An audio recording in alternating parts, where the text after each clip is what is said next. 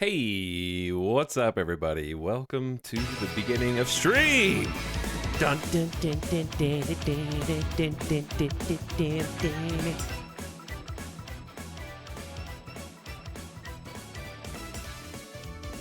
Welcome back. We've got T-minus 3 minutes, 5 seconds. This is as early as I could possibly start the stream. It doesn't get earlier. Oh, welcome back. As they're getting ready to go, and by they, I mean we're starting off today with the Diablo 4 campfire chat for patch 1.1.1.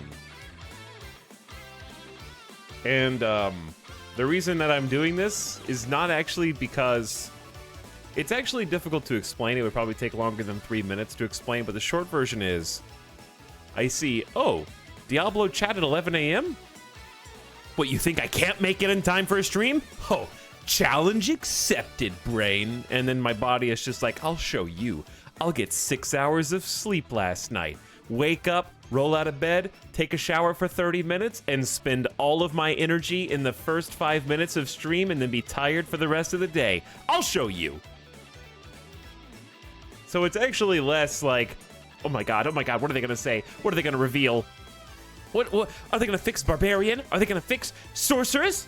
It's more just like the same synapses are firing off in my brain when I put like RimWorld to losing is fun difficulty. There's not like a good reason for it.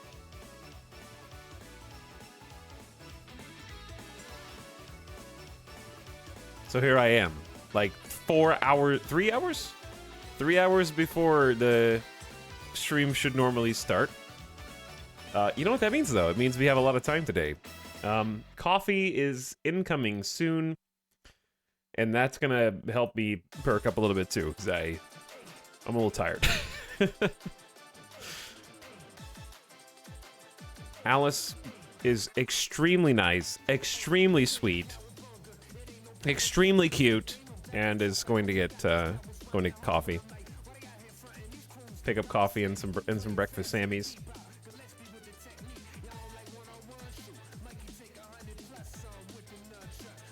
What's up, everybody? You can have big camp for like the last 30 seconds. Just an egotistical streamer.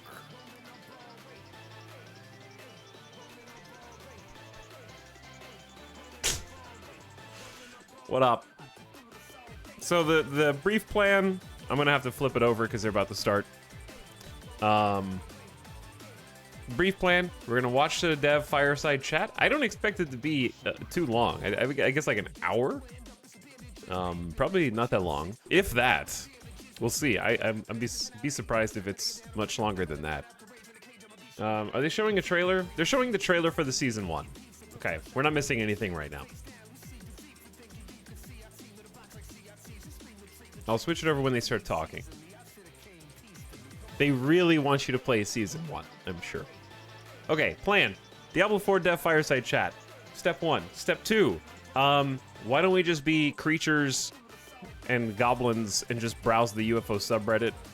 I feel like that would be a fun way to just kind of transition and go from dev reactions to just being weirdos. Do some more React content.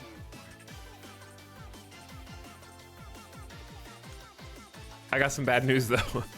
I just heard a smoke alarm chirp. Where were you when your smoke alarm started to chirp? The battery kind. The battery kind. Okay. Do we have voices?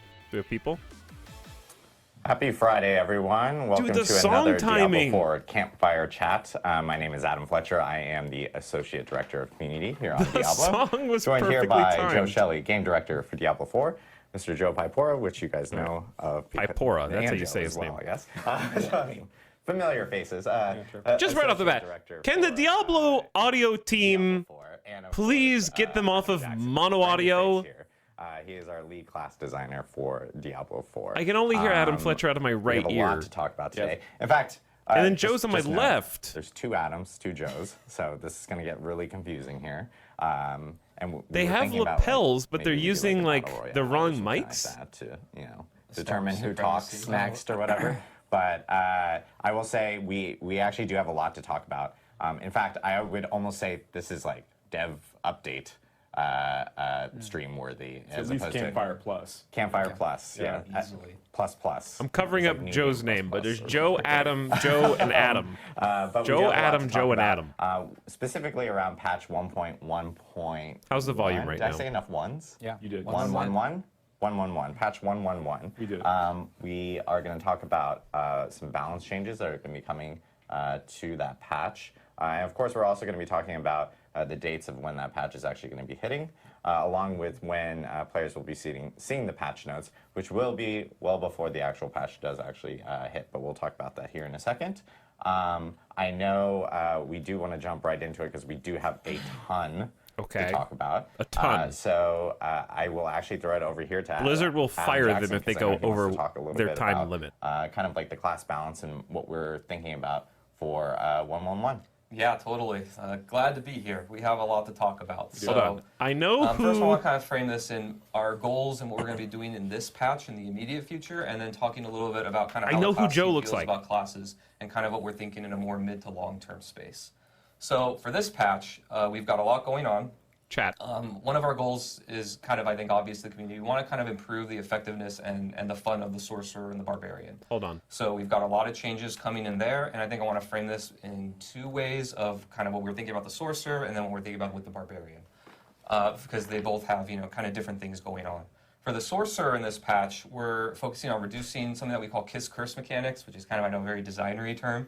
But it's this idea that we give you a really cool power effect, and then we kind of take something away or make it nerfed or nerf some other part of you in some way, usually for balance reasons, to make sure that it's not just out of control in power. Yeah, usually the idea there is like, to your point, it's like, so we really have like 20% we can afford to give you, but if we take 10% of something else away, we can give you 30% or 35% and feel a little bit better about that. Exactly. Usually it's to sell a fantasy in a really strong way, but we can't like do that justifiably without just breaking the mechanic. But we found out in a lot of ways we've been a little too harsh with that, and so we're going to try and reduce or remove that in some cases. And then the other one is late game survivability. We know that the sorcerers typically have a tough time when they start from the Expanse later and other things. Nightmare Dungeon tiers. And so we're going to be looking at ways to increase that specifically. And an example of that Kiss Curse mechanic is the Serpentine aspect. If you know that one, it's the one where you can spawn an additional Hydra, but it reduces the duration of your Hydras. That's just no longer going to reduce the duration. It's actually going to increase it. So that's an example of something. We'll go into more detail later. For the Barbarian, we're focusing on improving the early game and making it feel better and just more fluid. We're going to be improving the Fury generation that you get from your basic skills. And then we're also looking at the late game for the Barbarian by making a lot of their uniques more attractive and effective. So you're going to see later when we go through the notes that we're going to be changing around usually about 1 affix per unique, from something that really isn't that attractive for players to something that they really, really want, which we think will help make those items really exciting.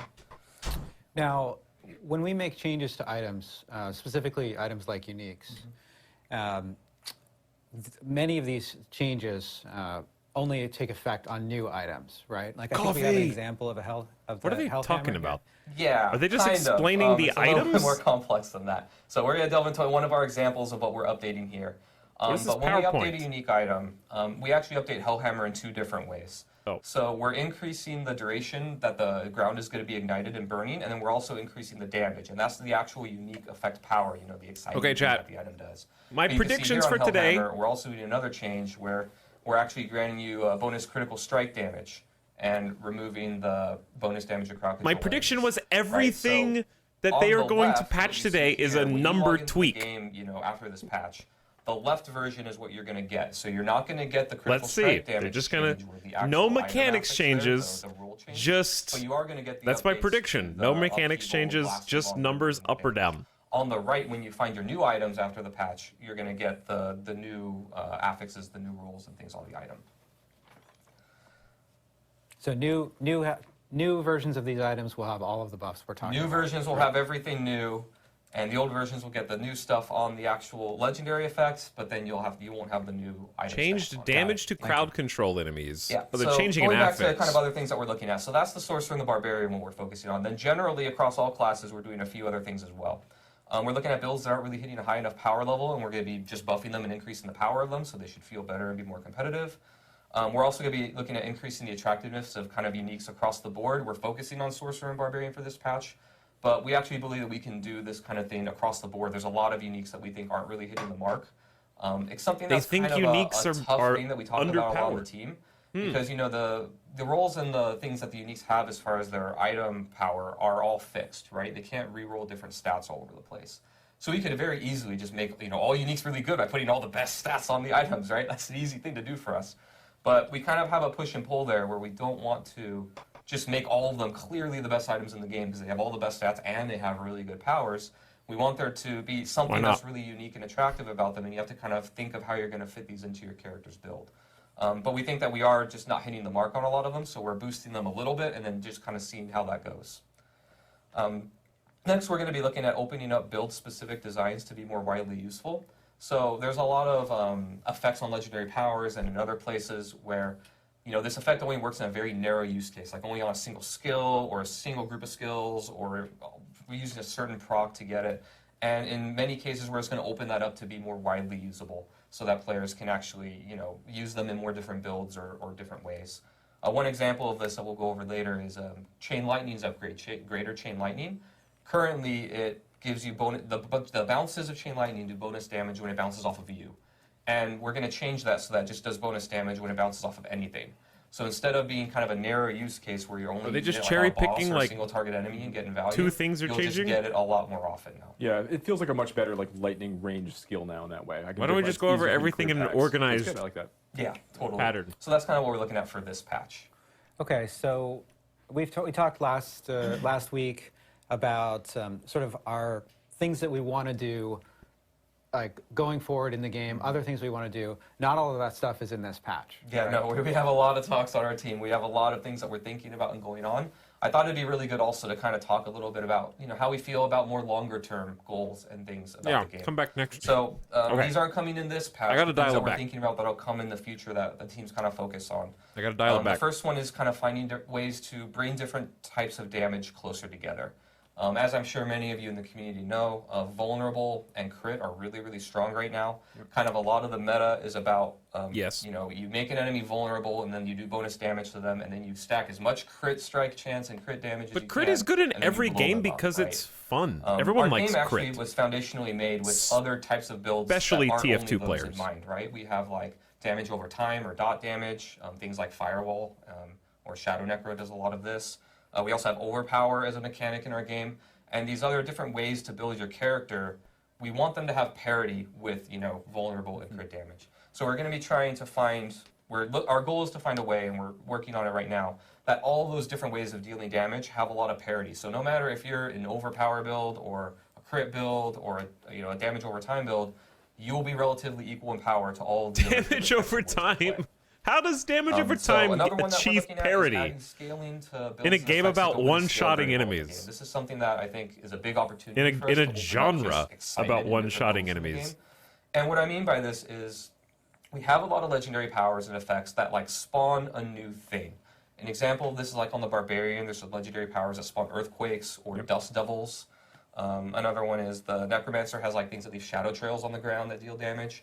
And these things, they deal what we call flat damage, which is like we give it a damage number, and then that's how much it does, and then that damage number kind of scales with player level. But what we find is that a lot of these things are really good in the early and mid game when they drop, but then when you get to the really late game, they kind of fall off really hard. And what we want to do is find ways to add scaling so that the player can opt into, like making a build out of these things. So if I want to be an Earthquake Barbarian or a Dust Devil Barbarian, I can actually do that, and it's supported by Hold the on. so that's Crazy something that we're idea. really excited about because we think that'll open up a lot more build possibilities. What if multiple different Ultimates are kind of skills in this had a range as well, more synergy long-term together goal. when But you similarly, use a them lot of in ultimates are your really strong build? in the early and mid game. You take it, it blows up the screen. And feels picking great, one and then the late ability game, made the a lot other of one ultimates that more we see that are used are just powerful. used because they buff the player in some way. Yeah, or they don't blow up the screen the same way anymore. Yeah, right. I want you to be excited to use Bone Storm because Bone Storm is awesome. Not Wait, is that because it just gives you a Diablo buff, 2? Right? Or Yeah. Grizzly Rage or other ones, right? So that's kind of something that we're thinking about in the mid to long term to make the game kind of open up and have more builds available. So we've been talking here a little bit about sort of our philosophy here. We're about to get into patch notes. We're about to talk about Sorcerer.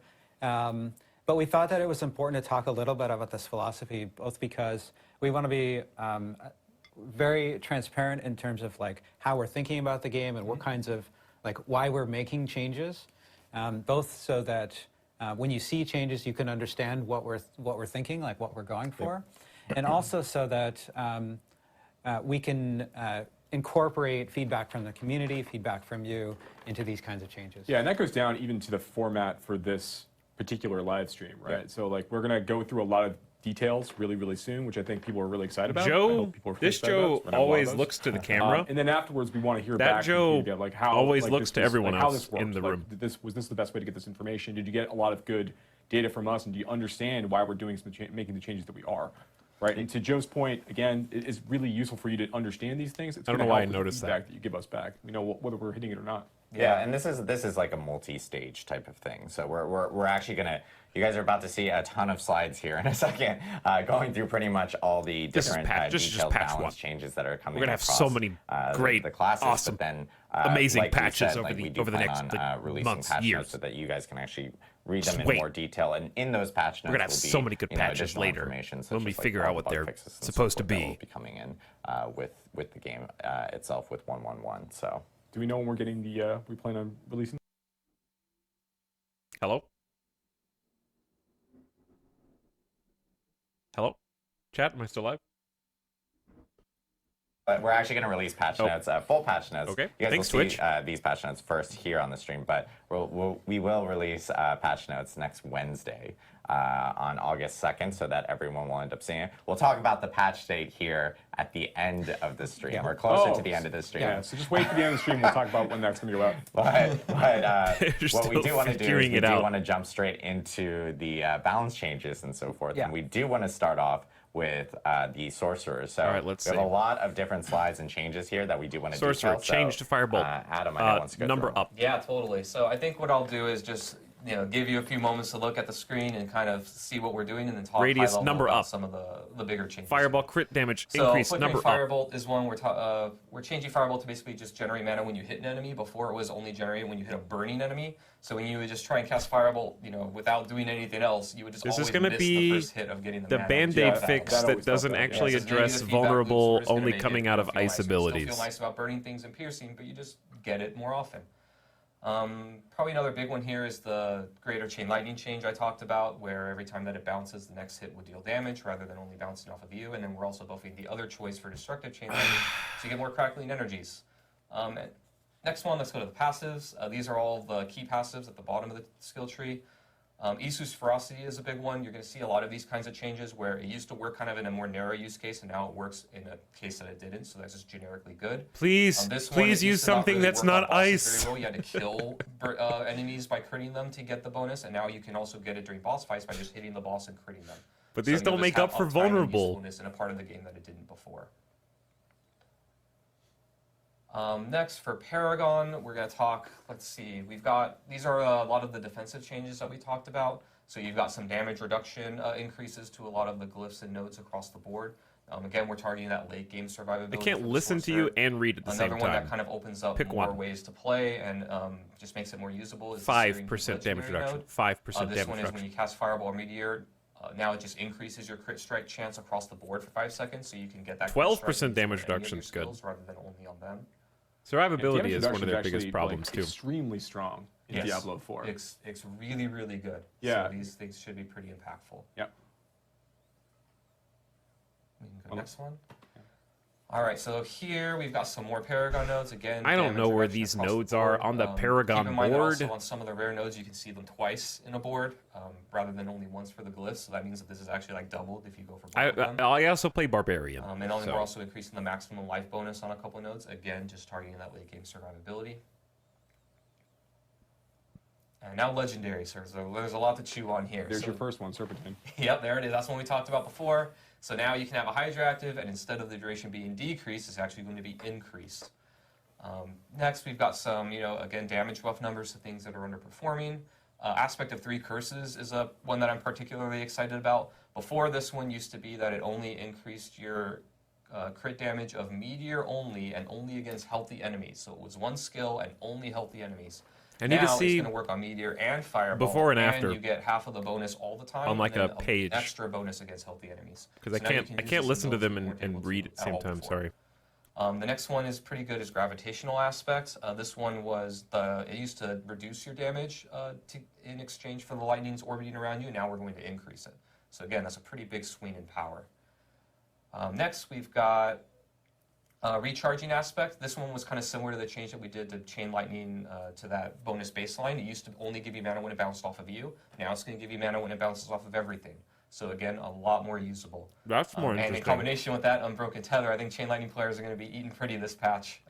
We're also increasing the bonuses of Chain Lightning that you get when that proc happens. 2 extra bounces? So lots of Chain Lightning bounces. They give you lots of things. Should be really fun. We're also putting a new legendary into the game. This is the Mage Lord's aspect. This one makes your Veer's Mastery Key passive, the damage reduction there, be increased by quite a bit so that you can survive when you're in that melee range. This one's big. That one was big. Let me see here. Some Snow Veiled aspect is getting a 90% damage reduction? What the hell? Unstoppable when you used Frost Armor. I believe that's gotta be Frost Armor. And then, but now it also gives you bonus armor when you use it as well, just generally more useful. Incendiary Aspect terrifies me, but we're doing it. This one used to be that it procced off of all of your burning damage. So your burning damage could give you mana, and now it's going to just do it off of your pyromancy skills damage. I don't so have all these aspects memorized for Sorcerer. Some of them I know. I think that's good for that one. And then for uniques, we've got the Gloves of the Illuminator. This is the one where your fireballs bounce and deal AoE damage. Before, when you got this, it was kind of in a very just weird reduce place it to 0. The bounces could do it pretty often in such a way where you'd only hit an enemy once with a bounce. No one uses damage penalty on it because you can hit enemies multiple times with it. And you have to use Fireball. And gives you a bunch of procs of all of your stuff, so it's really, really strong.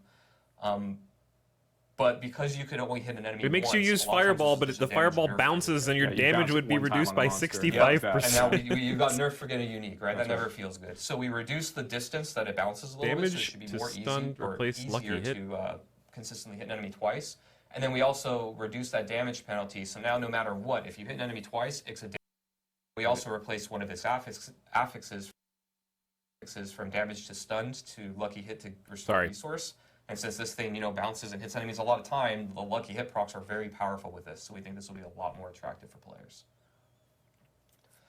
All right, moving on to the Barbarian. Sorcerer was really that terrible. Like I said before, Sorcerer was really that terrible. Generation of all of those basic skills. Barb. So you're just going to get more Fury in the early game. So more Fury in the early game. Basic core skill loop a little more often, so it should be more fun. Double swings like gain 30%. a damage buff. Ruptures gain a damage buff. Charges gain a damage buff, and one of the enhancements is increasing lunging strike. Duration, so I use double swing. Go back! One thing I do want to note is they spend like 5 minutes on the Sorcerer, like Barb, he gets more Fury. And okay, next slide, please. 11 to 13 and like 10 to 13, and they're always like noting like, well, that doesn't feel like a big 40 number to 50. so like Barb is it's really big. Yeah, the unloved one. A whole lot of other stuff. It gets spooky when we do too much in a Sorcerer might be worse, but they like.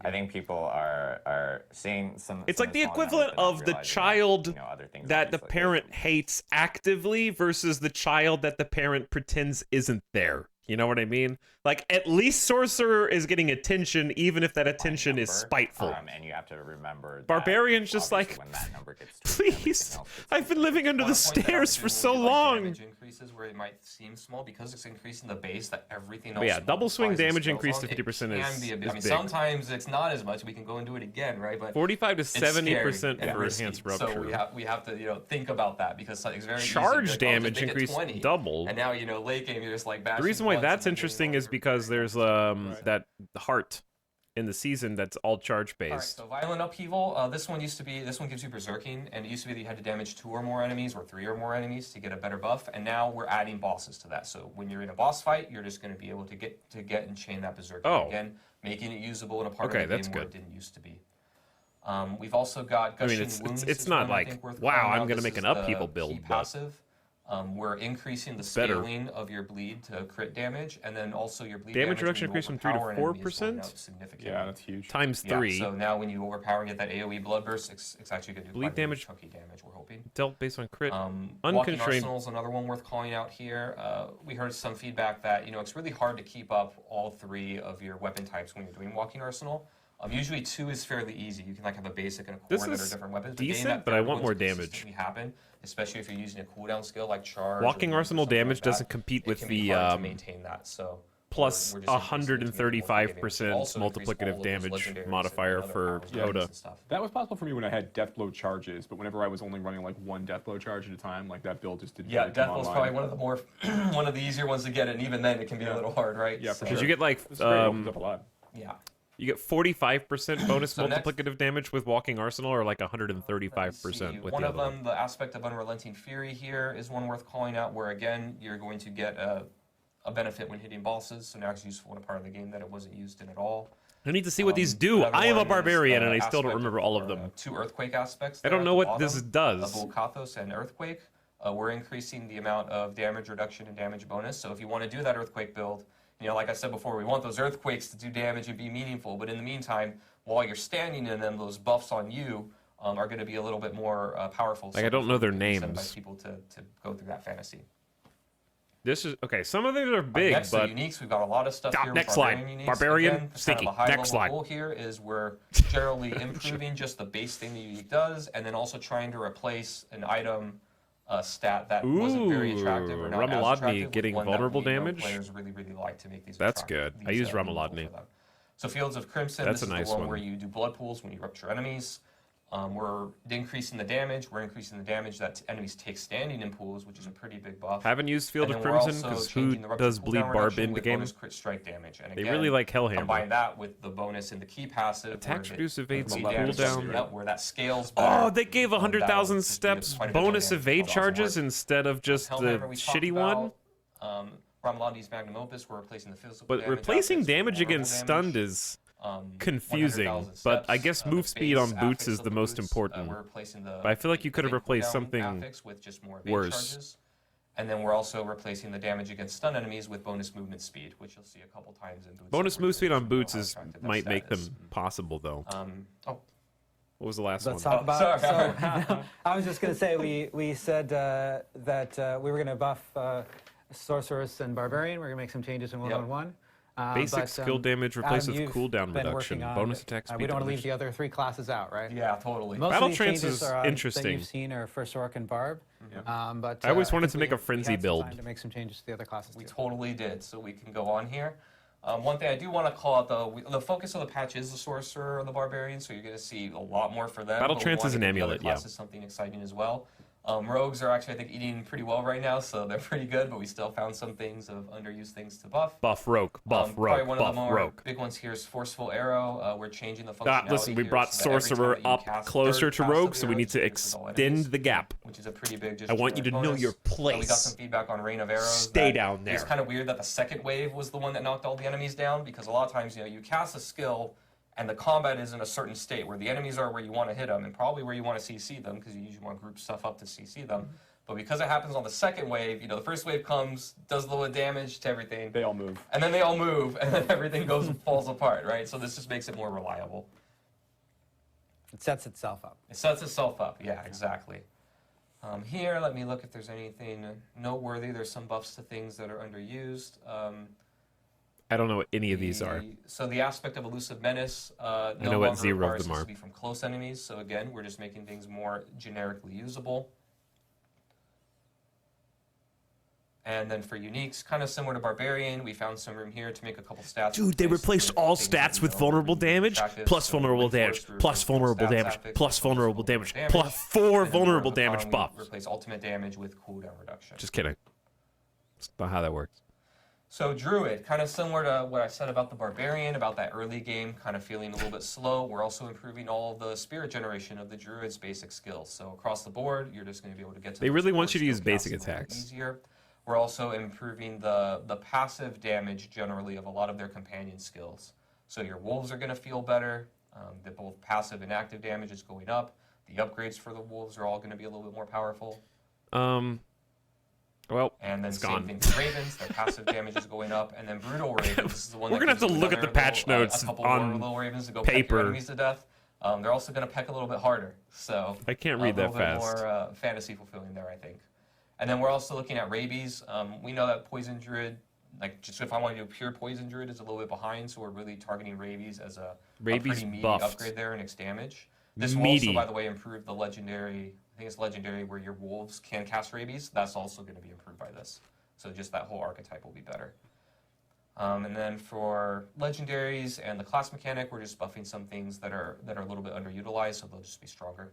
I forgot that I'm blocking. Sorry, Chad. Necromancer. So here we've got quite a few things going on. Bone Spirit. You couldn't read this it is either. Enhanced Bone Spirit, which is where when you crit enemies with the Bone Spirit, you get cooldown There's reduction. nowhere safe here. We're increasing that from 6 to 7 seconds, so it should be a little more friendly to players in this current state of the game.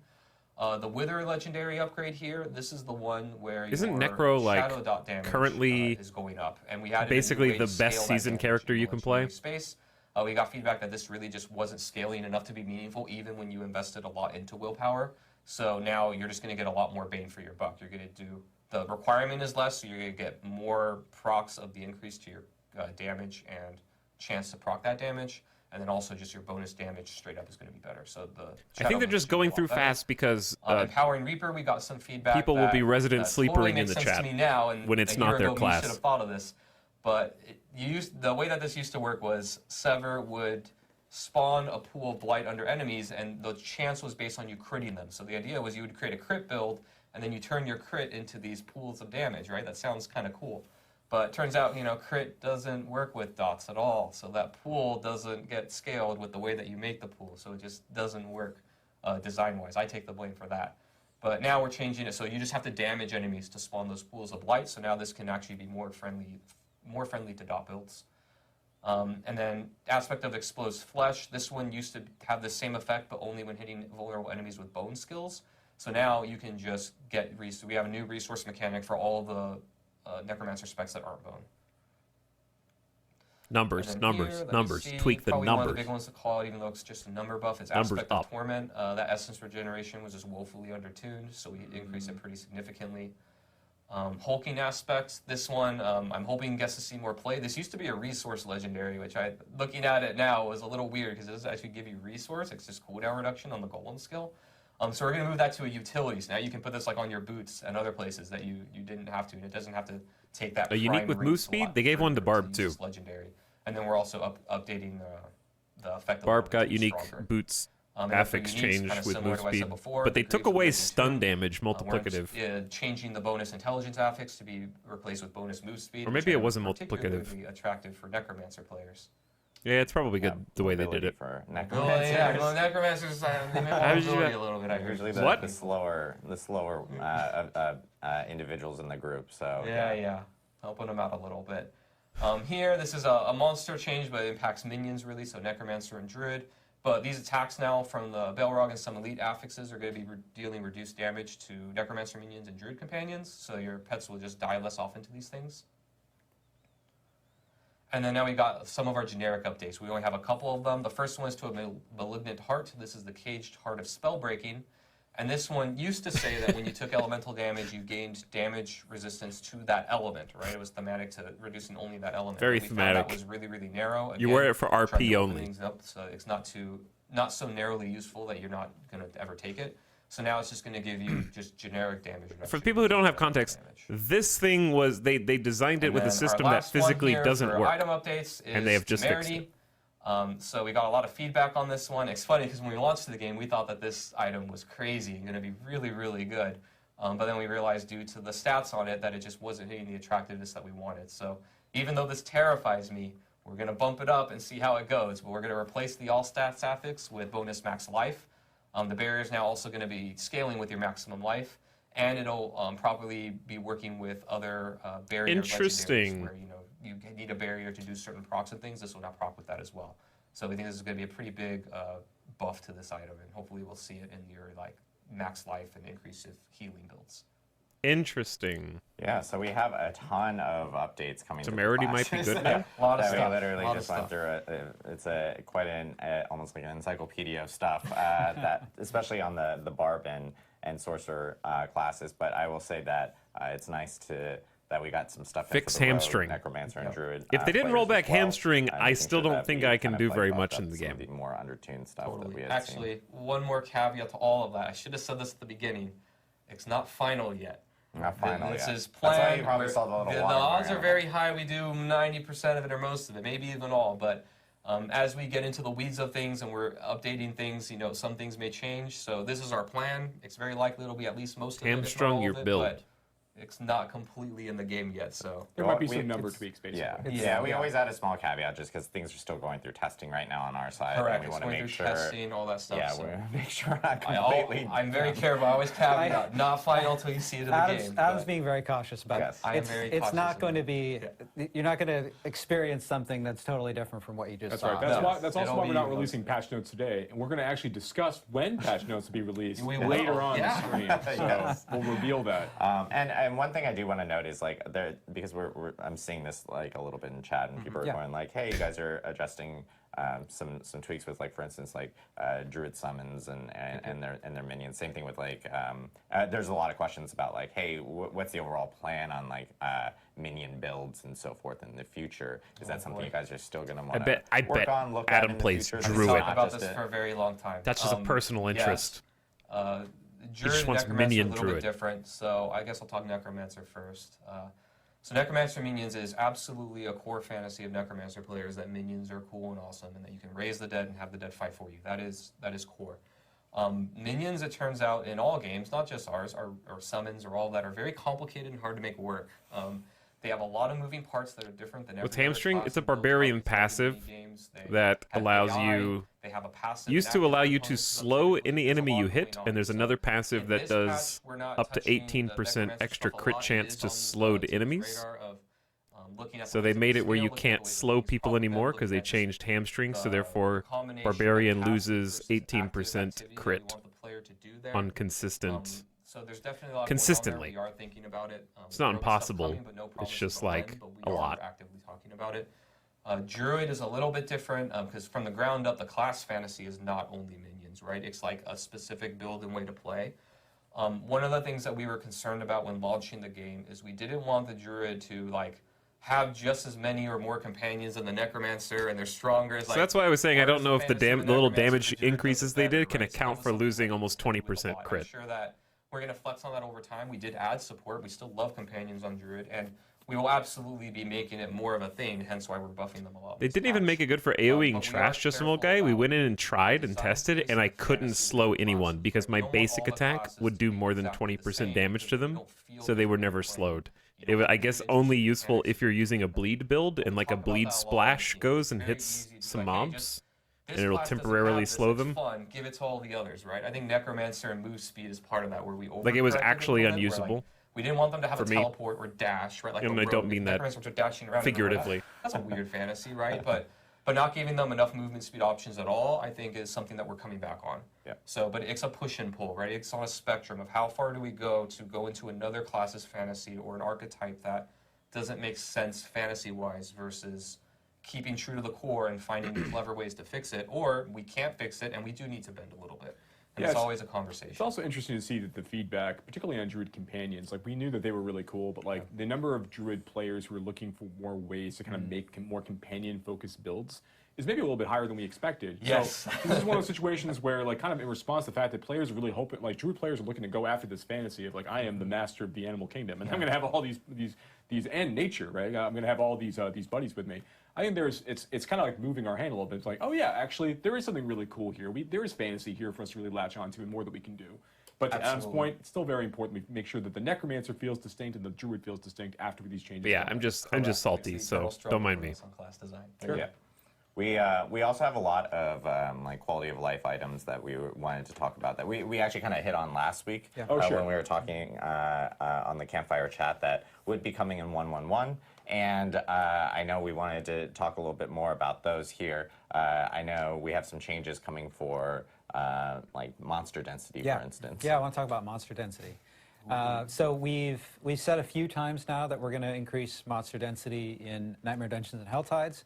These changes are in 1.1.1, like we said last week. And I think we have an image of an example of a Nightmare Dungeon This is how it is today. Yeah. If you go into Nostravis Deepwood, of course, monsters are going to not be exactly like this, but this is an example of it. And then in 1.1.1, it's going to change, so you can see a lot more monsters here. There it is. And this is really going back to what they're not mentioning is now all of your slay all monsters missions are that much harder. Your build, being able to go in and mow down large numbers of enemies, deal with large numbers of enemies. That's sort of a core part of an ARPG that we want to make sure that we're delivering. Especially this is like the key word that makes like super fans happy. Monster density. We've been doing the same thing, increasing density. As I said last week, there are some areas of Helltide that are highly dense, and we want to make sure that all of our players across all of the different platforms that we support can enjoy this increased density. So it's not just the people with the absolute top-end equipment. Top end. So we've also been making sure that as we bump up these densities, PS4 gamers are holding us back, dude. That we're doing it in a way that performance stays reasonable. So you can actually, like, if we bump up density and then the game turns into a slideshow, we didn't actually make the game more fun, even though there are a lot of monsters. So it needs to stay performant at the same time. Cross-platform play is holding monster density back. Hit that target. And this is something too that, when 1.1 comes, 1.1. 1.1.1. We gotta have like Also, we gotta have a different name for these patches. Also on PS5, it defaults to 4K 60 FPS. When that no comes shit, out, we're that's gonna be tough looking to at render. The density there and seeing how close it comes to this mission statement, this goal, right? And if it's not hitting that is this incredibly goal, hard. then we're gonna keep working toward that goal. So we really want to make sure that it's capturing that fantasy of mowing down hordes of enemies.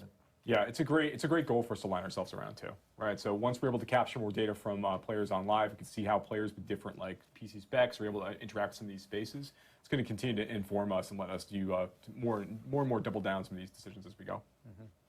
And then I know we have some changes coming in regards to bosses and so forth as well. That's right. So we didn't talk about this last week, but we have gotten a lot of feedback before about the about players, particularly like in World Tiers 3 and 4, fighting like dungeon bosses and world bosses, and being able to go in there with their enhanced power. Now they've got like some uniques online. Their build has really come online.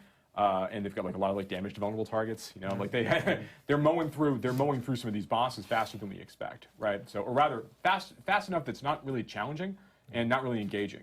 So we are boosting the health of bosses in World Tiers 3 and 4, at brackets as you're kind of going up the experience. But in exchange for this, in exchange for making some of these pieces just a little bit harder as players are going through them, we are also going to be making a change to the rewards that you get going through these. Yeah. So now, like after 1.1.1 goes live, dungeon bosses starting at level 35 even. So this is before you can get into World Tiers 3, 4, and 4. And then it's the he almost said 5. So once you've done that, he almost said World Tier 5. You're gonna have a guaranteed legendary item drop.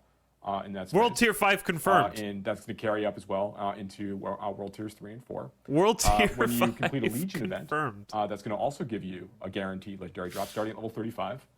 There's a chance before 35, but there's guaranteed. He caught himself. 35, you're going to have one pop in. And then another Butcher has a 100% chance to drop a legendary as well, because he's a boss, of course. And then another really big one is we got, and this is funny. I did it. Please don't follow me on Twitter unless you really want to see a lot of nerdy stuff. But I did a Twitter poll a while ago where I basically just said what do you think is the chance at which a treasure goblin will drop a legendary item? And I said it was 10%, 25%, 40%, 50% with the 4 options. The majority of players or voters, I should say, right, all selected 10% was the chance, and everybody had their own their feelings on it. As they were I guess going through it. 25. But the reality is at level, and I said level 50 Treasure Goblin as part of this. But the reality is they have a 50% chance to drop legendary items today, and that's like going back to like level 35. They've got a very, very high chance to drop legendary items. But So what you're saying is sometimes I kill a Treasure Goblin and it doesn't drop a legendary item. That's correct. That's exactly right. So basically, if you flip a quarter every 25 minutes, You know, that's basically your chance to get a legendary item when you're fighting treasure goblins in the overworld. And it's very easy to have like tails, 5 times in a row, and then That's what happens to me every time. And as humans, we are So 7 relatable. times more likely to remember a negative thing than a positive thing. So it's. I remember the negative thing, Joe. Rather, there's nothing wrong with the players. I was here last Friday. Not feeling rewarding. You don't see them that frequently relative to other content types, and when you don't get a legendary item from something called a treasure goblin, that can feel bad. So what we decided to do is we've gone back and said, starting right at level 15 for treasure goblins, 15, they have a guaranteed legendary item drop chance when you kill one from that point forward. So now when you see treasure goblins in the map, you start hearing them like snortling around in the corners of your screen. You know you need to go fight that thing. You need to take it out. You need to get a legendary item from it. That happens very, very early. So we think that's going to be. What if I like a told really players fun, who were upset about updates treasure to kind of goblins help get that that high-level rares and high-level legendaries are the 100% same actually thing, want you to feel like you're getting that power. and one of them just has an aspect? Yeah, actually And- probably more than 50% more fun. I will note, Like Joe that. I feel like missed that's a such a wonderful non-thing to dragon, complain about. Gobby, the If goblin. people were actually yeah, bitching treasure about goblins. treasure goblins. Frame. Should I try We have to a pull plush this in? treasure goblin just off screen. We have a very large plush. Here's There he this is. giant treasure There goblin he is. that Look- absolutely doesn't fit on camera Look at how all. happy he is. And that now he- he's off he camera has his again. legendary. now. Staring at Joe as he's literally talking We have a about. lot of other stuff to discuss. Staring at Joe Very as he's important. literally talking about killing him. So yeah. They're happy to be of help. It is a plush creature. So yeah. I know, and so Plush creature. we talked more about, or you actually, when we were on the stream last Yeah. week. Sorry, bleh, 2 weeks in a row, you guys. We talked about respecs and Yeah. so forth. So I know that One that button is to also rule coming them all. in Yeah, 1.1. we just want to confirm that the stuff we said last week, we're going to reduce respec cost by 40%. Players are going to get an extra stash tab, and Elixir stack count is going to go up to 99. Yeah, and the stash app is just purchasable. The people complaining about respec right. costs So, are yeah. also Just to make stupid. sure that people That's don't right. think we're just Yeah. selling it. Tab 1's 100K, Tab 2's Yeah. 200K, Tab 3's 300K, Tab 4's be 400K. Yeah. So you can buy that for your seasonal stash and for your eternal stash. Yes, exactly. And then one other thing that we did want to talk about. If there's no because this was a changes to question that came enchant up last costs, week, then in regards to nothing like changes. the leaving dungeon options and like teleporting out of dungeons and so forth. And I know you wanted to talk more about that here today. I don't know. I think I explained it pretty well last time. So clear. So clear. There's a loop there. His face. I don't know why anyone's confused. This is very clear. I'm He just got so kidding. much We're gonna shit change for it back that. to 3 seconds. Yes.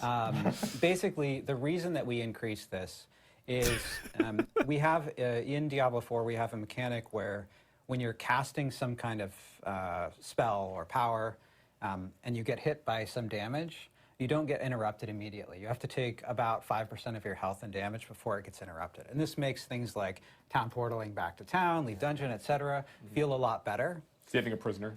Saving a prisoner, absolutely, yeah. Every time. So if you're taking like really incidental damage, it's not going to get interrupted.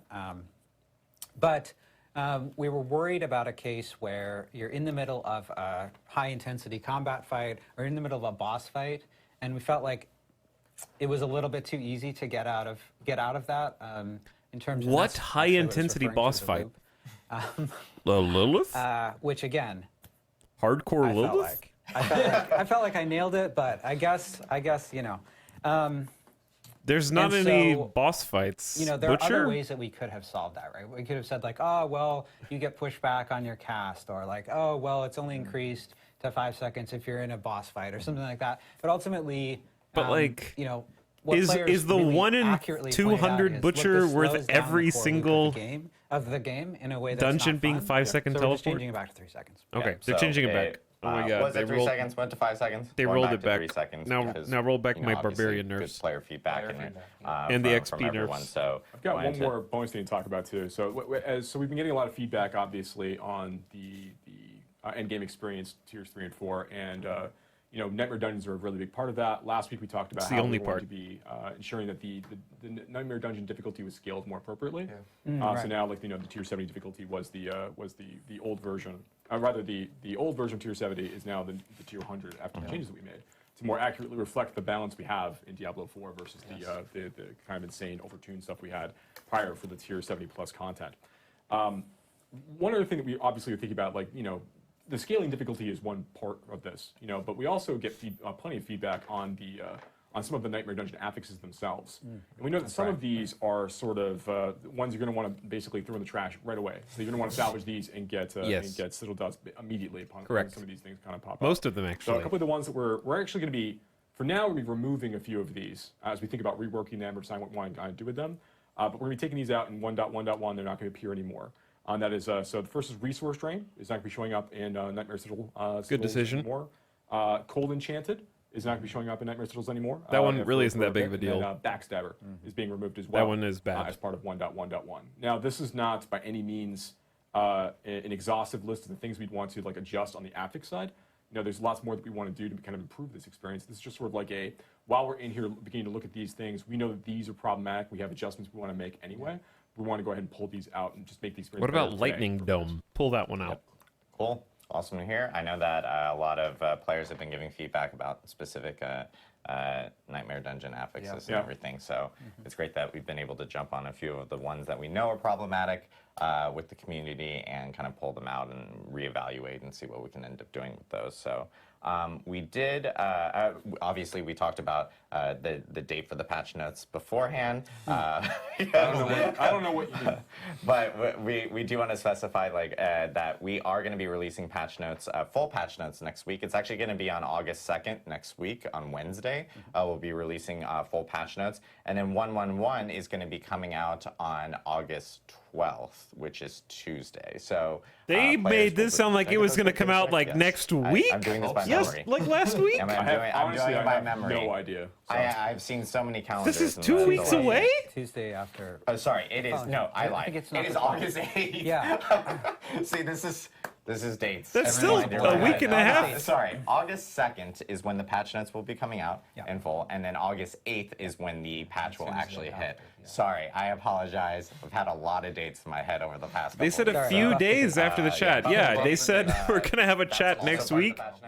And the patch will come out a few days later. See everything next Wednesday. We'll be posting those, so make sure to stay tuned. Of course, on the Diablo social media, etc. We'll end up updating the patch notes there, so players can see it. Just remember, the patch is not that day. We're just posting the notes early so that players can actually see them. This goes back to exactly how we were talking about that we want to better communicate these notes here, similar to how we're doing this here on this campfire chat. And then, of course, August 8th is when the patch will end up going live for all players so that they can actually experience it and jump through with all the changes that we were kind of detailing out here, and they'll be seeing in the final patch notes on Wednesday next week. We do want to jump into Q&A because we just went through a whole bunch of stuff right here. I know one question that, as we start to populate questions, feel free to ask them in chat on Twitch, by the way, because we have chat enabled there. But I know one question, and something that we talked about last week as we're waiting for questions to kind of come in, was about XP in later game. For late game players and stuff like that. Okay. Do you have any update and in regards to that specific topic? Yeah, I can talk about that. So we did talk about this last week, and what we said then was that we are not looking to make the game feel slower across the board. We're not looking to slow down the players' XP gain rate in response to feedback about some of the other changes that we had made. The goal was really, we want to make sure the players are having a good time progressing through World Tiers 3 and 4, not feeling like they're hitting a point where it's really, really difficult to make progress. So in response to some of these thoughts, we had gone through and we had raised the amount of experience that you gain from before the 1.1 patch. Go all the way back. Raise the amount of experience gain you get from Nightmare Dungeon completion, from Helltide cache opening, from Whisper completion. We went and did a good buff on those activities to make them feel juicier as part of that. Yes. And now we're going through and we're updating density inside the Nightmare Dungeons and in Helltide areas as well. So all this to say, we are committed to increasing the speed at which the players be progressing through these later world tiers. We're not happy with the speed at which players are getting through some of this content and the kinds of behavior it's incentivizing as a result of that, right? We want to make sure that players feel that they can play the way that they want and they can progress at a decent pace. But now that we've made a number of these changes, we do want to see what the impact's going to be on the overall XP gain rate. The Marvel Snap players and just approach. see how different kinds of players are progressing. So that when we go through and we make a bad change and then say, we want to see how it plays out. For Season 2. When we go through and we make these changes, that's going to be informed by what we see players going through and what their experience is like now. Yeah, So it's really just a question of like how much are we going to make adjustments, like what's going to feel right, and that's going to be based on like what we see from players. We have 2 people actually. Before the asked pretty XP similar nerfs, we had questions, XP buffs, but to one was balance those buffs, we had to specifically nerf calling those out buffs Abstract before we and his buffed the buff nerfs bonus, again. but they both are very similar questions. One is from Febzilla, the other one's from Karnaga. I'm so sorry. Can I just jump in really Yes. quick? Can I ask chat a question? Oh no. Do you, yes or no, do you want Adam to read the names of people that he's No. getting the questions from the chat? I think we That should. Adam. Yes. Okay, he's saying he should. Okay. I think we should, just because I don't want to go into that whole situation, like Oh, where fine, that fine. other outlet Okay. made up names, and we don't do that. So, Sure. But Karnaga and We don't do Febzilla, that. they both That was asked public about, relations. They like, screwed us. I knew it. I knew it. Those marketing bastards. honestly, it would make my job so much easier. I know. I wish I Please could. finish your Well, question. we're going to Sorry. read these at least. Read But these, yeah. the question is about crowd control. Okay. Obviously, Yeah. it is a huge and popular topic amongst the community. What are our thoughts about crowd control? What are we planning on doing about that? Here in I'm the future? disappointed with we the all have thoughts XP on it, response, though. We do, yeah. Yes. Let me You just can say jump on that, first yeah. that I don't think it covers anything. we think that as you get into situations where there are lots of monsters on screen and high-end areas where the amount of damage that you're seeing going in and out is really high, so you're having to react really quickly. Situations where you're being hard CC'd, or like stun or freeze or something like that, can be much more impactful than they are when the intensity and the pace of combat is lower. And so we want to make changes to CC to make that experience more fun. We want to do that. It's not in 1.1.1, but those are changes that we're looking at right now. Yeah. Yeah. There's Part of it. larger CC stuff that Yeah. we're discussing internally that we want to kind of pair with a few of the big changes we have planned in the Yeah. future. In fact, we're working on stuff like that for that right now. Yeah. Yeah. There is a question here regarding. It's my favorite question because I always get this. It's from Cookie Drops. So, are you guys planning on addressing the issues related to like the imperfectly balanced on Necromancer, the decrep aura on Necromancer, and those are addressed in 1.1.1. Yeah, we fixed it. Those are. We just didn't list all the bug fixes Yeah. and stuff There's like a that. whole lot of bug fixes. Yeah, so you guys will see those with the final notes. There's and another everything, but Adam those now, are KJ. addressed in, Equilibrium. in this specific update, and it's something that I know a lot of people have been asking, going like, well, I can only add 1 point, yet it says I can add 3, and so forth. So most definitely being addressed in that. We've actually just been getting a general decent amount of questions related to resistances and what the intent is going to be with resistances here in the future. There's a ton of questions, so lots of names. But Sure, yeah. I guess like what's the vision Sure. on resistances here in the future? I talked about it a little bit. The vision is kind of, I think, what the standard vision of most games is, which is everything is impactful and meaningful and feels good, and you invest and get rewarded for those things at all times.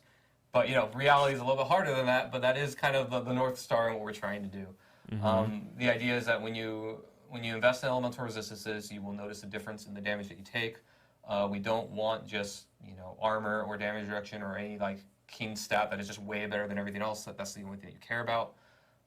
It is. We're tough already to find there, a bud. perfect balance there of how impactful some things should be versus others, and then can you negate certain kinds of combat when you max things out or only focus on only one thing. And there's a lot of gray area there that we're talking about, but our goal is that, and when we go and really take a deep dive at it, is one, we don't want you to just stack armor and that's better than everything else. We don't want you to stack just like general damage resistance and that's just better than everything else. We want elemental resistances to be meaningful, but we also don't want to get to a place where you fight a fire boss and you stack all fire resistances and it actually can't hurt you.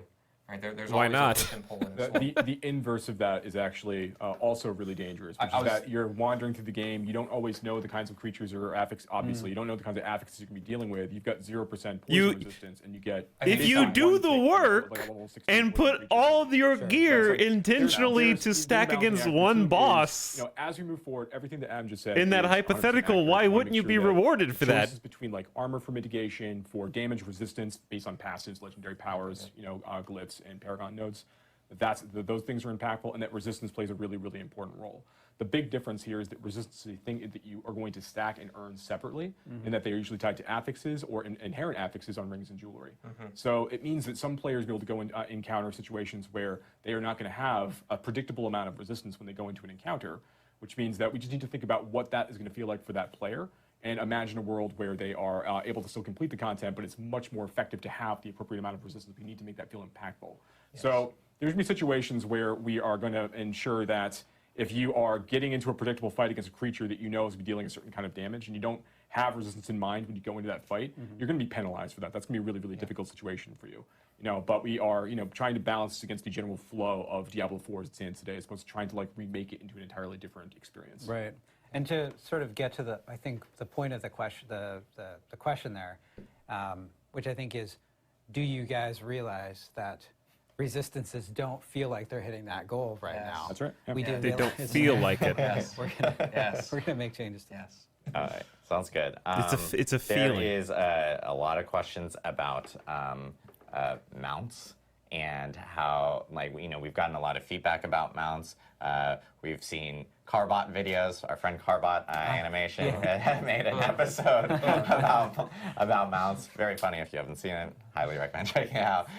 But are there any discussions? Are you guys aware? What are you guys planning on doing in relation to mounts? Yeah, there are a few changes here. So we want to make mounts feel better, sort of broadly speaking, and a couple of those things are making sure that the boost feels really good, especially with controller. Okay, I don't care about mounts. Going back just a moment, it seems like their design philosophy with either offense or defense, because I've noticed this on offense, if anything is overperforming, you bring it down to the level of all the other things.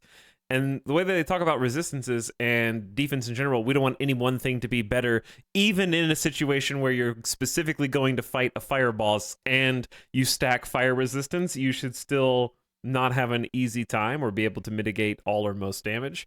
So it's just like they're sort of just creating different variations of the same thing, where it's like if you have resistance, armor, max HP, it's all going to be effectively the same, where it's all brought down to the same curve, more or less, instead of having you can't specialize per se. You can't, people want to be I'm a health tank, I'm a dodge tank, I'm resistance. I can go in and just tank elemental damage and nothing can hurt me, or do 15% of its damage.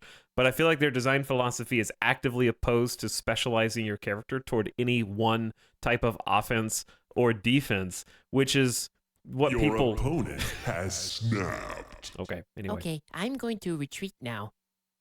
People leave. Certain spec machines, and they eventually either have to force close or the game actually just ends up closing itself, and then they have to come back into the game.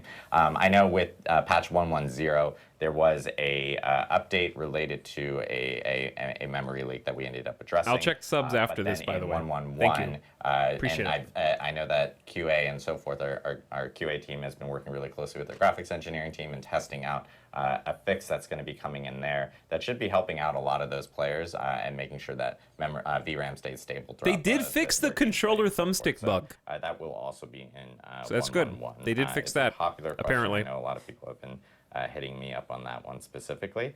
There was a question earlier about overpower and the intent behind it, what future plans and so forth. Sure. Kind of similar to the resistance questions. I think there's a lot of questions related to a lot of these things that we do plan on actually addressing. Totally. They're fundamentally how the game works, so I understand. So the intent of overpower way back in the day was we really wanted to create a stat that was different than crit and felt meaningfully different that players could chase, that had kind of a unique mechanic attached to it. Where overpower sits now is that I really like the idea of it. I think is really cool, which is it rewards you for building a really tanky character and you get a big hit of damage. That's really, really awesome. It also scales off of your max health and then the current health percent that you have at the time, and then also scales with Fortify. So normally these stats aren't things that you want to scale to kill things, right? So we were trying to add another avenue, a vector to do that. And then the other thing that's unique about overpower and how we didn't want to just turn into critical strike chance and damage like a lot of mechanics can be, is that you have a baseline low percent to do it, right? It's 3% across everything. And you can never increase that baseline percent ever. And that is a design choice and a goal. And then the idea is that you can, however, get guaranteed overpowers by doing certain mechanics. So the Druid has some, the Necromancer has some where it's like, hey, you do this thing, and the next one is guaranteed. So you can still play around it, but unlike Crit, where you're chasing the random chance to get higher and higher and higher to get those procs, overpower just naturally happens kind of rarely, and then the builds that can use it Do you know who he forgot? And then that you have different vectors The and avenues to scale it. Barbarian. The problem right now with overpower really is not necessarily an overpower problem, but it's really the crit vulnerable problem of these other things that scale Barbarian has just overpower. overshadow overpower in the same way that even dot damage is very much a lot of times overshadowed too. And so when we're looking at our revamp, the dream and the goal and the utopia we're moving towards is all of these vectors, and not even just overpower, but there's some other ones that I know I'm thinking of that I can't, like those legendary affixes that spawn stuff is another example. Oh, sure, Adding, yeah. Like we want, when we give you a fantasy as a player, whether it's baseline or via legendaries and uniques, that you're able to build that into the late game and it's delivered on, and you can actually scale and be just as good as anybody else. That's the goal. That will always be the goal that we move towards. We're not there yet, obviously, but that's kind of the intent. Is overpower is another stat that you can actually chase meaningfully via lots of other stats too that it combines with to make a build, and that's kind of the point. Awesome. And then this is a question that I know everyone talks about. I don't know if this group of... The reason why overpower sucks is because you can't guarantee which attack is going to overpower. You might accidentally waste it on your basic. Zooming out on your character, getting a wider look of gameplay and so forth. Not to mention, I know obviously, it's there's, hard like, to activate. performance, implications to that because it increases the draw distance and so forth, and we have a ton of different platforms, so it has to be evaluated in any type of way if we were to make that type of change. Because even when it does zoom out on bosses and so forth, there's like some resolution or scaling and so forth that kind of occurs there. That's... Please don't kill me, engineers, if I'm saying that wrong. But maybe that's another topic we can bring up during like another campfire chat with engineers, possibly to maybe clarify a little bit on that or so. Or we can just follow up separately after the campfire chat. But I know that's a question that a lot of people have been asking. And then there's questions regarding. Are there any additional options for... Here's how to fix overpower. Make it where, like, Barbarian can choose what weapon they want to use for an ability as part of their arsenal. Make it so that overpower, you can choose which ability is allowed to overpower. Additional more content for I just made it 100 times better. At the moment, more so No than, other ability than, except the some one of that you choose can cosmetic pieces overpower, so forth, and then but it keep is everything something I else know the way that they players have been envision asking it. for. Yeah, we want to add more stuff like that. That stuff is really fun to add. But we felt that right now what was really important is helping sorcerers, helping barbarians. Barb has and, two some of these overpower other sources, I classes. think, an aspect and And I a think basic. there's, we'll do this one last question here before we end the stream. But one thing that people have been asking about is like all the changes that they're seeing today. Is this like encapsulating everything that we're doing? We had a question in here regarding, like, for instance, someone enjoyed playing a frozen orb sorcerer in like Diablo 2, for instance, and wanting to have that same type of fantasy in Diablo 4. Do you guys plan on doing additional adjustments in the future regarding other builds or other? Adam like, asks good questions. variability He asks across good that? community Sure, questions. no, absolutely. This patch, I talked a little bit about like we have our short-term goals and long-term things we're thinking about. Forevermore long-term, really, infinitely long-term, is the idea that, you know, every fantasy that we sell you, and I could talk a lot about, I talk to the team about this all the time. And by sell, we Yeah, all right. Yeah, sell is probably the bad word. I think that way, like We're advertising it. Like if you see it on legendary Every aspects, fantasy- if you That's really what I if you mean see it on is- passives, you see it on Yes. skill tags. Like we're saying, like, hey, look, this is a cool thing for you when to go we after. show you something that is cool and awesome, we deliver on it, right? Like when you log into Necromancer, you see right away, just when you see your basic skills, like, hey, there's a bone thing, a shadow thing, and a blood thing, right? And then there's army stuff. All of those things should be delivered on and be awesome. And then as you go through the game, when you get legendaries and uniques, you should unlock one, double down and make those things really cool. I want you to and change two, that. Go unlock back. more things that are awesome. Don't use And Necro as an what our goal example. always Go is back that and say all of these Sorcerer. things are awesome and cool. When we find something that isn't hitting the mark, we either buff it or redesign it in such a way that it's hitting the mark and it's attractive. And ideally really fun and exciting for players to chase. Like that's always. And then try and follow through the example. So yeah, this isn't exhaustive forever. We are always going to be adapting and updating things. And if something just really isn't working, even if it's like something that I made, I have no hubris about like, hey, that thing, it was awful. Make it something good, right? Like at the end of the day, the players are the ultimate judge, jury, and executioner for us. Of like, did it work? Is it good? Is it fun? Yes or no? If not, then we have to be malleable enough to change that. Right, and we could be looking at data too. We could be seeing like how many players are picking what kinds of passes, what kind of aspects are they wearing, what kind of uniques are they using, like, and we can say, so like we know when like if no one's equipping a particular aspect, like we can see that, but like okay, well that's clearly something we're going to want to rework or update or buff or do something with, right? Like this, to Adam's point, it is a never-ending process. You know, we keep talking about how we're all here trying to make Diablo 4 the very best game that it can be. And the reality is this is through iterations of the conversation with the community and also looking at this kind of data. Absolutely. Yeah. Awesome. Well, we have a ton of changes here coming up for 1.1.1 that you guys got to see here, especially for class changes. In a week and a half. Walking us through everything. Yeah. And, we do have final patch notes. That's after next Wednesday. Baldur's Gate's August 2nd, out, dude. So just a reminder on that. Revealed full, where people can read through them and provide full feedback and so forth. And then of course. That's my tick. Someone called out my tick earlier, and so forth. Stop it, Adam. That's my tick. I will stop that one day. I probably won't. But we actually do have our patch for 1.1.1. The date will be on August 8th as well. So players can expect patch notes next Wednesday, and then of course 1.1.1 hitting on August 8th, which is Tuesday. So. Looking forward to seeing everyone's feedback, everyone jumping in, and checking out, of course, the new changes coming to pretty much every class now, and in regards to balance changes and so forth. I did it again. And so forth. Now you're in your own head. Now I'm just stuck in this like my own empty room saying it over and over.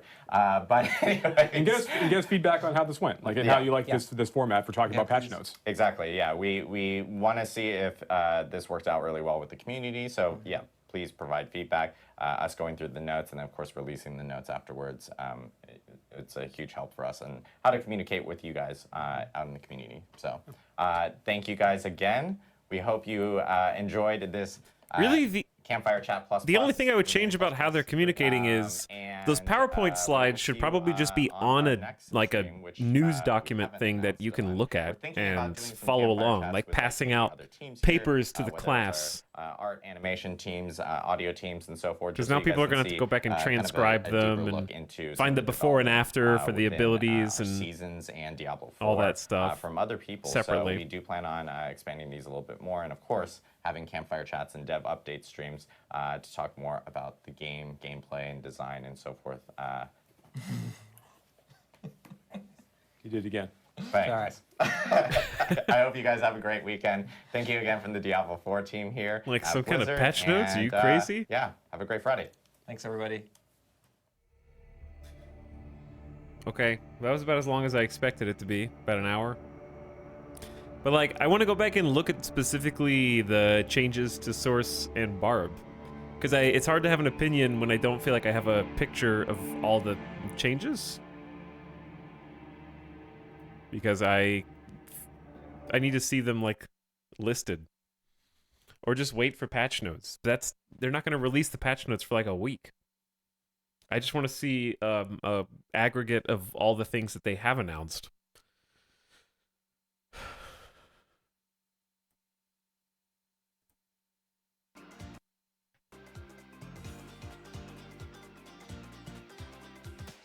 Maybe someone will post them. I guess I could just go back and look at the VOD, but again, I need to see like even my own. I'll just look at the VOD.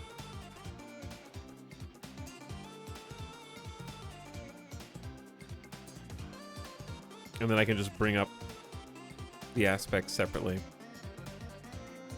Okay, here we are. I'll look at the source stuff too.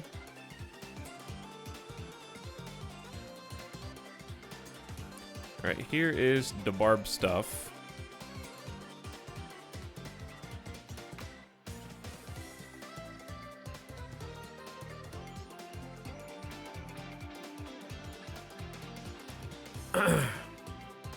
Okay, and then we can get the builder open, maybe?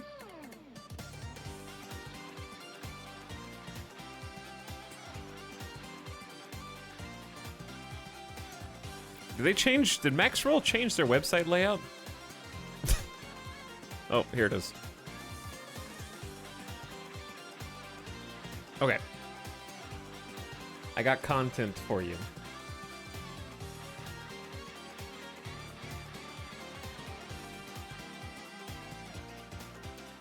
So, this was the barbarian stuff. We'll look at the source stuff, too. So, Bash, Flay, Frenzy, and Lunging Strike are all just basic attack fury increases. There are some key problems, kind of, with most of these, which is that Lunging Strike is just the best.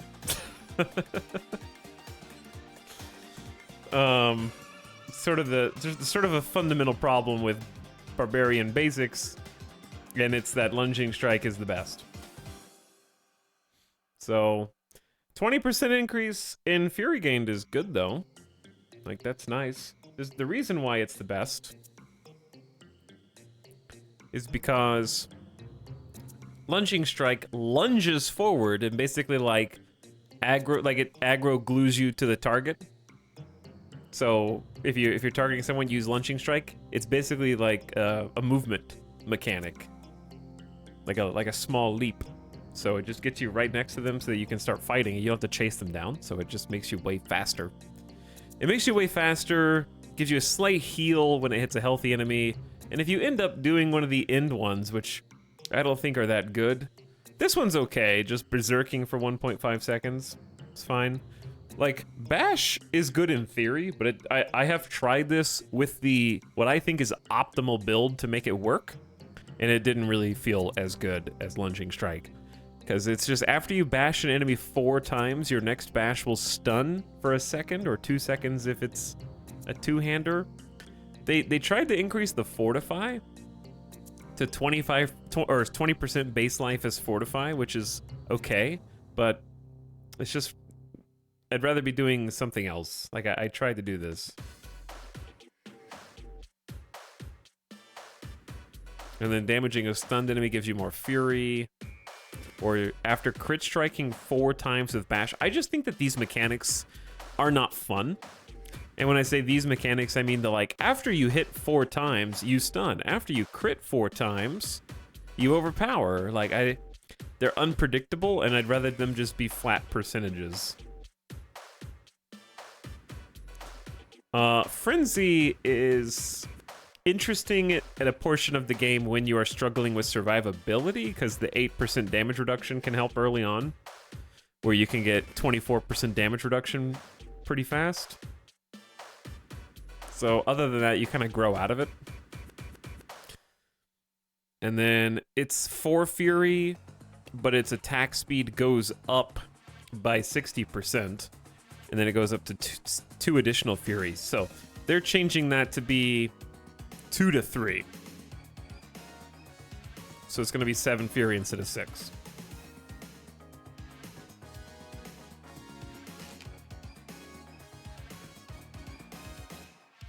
Barb had resource gen problems for me. Was not fun to level at all. No, it's not fun to level at all. One of the options is a free movement skill. Why would you choose anything else? Basically, yeah.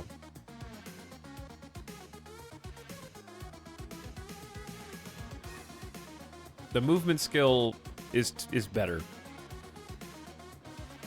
But yeah, you actually don't want the one that has the most Fury gen, because hypothetically, Bash has the most Fury gen, 11 plus 4, which is 15, and that's going to become 13 here. So it's going to be like 17 total Fury, which sounds like a lot, but it's really hard to activate because you have to chase them down. It doesn't just magnetize you to the enemy. So you end up getting more Fury because you're spending less time traveling, so this is just by far the best. And then Flay is kind of just a sad, slow, basic attack bleed. With a 15% chance to make the enemy vulnerable. Whoa. 15, dude. Let's not go crazy. Okay, so more Fury is fine, but you're just gonna... The only one that you care about is this. Double swing damage increase is actually huge for my build. I'm not gonna lie. The problem is, even if it made up for my damage that I am losing, the fact that I don't have hamstring anymore, which is here, your bleeding effects, they changed it to only slow healthy enemies. So it can only slow someone if they're above 80% health. And if you hit them when they're at 100% health, if the strike took them below the healthy meter, they are not slowed, which is silly. What it should say is your bleeding effects slow healthy enemies by 20% for X number of seconds. Then it might be usable. But they clearly don't want that. So I'm not really sure why it is the way it is, because I can't figure out how to use it. The reason why this is so bad is because it's the primary activator of No Mercy, which is a 3, 6, and then 9% increased crit strike chance. So it's 3% per level, up to 3 levels. And then you can get an additional 3 levels with a necklace, adding a modifier. Or wait. Oh, that's a legendary aspect. I clicked the wrong box. You can get a No Mercy passive bonus. Did I make this a blue on accident? It doesn't matter. It'll go plus 3 ranks when it is high eye level. I think above 725 eye level. With 5 upgrades, it goes to plus 3 ranks of No Mercy. And then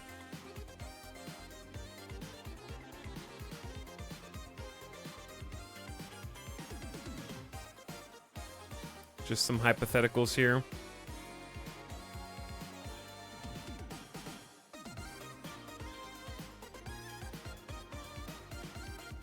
So you can have up to 6 levels of No Mercy. You have 18% increased crit strike chance, and you go, okay, boo-hoo, you don't do damage anymore. Certainly some of these things will help, right? Double swing going up to, like, that's basically a 20% damage increase for double swing. It's a lot of damage. However, it's not just damage. It's also, crit is a primary activator for our ability to do, well, a lot of things. So I usually use Blood Feeder to increase my crit strike chance against bleeding enemies. And then primarily Wrath. Skills that crit also generate Fury. So we have Fury Gen there. So you're losing out on a large amount of Fury. And also, this is a sweet website.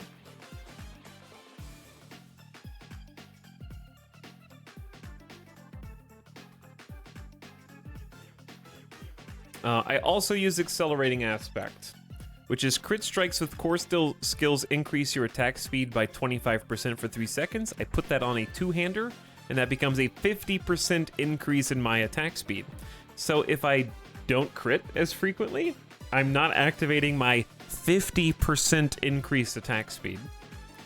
And therefore my engine doesn't even get started, pretty much. I don't use that one. Crit strikes grant move speed is whatever. So yeah, it's basically like that's why it's so relevant to my build, because my entire build depends on 50% bonus attack speed from critting.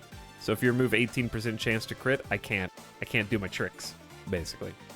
So that's why I care about it so much. But double swing, that's a significant amount of double swing damage. And double swing's already actually very strong. I haven't made a barb yet. Do you have to follow a certain build to do good DPS? If you haven't made a barb yet, don't. Just make a necromancer and have fun, you know? That's what I would do.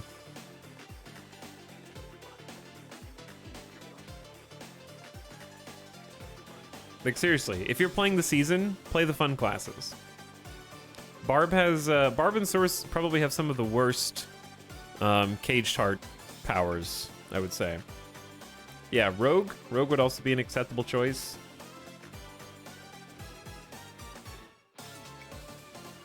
Like I'm gonna pull up the Malignant Hearts for you.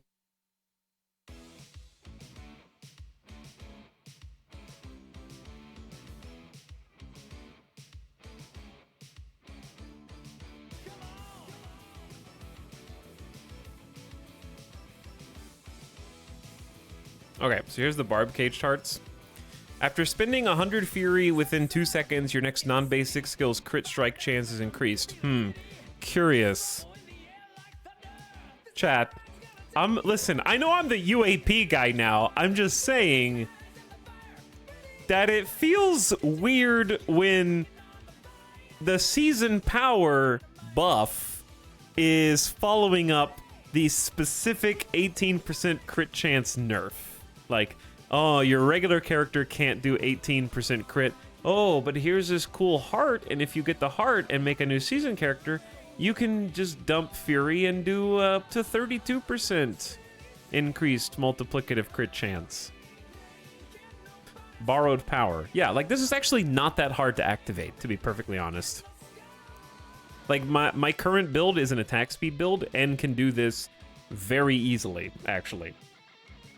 So I'm not even complaining about how hard it is to activate. I'm just saying my conspiracy theory is they're putting out a 32% crit chance Caged Heart, and to do that, they nerf your ability to frequently get 18% crit on your Eternal character.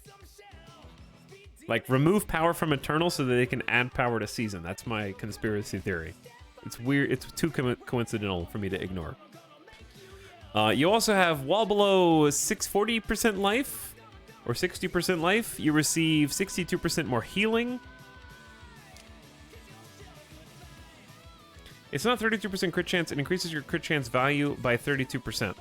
Yes. But it's 32% multiplicative. Yes.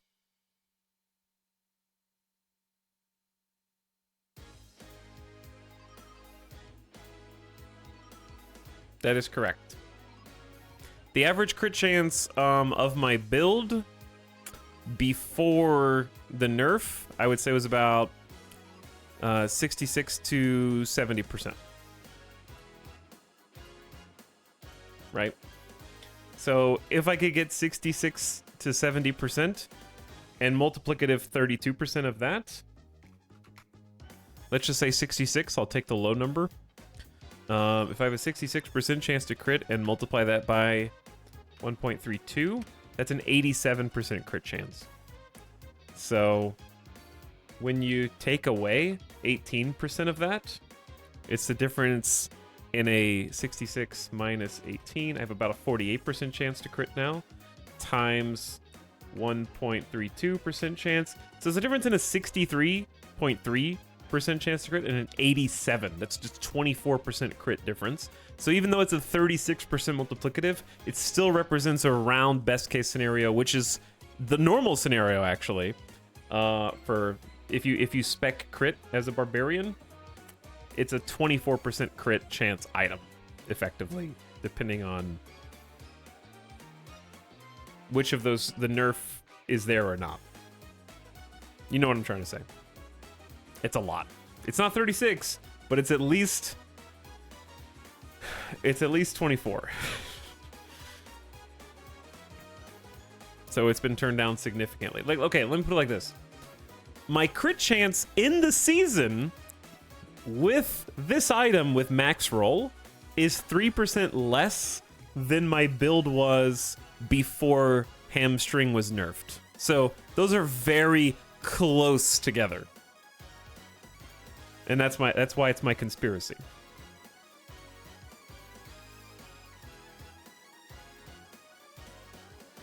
That's not that bad, I guess. Yes, Sax, until your season character has this power removed in 3 months.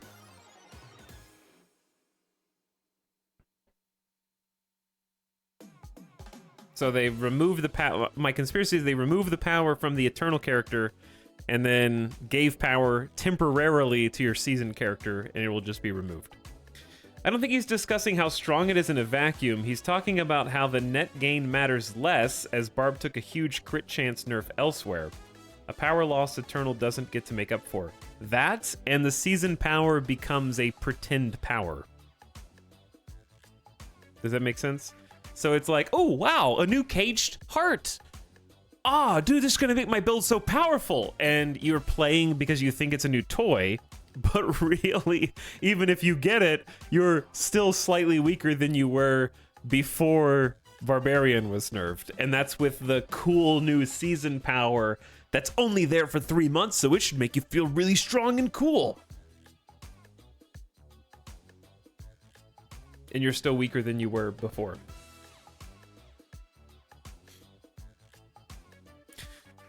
Caged Heart of Research in Life. While below 60% life, you receive more healing. I guess this is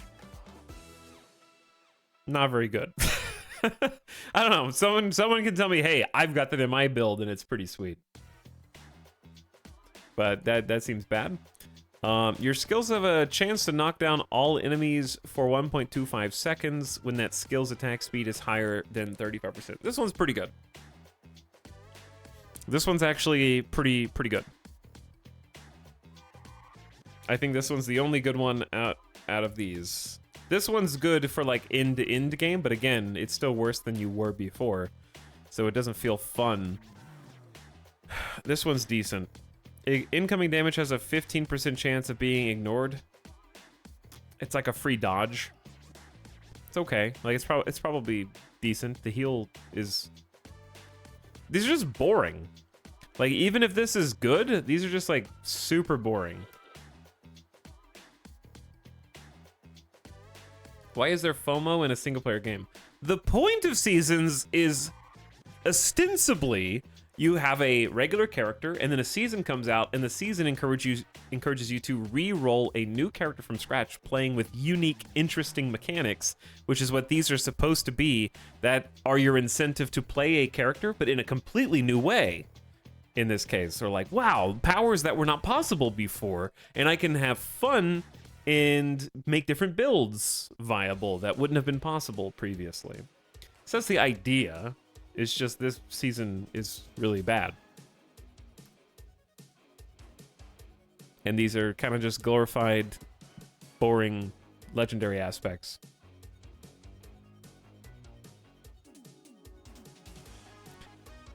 And then the sorcerer ones. For each unique element you deal damage with, you deal increased damage for... So this is just like... We talked about this. This power is already on the Paragon board. So it's sort of just like copied and pasted. In my opinion. This is the one that they're changing to be a damage reduction instead of elemental resistance. So this one's getting buffed. Because it physically doesn't do anything right now in its current form. So this one will actually do something after the patch. When you're affected with a crowd control effect, there's a 20 to 40% chance the same enemy and enemies around you are also affected. This one sounds terrible on paper. Like if I get frozen, I might freeze someone else. Okay. Core skills that launch a projectile consume all your mana. I have heard that this one actually is cool for some builds. For every extra mana consumed, you launch an additional projectile. Apparently this is amazing for lightning builds. Because you can get 2 chain lightnings simultaneously, consume all your mana, and then the damage is increased. You get like a few chain lightnings and basically just clears the entire room. So that sounds fun. Would it be good for ice shards too? I don't think so. But I don't know. Ice shards you want to spam.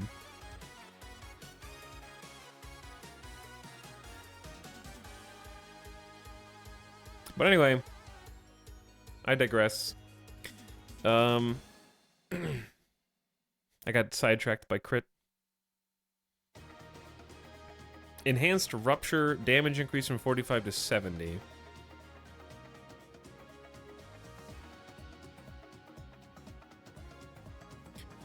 Ripping your weapon out of enemies during rupture causes an explosion that deals 70% damage, bleeding damage over 5 seconds. I mean, it's a large amount. I just don't know if that... I don't know if that'll ever make rupture good. I really wanted to try a rupture build, but I couldn't figure out how to wiggle it in because I think the attack speed bonus is really neat. 30% attack speed for 5 seconds was cool. I just couldn't figure out how to make it work. Charge, enhanced charge damage up. Charge is over here. Enemies who are knocked back into terrain by charge take 60% damage and are stunned for 3 seconds.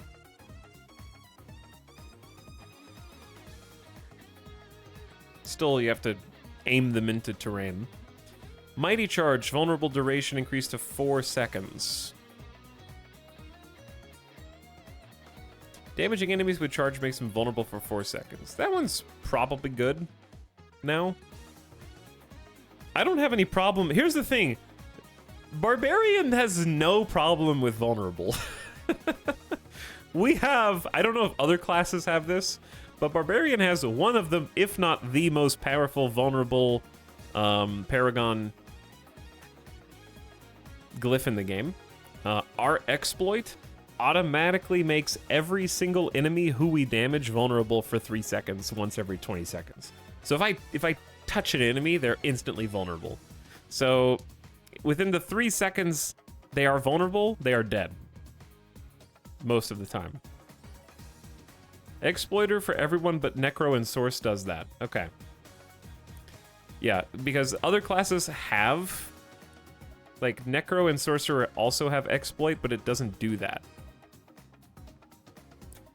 Source Exploit just says, dealing damage to a vulnerable enemy increases your damage up to 10% multiplicative. Oh, so cute. So cute.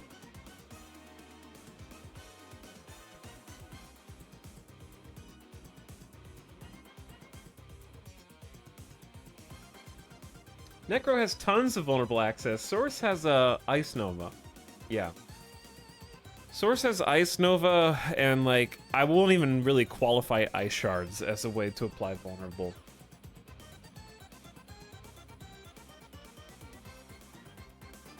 Alright, here's the other one. Skills Upheaval.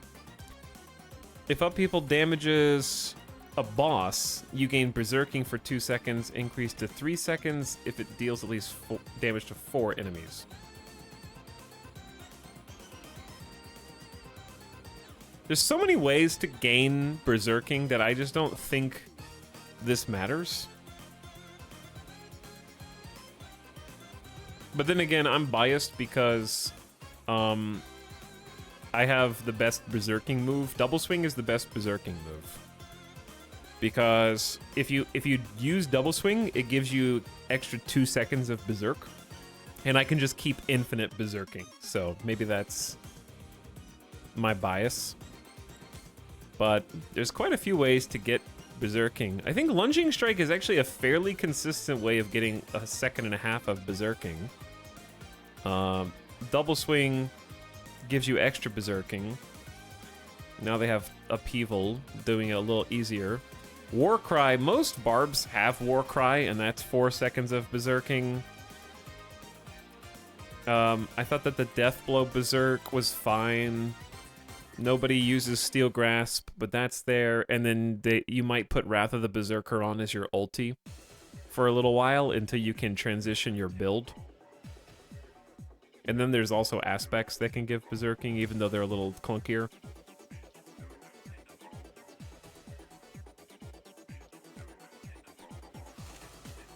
Did they buff Source at all? Not yet. They're not releasing a patch for another 1.5 weeks. They were just talking about what they're going to do today.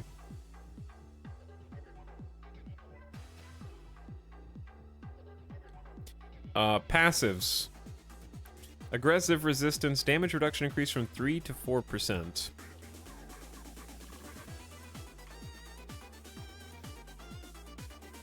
Does this search bar not show me?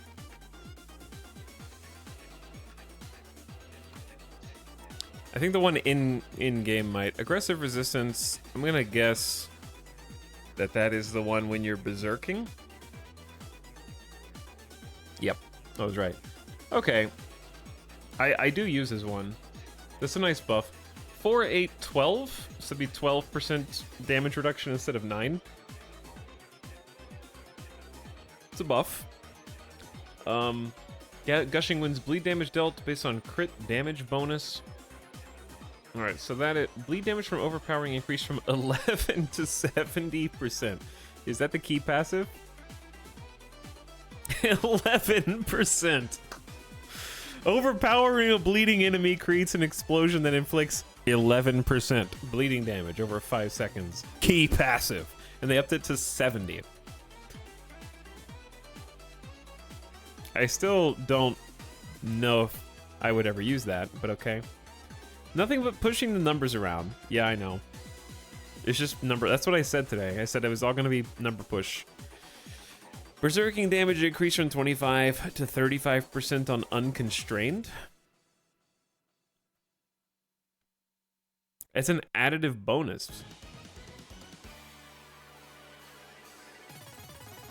So who cares? Walking Arsenal going up to 8 seconds is actually a nice buff.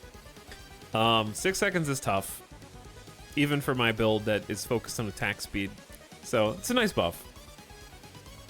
The problem is your maximum damage with Walking Arsenal is, like I said, 45% multiplicative. If you do everything, like if you're spinning all the plates, you're getting 45% damage. Or you can simply, I don't know, get 135% more multiplicative damage for a core skill without doing anything except generate more fury. So that's why I don't understand, dude. Like, you have to do so much work for a 45% damage buff, or do nothing except generate more fury for 135%. It just seems like this is always going to be the one that people like. And you might say, well, Walking Arsenal has some other effects, but Etal, Unbridled Rage only affects core skills. Yeah, those are all the ones that do damage. That's true. The ones that hurt people get the buff. But yeah, there's like...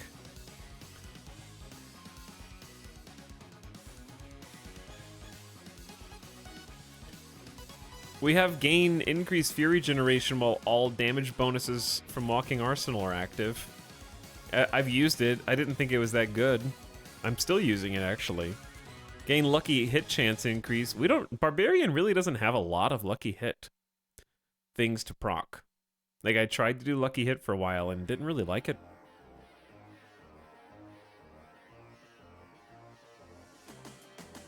We have best case scenario bludgeoning weapons. Have a chance to stun.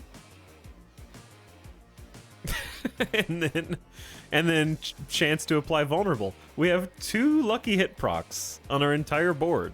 So why, developers, I ask you, would I want that much more lucky hit while I have Walking Arsenal? Best case scenario, I have like gloves or something that have lucky hit affixes. Or boots or something that have lucky hit affixes. There's lucky hit in the Paragon tree as well, Decimator.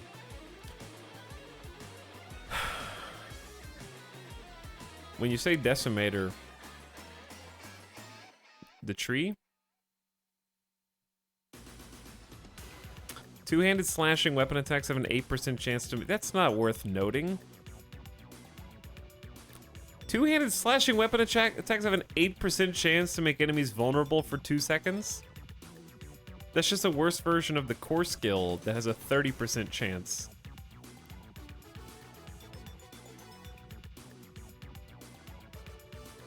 But we also already have unconditional vuln from exploit. Yeah, well, everyone knows the Paragon boards are a mess for all classes. That's just a fact.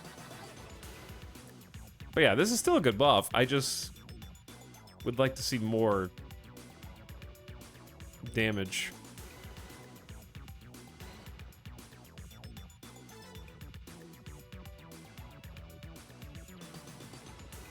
Trying to go to the next slide. Not that one. Okay. Aspect of Ancestral Force. Hammer of the Ancients quakes outwards, dealing 32 to 50% of its damage to enemies. So they're buffing Hoda. The Hoda aspect by 8%. This is another one of those buffs to nerfs. Yeah, they just nerfed Hoda, and now they're slightly buffing it. Death Wish aspect. Thorns increased. Thorns Barb, I don't know. I heard people try it. I've only, it sounds fun, but I've seen like I tried Thorns Barb, and then I gave up and tried Necromancer, and oh my god, I'm having fun again. Like I've seen that response so many times. Core skill aspect of Unrelenting Fury. Let me see.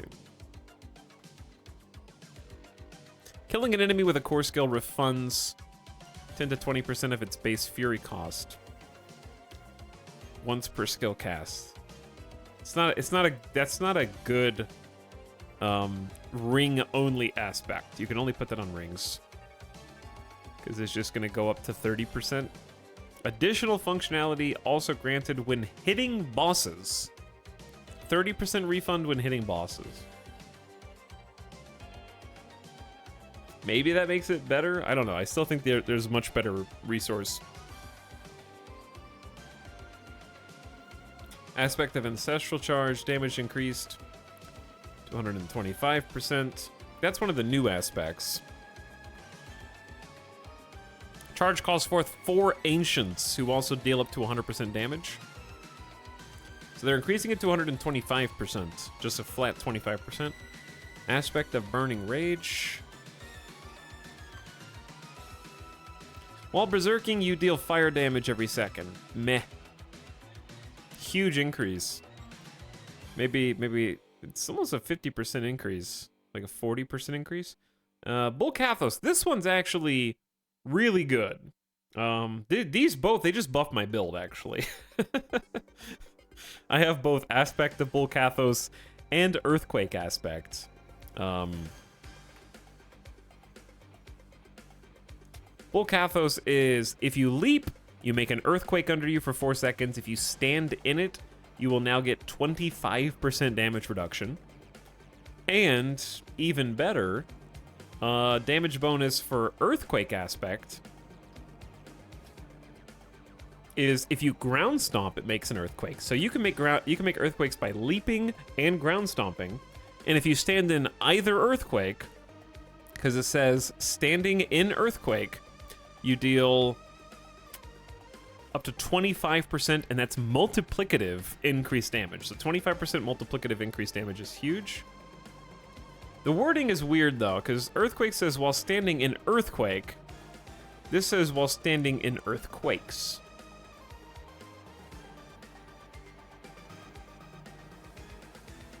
So I'm assuming it applies to both.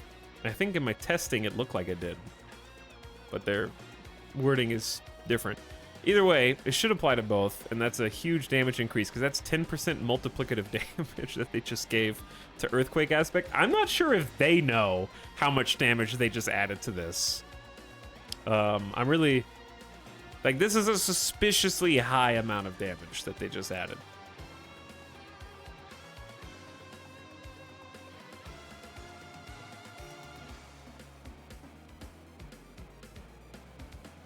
Don't look at chat. I'm gonna get banned. My VOD's gonna get banned. Okay. Fields of Crimson. Yeah. Oh, these are the uniques. I'm actually kind of interested in these. I am kind of interested in these.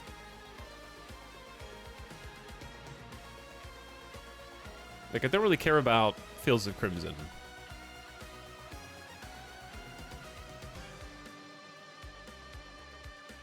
Here's the question, chat. They specifically mentioned... Okay, do you guys remember in the discussion when they were like, so I got confused and something crit while doing a dot? That's on me. What were they talking about? Remember when that guy was like... I think it was one of the Adams. Adam was like, yeah, so a long time ago... I was like, dots, get crits, Ghostface Killer, please leave my channel alone, don't DMCA it. Chat, I know that dots can't crit. I'm asking what they were talking about. Like, whose class, what abilities? What was it in reference to, contextually?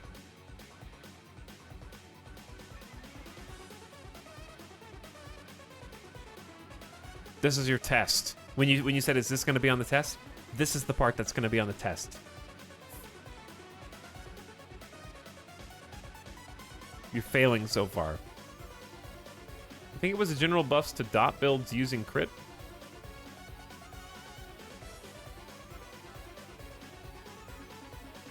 Did they... Oh, so hang on. Can dots use crit now?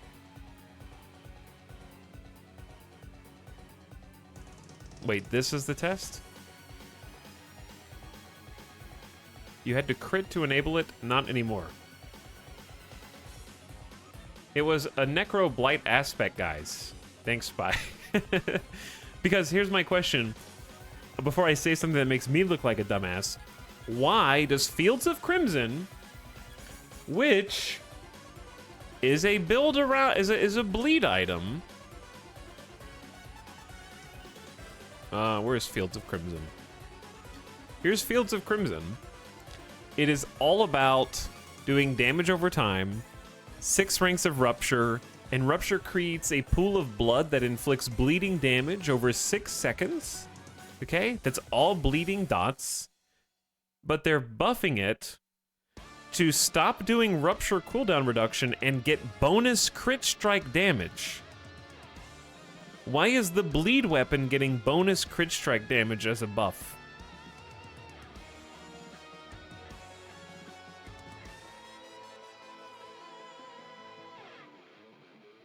I feel like I'm missing something. That's why I'm asking you to see if I wasn't paying attention. Does it have to do with the rework of Rupture damage?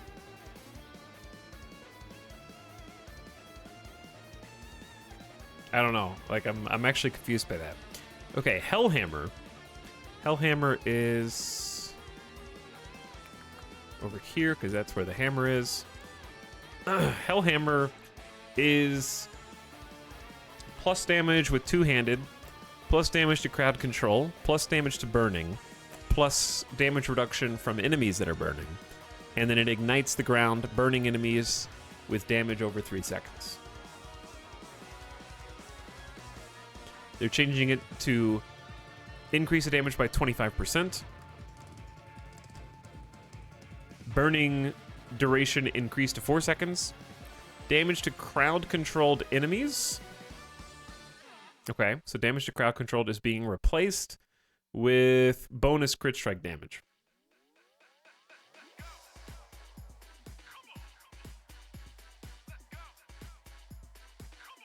As far as I know, the only way right now to make crit stats scale a dot is via the source legendary Paragon. So, weird. Barb has this aspect. When causing an enemy to bleed, you have chance equal to your crit strike chance to increase the bleed amount by 100% of your crit strike bonus damage. Okay, so it's a specific aspect that it's supposed to interact with. So more...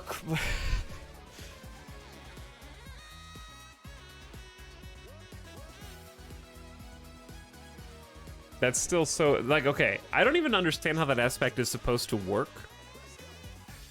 And I don't want to go too far into the weeds here, further than we already are. Okay, there's words in this. You're not allowed to listen to that song.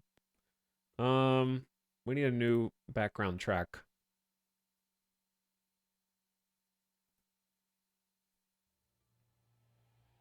Just listen to D2. Okay, so if you make an enemy bleed, then you have a 50% crit strike chance. Let's say it procs. You increase the bleed amount by 100% of your crit strike bonus damage. So if your crit strike bonus damage is 100%, it increases the bleed by 100%.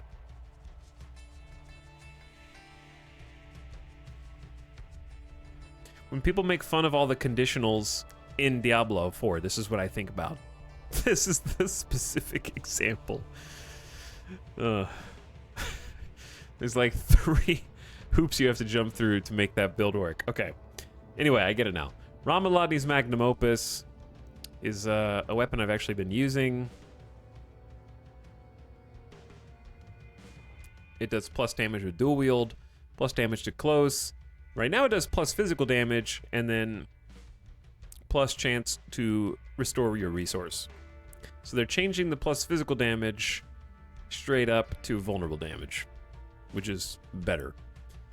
But again, buffing the nerf. They just nerfed all my vulnerable damage, and now they're giving me a tiny little buff. Here's a cookie. And then 100,000 steps is pretty cool. Like, it was neat in my build. I don't know why plus 42 dex. I'm really not sure why dex is even one of the stats on here. Plus damage with skills that swap, plus damage to stunned enemies, plus 3 ranks of ground stomp, and every 30 seconds you get a free ground stomp and generate some fury. Now it's gonna say, instead of the reason why this is basically unusable is at the very top under the armor. Attacks reduce evades cooldown. Other better boots, like much better boots, have max evade charges, and if you rank these up, I have to make them legendary or something. If you rank them up, then it's 3 max evade charges. So everyone uses these boots instead of the other modifier that they made, because the other modifier is stupid, so they just changed it. Instead of reducing evade's cooldown, now it just gives you bonus evade charges. Damage against stunned affix replaced with move speed. My question is, why would you replace damage to stunned with move speed and not replace the dexterity? Why do I need 42 dexterity?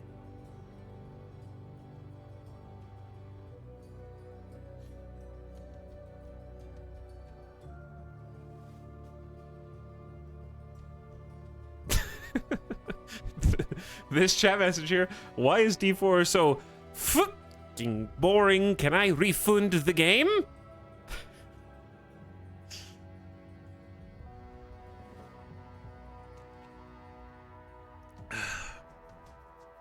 Didn't Barb lose a method of stunning mobs? Well, the whole point of it is that it does a stun. The boots do a stun.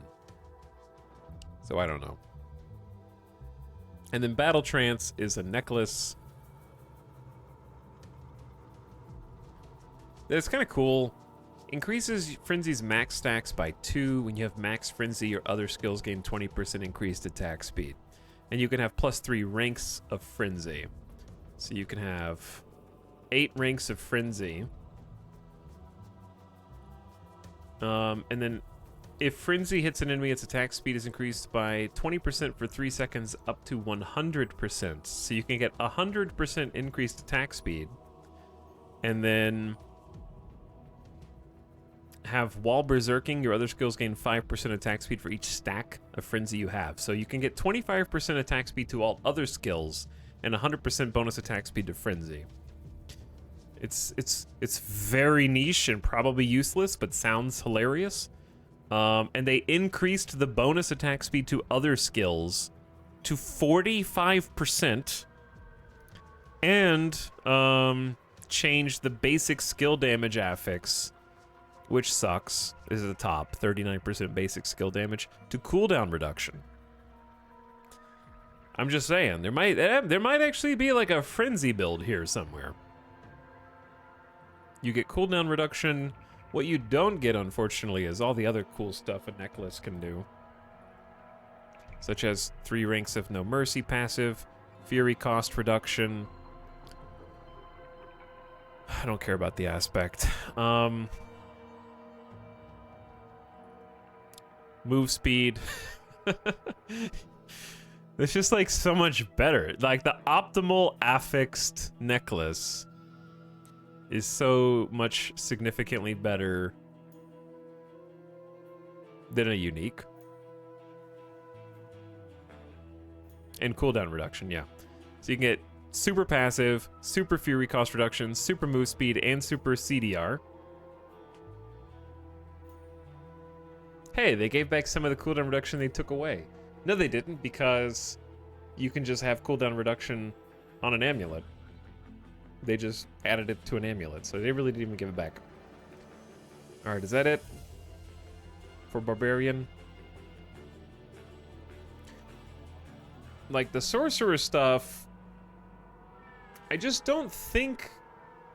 If there's any sources in chat, tell me how to feel, because my first impression is none of this matters because you still can't apply Vulnerable. Your build is still 4 defensive abilities and then 2 somethings that don't really matter.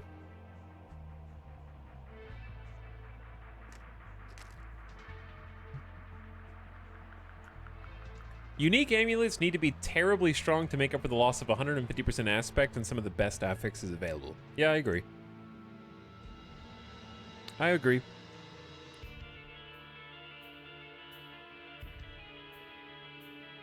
Because I don't think anyone cares about Firebolt mana. Fireball increasing its radius by 50%. It's better than nothing, but Fireball still sucks, right? Fireball's crit strike damage is increased by 20%. This bonus is 30% if it hits 3 or more enemies. Like, Chain Lightning is probably pretty good for this season because of that one Caged Heart.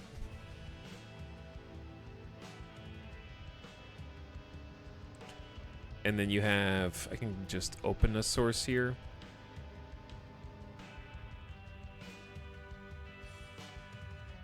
Okay, here's Veer's Mastery. Close enemies take 10% multiplicative from your shock skills and deal 20% less to you. Crit strikes increase these bonuses by 25% for 3 seconds. It's worded very confusingly.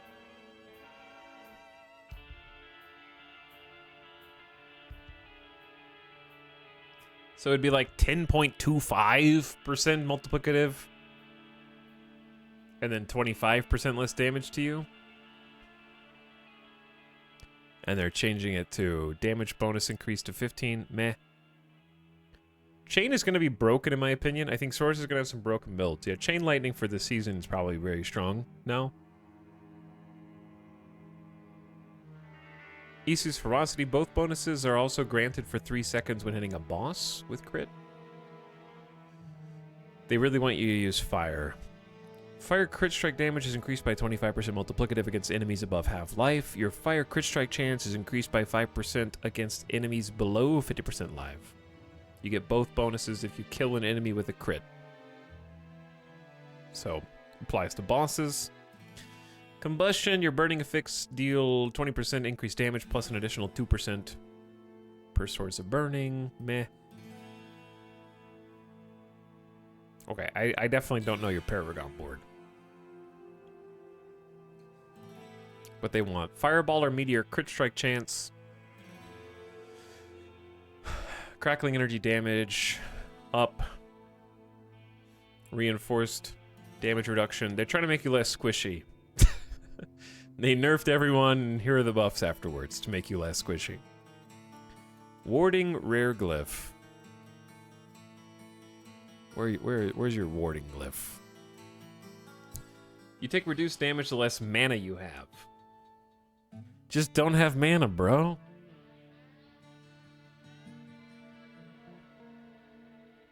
Territorial.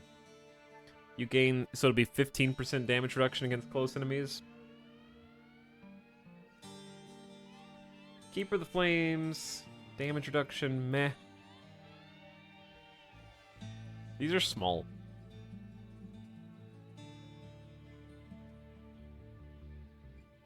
They for sure just made changes so they could have patch notes for Season 1 without buffing anything. They were scared you were going to be too OP. More Paragon survivability stuff. Damage reduction from burning up 1.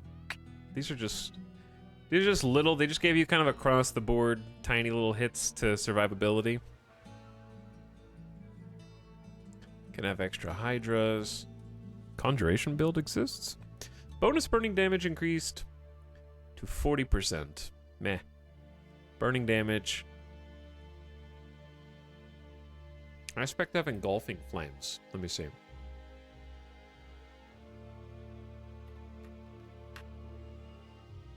While enemies are affected by more damage over time, than their total life, you deal increased burning damage to them.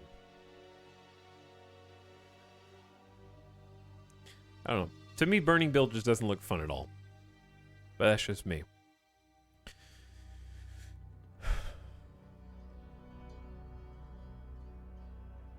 Change to increase the critical strike damage of meteor and fireball by 20 to 40%. Double this against healthy enemies. Ball lightning orbits you and deals 15 to 25% increased damage. What is it right now? Ball lightning orbits around you, but its damage is decreased by 10 to 20%. They're going from a damage decrease of 10% to a damage increase of 25% for ball lightning. That's how underpowered that one was.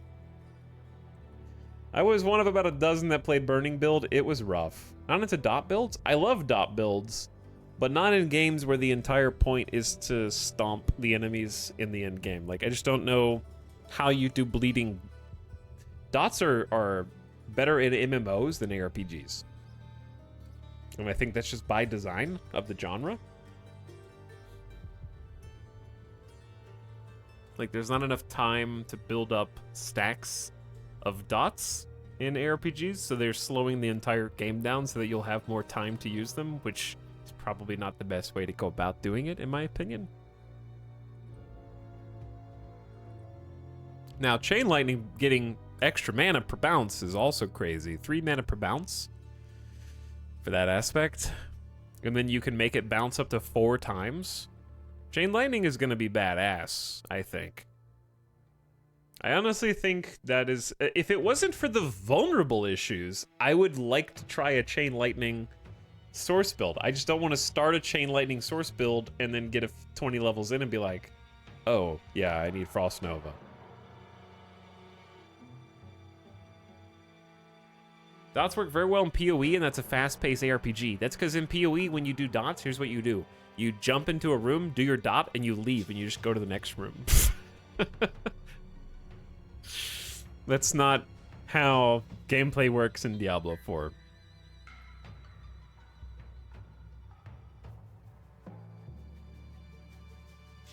At least in PoE, dots are a loss of clear for ease of bossing. Bosses aren't an issue in Diablo at all, which is what was one of their points today. And I actually don't think that they need to be like sweaty, try-hard, just HP dummies who sit there and absorb 10. I don't need to fight each boss for 10 minutes. They're not that interesting. There's not enough mechanics. Maybe if they worked on that, I guess. More move speed. New legendary. Mage Lord's Aspect. Oh, are they adding this? Is this just like a new aspect?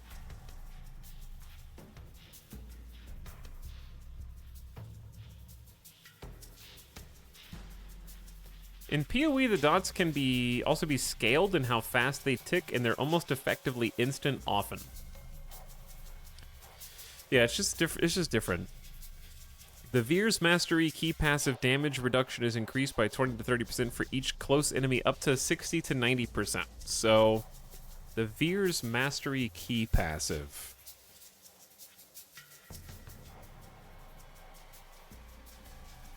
So if the damage reduction is 20%, and you increase that by 90%, then you're almost getting a 40% damage reduction.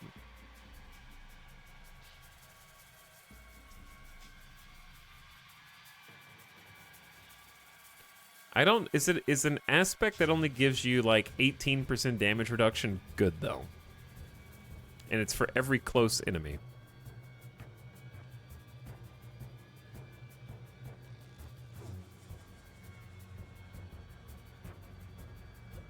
You guys are only getting one change to uniques. Oof. Did I skip one? Oh, I did skip one. Bonus damage for Storm Swell. You deal increased damage to vulnerable enemies when you have a barrier. Oh, they realized... They realized,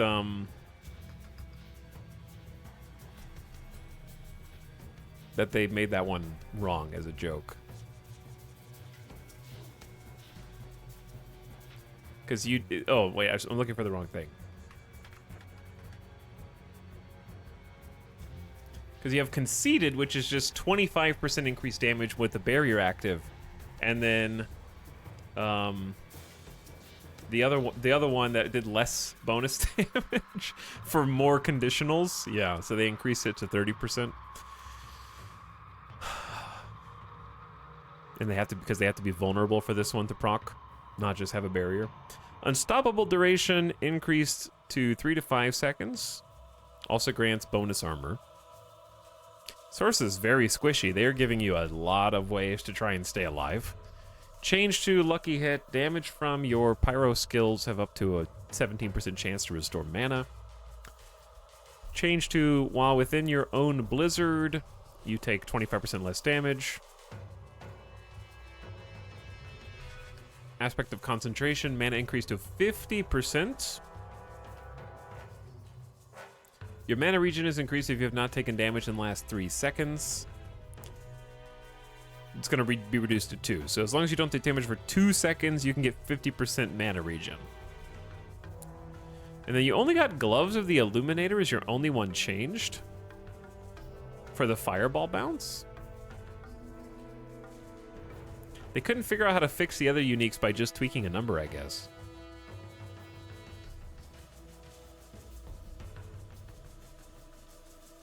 Exile Con is today as well, right? Yeah, but they're not paying me to watch that, and I don't play Path of Exile, so I won't be watching that. Because I don't really care. Now, if they wanted to sponsor the stream, then maybe. Okay, anyway. I think this is about what I expected. It was just a bunch of number tweaks. Nothing fundamentally changes. They're not rolling back any XP nerfs. There's no XP nerfs. There's no cooldown.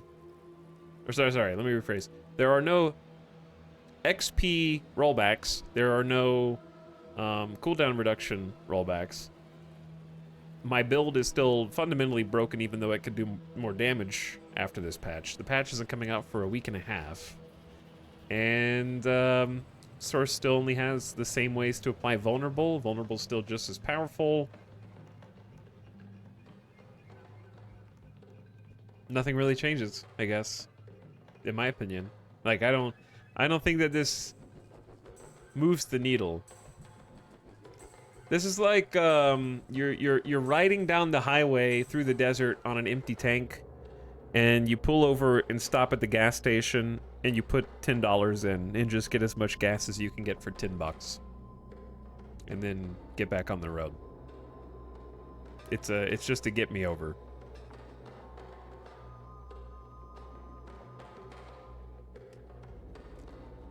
This just solidifies Source being lightning build still with 4 defensives. Yeah, you can now do 4 defensives and lightning instead of 4 defenses and ice shards. Which hilariously, ice shards are effectively just chain lightning because they literally just rebound off of every frozen enemy already anyways. So it's kind of like the same mechanic.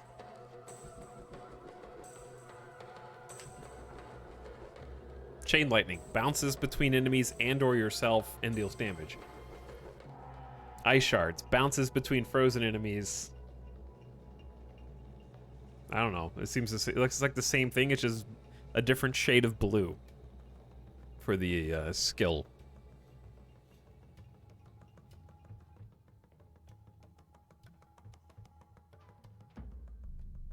But yeah, Wake Me Up when Path of Exile 2 is out. I'm not playing Path of Exile 1. I'll play Path of Exile 2. But I just don't care about, like, to me, nothing that they do before Path of Exile 2 matters. I don't even care if characters carry over. That doesn't matter. I'm not gonna invest time in a build that is gonna feel like an old toy when the new game comes out. On a scale of A+ to F-, how bad is it? Like I said, it's not really like a good or bad. To me, it's just like sort of a band-aid. They're just kind of band-aiding the problem still. And trying to appease people with little dangling keys in the form of monster density. Like, just for reference again, you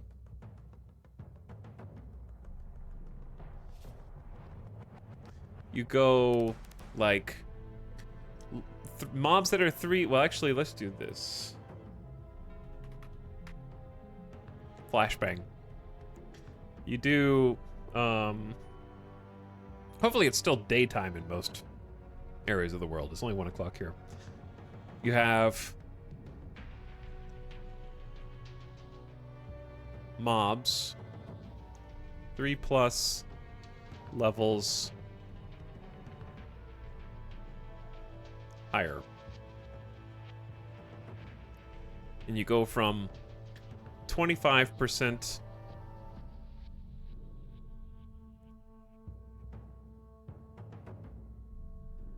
bonus XP to literally 4.5 for mobs that are 3 levels higher.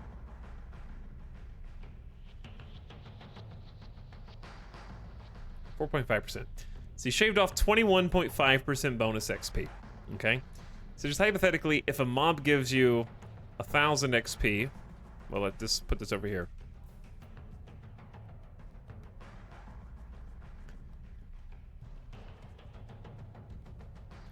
A 1,000 XP becomes 1,250 XP. Okay? And instead, it's 1,000 XP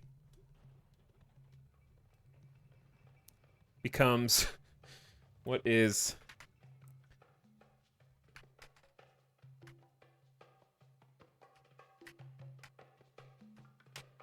it's just 1,045. Okay, I'm just making sure my brain's not working. It still hasn't had enough coffee.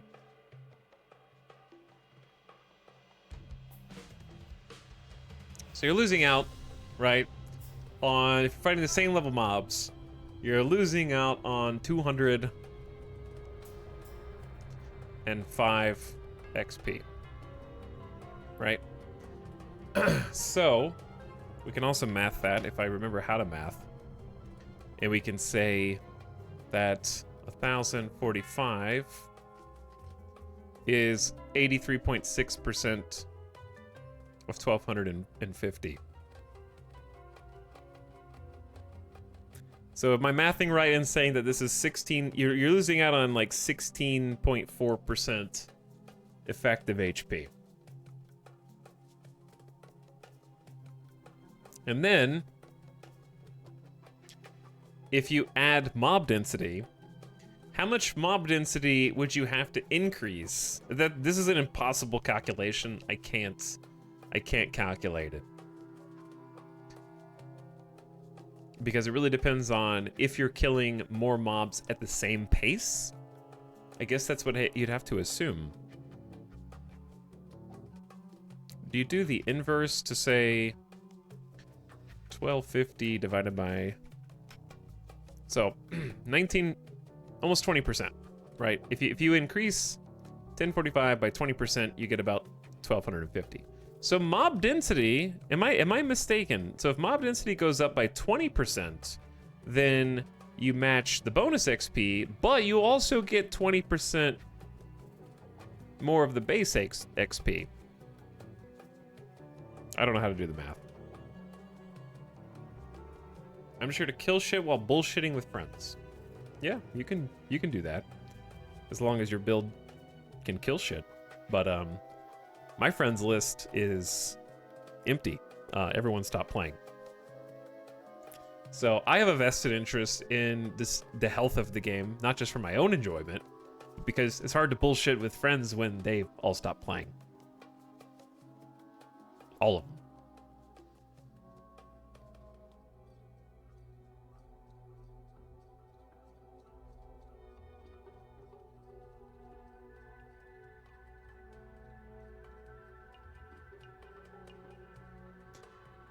Judging from the screen of the dungeon they showed, it looked like something to 50% increase. Yeah, I think it's a little bit more nebulous to me on how mob density actually changes the pace of play. Because it's difficult to quantify.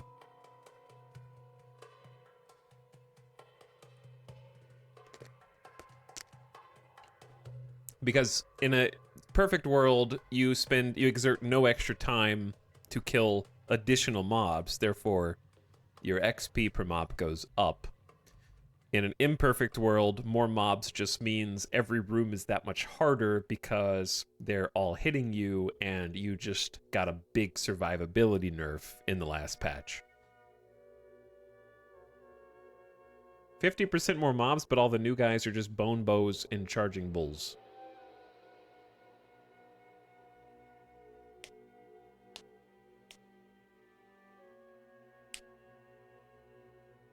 But yeah.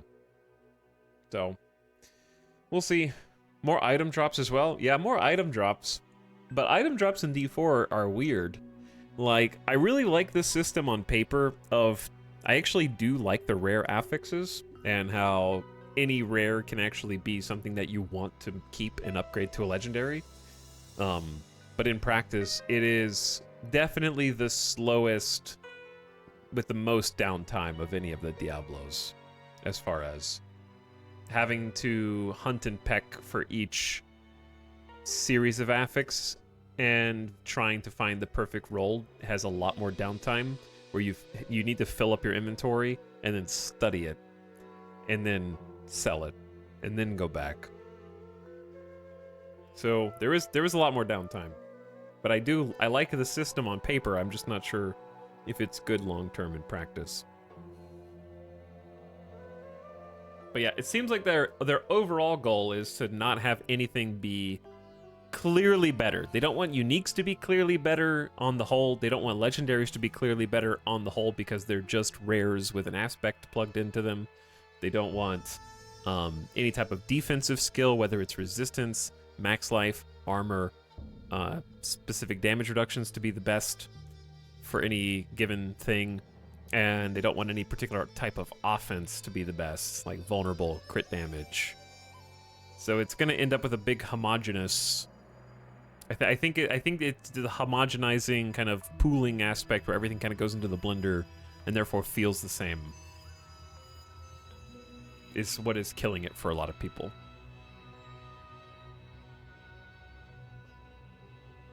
So I'm worried about that as sort of an underscored design philosophy. Long term. I think people enjoy specializing more.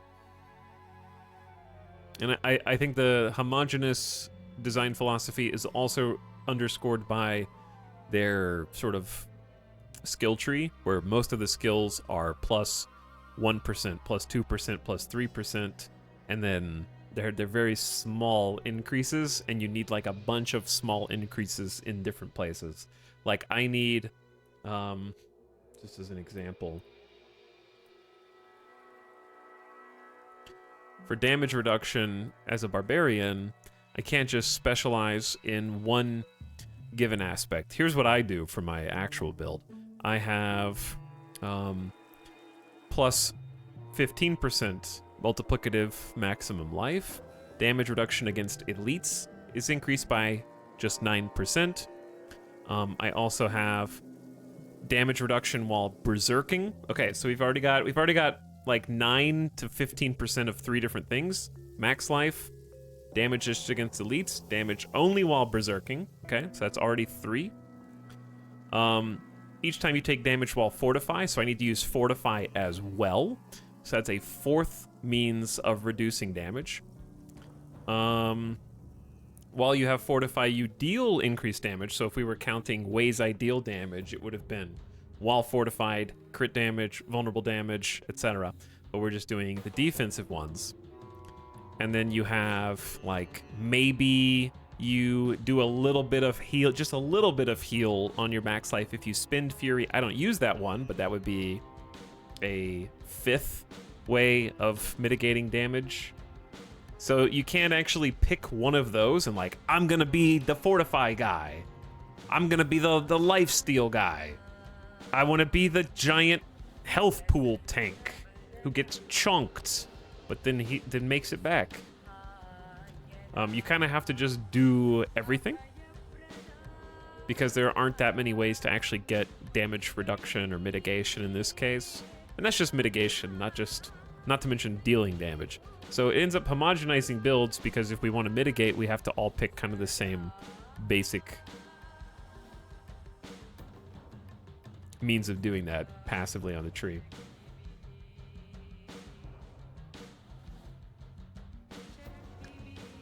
So anyway, that's enough of that.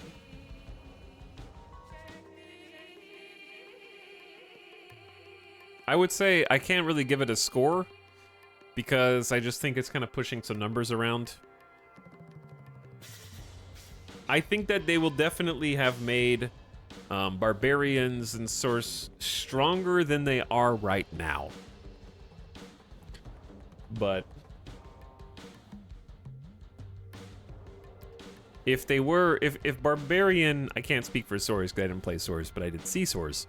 If barbarian was here pre-patch, and then post-patch was here, after this patch it's gonna be like here. So it's just like, I don't know, is there a big difference between those two levels or platforms? Probably not.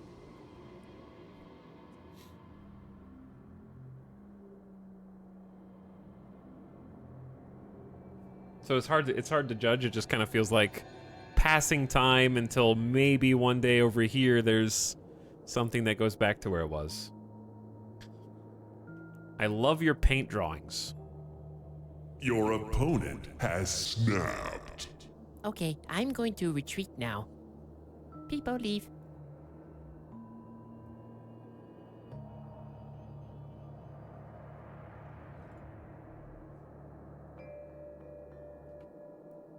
And then here's the Diablo 3 Barbarian.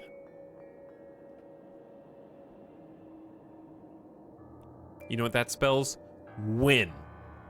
Winner.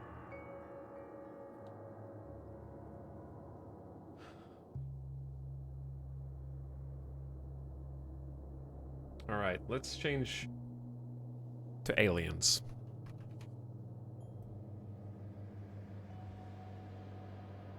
I think it's going to be alien time. But before it's alien time, I think it's dog food time. Before it's dog food time, Khaled, thank you for the 20 gift subs, by the way. I appreciate it. What's up, All Systems Go? Cascading Simulations, John LG1, Simon Steele, Null Banditten, I don't know how to pronounce that, Machinator, Roboting It Up, Colto Money, Nakuna Atake, Frunzy Apparatchik, Glintek, Mithril, Groggy Lizard, Stripes Ultimate Edition, Wirewolf, Desert Rat, Chuckles, Gastus, Rocket Rep, or Rock Retep, and Just Morum. Enjoy your gift subs. Thanks for slubbing. And also, thanks a bunch for the $100 in gift subs. Helps out a lot. Pog gift subs. Yeah, enjoy them if you got them. Enjoy the next 30 days on the house. S-Frog says 2 years. D4 playable in 2 years. What's up? Thanks for the 24 months of sub, S-Frog. Good morning. G Franco for 58 months. What up, G Franco? Goro says, hey guys. Hey Goro. How you doing? Sax, thank you for the tier 3 sub, dude. Appreciate you starting the stream off with that. And appreciate the 5-in-1. That's very kind of you. But welcome subs. And thanks for helping out support the stream. And enjoyed waking up with you this morning. All right, before we do alien stuff, Grumpy Dog is very hungry because it's his lunchtime. So we started the stream early enough. Let's also update the title. We're gonna do a little trawling of the UFO subreddit. See what's going on. And then we'll do that as soon as I get back from feeding him. So let me find you guys some sweet tunes to listen to. And then I'm going to go give him some food, take a quick break, and then we'll play some games after. Should be fun. All right, you guys can listen to...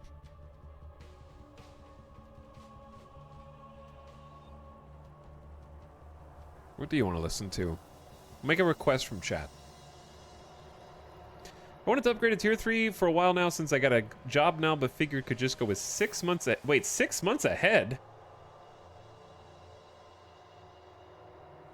Did you sub 6 months in advance? The notification does not specify. That's crazy, though. Thanks a bunch, dude. Also, congrats on the job. That's huge. So Midas gets good food. He gets the best food. He gets special prescription diet old man dog food. So he's eating well. He's grumpy and hungry. But yeah, thanks a ton for 6 months in advance. All right, let's do I'm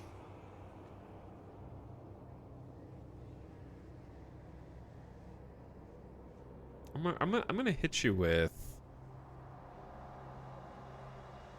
something nice, something pleasant. What about the Streets of Rage 4 soundtrack?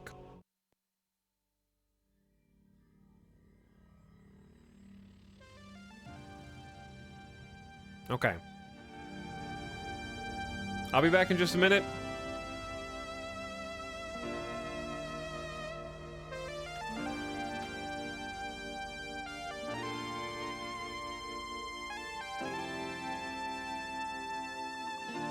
BRB, thanks for hanging out today. Good morning and good afternoon.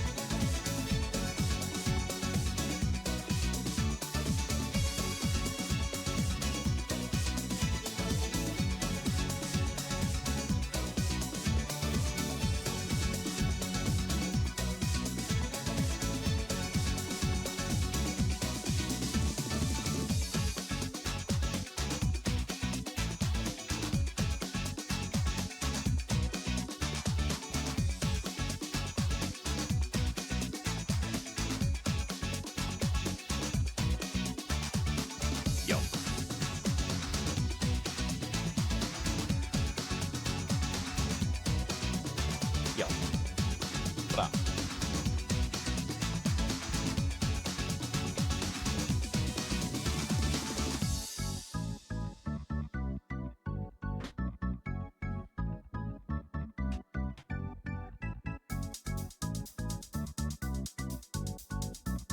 You guys vibing?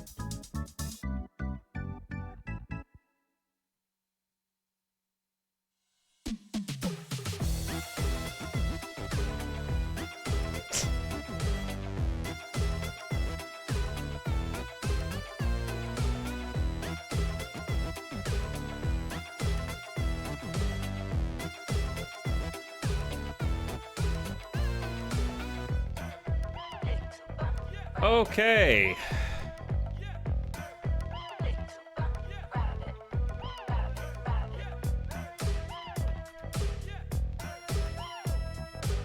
We're back. What's up, Chad? This kind of is a jam, though.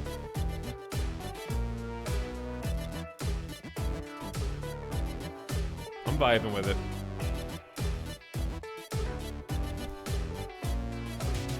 Good soundtrack, right?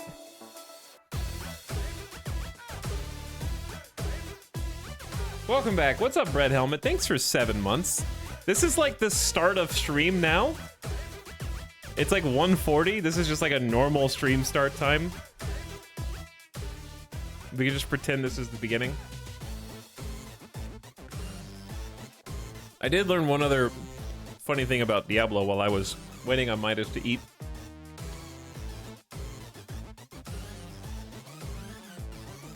He's doing his best. There he goes. Gotta get comfy.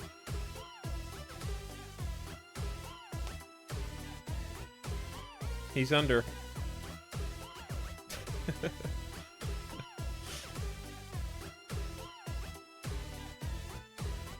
There he goes. Now he's gonna lick.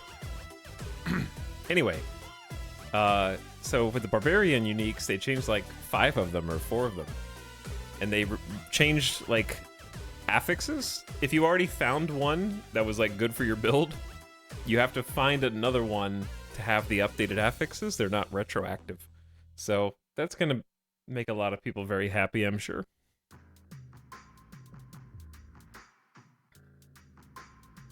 Just find it again. So, oops. And then I still can't believe Source only got 1 unique tweaked or changed.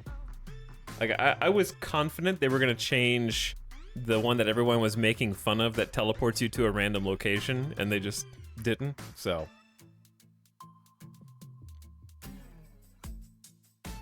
I just assumed that that was one of the things they would definitely fix, but okay. No problem. All right, let's see what's going on in the world. Let's do this. I'm going back down here.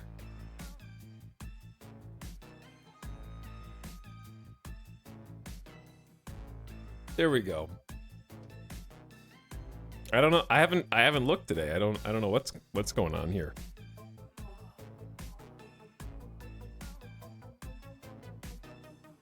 Let's see what's happening. I'm curious about what the fallout is from a couple days ago.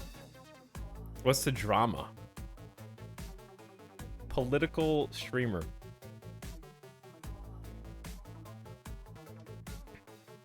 Requesting a select committee on UAPs.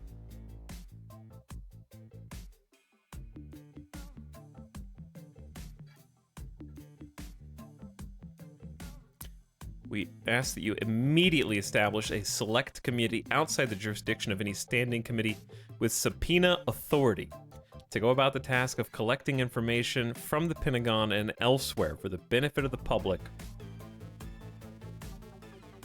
So basically they want to be able to subpoena people to bring them in and force them to give testimony, I guess. The D4 to political streamer pipeline is real. Hey, if that's what it takes to get you interested in it, then sure.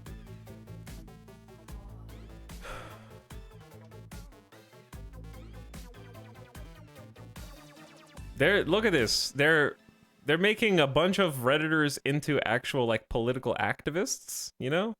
This is good. They're getting involved.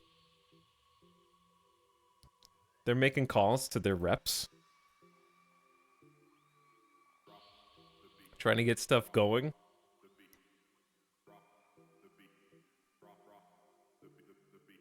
They're very excited. Can't believe we get to be the generations seeing disclosure.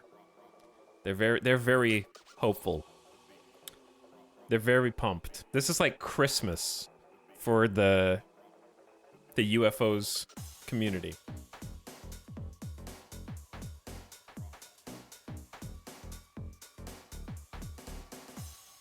Things are moving so quickly now.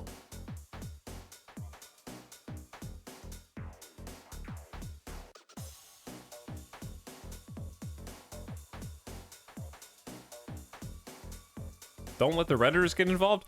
Redditors are people too, chat. They're entitled to call their government representative same as anybody else with a phone. Redditors are not people. You're looking at Reddit right now. What does that make you? Wait, is this automatically sorting by best? How dare you sort by best instead of top? Best is completely not what I use Reddit for.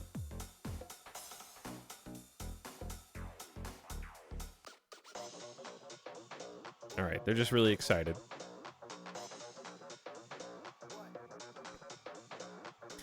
Bob Lazar speaks. I don't know if it's only 15 seconds. I'm on the fence. It seems like there's a faction that really loves Bob Lazar, and there's a faction that really despises Bob Lazar. So I don't have an opinion, and I'm not trying to be a centrist. I just don't know enough. I don't know enough to have formed an opinion. But he's been around for a very long time. He's someone I hope turns out to be vindicated.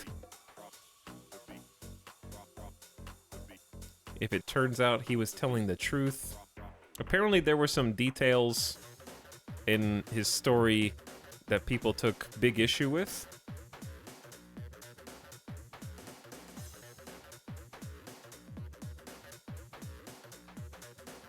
See, like, it seems like in the community, this is sort of how it looks. Like, if he was just full of beans. Like, people are unsure. Also, stop sorting by... Dude, what?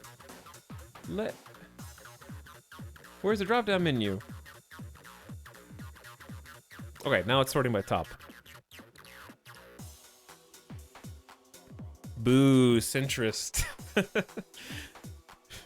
I don't know his whole story. But some people really like him, and some people... They seem to like him more now, because before this, I was seeing a lot more commentary about, like, the inconsistencies in his story. I'm not going to listen because it sounds like it's just for fans. We'll listen, fine. What? Days ago was a congressional hearing in Washington, D.C., which is making news around the world. And if you had one comment to say, Bob, on this congressional hearing, what would it be? I told you so. Okay, he said I told you so.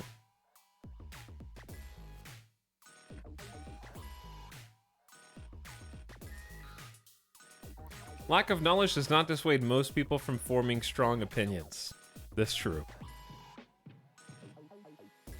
Sean Kirkpatrick's statement in hearing. We got drama. This is a lot of upvotes for something from just 8 hours ago. Drama. So, Sean Kirkpatrick, as the top of this suggests, is the director of the AARO, which is basically a governmental office whose job it is to investigate the types of things that we are currently discussing now. And many people on this sub and in other communities really dislike this person right now. And believe him to be, at worst, actively lying, and at best, actually completely ignorant of what's going on under his nose. So there's really just a poor assessment of them, of Sean Kirkpatrick. Again, I'm new to all of this scene, so I don't have like super strong opinions one way or the other. But I guess in effect, what's happened is the hearing from a couple days ago, where a whistleblower and 2 other witnesses are talking directly to Congress. Imagine that AARO or Arrow is the middleman. That's like who, in theory, you're supposed to go through first, and then AARO or Arrow reports to Congress. So going around Arrow is sort of a large, forward-facing slight against Sean Kirkpatrick, and basically saying like, you can't help me, I'm going to talk to your parents, basically. So he apparently wrote a response to the hearings. These are my personal opinions. Yesterday there was a hearing. I wholeheartedly applaud congressional efforts to get the truth about what UAP are and the risks to both pilot safety and national security. I'm also absolutely committed to transparency on both the historical mission and the operational mission, as the director of Arrow's amazingly talented, devoted, and highly motivated team. However, I cannot let yesterday's hearing pass without sharing how insulting it was to the officers of the Department of Defense and Intelligence community who chose to join Arrow, many with not unreasonable anxieties about the career risks this would entail, that have been working diligently, tirelessly, and often in the face of harassment and animosity to satisfy their congressionally mandated mission. They are truth seekers, as am I, but you certainly would not get that impression from yesterday's hearing. Arrow was, I feel like I'm reading a negative Steam review right now. Arrow was established by law to investigate the allegations and assertions presented in yesterday's hearing. Allegations by its witness of retaliation. So yeah, basically,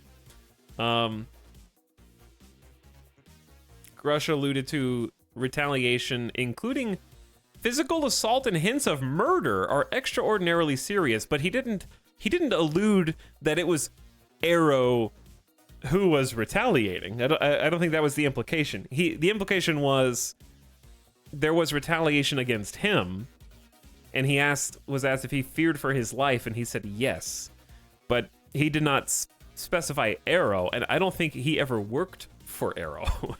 So I'm not really sure this is... Okay, anyway, I'm going to continue. Allegations by its witnesses of retaliation, to include physical assault and hints of murder, are extraordinarily serious, which is why law enforcement is a critical member of the Arrow team, specifically to address and take swift action should anyone come forward with such claims. Yet, contrary to assertions made in the hearing, the central source of those allegations has refused to speak with Arrow. Furthermore, some information reportedly provided to Congress has not been provided to Arrow, raising additional questions about the true commitment to transparency by some congressional elements. The subcommittee, whose questions and oversight duties are irreproachable and in genuine need of answers, has never asked Arrow for an update on the reporting system, the historical review, the operations, and the S&T strategy that Arrow leads and is undertaking. A rational person watching the hearing might reasonably assume that both the witnesses and the members had an understanding of the department's and the IC's progress since the establishment of Arrow, the intelligence community. The intelligence community's progress. Since around this time last year, only naturally leading them to conclude that Arrow has been ineffective, non-transparent, and delinquent in its legislated mission. Arrow briefs the Defense and Intel committees regularly, and since the last NDAA, which is the National Defense Authorization Act, I believe, which is passed every year for the last 60 plus years, and it is currently going through its latest rounds, as far as I know, the Homeland Defense, S&T, and several other committees as well. I am deeply disappointed at the denigration of Arrow's dedicated men and women, hailing from the Department of Defense, intelligence community, and civil partners who are pouring their hearts out, working this issue on behalf of Congress. Arrow has the authorities and resources necessary to execute this mission, I didn't realize you guys couldn't see part of this. My bad. I was reading it for you, though. Arrow has the authorities and resources necessary to execute this mission to meet congressional intent, and as we stated before, Arrow welcomes anyone with knowledge of any of these allegations or programs to talk to us in a safe, secure, and appropriately clear environment. Rest assured, Arrow will follow the data wherever it leads. Finally, to be clear, Arrow has yet to find any credible evidence to support the allegations of any reverse engineering program for non-human technology. Also, to be clear, none of the whistleblowers from yesterday's hearing ever worked for Arrow or was ever a representative to Arrow, contrary to statements made in testimony and in the media. Who claimed to work for or be a representative of Arrow?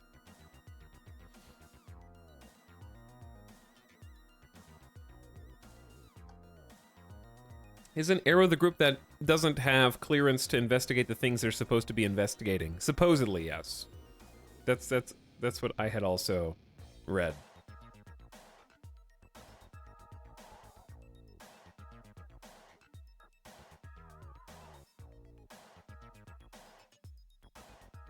Okay, anyway. What is Reddit's... I'm just gonna guess Reddit is gonna be incredibly incensed by this.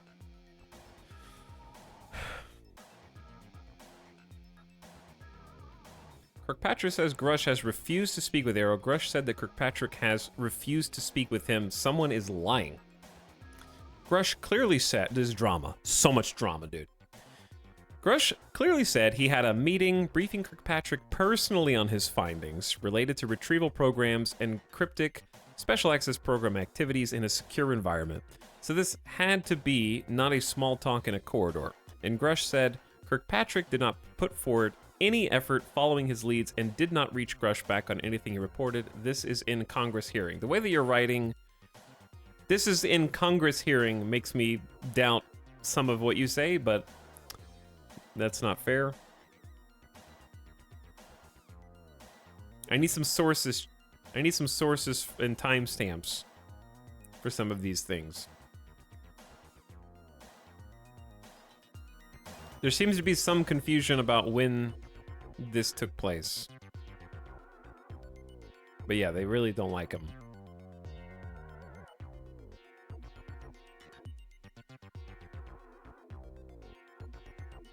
They really don't like him.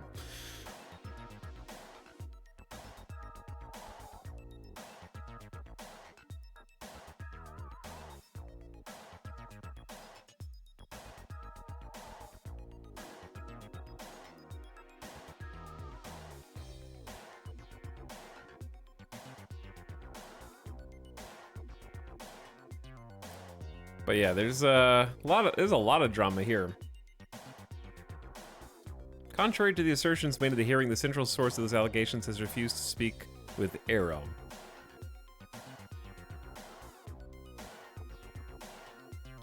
To me, it sounds like Kirkpatrick is claiming that Grush refused to talk to Arrow, but Grush claims he was ignored by Kirkpatrick when he tried to provide them with critical information.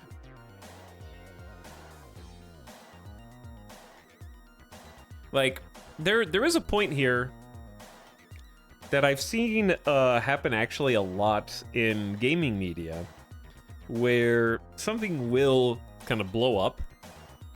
And I've seen this work both in positive and negative ways. And when I say negative ways, I mean unfair ways.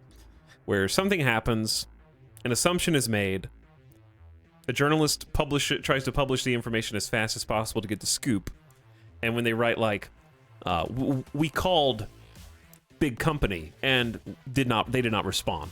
And then big company will come out later and be like, they called us 2 hours ago and we're in Sweden and it was 2 a.m. Okay. And then they published it anyways without waiting for a response. So like I've definitely seen that happen where it's entirely possible. It's like, maybe they did reach out and try to speak with Grush, but at an odd time after all this had been submitted and the wheels were already turning on it. And yeah, the reverse is true too, like a company waiting until the last minute to respond to the author. Yeah, like that, it basically without timestamps or sources or receipts, who can say? Would be Like this is all really murky, muddy waters, and it's just like slap fighting basically. None of it really means anything to me.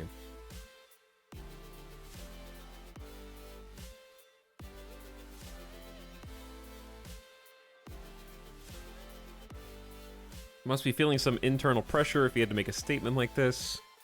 It's pretty wild we have this level of drama. This is a lot of drama. Alex, simple question, no judgment, do you believe? It's not a simple question.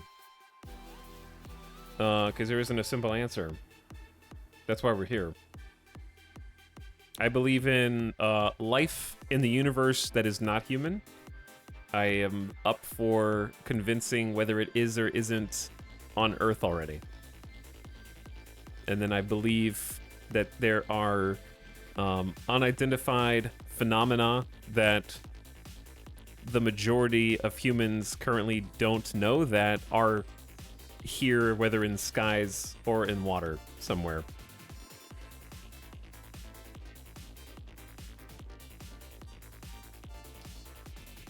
That require more transparency so that more eyeballs can get on data and actual hard concrete evidence and make something of the mountain of secrets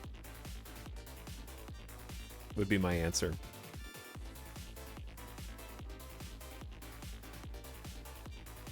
I believe I believe that the witnesses are telling the truth in the hearing. They don't trigger my internal alarms when I pride myself on being a good people reader. That doesn't mean that I'm a human lie detector. I just have had throughout life a good gut feeling about people, and that's not to say you should trust my gut. That just says I trust my gut. So I do trust my gut on those things. So I believe they are telling the truth. That being said, sometimes people can tell the truth and still not have all the facts. So I think that the main takeaway from the hearings the last couple days is not that they're trying to convince you that aliens exist. They're trying to convince you to support legislation that will lead to greater transparency and disclosure of things that are currently overclassified. So that may even lead to things that are more benign, but just as sinister, which maybe it's not. Maybe some of the programs aren't even UAP or alien related. They're just complete misappropriations of millions of dollars that are going to secret programs, and that can be worth investigating as well, right? And that's what like AOC was incredibly interested in. And if that's the angle that it takes to do some more digging, then good.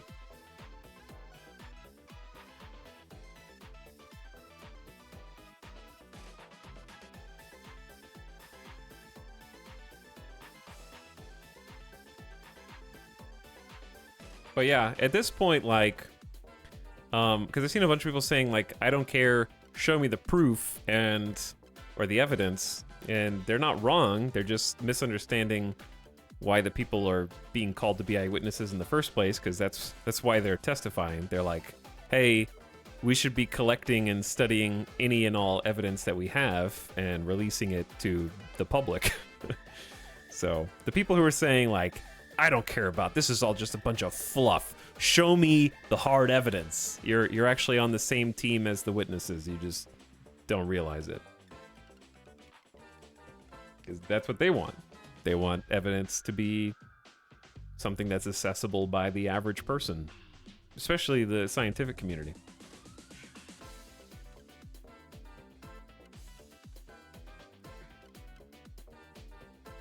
And that's what I want too. But yeah, I want to believe that there's non-human intelligence here, and I don't think that it's crazy if you do believe that that's already here. Like, I think it's reasonable as long as you are healthy about it. And when I say healthy, I mean not... how do I say this? It's one thing to believe, it's another to evangelize. Believing is fine, but trying to make everyone else believe what you believe without evidence is not.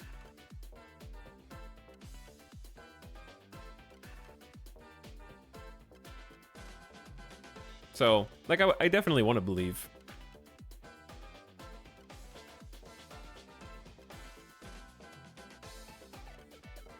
In a completely non-judgmental way, why do you want there to be aliens?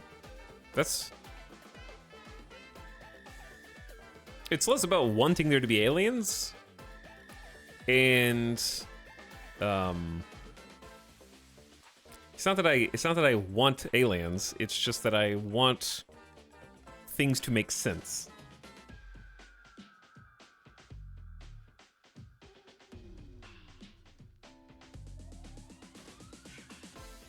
Like, to me, it's more logical that thousands of reports weren't all just like a collective hallucination, and that there is a grain of truth behind them.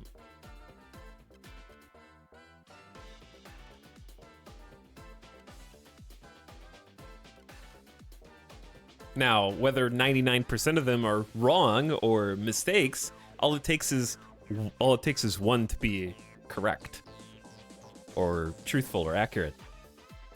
Right? There can still be both. They can coexist. Just because there are crop circles that are made by humans doesn't mean that there are not phenomena we don't understand happening around us.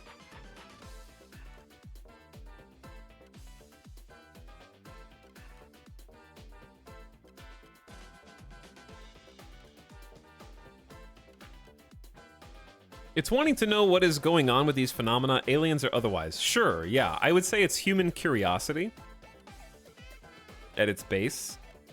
I want to satisfy my curiosity. I am interested.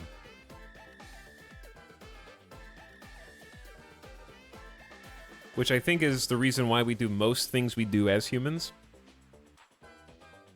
And why most of science and inventors and creators do what they do anyways.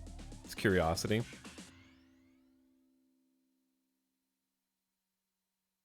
So that's what I'd say.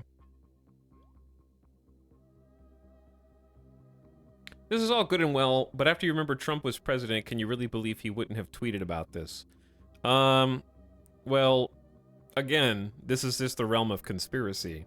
But in the realm of conspiracy, the assumption is, based on what witnesses were saying in the hearings, that there is a small group of people who know anything, and they, according to Grush, operate both inside and outside of current government, and which I think perked some ears on the panel.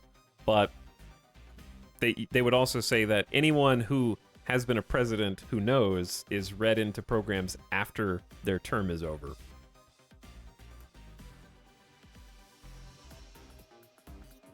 So the majority of them, if not all of them, would not know anything while being president anyways. But also, like we were kind of discussing as hypotheticals, if there exists a scenario in which there was something that this group of people in the know thought that they had to keep secret in order to protect the human peoples for whatever reason, whether it be studies that show how average citizens would respond, chaos in the streets, mass suicide, or like wars breaking out, they feel like they're doing a public service by not talking, and they would have been convinced, again, in a hypothetical situation. I'm just saying there are explanations for why people wouldn't just be like, hey, dude, look at the aliens, they're crazy. Like could exist a moral imperative not to share that information. So I don't think that that's necessarily an argument, is all I'm saying.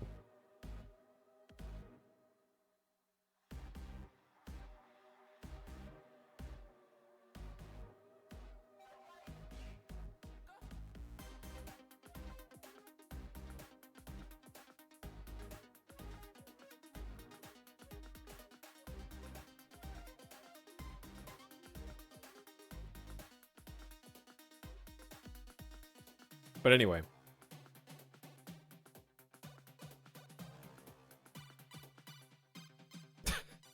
I would like to know if they're here before they evaporate me at the very least.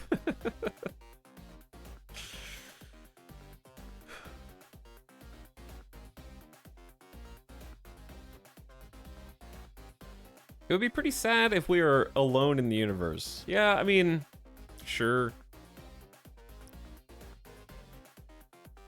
Who said if we are alone in the universe it's just a big waste of space? Did Sagan say that or someone else? Felix, the UAP lands outside your house 2 minutes from now. What's your course of action? Here's the thing. I would be a trust me bro. Because if I would pull out my phone and try to record, but my phone is unironically at 99.5% full memory. I wouldn't be able to actually take a video. Like, I would be the most conspicuous witness. And I'd be like, dude, I tried. I pulled out my phone and it wouldn't record. You have to believe me.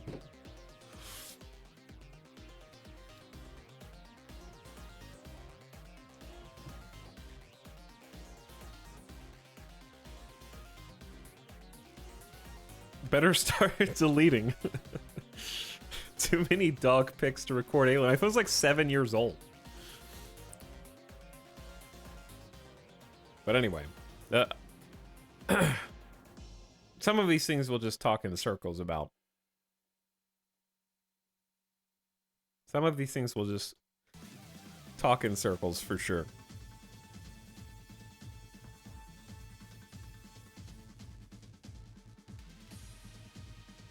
You don't have a folder for if aliens are real? I don't have like a partition for that.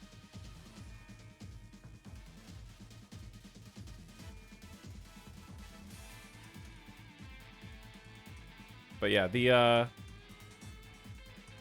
sorry, I'm just reading chat. The government wants to keep all the aliens to themselves. Let me talk to them. They just want to be their best friend. You know, it's like they're being really possessive of the new kid in class. And it's like, I'm going to take you under my wing. I'm going to protect you. I'm going to tell you the way of the world. And everybody else wants to be friend with them. And they're like, no, get back. It's my friend.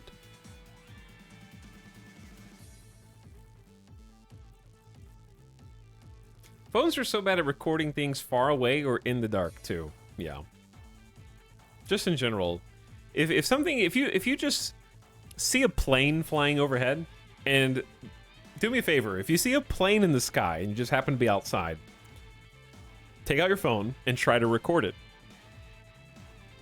And then when you're done, look at the video. And now, try and look at that video of the plane, especially if it's at night, okay? Now imagine you're trying to record that at night. And then show it to someone and try to convince them and be like, look at this. Look at this video I just took last night. Check this out. What is that? And see if they accuse you of having something that has been faked. And then be like, it's actually a plane. There was just a plane in the sky, and I recorded it. Checkmate. I guarantee you that works. Like, I didn't say it was a UFO. It was just a plane. But look at it. Or actually, take it a couple steps back. Pretend it's a video you downloaded online and then ask them what they think it was. But it's like your video of a plane at night. And then you can do the big reveal at the end of it. But yeah, it's basically just like... You can't do anything unless they're 10 feet in front of you anyway.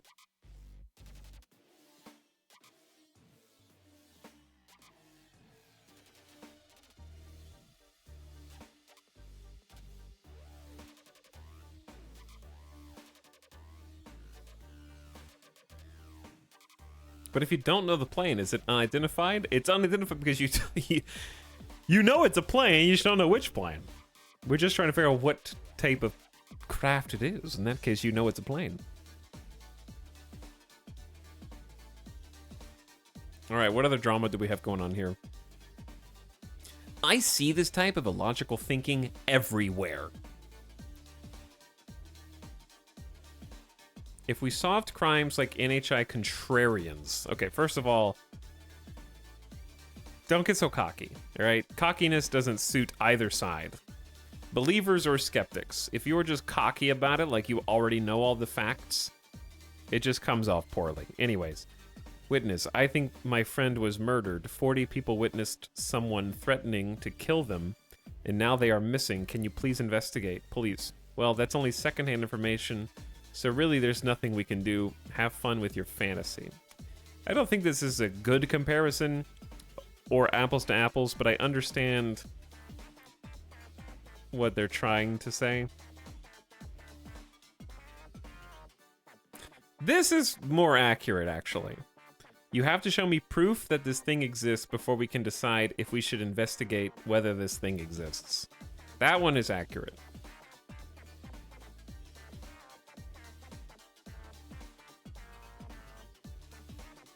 I think this one's more apples to apples of how it actually is going right now.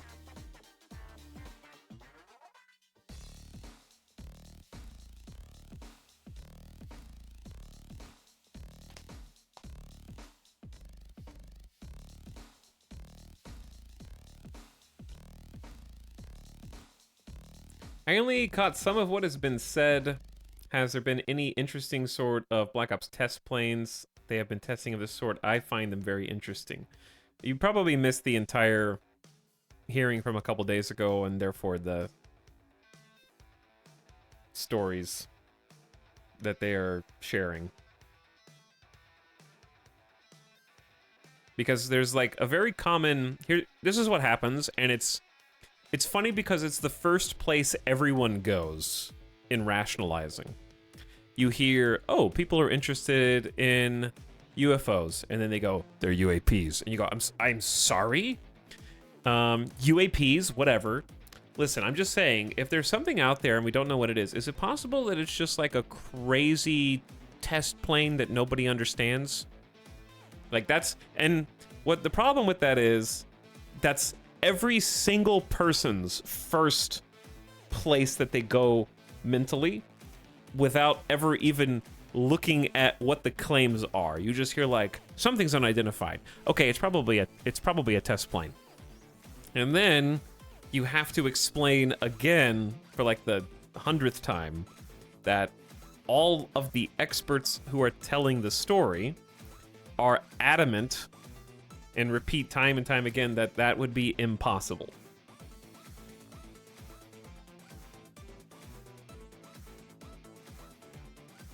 In fairness, it's my first thought. Yeah, like 2 or 3 people just said it kind of back to back with different strands all at the same time.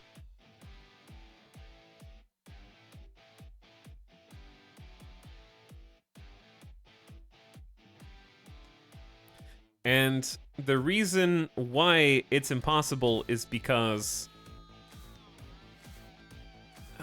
it's not that it's just a thing that's flying that we don't recognize. It's a thing or things that are doing things that are literally impossible with conventional physics if they exist as reported.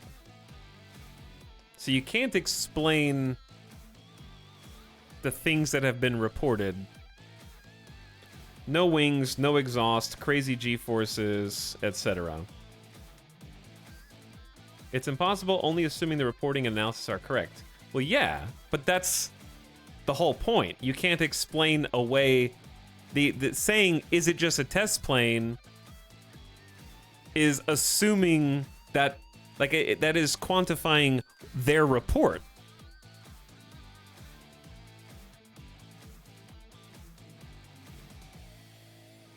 So you can't put their report in a neat little box when their report is already outside of that box and it doesn't fit in there. You either assume they're lying or incompetent. Correct. You can assume that they're lying, incompetent, or if you believe they're telling the truth, it is impossible for it to be mistaken for any kind of test plane or drone. In a literal sense, impossible.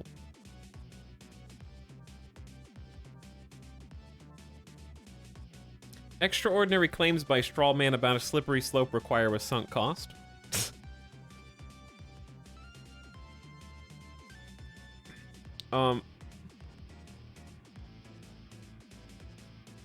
Alex, I just want you to read this real quick. Just read the highlighted text.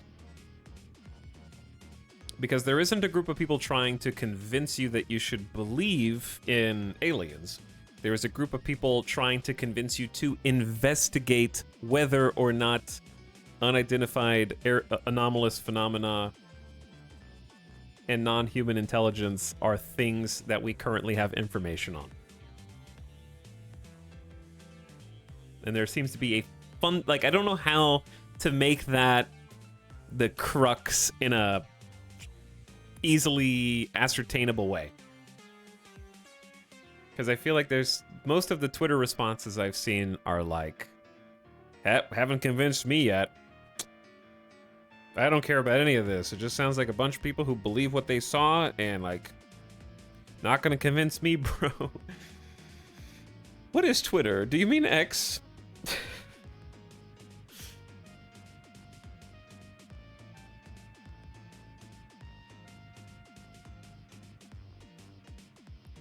Again, the whole hearing was Congress being upset that DoD was hiding things from them. The topic is irrelevant. Yeah, like, but the topic is relevant in other ways, because the hearing was only held because of a couple of people who I'm not particularly fond of outside of the setting of investigating UAPs, were extremely motivated by communities like this one to start kicking a particular hornet's nest with regard to UAP in particular. And without that initial interest in disclosure or investigation, you wouldn't necessarily get to the part where there are programs that are skimming money off the top of other programs for unregulated, no oversight, black ops, special access programs. So it does have a root in this.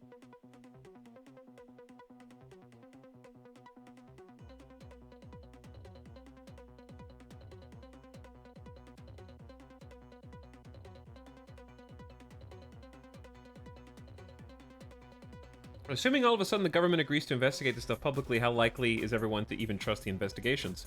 That depends on what's disclosed, right? You can't judge that ahead of time. You take evidence that's presented and analyze it. You can't analyze it without knowing what it is.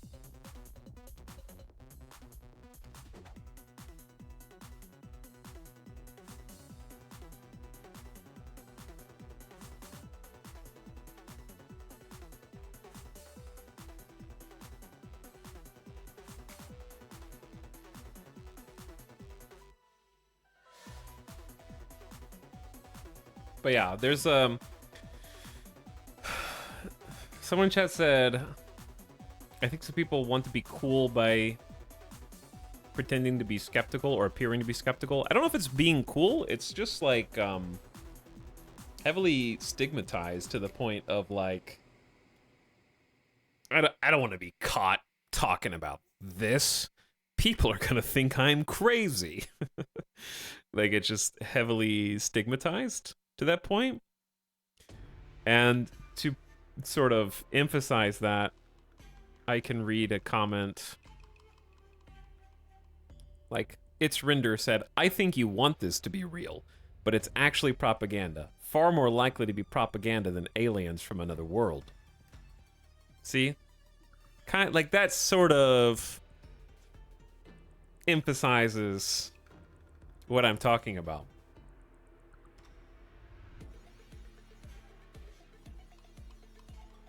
Because I don't know if straw man is the right word. But it's almost like a, don't even bother looking, because it's just like, I would say dismissive. Dismissive is the right word. Like, why shouldn't people be interested in having their representatives investigate their government? If they don't do anything, then nothing happens. if they do something and present what they find, you can then make an informed decision about what to do with what has been provided. And at that point, if you want to ignore it and say, I don't believe this, and I think that this is made up, and I think that this is propaganda, then you can. It's just like, let's not even get to that point. So sort of like a jumping to conclusions isn't helpful for either party. Whether you are skeptical or you want to believe or you already do believe, like leaping to conclusions is bad for everybody.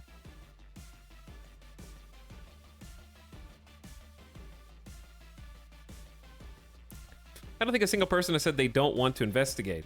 Yeah, but you don't have to spell it out in as many words if you can jump to a conclusion about what you think is a foregone conclusion from the outset before anything even happens, because by being dismissive, you're suggesting what's the point. You don't have to say, like, people who are evil never said, I am evil. Ha ha ha. You know, like, people who are brave never have to tell, you just can infer. That's how language works. Speak for yourself. I say that a lot.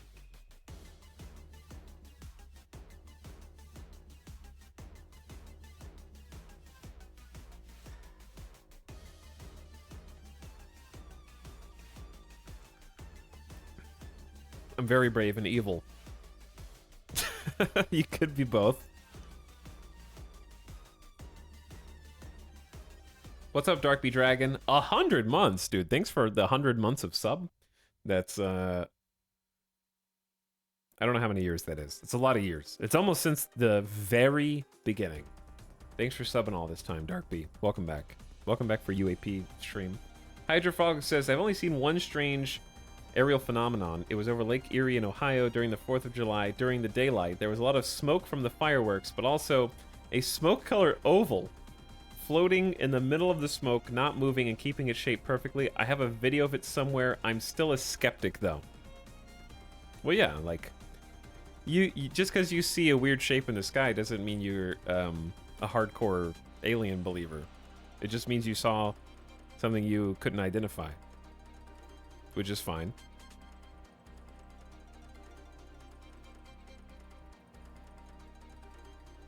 Always during the fireworks. Maybe it's because they like, to them it's a signal flare. They're like, the humans are in danger. We need to save them.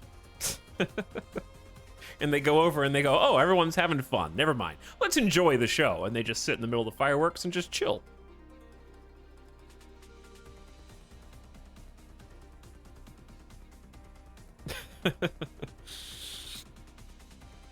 Hey, Tel, just joined. I was wondering if you've seen the interview of Dr. Stephen Greer. Very informative. I have not. I haven't seen a lot. I'm still learning in progress.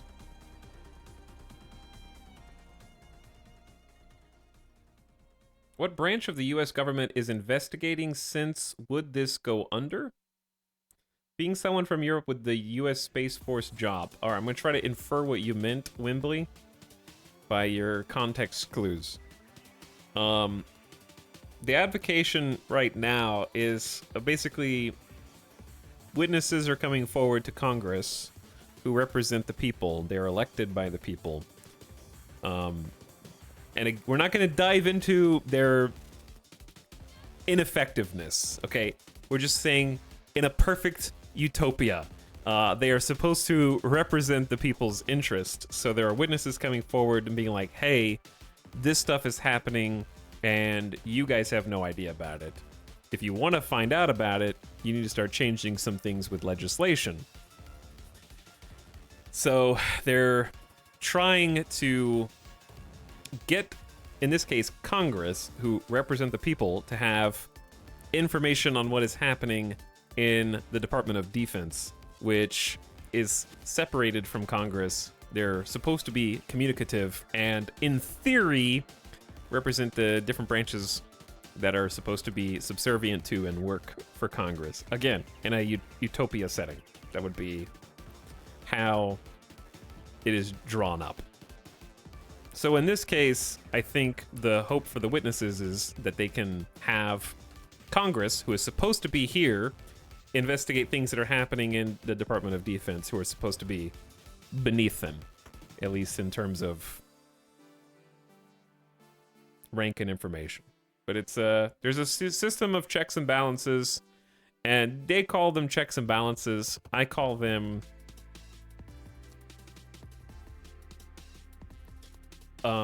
gears that need some greasing, because it's hard to get anything moving.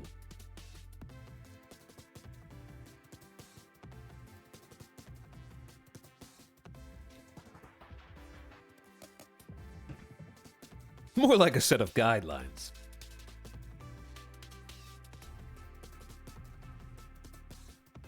What do you think about the rods? I don't really know anything about the rods.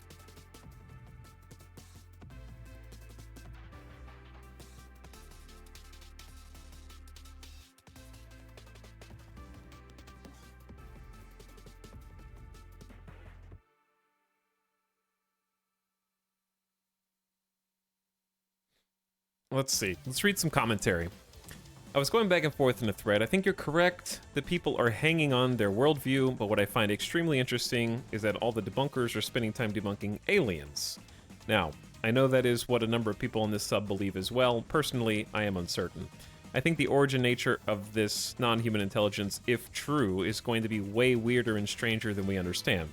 So it seems to me like it is very limited thinking that is getting people tied up in either Grush is lying or it's aliens. Those are not the only two options, not by a long shot. I can think of dozens and dozens of possibilities. Oh yeah? Name all of them. Sorry. But right now, there's a ton we don't know, and the insistence on people jumping to conclusions to state their beliefs is fairly alarming to me, as I think it's more beneficial to be open-minded and wait and see where it all leads to. Personally, I believe Grush is telling the truth. I've followed and studied this topic for quite some time now, and even I throw out 90% of lore with the assumption that it is disinformation, misinterpretation, etc. I am an extremely skeptical person. However, what is abundantly clear is something is going on, and I find it hard to believe that people are so willing to be dismissive without investigation. Even if this is all bullshit, it must be investigated. These allegations are so profoundly serious that they are worth the time and effort to investigate, even if that disproves them. I don't want there to be aliens, interdimensional beings. I want to know what the government knows about potential NHI and the UAPs that have been reported for the past 90 years.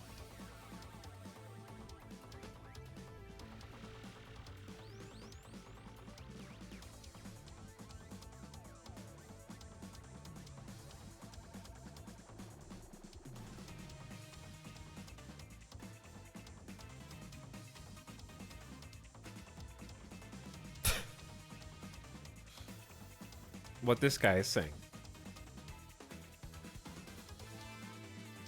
I just think people want to believe in aliens so much that they jump to conclusions for which there is zero credible evidence. But also the reverse is true. I think some people want to not believe so much that they jump to conclusions about things that we haven't even seen yet. But that's not the point. The point is people want to see the things. So it's pointless to get upset with people who are just hypothesizing as long as they're not evangelizing. If someone's trying to convince you of something, then you can stop them. If they're just like, what if it was this? And you go, shut up. It's not aliens, you idiot. You just want to believe. Then you're just like ad hominem attacking their personal belief system when they're just sort of like, they're talking about what they think, you're talking about what they think. Do you understand? It's just a pointless, circuitous conversation.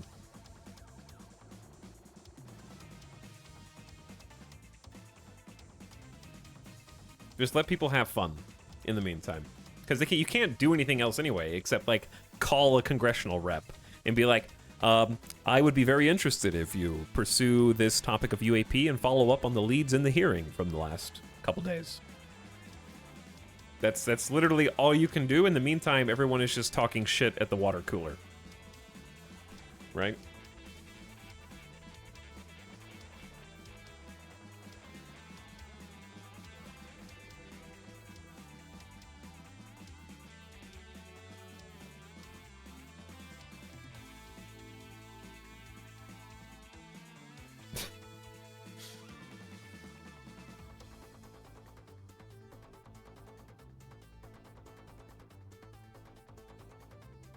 But yeah, I agree with the top comment, not with the actual post itself.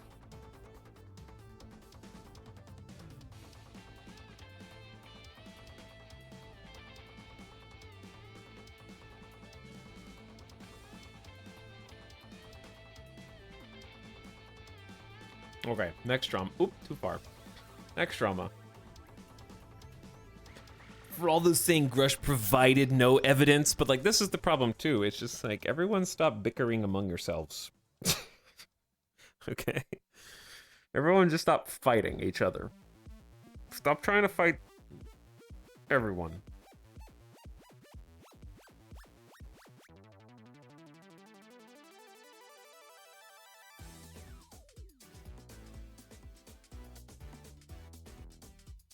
Have we gotten to the part where Will Smith talks to the pug yet?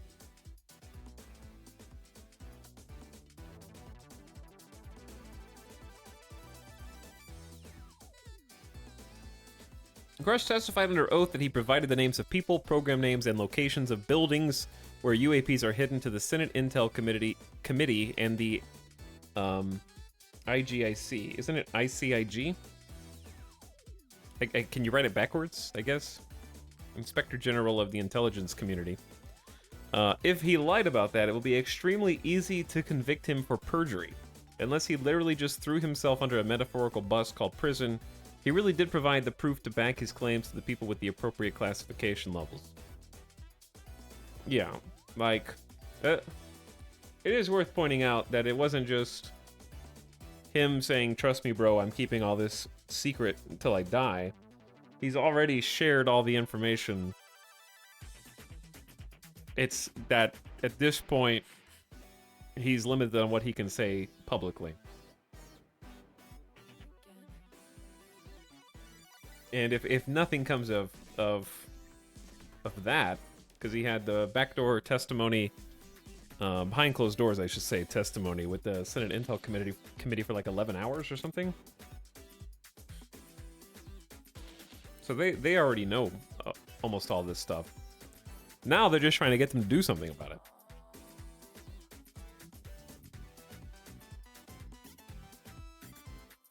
At this point, trying to convince or argue with people's foolish Congress was spooked, and they will get to the bottom of it.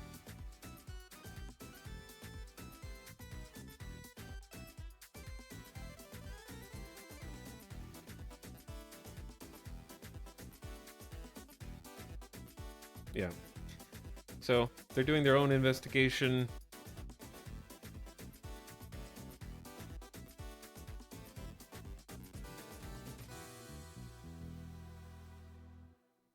What else you got? Mark my words, in a few days there will be total mess. Arrow and NASA will make their reports saying no evidence of ET. People will not be able to understand that Arrow and NASA don't have access to classified information. Mark my words. Arrow and NASA claim they will produce new reports about UAPs at the end of July, beginning of August. NASA already stated during their press conference they don't have access to classified information, and they only evaluate public information. Arrow doesn't have access to classified information, Title 50 and beyond, or they are the mouthpiece of Pentagon trying to downplay entire subject. What are articles? Here is the problem. As we can observe, majority of people are completely uninformed about this entire UFO subject. They just saw headlines and clips of some whistleblower claiming U.S. government hide alien craft and bodies. They don't even bother to check more information and nuance. Now they will see that credible NASA and Arrow, official Pentagon unit, okay,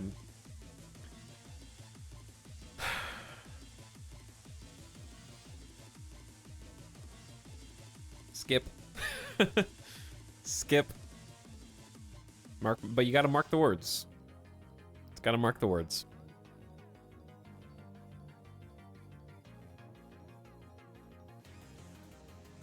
For those saying no real evidence will ever come out of Grush, he does nothing but make extraordinary claims. Did we watch the same hearing?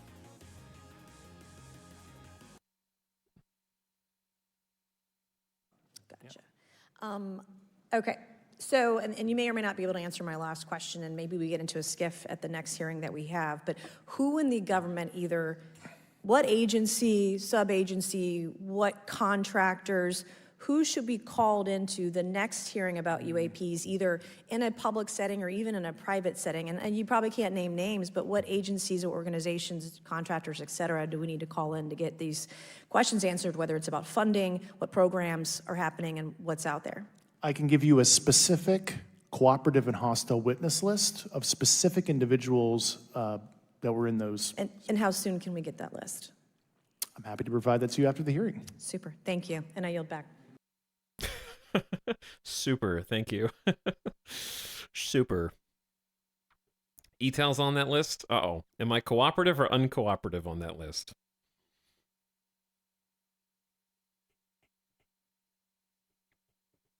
Not only did he say he would give them the list of witnesses, he said he gave all of the info to the Intelligence Oversight Committees in a closed hearing. They're doing their own investigation. The public hearing is just to get it out to the public and is symbolic more than anything. I want to know the results of the closed hearing.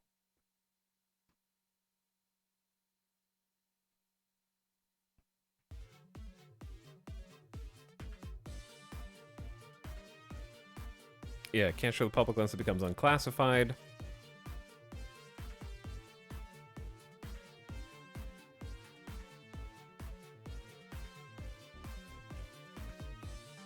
We're at the point in Terra Invicta where a minor event pops up playing rumors of the alien invasion have appeared in USA.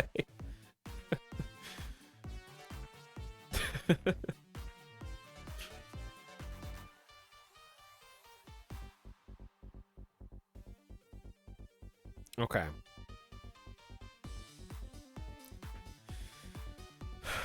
If you don't already think he's telling the truth, this looks like just another claim without evidence. Skeptics would say the list doesn't exist, the list is a lie, he never gave a list, he made it up, etc.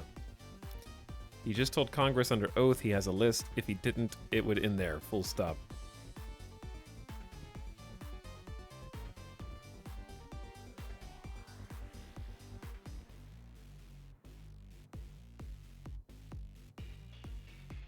That isn't what skeptics would say at all. I'm not here to argue with Reddit comments. I'm just reading them. Grush is limited by what the security agencies allow him to say. If he violates those limits, he can go to jail. If you don't like that, tell Biden to extend him immunity. Biden could literally declassify all this tonight. Well, he has to know about it to declassify it. If it's being kept from him, then he doesn't even know what to declassify.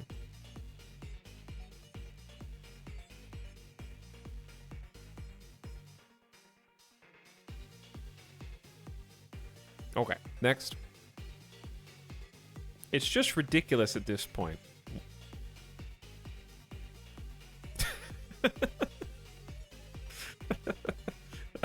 IRL David Grush.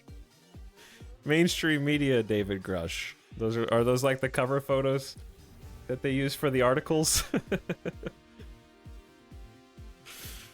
No, it's funny.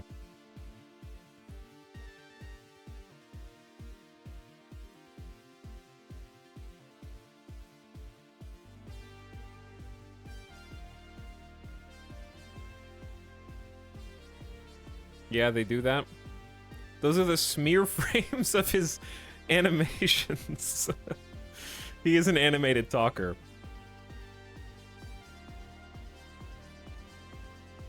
The #1 priority is clicks. Crazy headline plus guy with crazy look on his face equals clicks. That's accurate. I don't necessarily believe that there is a psyop to smear David Grush. I think it's just like that's thumbnail. How you make a thumbnail 101. 100%.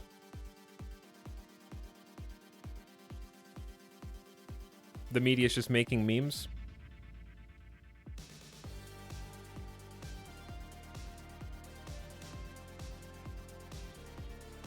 YouTube algorithm off the charts.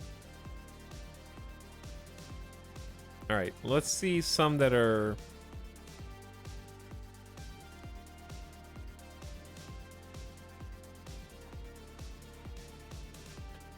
Congress update. U.S. Senate passes multiple UAP UFO measures.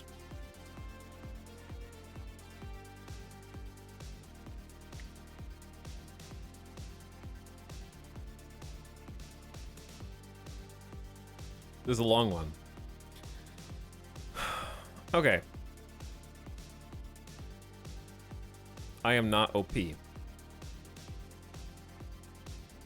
I like how it links to twitter.com, but it goes to X.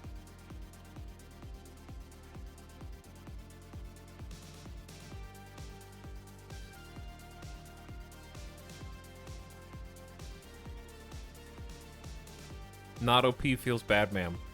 The U.S. Senate today, July 27th, passed the NDAA 86-11. 86-11. That contains multiple and far-reaching provisions related to UAP. The Senate added the entire Intelligence Authorization Act to fiscal year 2024 NDAA, including UAP-related provisions. Okay, so I actually already looked at the UAP Disclosure Act. That's already in there. Alien News is my new favorite ETAL segment. Hey, Brimo. They're doing it. They're passing the UAP Disclosure Act soon. It's still got some rounds to go, but it gets passed every year for the last 60 plus years. Not the UAP Disclosure Act, the NDAA. But I've already read most of this. We can read it more if it actually takes effect. It hasn't taken effect yet. Basically, this is the part. Once a House Senate Conference Committee produces a final agreed-on version of the NDAA, after many weeks it must receive final approval from the House, then the Senate, before being sent to the President. So that's how things work. But yeah, it's past 62 years, so should be within the year. Wait, this has been going on for years? I thought this came out of nowhere to distract us. The NDAA has been going on for years, because it's the National Defense Authorization Act. There's a lot of money that goes there to a lot of different places in the budget every year. And it's a common place to append different amendments and get stuff that's actually kind of unrelated, but still tangentially related. And the UAP Disclosure Act is one of those things. So it's basically a tiny part of a huge bill.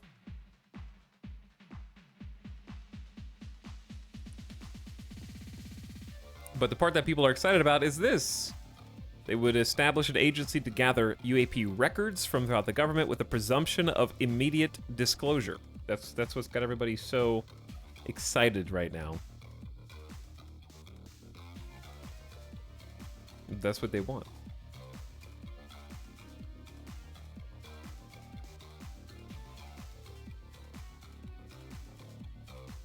Love to see the speed that this is moving. What I love about this is there's nothing to lose. If there's no aliens, the worst that could happen is some lunatics get driven out of the government. Best case, they catch some other shady crap in the process. It's a win-win for everybody. While passing is min-maxing a 200-year-old game. True.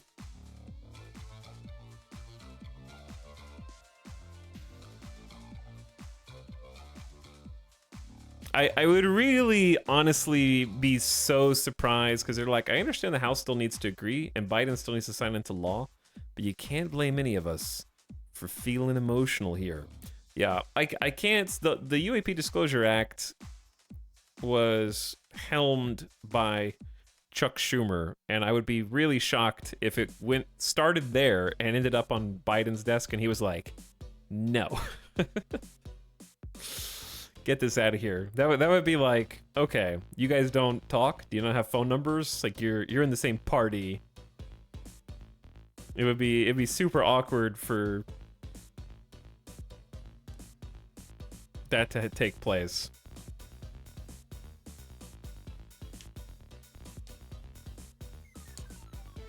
I refuse to agree with my party. What did I miss? What didn't you miss? The rest of the stream, baby. I've had a lot of people coming to me saying, wow, the government admitted aliens are real. I don't think that's what happened. Including family members, co-workers, and patrons. I co-manage a bar restaurant and the discussion is happening. I'm known as one of the enthusiasts. Uh-oh, is that me? And occasionally something will happen in the news UAP related and I'll get questions. Mostly people maintain the whole, how could they even get here? Or why would they care, etc. At the moment I've had my brother and dad both go, wow, it's real. You were right. And my boss go, wow, the government just admitted aliens are real. And I have to be like, not quite, but soon hopefully. It's funny how those who were contrarian or indifferent are now convinced the government has come clean, yet as we know, that hasn't happened yet. Anyway, that's been my experience. I'm in LA, so maybe it's a larger sample group. Either way, I see a trend.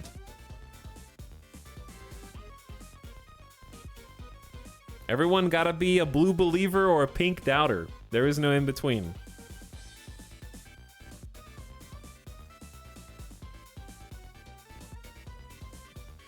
It was brought up in my work meeting this morning. A few people I didn't expect commented on aliens are real and everyone is going about their lives like nothing. I work in a serious professional environment, so this is a big deal.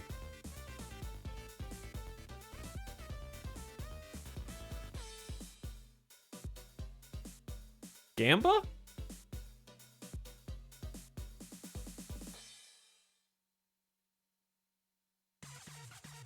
In my opinion, there was admission, but it wasn't in Congress. The admission was when the DoD admitted something is interfering with their training areas.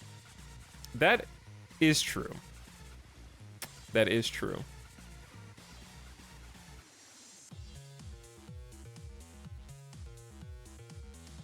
This is on the Department of Defense website. If you missed this, we can do a quick rehash because this is back in June. How time flies. Pentagon Press Secretary John Kirby on UAP.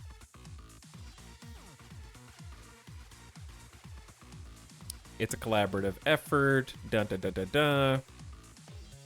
Where's the quote? Okay.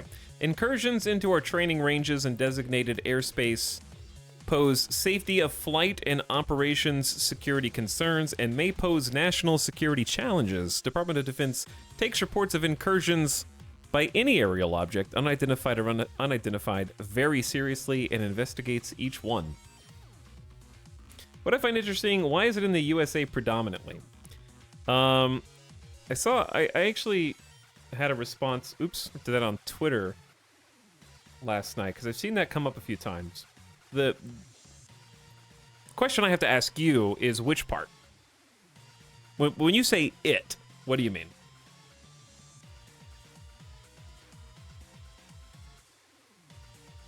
Do you mean like civilian UFO reports? Do you mean military reporting? Do you mean like what do you mean?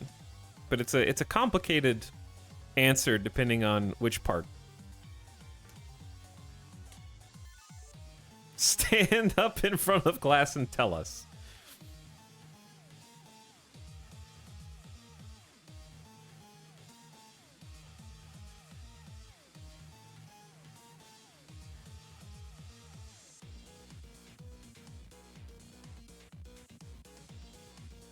Sorry, I'm just waiting.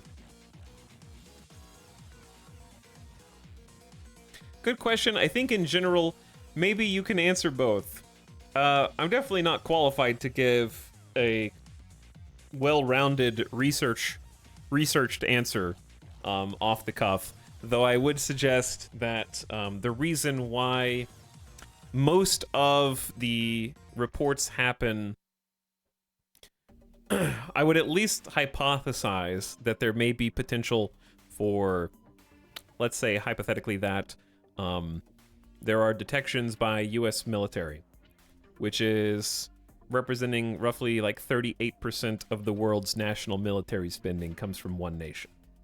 Like the next closest is like 18%, and it's like China or something.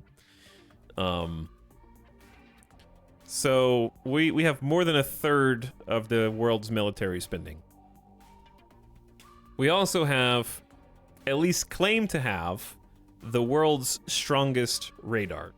the Space Force claims to have the world's strongest radar that can detect a basketball-sized object up to, I forget the distance from Earth, but it's a sizable distance from Earth. And that's in Eglin Air Force Base, I believe. So, because we have the most military spending, we spend a ton on things like radar and detection, we get a bias toward detecting more UFOs and UAPs in our military, whether it's Navy pilots, Navy ships, or just Air Force pilots, right? And then, potentially, this is just pure conjecture on my part, because we end up detecting more at higher levels, we have more of a UFO culture in America, where it is more common and ingrained into our culture, and people are more actively looking for things and looking for face shapes in the clouds and seeing potentially significantly more false positives than elsewhere as a result. Like, the majority of UFO and UAP reporting is easily explainable. That's just a fact. Even the people who have come forward and said my entire job is to investigate UAPs, we could explain 97.2% of all reportings. But it's the 2.8% that bother us. I just made up those percentages, but it's like the high 90s are easily write-offable, and it's the like 2 to 4% of total reports that they can't explain that keep them up at night. So we have a lot more false positives, but is it not possible that there's more false positives because there are actually, we're detecting the ones that we can't explain, hearing about them, they make good stories, and then we start looking for them, and oh my god, what's that in the sky? That's a UFO, oh my god, and it's just like people skydiving with flares, which is one that happened a couple years ago, or a meteor goes overhead Las Vegas, and some Las Vegan is just like, dude, let's make up a story about aliens landing in our backyard. It's like more ingrained in the culture. Also worth noting that in China, they have their own social medias, and they are also heavily monitored and restricted. That is, they are more self-contained, yeah. And I would say, like, if you consider the USA, China, and Russia as like the big three, which I think is reasonable, out of those three, which one do you think would talk about UAPs openly more? Just off the top of your head.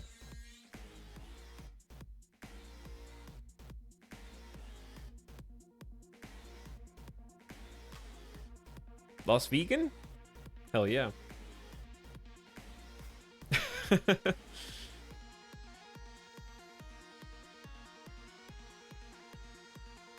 So, as far as civilian sightings, I think that UFOs and UAPs have just been part of our culture for the better part of 80, 90 years. And there may be correlation. There may not be. There's also, you have to consider reporting apparatus. So, one of the big points for the hearings a couple days ago was that pilots are under-reporting because they don't have a mechanism by which to submit reports, especially commercial pilots. So a lot of it is stigma, which is true of basically everywhere in the world. Like, you can't be a commercial pilot and claim you saw a UFO and keep your job.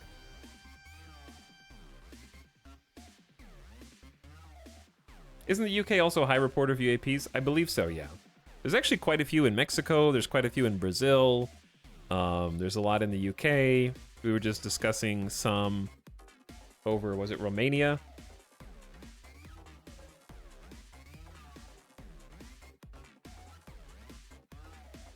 But yeah, I think a lot of it is confirmation bias, because let's just put it like this. It's probably not a coincidence that the highest number of UFOs are reported in the US or English-speaking countries, especially the US, and the people recording that information and reporting on it are also US and English-speaking companies. They're based in the US. Okay, so that's already a bias. Like, is it surprising that a US-based company has access to more US-based records on reports? So that's a potential reporting bias.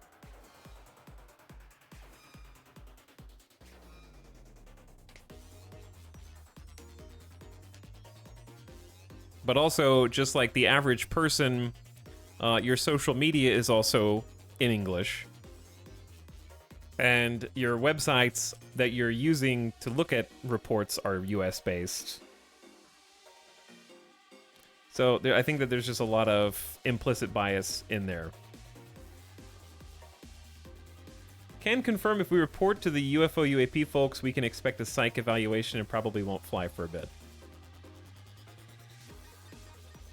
But like, if you were to say search for biggest UFO reports in history,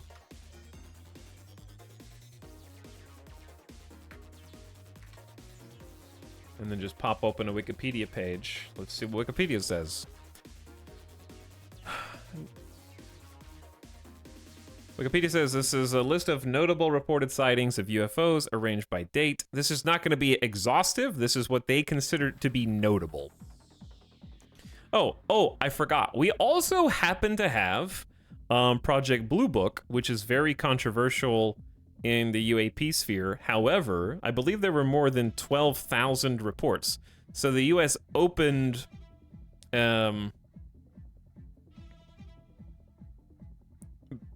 systematic study of unidentified flying objects from March 1952 to 1969. It was specifically to research if UFOs were a threat to national security. It's very Blue Beam or Blue Book, both. But they collected data over 12,000 UFO reports. So like, that was over a period of 17 years. Blue Beam is the more controversial one. My point is, they created, in 1952, a group to specifically look for UFO reports and found 12,600. So what I'm suggesting is, there's going to be a heavy representation of more reports in the US when there was a specific group whose job it is to seek out UFO reports and log them. And I would be open to information that showed me that other nations who are either equally sized, staffed, or funded also had similar UFO programs who went out to specifically collect and curate reports so that they could later be referenced. 701 reports are unexplained even after analysis. That's not the part I'm interested in. The question was, why are they so heavily concentrated in the US? And I'm saying that part of the reason is probably we had agencies whose job was to go find the reports and log them. And I doubt that that same level of, not like historian, but when you aggregate data and put it in a collection somewhere, was present in every other country at the same time.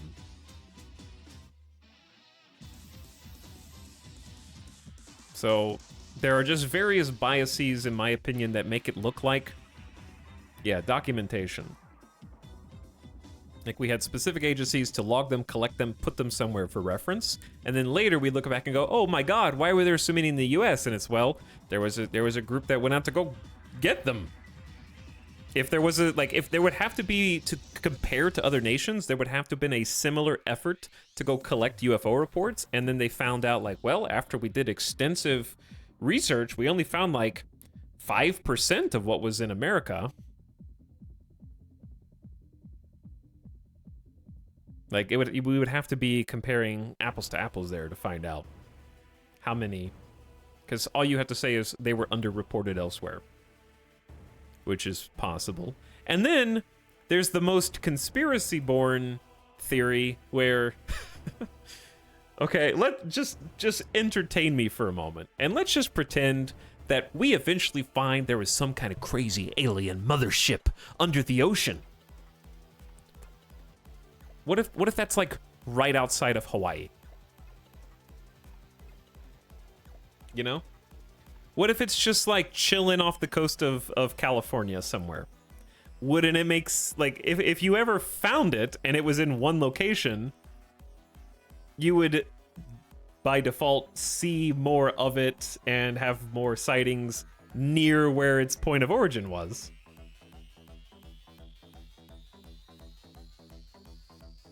Etal, if an alien beamed down and said, "Take me to your leader," who would you take them to? I'd have to introduce them to Alice, I guess.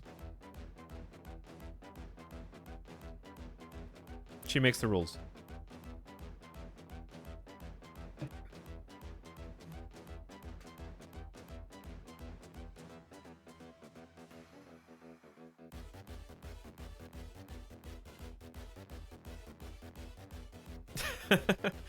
Good answer. I don't know. I'd be like, politics are really complicated down here. I'd be like, what do you want to achieve, first of all?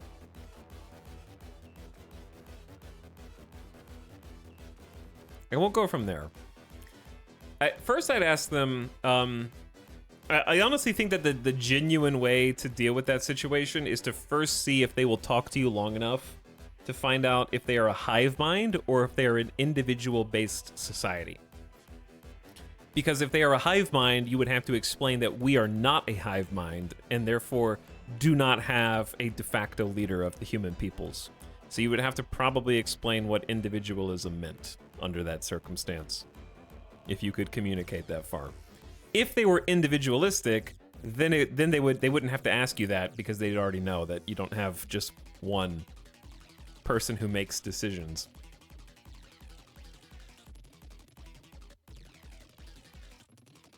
That would be one hell of a conversation.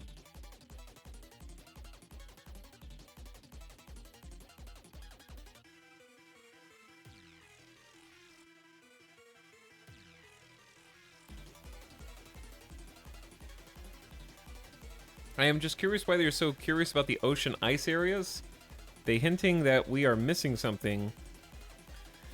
The simple answer is, if you have a potentially space-faring... Right now, it's easier for us to confirm that there is nothing in our skies than it is for us to confirm that there's nothing in the sea. Like, if space and the ocean are both glass, I'm using an analogy, then the space is the one that the birds fly into because they think that there's nothing there, and the ocean is like the frosted glass that you have in your bathroom that you know nobody can see through. You stay in the one where you have more privacy. So people tend to lean toward ocean-based presence for that reason. Because fundamentally speaking, if you have a craft that can withstand the pressures of the ocean or don't even care about them, and you're completely isolated, like, my understanding is there's a lot of training. If you're going to train to go to space, you probably already spend a lot of time around water because you can be in tight interiors just the same. Like, you still have to have a means of survival on board, and it has to be sealed away, whether you're underwater or in space. So there's similarity there.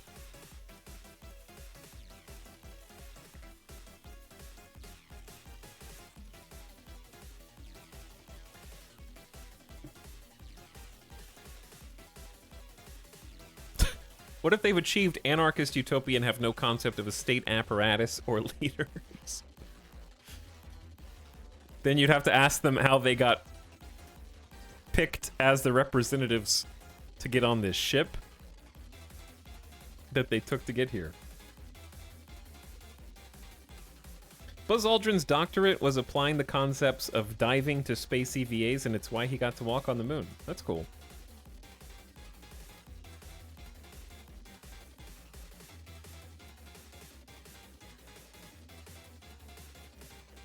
But anyways, I agree that this was important. We got to circle back around. So even the Department of Defense has admitted, and I remember I actually watched Kirby say this, that they are analyzing UAP and they take this seriously because there are currently incursions into training ranges and designated airspace. I have to find the actual video.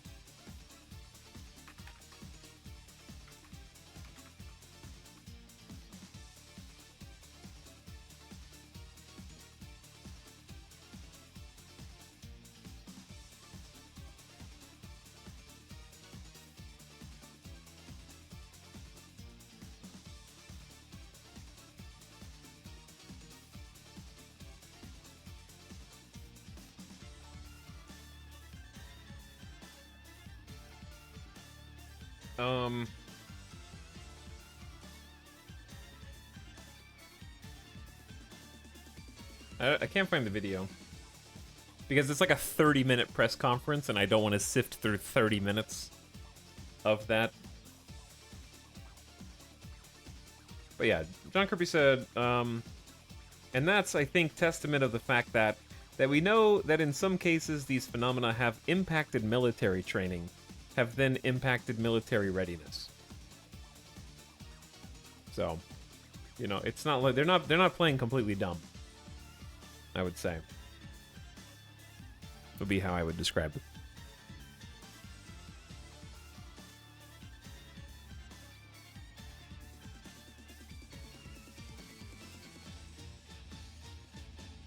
What is this banger of alien music?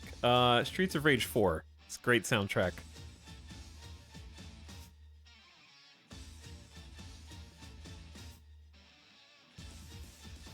All right. I think we're at the end of the trail for today.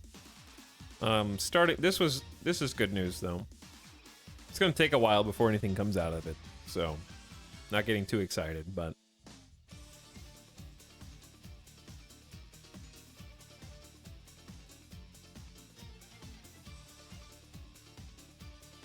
probably not much else. Pack it up, guys. His big brain figured it all out.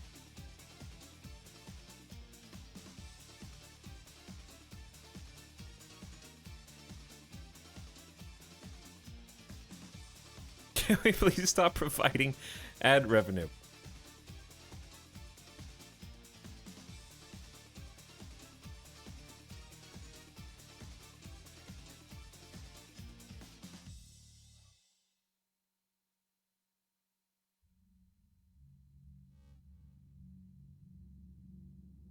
Can you... Oh, sorry. Yep. There's nothing here anyway. My bad.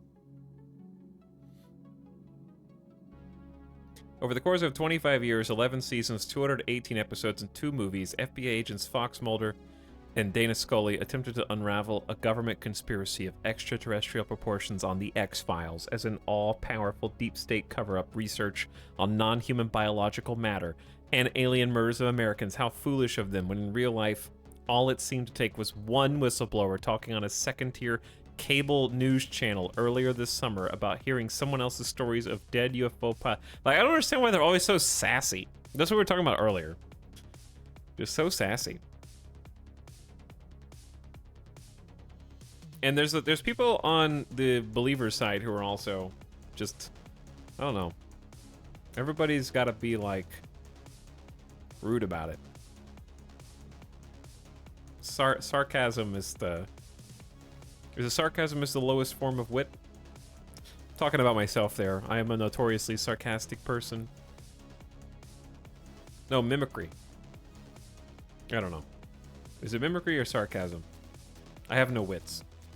So how would I know? Alright, gamers. I think that's it. Let's play some video games.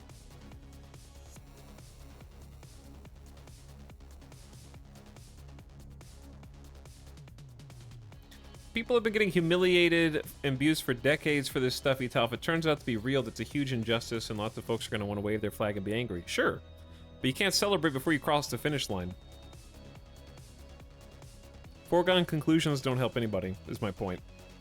And when you are aggressively skeptical or aggressively faithful, what you're doing is celebrating your team winning the World Series in the preseason game. I'm trying to think. I can't think of a cricket analogy. I'm sorry. I don't know how to play cricket for the rest of the world.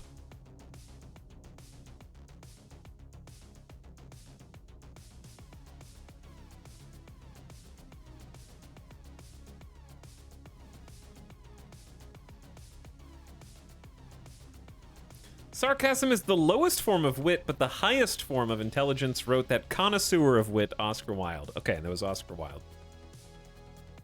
What's today's game? I've honestly just been having fun. I wouldn't mind playing some more Satisfactory, because I've just been enjoying it. And I liked what we were doing yesterday, and we got, like... I feel like I have unfinished business there.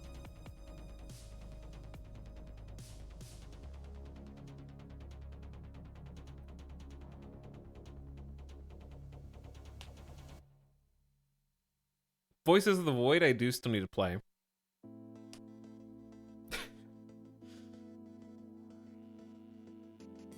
Speaking of, time to put my Aliens Real 2023 tattoo next to my Bengals Super Bowl champs. Has Etel ever played Star Traders Frontiers? I have not, no. Has finally admitted he's from a small planet in the vicinity of Betelgeuse? I have not. Unfortunately.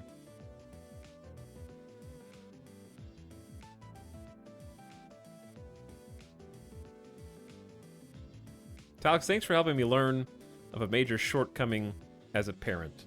I'm watching with my 12-year-old son and just found out he does not know what the X-Files is. A clear mistake, but something I still have time to fix. You still have time. I put 50 plus hours in Voices of the Void so far, and it's a demo? You just play the demo for 50 hours? How, though? Also, what's up, Commodore 1080? Thanks for the 5 months of sub. How you doing? Appreciate the Prime. I will play, though. I'll play Voices of the Void. It's less of a demo and more of an early access game that's free. But yeah, I'll check it out. I just want to check out some other stuff first. Okay, hang on. Before we do, I'll do it. Show me the weird. Chat, the Alien subreddit is a strange place. Strange place. I don't recommend it unless you want to be entertained, which means I recommend it. Does anyone else think the truth about aliens is far stranger than just technologically advanced species from another star system? 100 years ago, blue believers, used to think aliens were from Mars. Then we explored our system and found nothing. So the consensus they must be from light years away, a planet that goes around some other star. I've been investigating this presence for maybe 30 years now, and them being just grays from ZR3 would be kind of a letdown to me. I don't think this is a single presence phenomenon, and I think reality is much stranger than we can imagine. I think the implications are far beyond hyper-advanced tech. You know how they say the two greatest questions are, is there life after death, and are we alone? In my humble opinion, these two questions share a very connected answer. What's the answer? What's the answer? You can't just leave that hanging. Okay, maybe commenters can fill in the gaps for us. I like the theory. They are a remnant of a previously lost civilization from some point in Earth's tremendously long history. They either ascend to a high dimension reality or have survived in the Earth or under the oceans. Perhaps they don't want to live in the surface of Earth anymore because of the cyclical cataclysms we know happen about every 12 to 18,000 years. The plot of Horizon Zero Dawn Forbidden West, seems prescient. Earlier advanced civilizations, some noped out of here with tech. I bet it was the richest ones. Always is. And continued either on ships or on another planet and pop back regularly, either for some resource they need that is uniquely Terran or to check on how the proles are doing for funsies? I don't know what this word means. Is this a bad word? A member of the working class, a worker. Oh, like proletariat. Okay, I don't know what that means. Now I know. I honestly think it'll be terribly mundane when we work it out. The presence could also explain why we have no other ET contacts. The worry would be that their continued influence is pushing us to create something that ultimately benefits them. Another show that has a good concept on this is the Rick and Morty Teenyverse Miniverse episode. We've got Horizon, we've got Rick and Morty, we've got questions. Assassin's Creed feels more applicable. Okay.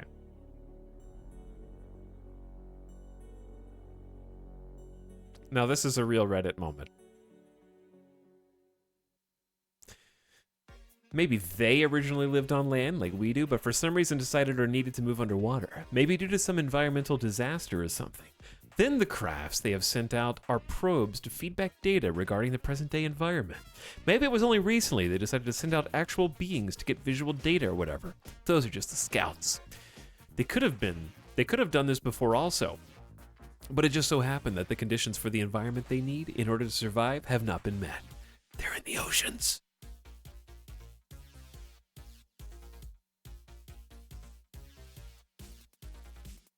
I really think it could be a parallel universe situation like in the series His Dark Materials by Philip Pullman. The media, it's in the entertainment.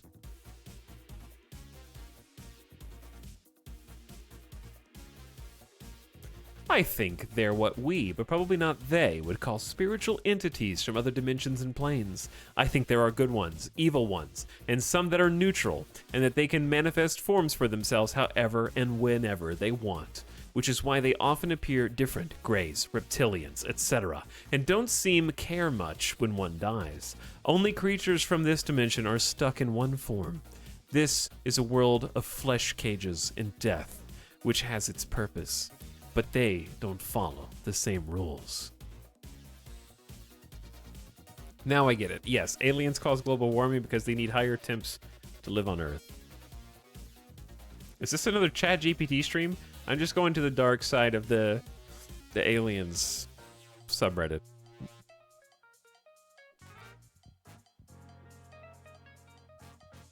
There's a lot. Oh my god, yes, and it's impossible to understand literally until you have the experience of perceiving a higher dimensional space. When it happens, what you see within your observational horizon is difficult to describe, but I'll try. You are instantly able to see the entirety of an object, its front, back, etc. The back looks like it orbits the front, but it actually makes sense, whereas my description does not. That's a strong first point. Their description doesn't make sense is their first point. The feeling of existing in and as a liminal space is overwhelming. The entire physical universe is observable within the span of your observational horizon. You can exist in a nook of what looks like a public space below, yet still be cozy and invisible in the attic of reality. This experience felt so good, like having your own private cave wherever you go. Time becomes space. It's now all the time, and structure revolves around now. Time is subservient to now and physicalized as space. To move in time, you move forward. To move in space, you spin to the right angle. Nothing has ever felt more like home than this mode of perception. The aliens are in the same place you are. What is an observer? A bridge? The observer bridges localities. The observer connects worlds, but is never in the world. The liminal space between in and out, external and internal, objective and subjective, that's where we and them exist. We are bound to the 3D images we see, not realizing that we are not the images, not realizing that we exist as the liminal space between. They aren't. They realized what was up. They saw through the illusion long ago. What? Okay, remember when I said a lot of people in the alien subreddit antagonize / encourage? What gave you this experience? They'll always ask questions to try to get more. Like, that's their entertainment. There's just a group of people that just try and get them to do another spiel. Oh, it worked. Thanks for this description. I believe you, but how did you come across this experience? And then they get another deluge, and then they'll try again. Sometimes.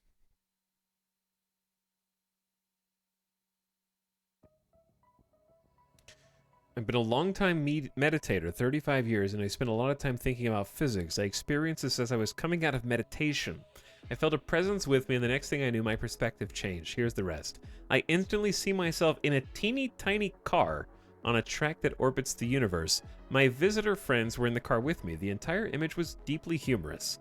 The cars were so tiny, and we were all spilling out of them like comical weirdos. Next thing I know, I hear, our tiny cars run on fun. That one took me a minute to understand, but when I did, I bust out laughing. Their vehicles literally run on levity. Emotions have shape and energy, shapes affect reality. The craft must have a source of levity or it won't work, or worse, take you to a place that has no levity. As soon as this thought popped into my mind, another part of me instantly sees a man riding and laughing. I recognize him right away. It was Douglas Adams. Douglas was a contactee. He experienced my friends and their tiny cars. He saw them just as I did. This is where his inspiration for the Heart of Gold spaceship came from. It was obvious in the moment to me. Looking at the Hitchhiker's Guide to the Galaxy story now, oh my god, the revelations. The Vogons are what we get if we continue down the path we are on now. Remember that post a week ago about the post-apocalyptic invaders? Their ships had a very Vogon-y description. Arthur is the inquisitive and innocent nature of humanity, the portion of us worth saving. The Heart of Gold is our journey through the universe, challenging us to fuel reality with the levity required to rise above organismic self-destruction. My understanding of the visitors is radically different now. I am not scared at all anymore, not after experiencing their humor. I looked up Douglas Adams yesterday. Mr. Adams died when he was 49. I am 49. Mr. Adams died on May 13th. My birthday is May 13th. Do you see how hilarious they are? How can you possibly fear such levity?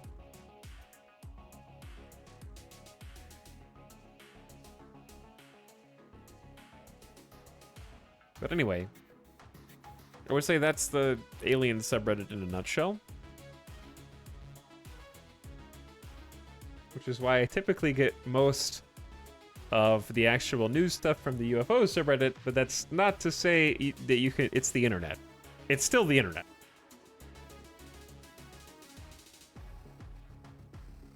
And you have to treat it like the internet. But I would say that if you just go to pretty much any thread here, you will find what you're looking for if you go into it. And it's weird to me how very different those experiences are when they seem to be in the exact same realm.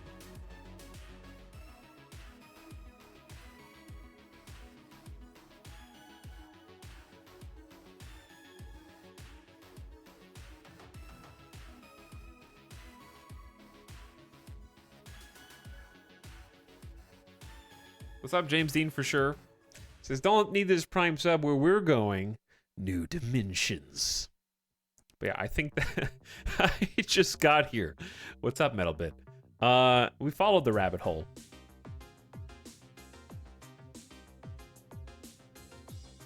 We followed the rabbit hole out of curiosity.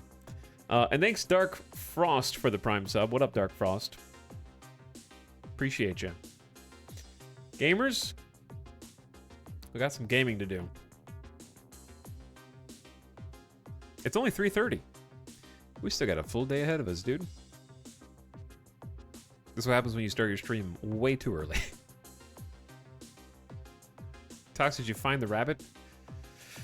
The rabbit looked much different than I expected, let's say.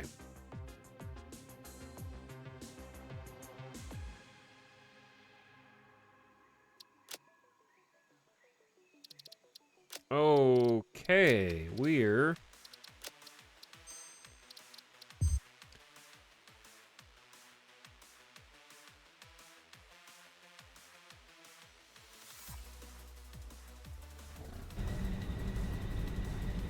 doing this.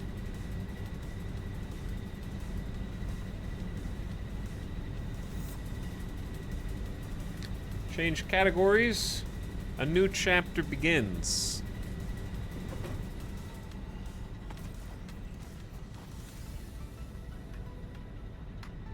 There we go. Ooh. All right. We're back, baby. Today's been an interesting day. I recognize the song. It's from Valhalla. That means the soundtrack probably just looped.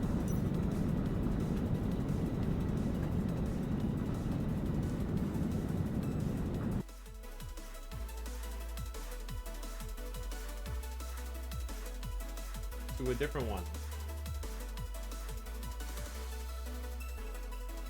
In which case,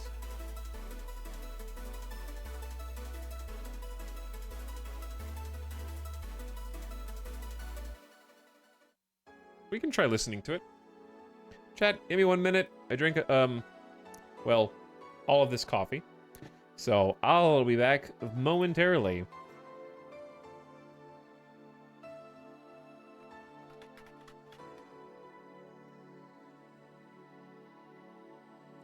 You guys watch the sunrise and the new coal factory that we're going to start putting some polish on. It's already looking good. Thanks for hanging out with me today and this afternoon. I'll be back in just a minute.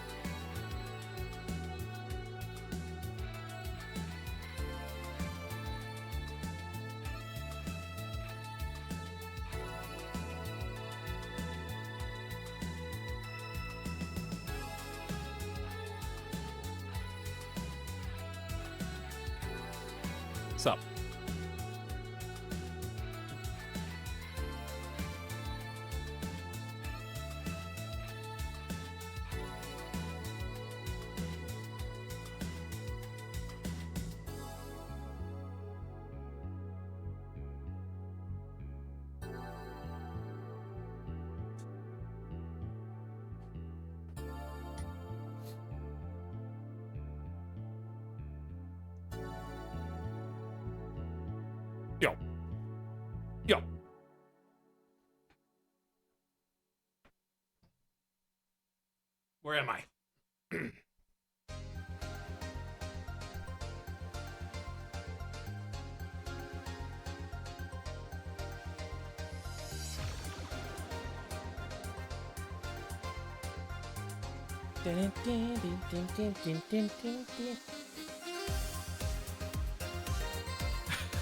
You are now chilling to this funky beat. I am, yeah. I had to get a snack. I didn't eat lunch. I had the breakfast Sammy, and that's pretty much it. Yo, we're back. Got some water. And we're ready to go.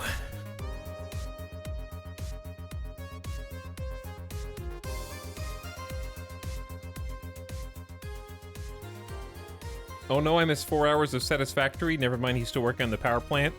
Joke's on you. We haven't done anything to the power plant because I just started playing Satisfactory right now. So you get to see all the power plant.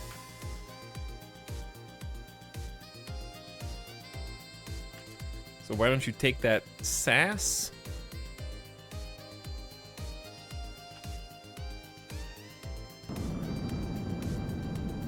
And shove it right up one of these pipes.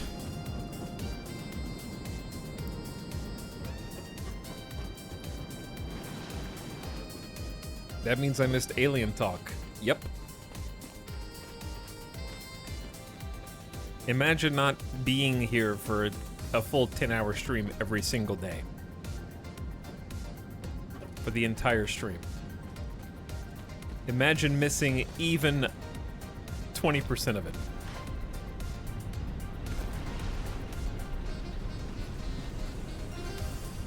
Okay, as I recall, this is all good. This is all actually working.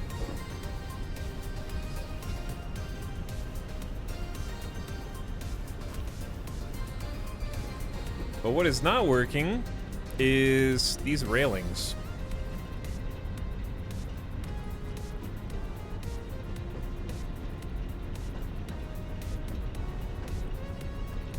So I think what I'll do is, how am I gonna decide when to go up?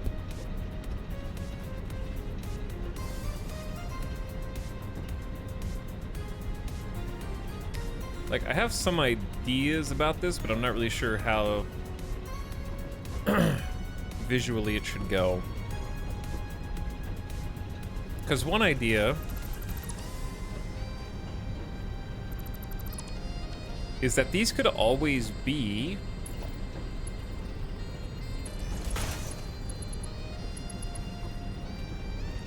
going over the top of the other structures, where you can like crisscross over the lines and they just kind of sit on top of the splitters. I guess the downside is you can't really see the ore there, but I don't think that that really matters that much. Etal, did you have a problem with conveyor belt items flickering? You mean like the ghosting? That's just anti-aliasing settings. Play with anti-aliasing and see what looks good or not. What's up, Zveninator? How's it going? Hello, American Opera. Could it be me? Couldn't be your chills. Yeah, the 4 hours of coal plant work starts now! You're right, it does. Actually, though.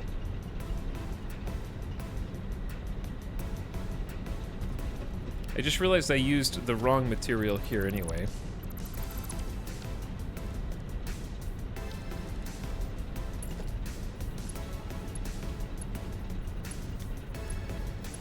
Oh wait, it's this one? And then we need a T intersection for this.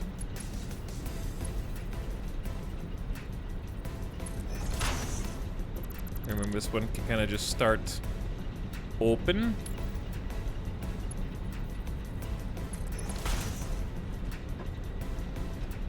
I could also just kind of like pull this back. It looks a little janky right now.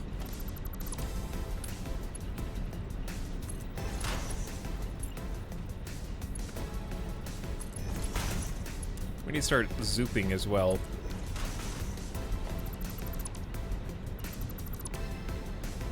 Almost got my Phase 1 factory done at Spawn 2. I don't know what those numbers mean, but congratulations. Well done.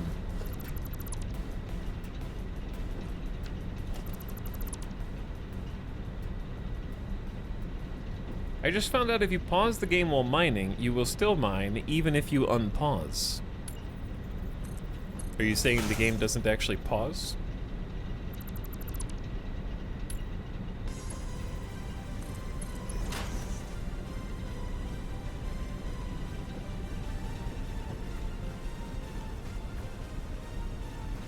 Interesting.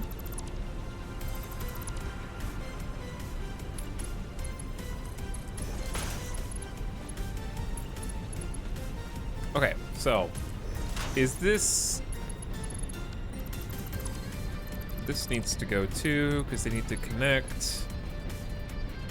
Oh no, it can't be mirrored because this thing is in the way. True. Awkward.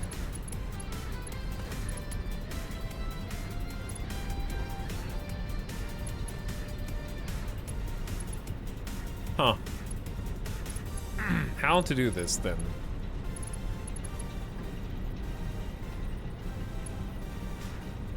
I guess the way that I did it before is slightly better.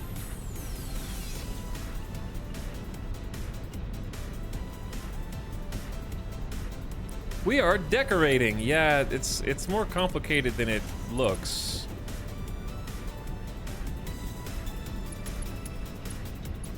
Actually. This part is tough.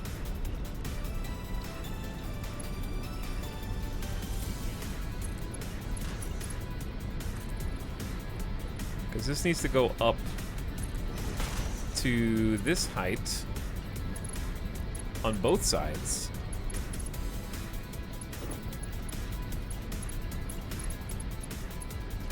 And are we gonna bonk our head on this if we walk under? Oh, I just fell. Holograms aren't real. They don't exist. Okay, well, yeah, we're gonna end up bonking our head, dude.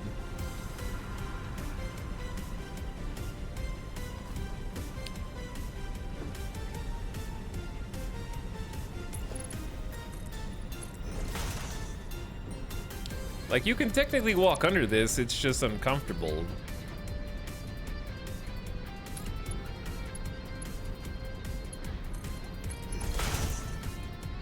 Oh, no, it's worse. Oh, yeah, that's worse. Talix, what's your favorite dinosaur? The dead kind.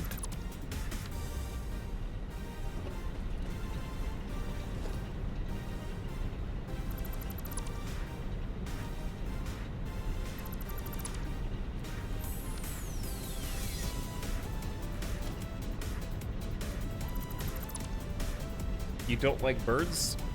Why do you think I have cats?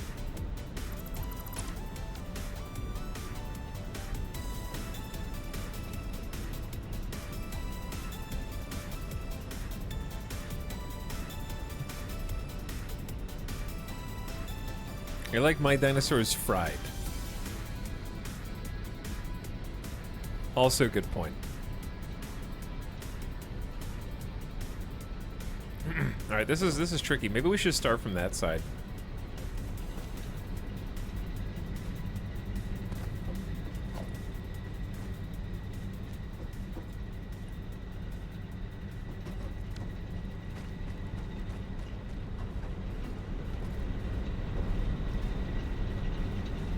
Like, this feels like this platform over here might be too big. It's larger than the other corners. Like, the one that's in that corner is smaller than this.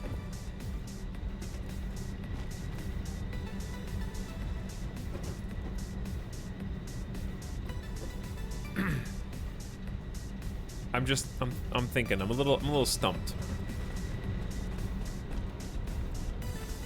Like, I need to start this even earlier, I feel. But I don't really know how to do that in a way that looks nice.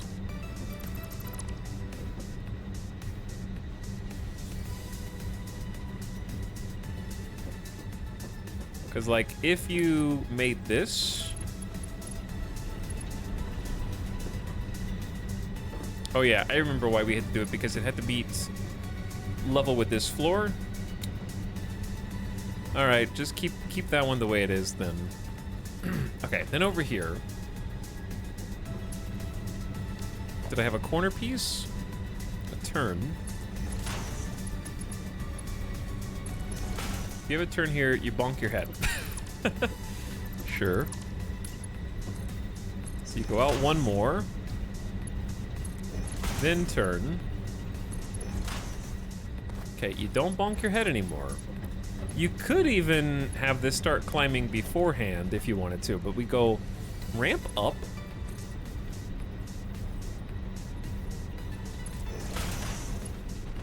And it'll need to be this height to go across the other side, but I don't know if that's going to be possible. Well, I'll try. So it should be like 1, 2, 3, and the third one's under, so this should be 1, 2, there should be one more. And then a ramp that goes down the other side. Like 2 blocks. Into a turn.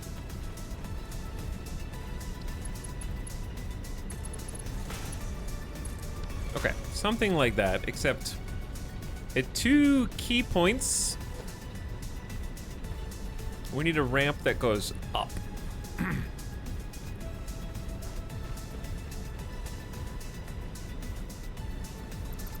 And I'm worried that this is just kind of in the way. Or if we have a T crossing,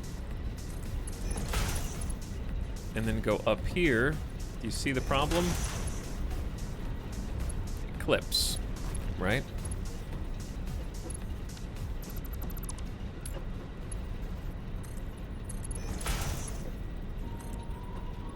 And if you go on this side, it also clips.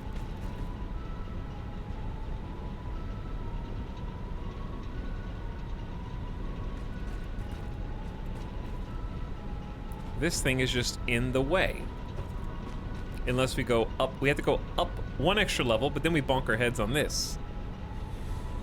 And we won't be able to connect them here. Maybe that's fine, actually. Okay, let's try this. Maybe it's fine to just not have them cross here. We have them cross up higher. Path of Exile 2 closed beta doesn't start until June 2024. Oh, by then Diablo might be playable. Oh, that's good. Okay, so we get rid of you.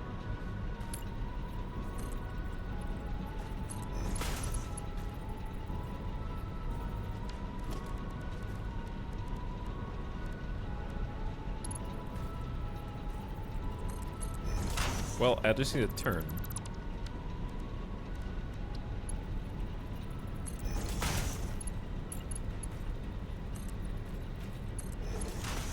Okay, so I need to delete these little dudes.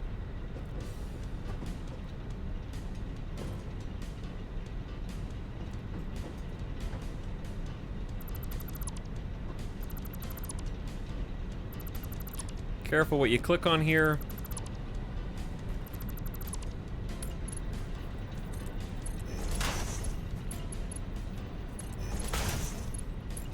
This should get us up high enough, fast enough. There we go.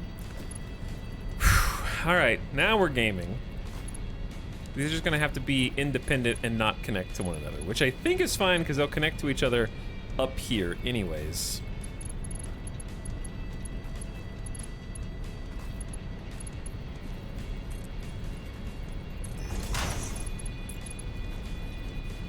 And then we want like a T.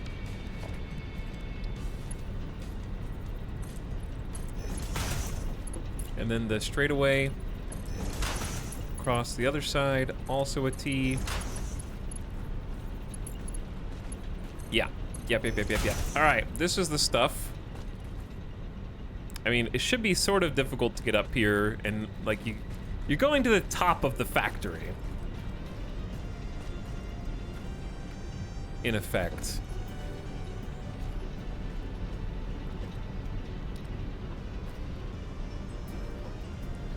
Like, I don't necessarily want to cover up all of this.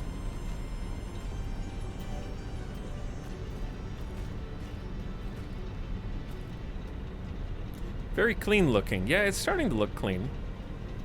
Talix, what % of the environment have you damaged so far? Probably like less than 1%. Realistically.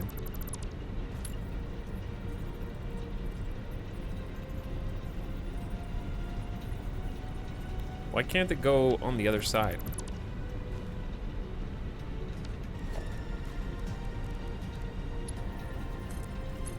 Because I want to experiment.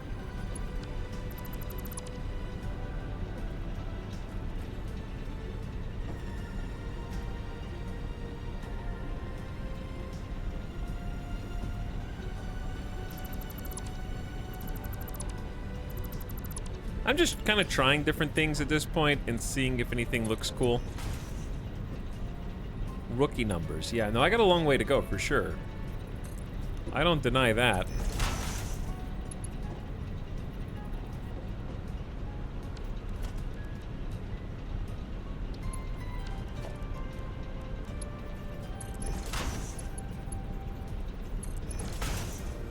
These rails, the gaps in the rails leave something to be desired up here. Just don't fall through. But yeah, I kind of like having more of an open platform up here. Because my thoughts are, I might be able to get like a small...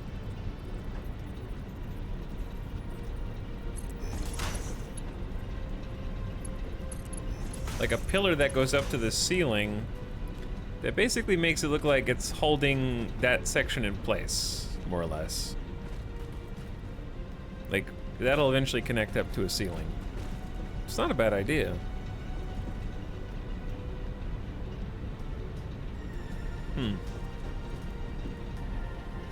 Interesting. All right, now let's go out with another, not catwalk. I keep clicking catwalk corner. Turn here. Yep.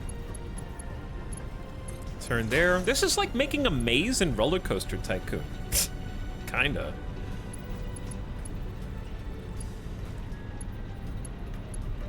That's what it feels like, actually.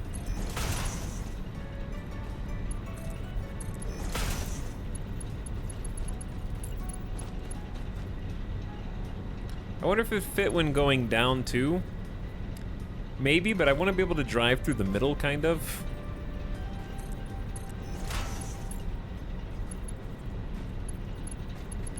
And I think that'll sort of prohibit that.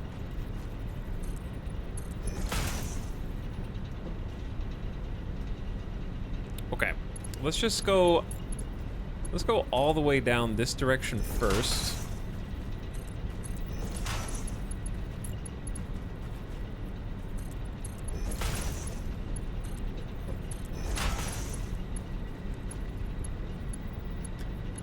Because I think I have this more or less locked in the way that I like.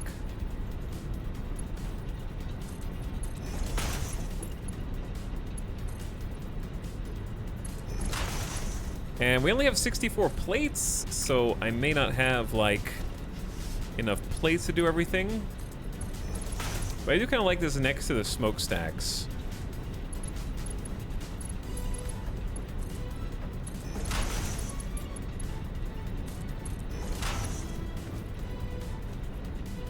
Does this actually need to be raised here? Yeah.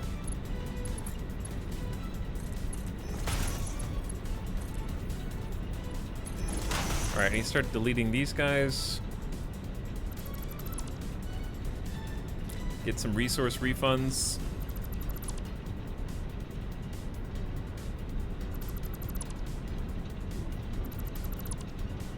There we go.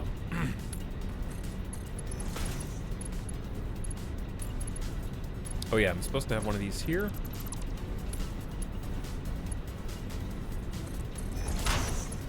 And also here.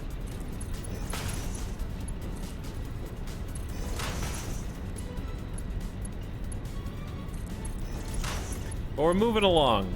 I think I got the basis down.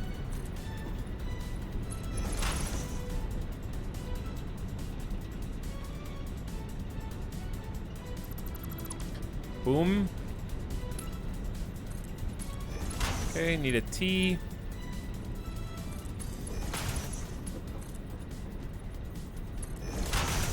Okay, need to take it up.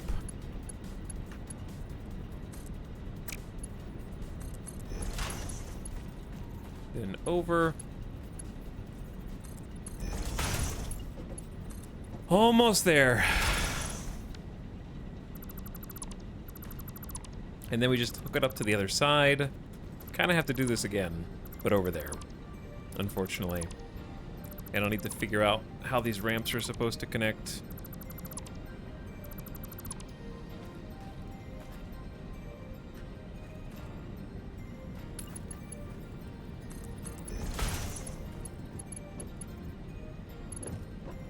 Because, yeah, we will...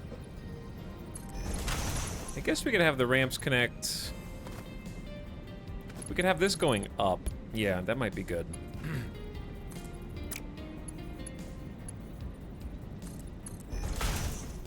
then we could have like a larger platform on this side.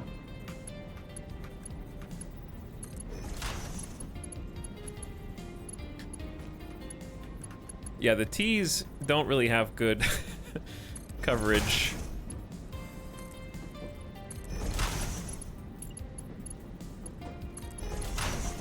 Okay. And then that whole side is going to need to be deleted, sort of a different issue.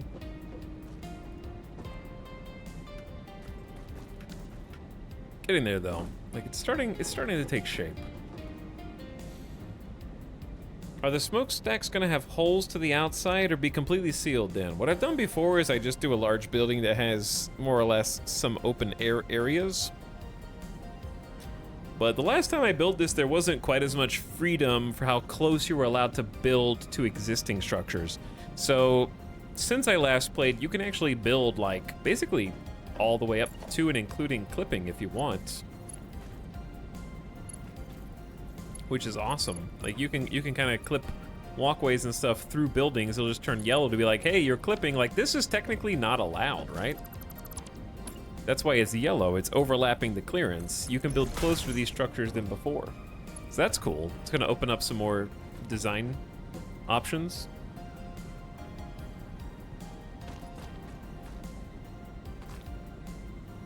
Because there's a non-zero chance that we could connect like that to over here if we wanted to at some point. What's up, Tat Pig? Hope life is going well. Well, we started with Diablo. We went to Aliens, and now we're in the factory. And it's already been 5 hours somehow, but it's only 4 o'clock. Somehow it's only 4.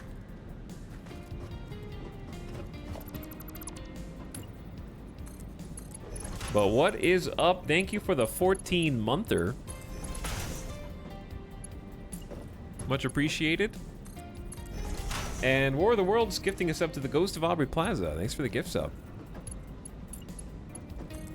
Welcome to stream.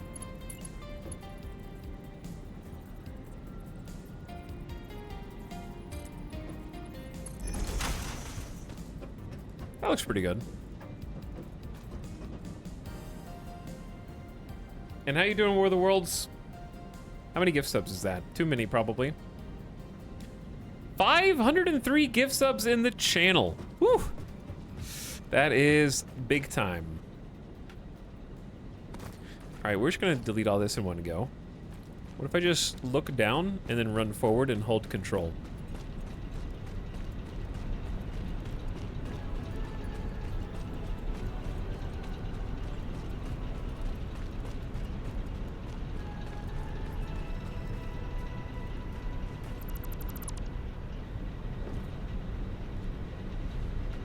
Are we zooping yet? Kinda.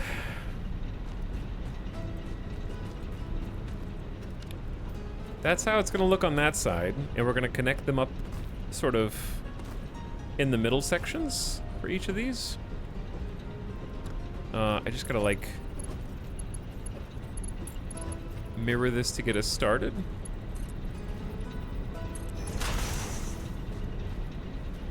Oh. Oh no. What is that? What is that?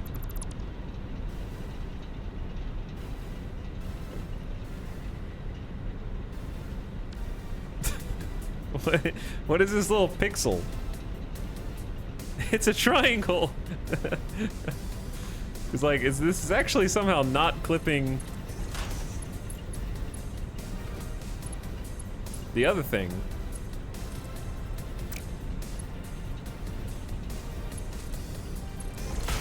To one polygon.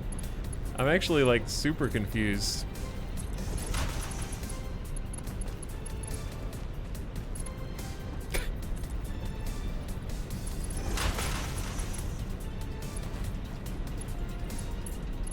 Game ruined. It's doing it on all of them. Is it just because it's turned?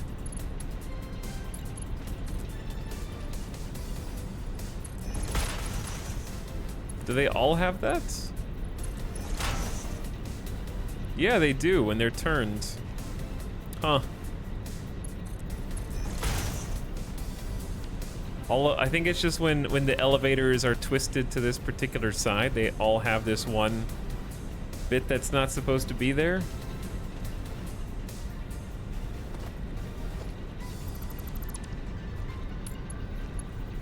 Which is kind of funny. Some kind of modeling error. Yeah, it's an issue with the model.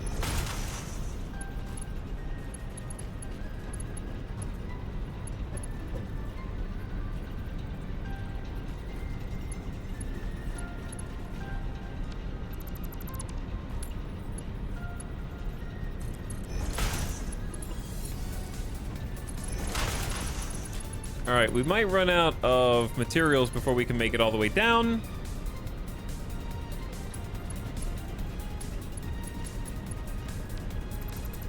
Chat, is anybody here a 3D modeler?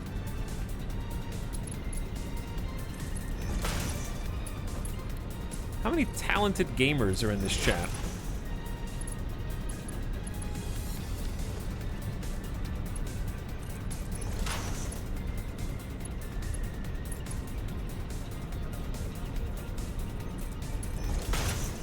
Me, I wish I've done some. You made something weird happen on the other side of the catwalk. I see.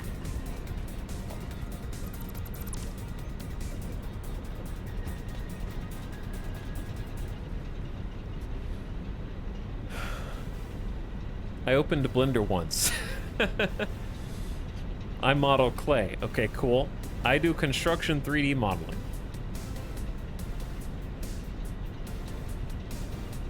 I'm sculpting in ZBrush, but also use Maya, Blender, etc. Is that why you guys are able to watch during the middle of the day? You guys are just like doing 3D modeling and you just have the stream open on the side?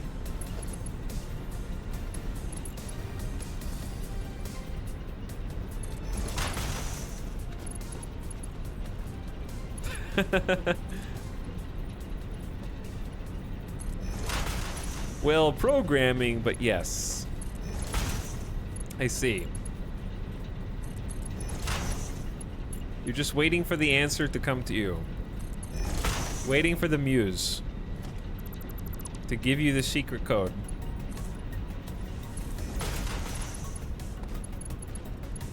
I can watch during the day because my job sucks, and screw them.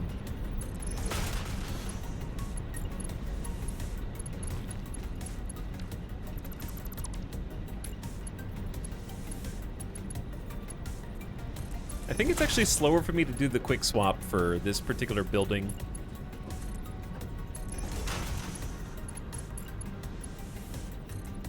I don't know if we're gonna have enough. I have 27 left. I don't think it's gonna be enough.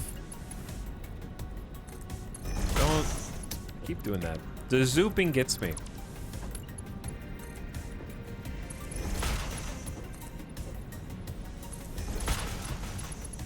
Okay, we got one more here. And then we have to connect this up to some kind of ramp that we probably can't afford. Yeah. All right, I mean, this looks good. How do we get from there to here?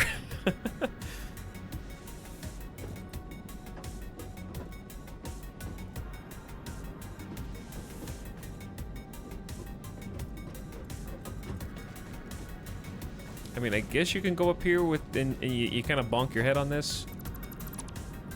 It's realistically, I think, better.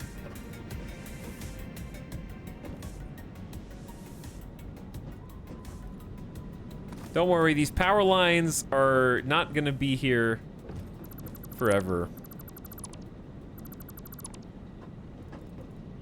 Hopefully.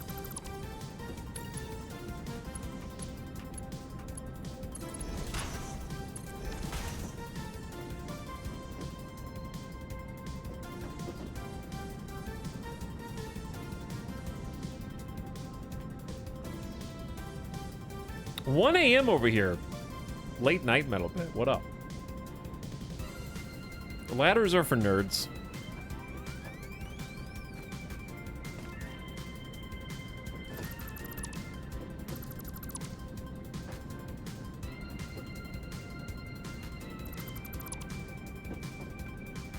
Okay, this is what we're gonna do. We're just gonna start climbing. Somewhere.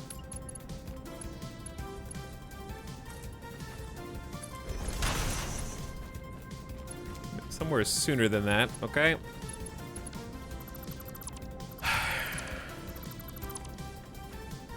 Let's go 2 sooner.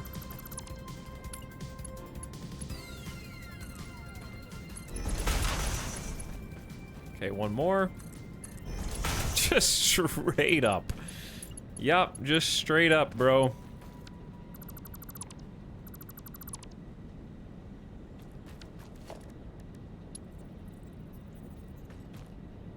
And then maybe a T to the other side. And then we go down. Mostly the way we came up.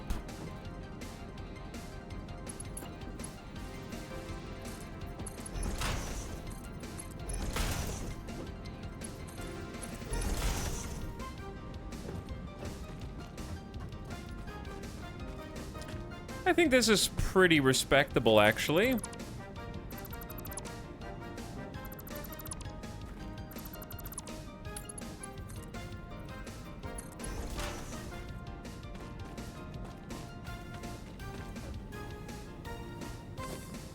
Okay, yeah, I mean, this is pretty respectable. We'll get some supports up here. The question is, at this stage, do I need any of these floating platforms underneath this? I feel like I don't need these.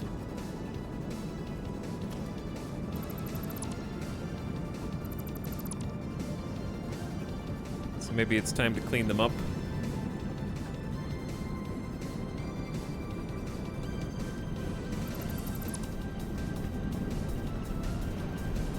And then we're gonna have a roof.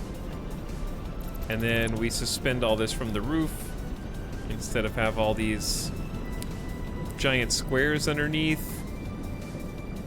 You're more organized than me. I'm full on spaghetti. I mean, I have been full on spaghetti up until this point, and I'm trying to make something that, oops.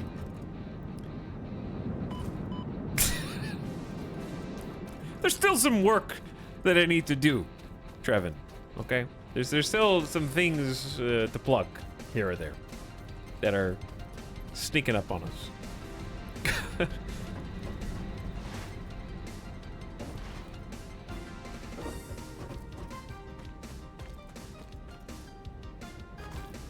Well, what I could do is open this.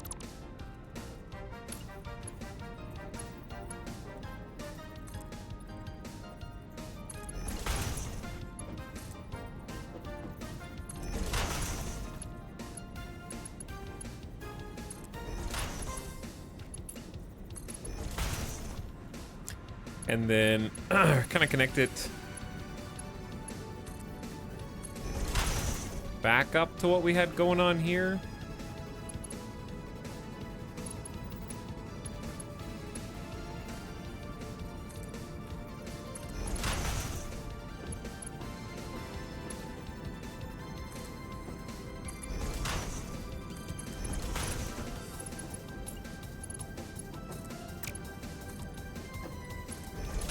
Okay, and then a corner. And then another corner.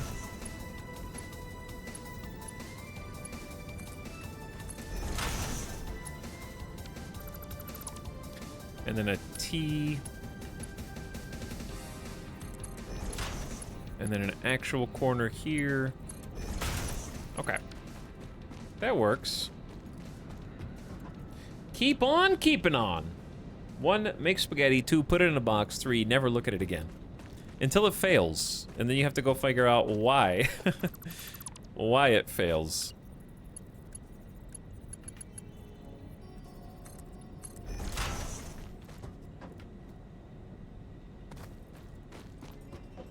Okay, I actually really like this. This is a great start. Right, because you can come all the way down here. Chat, where's the coal? Oh, yeah, no. We intentionally cut off the coal. There is not supposed to be a connection here because we do not have enough coal to support all of these generators. We have enough to support 16 out of 24, so we have another 8 generators of overhead left. But to get those, we need more coal production.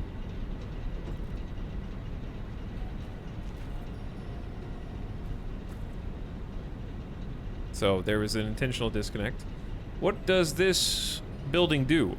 It's a coal generator for us. So in Satisfactory, you have bioorganic material that's burned, and that's something you have to go out and get and process and burn. You can't have it automated. Then you upgrade to coal, which is where we're at.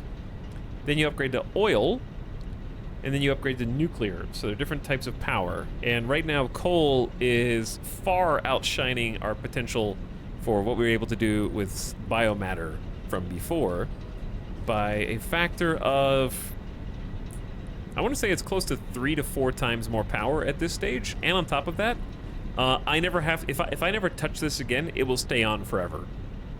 Whereas bioorganic matter, I would have to go get more from trees, bushes, animals, whatever.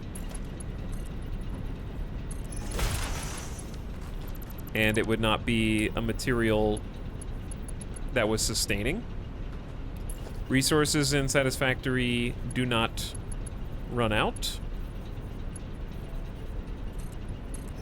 So we have basically unlimited coal. So this is a coal power generator plant.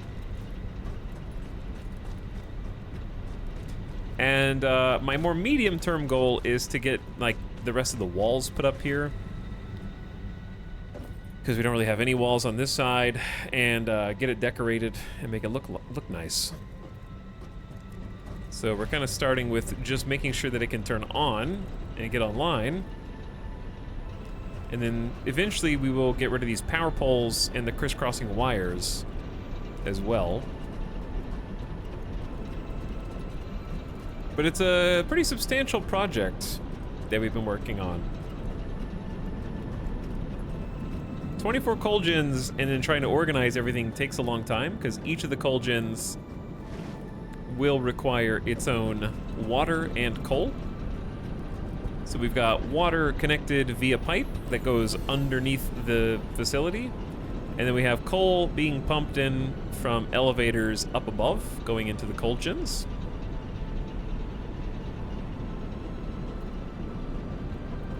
The problem is that the texture misbehaves on these. So it's a visual bug on the textures that I can't fix. All I can do is choose which shape I like the best. Because on this side, oh wow, it's clean, but it's a different shape. This is a right angle. This one is not a right angle. And the reason you don't have all the gens connected is because you lack coal. I don't have enough coal yet or enough water. I would need to pump more water as well, because they take both.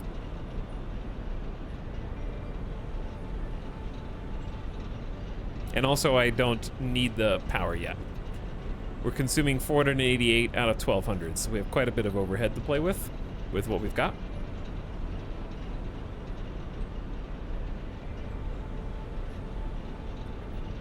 But yeah, I'm thinking about just making all of them this nice right angle shape.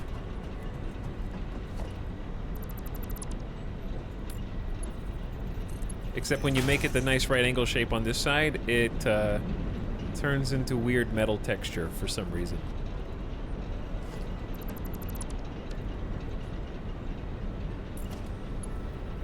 I would have to make... I could make noodle on one side, right angle on the other side, and then the textures would be the same.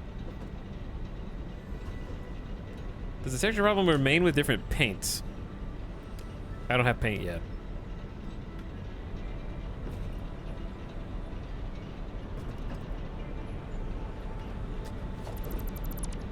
But I'm gonna go ahead and make...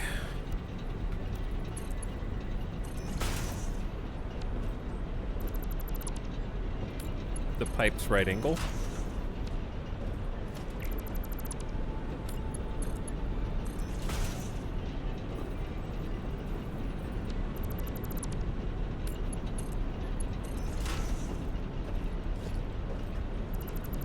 Because I want to. I think it looks better. Kind of doing them one at a time so I don't collapse my entire power infrastructure.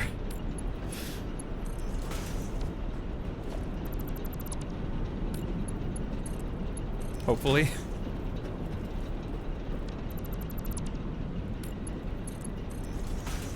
Now these ones will actually look better than they currently do.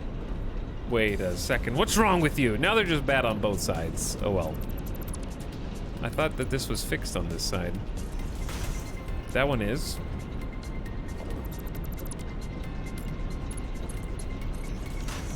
That one is. That one is.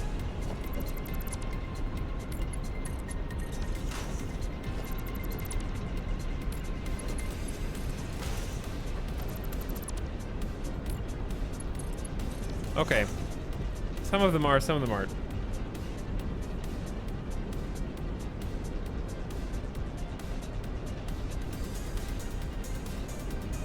So what's the next plan? The next plan is we still want tickets. We still do want tickets.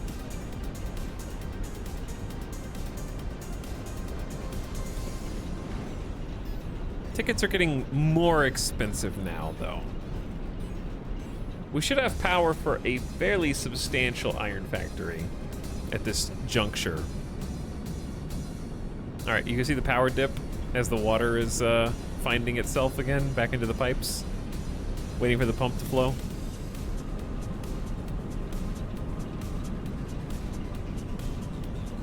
Capacity kind of around 1,240, but it's actually 1,200 because the extra 40 is bio generators.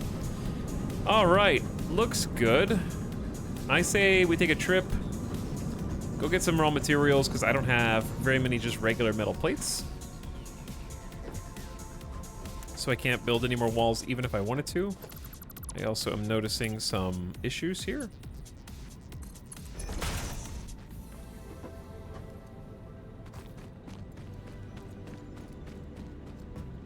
And eventually we'll get some sweet lights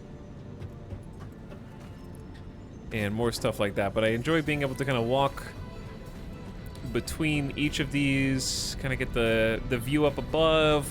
This also lets me inspect conveyor belts to make sure that they are doing what they're supposed to do, which is useful in and of itself. And see that there's no problems with the splitters and whatnot.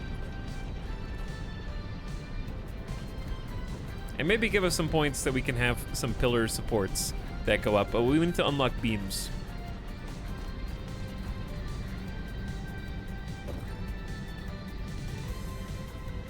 What I like about the water system now is that you can get a full blackout. You need to jump start because the coal needs the pump working first. But that doesn't account for the fact that each of the coal generators have a water reservoir. So even if you run out of coal, you'll still have water as long as you had enough water first.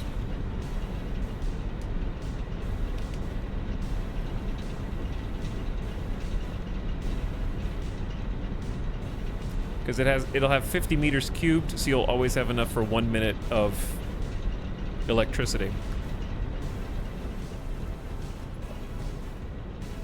As long as those are full. If you lose water first, then that'll be a problem. I feel like the right conveyor is getting bottlenecked. The right conveyor got turned on second. So because this is a manifold system, at every one of these junctures, coal is coming in and then checking if it needs to split. If the lane is full, it continues on down the conveyor and then checks again. And there's a 50-50 split at every single one of these splitters. So what's happening is, because it's in a manifold, coal is filling up in each one of these coal generators up to a stack of 100. So if you follow it down, you can actually find the one that hasn't gotten full to 100 yet. So this is the one that hasn't gotten 100 yet. So because of that, it's going 1 coal right, 1 coal left, 1 coal right, 1 coal left, 50-50. And then that one's going down, and then the next one's going down, and so on. So it's just later, it hasn't quite filled up yet.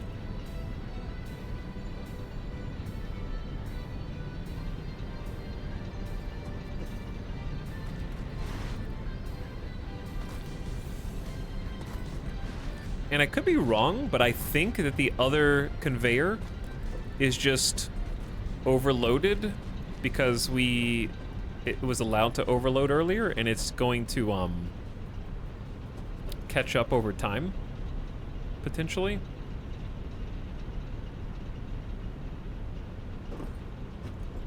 But anyway, that's where it's at now.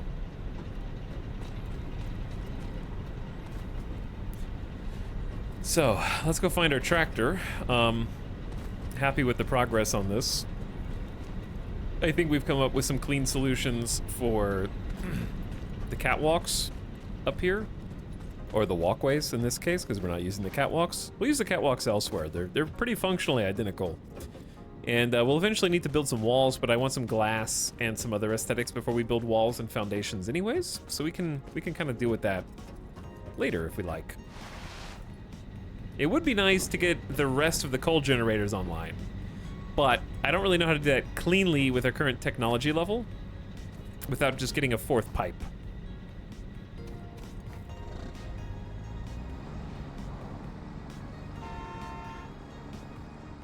So the issue is getting a 4th pipe.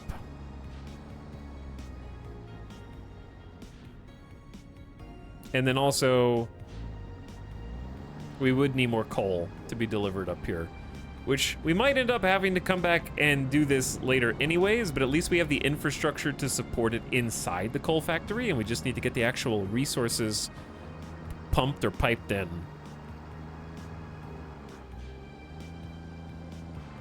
Bonk. That hurt. I don't see how they could run out of coal, though, if you produce more power than you use. Chat, correct me if I'm wrong. I'm pretty sure coal generators burn regardless of if you're using the power.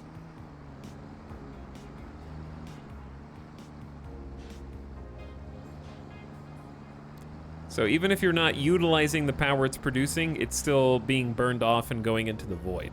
So right now we have a 1-to-1 ratio where we're producing as much coal as we need with no overhead.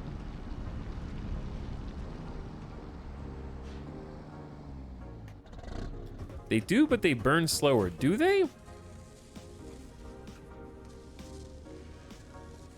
How does it tell which ones to burn faster or slower?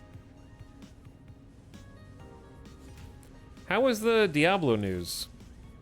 I would describe it as uneventful.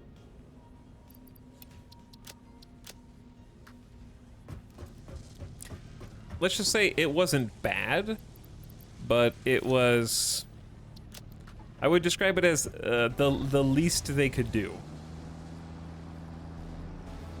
Which might be more accurate as the most they could do in a week and a half. Changing some numbers.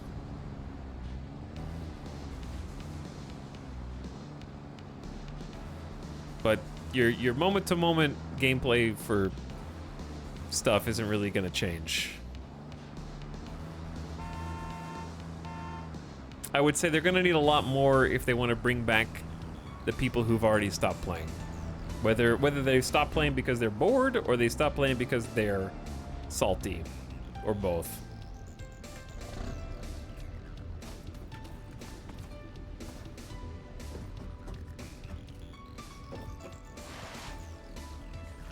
All right, we're gonna have a nice little deposit of like 200 smart plating to get churned up into some points for us.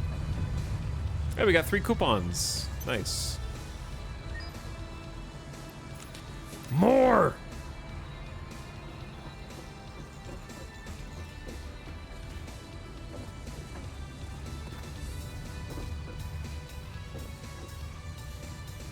I think all types of generators modulate their fuel consumption according to demand.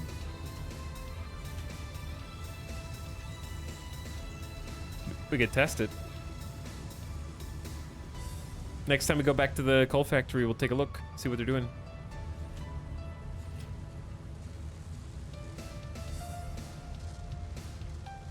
You are correct, the biomass are the only ones that modulate power. Not sure when they changed it. I used to modulate across the board. Yeah, I was under the impression that only biomass modulated.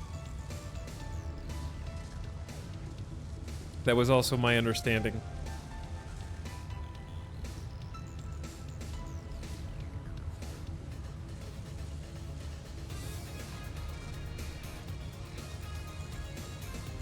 We could look right now at any power pole. True.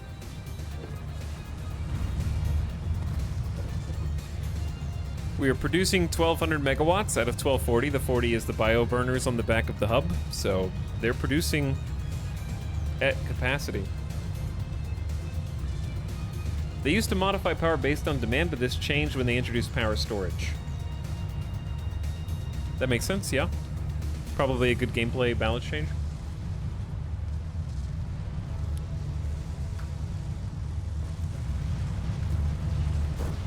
Oops. There's still another 100 smart plates to go into this thing. Points per minute. 30,000. Oh man, we're like 75 plus thousand points per coupon. Yeah, I've used all the DNA that I can. I don't have any more DNA.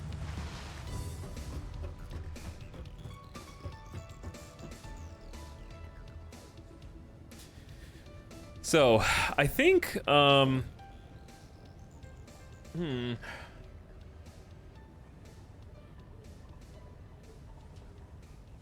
I think at a certain point, I'm gonna need to say I have a comfortable amount of tokens, coupons, tickets, coupons, and tear a bunch of this down. Because what I'm thinking is,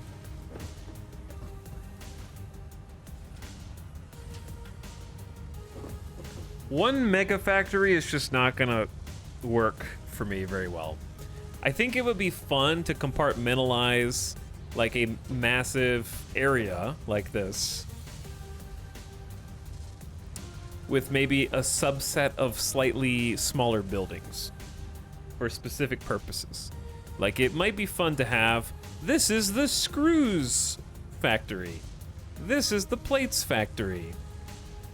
And then they're just all right there next to each other, with some like overhead conveyors going between buildings where they're necessary. Might be cool.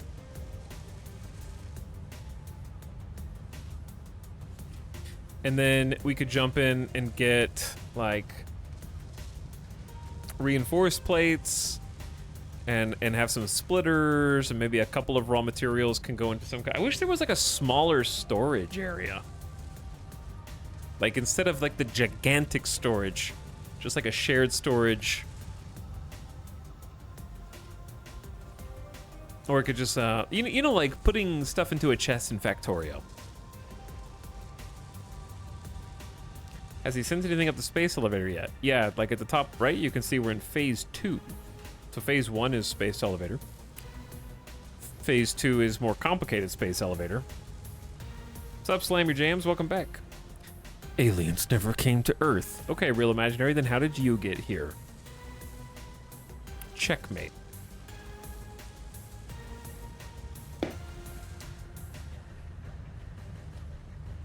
Then you could have a truck army deliver things where they need to go. That's probably not a good idea for this small of a scale. Because it'll be like, here's a truck route. It's picking up 20 modular frames and then dropping them off over here. The problem I have conceptually with compartmentalizing production is how to dynamically distribute products where they are needed. I think that that's reasonable.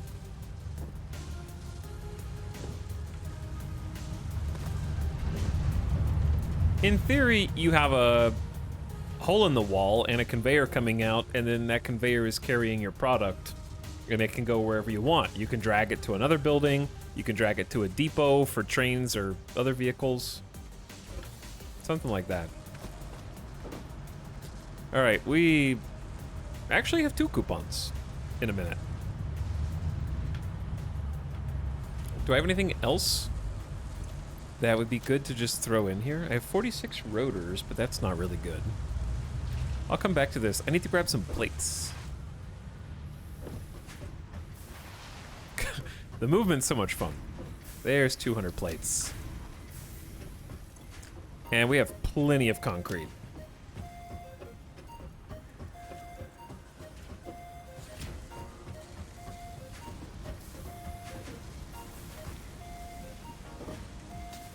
Okay, plates are not backed up here either.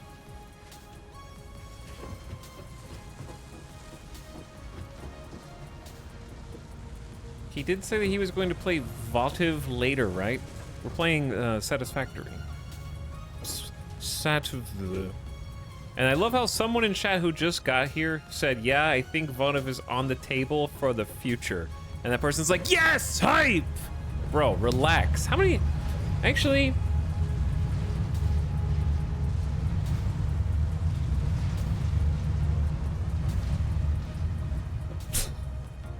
Let's take it down a few notches, everybody. Rumor mill in progress in chat. I was like, all I said was, oh, that thing sounds nifty. That sounds interesting. And someone's like, I played for 50 hours. Like, oh, cool. And then next thing I know, you're playing that tonight, right? Yeah, hang on, you're doing that tonight? Hang on, just confirming. Yes, other chatter, I just got here. Yes, he is, confirmed. Chat believing its own lies.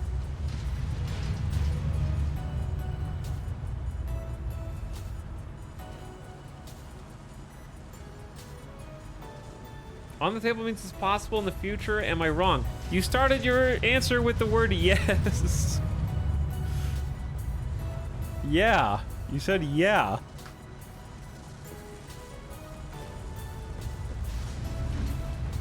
Wow, Etal giving us all 1,000,000 channel points confirmed? Give me one more item in here. Boom. 85K for the next one. Oof.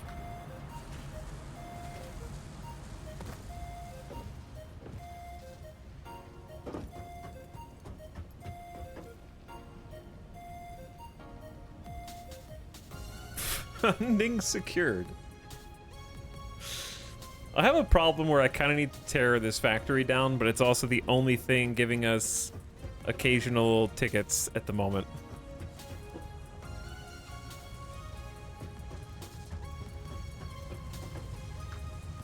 Guys, I need this space. We need to, like, we have enough power now to make a much more substantial iron mine. Here's what I need to do. I need to go back to my truck, and I need to just look at our progression timetable right now. Because there's some upgrades that we're gonna need that we don't have.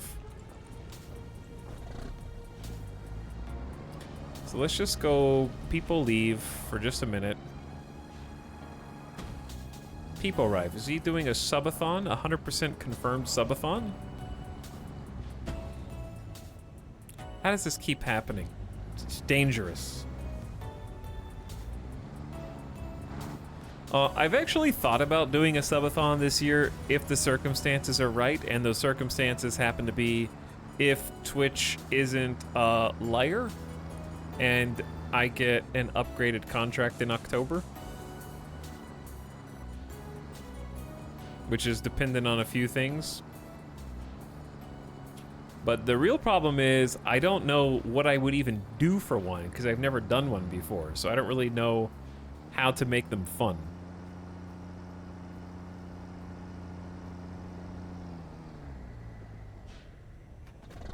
But we can't give subs for it. That's why I would be waiting until October, when in theory, gift subs would be fine.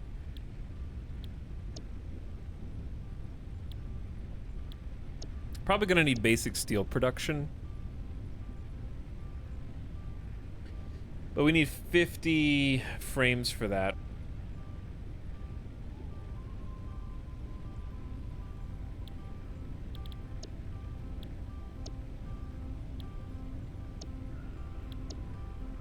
Yeah, Logistics Mark III needs steel and pipes as well.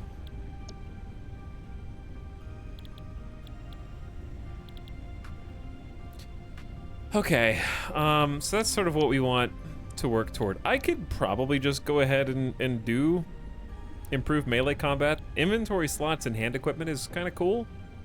Let's just go ahead and tick that box.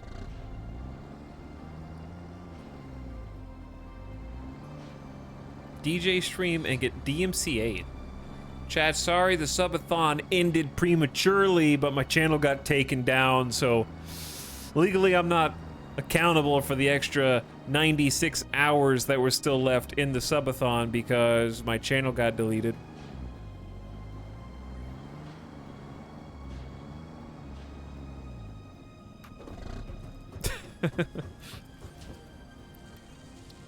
There's 100 reinforced plates and some regular plates anyway.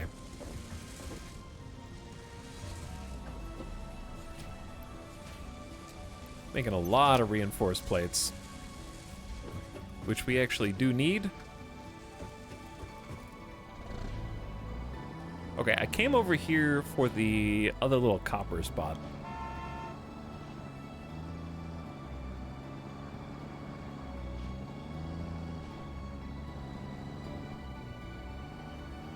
This is the thing, suspension is doing its best. It's doing its best.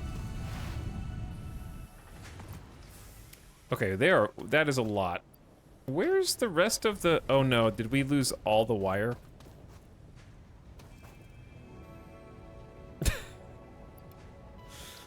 Almost. Yeah, I converted it all into cable, didn't I? And I never stopped. Oh, wow.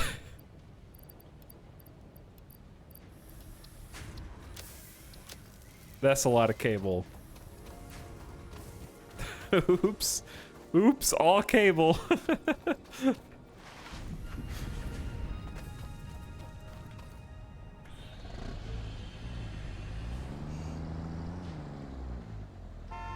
Okay. Improved melee is nice. It's good.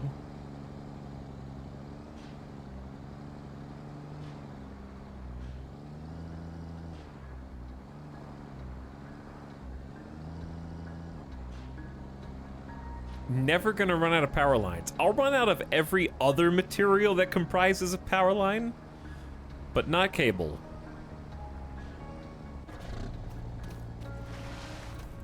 Maybe turn the sheep production back. I don't have storage space for it.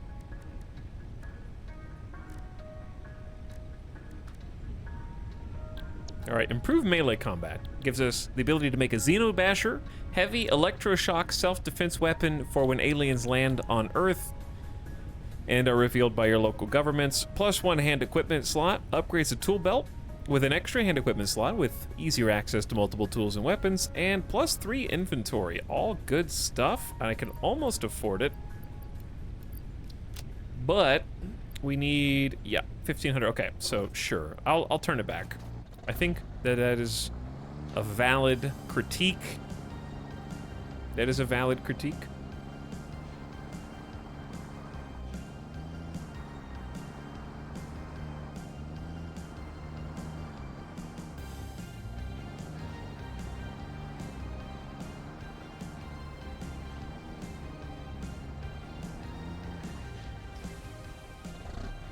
All right, you stay there.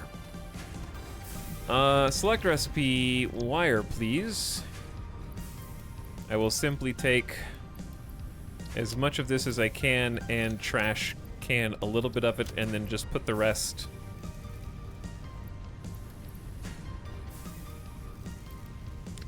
into the ticket cruncher.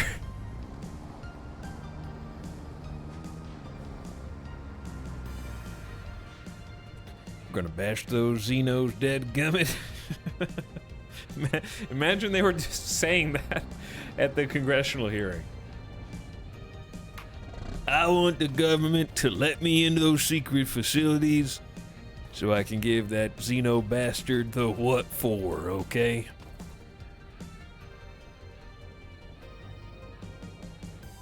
He's landed on my property without my permission.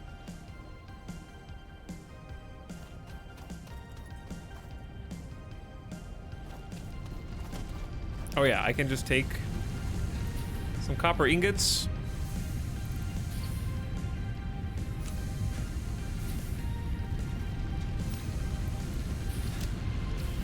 I already have some apparently, and we can just like handcraft some stuff.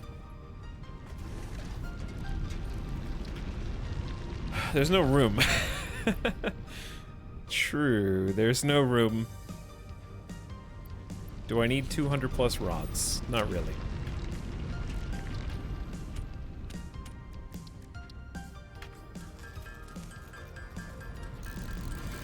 Let's smash some stinky aliens.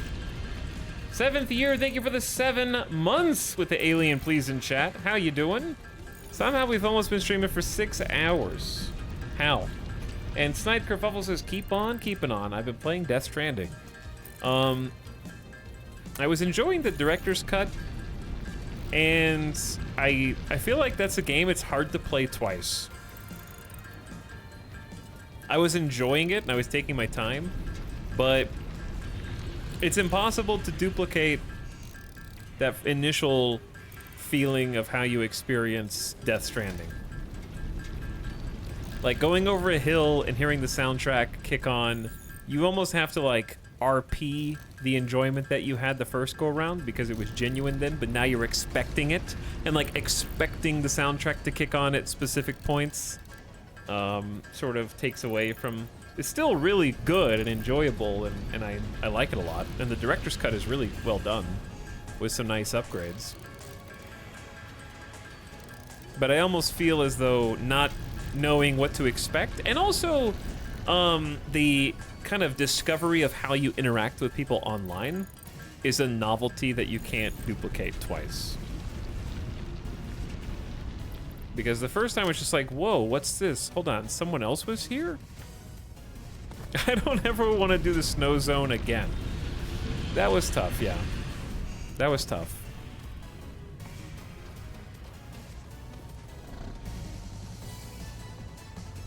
But it is very relaxing. If I had more free time, I think it would be more fun to play. It's really hard to play in like 1 to 2 hour chunks. I feel like you need to have like a whole Sunday afternoon blocked out and just be like, yep, I'm doing Death Stranding all day. That's what I'm doing. You can't really play for short periods of time. It's like, wow, I did 1 delivery. Cool.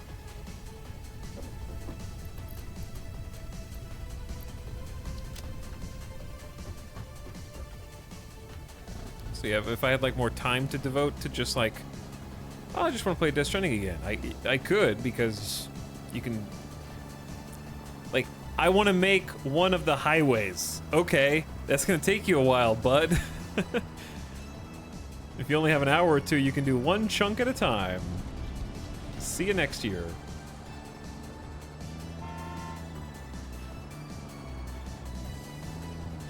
I forgot to gather the other pieces out of this. We've only got 132. I need like a few hundred. I mean, we can come back to this after it's had some time to work, I guess. Yeah, Death Stranding 2, very exciting. Very exciting.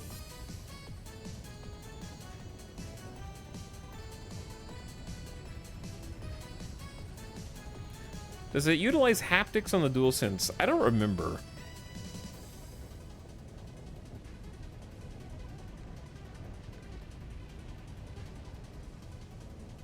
I love coming back from work and then unknowingly sinking the next 8 hours on Ride with Norman Reedus ads. Yeah, that's the best part.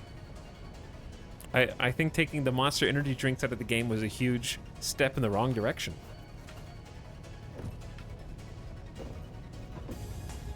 A rare misstep from Kojima.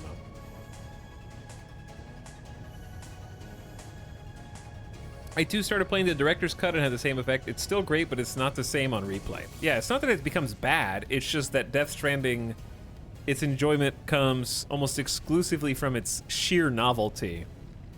And you can't just pretend that it's all new to you again. Wow, this is just like Ride with Norman Reedus. Still a fantastic game though. One of my favorites all time. Now I'm annoyed and I don't want to do anything until I can get the improved melee combat. What do we need? 343, and I have 180.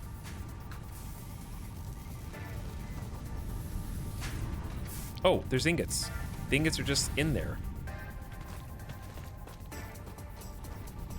I'm saved. Definitely one of those scrub it from your brain so you can enjoy it again games. For sure, 100%. Hard to agree with that.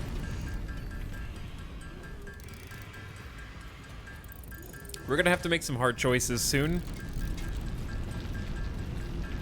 And I don't know how to make them.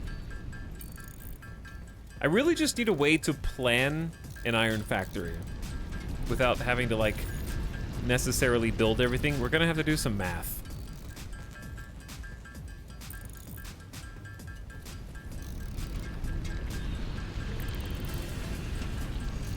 We're gonna have to calculate how much iron we have access to, which is a lot, and how much of each resource we need. We're gonna have to work it backwards. It's gonna be like, I need a spreadsheet. Spreadsheet would be super useful, but I don't know how to use spreadsheets. Magic. I don't understand the witchcraft.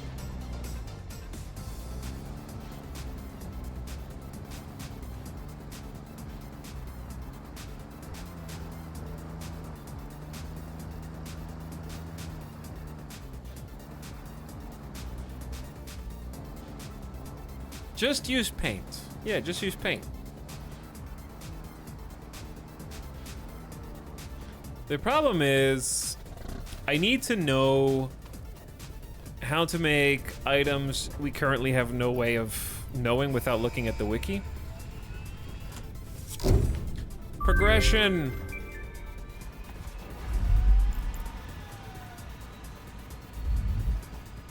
We're doing it.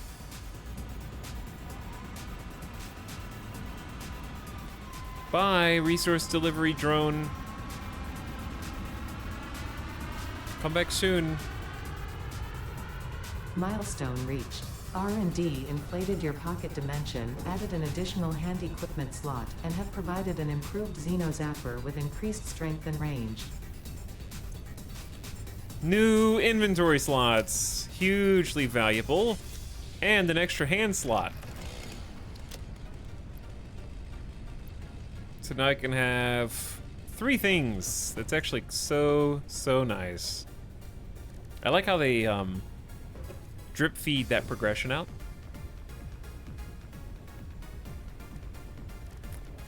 And how do you make a Xenobasher? You have some modular frames, you have 2 Xenozappers, and of course 500 wire.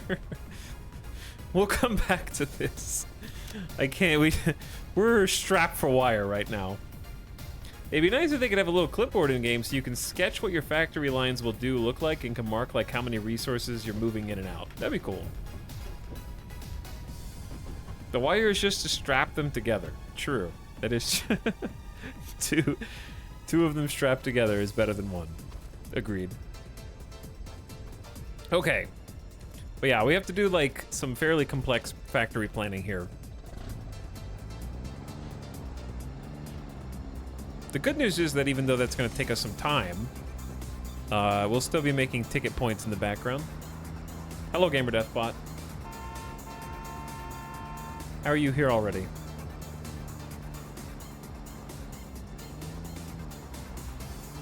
How indeed is time going by so fast?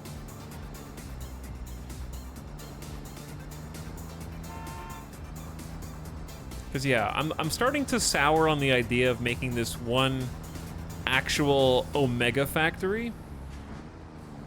And I'm starting to entertain the idea of at least sectioning it into some parts, some compartmentalized parts, which does have merit for other reasons, for organizational reasons. Like, if you ever need to know, like if you came into this factory and was like, where the heck are the iron plates? You'd have to go, okay, hold on, here they are.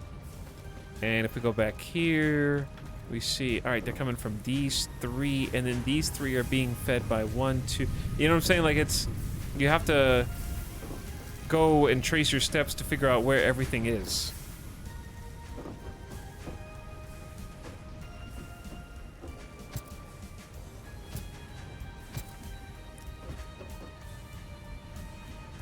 So I was contemplating what things might look like if we put them in their own little boxes.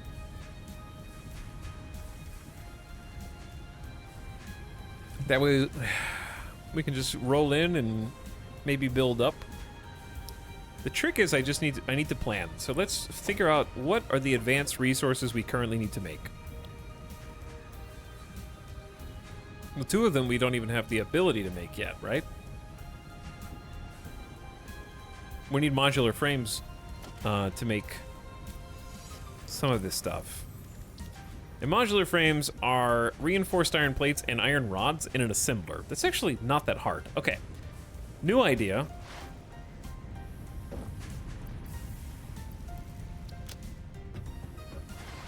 What if we just unlock a couple more tiers so I can have access to some of the more advanced resources? And I know these aren't going to be worth much, but here's some copper sheets for you, bro. Enjoy.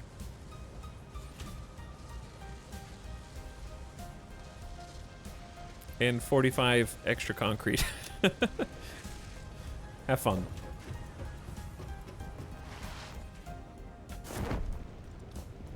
The parachute is OP, dude. Parachute OP.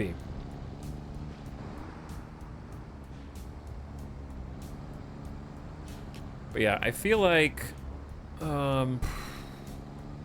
maybe we just have our miniature iron factory, start making modular frames so we can get some tiers unlocked, and then we'll have more readily available access to some of the more, like, I can get the recipes off the wiki, but it'd just be so much easier to get them in the game.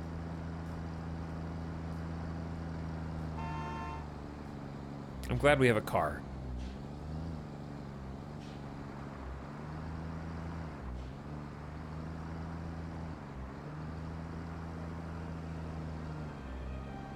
Are you using any alt recipes? Did you hear me say we don't have steel unlocked a moment ago?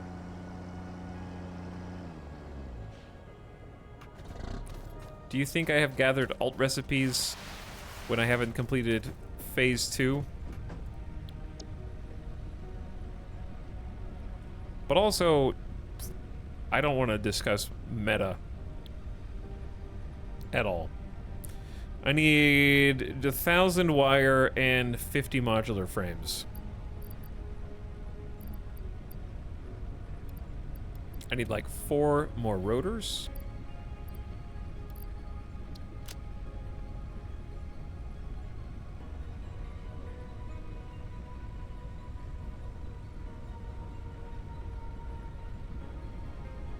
Waiting for trains so we can put those Derail Valley hours to good use. You're gonna be waiting a little while.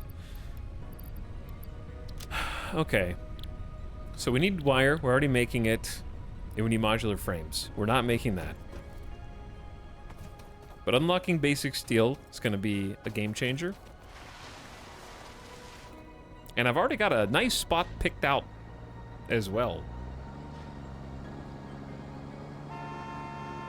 I've already found a pretty good place that I've scouted.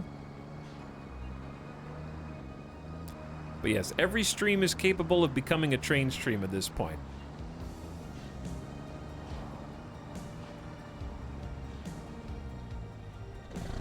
Alright, I can actually do this kind of by hand.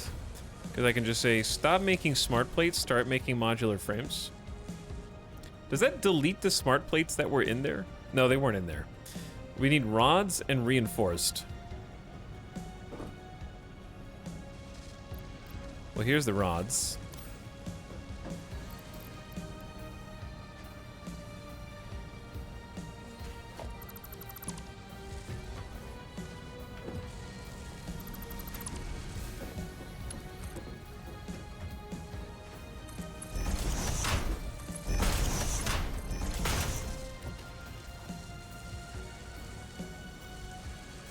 Okay. Is this working? It is. I can go ahead and front load this with 100. All right, so it's already full of reinforced iron and iron rods.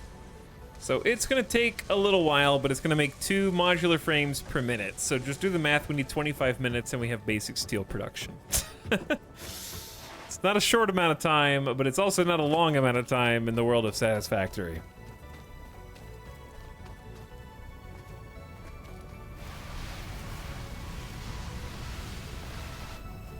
And then over here, we got about 300 out of... We need 1,000. We need 1,000 of those.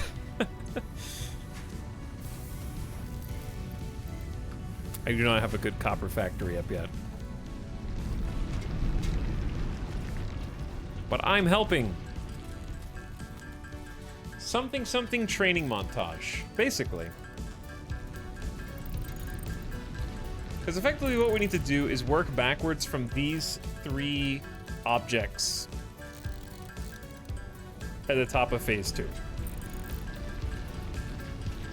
500 smart electronics, 500 of these guys, 100 of these guys. If we can do that, we'll have our factory layout.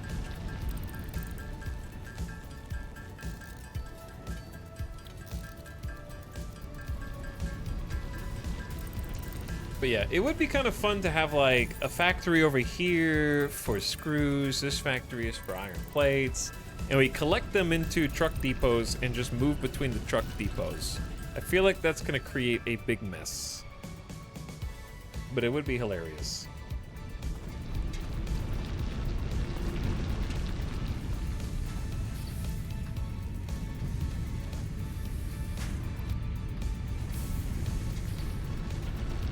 Back to the bench. Can never escape it for long. It always rears its head.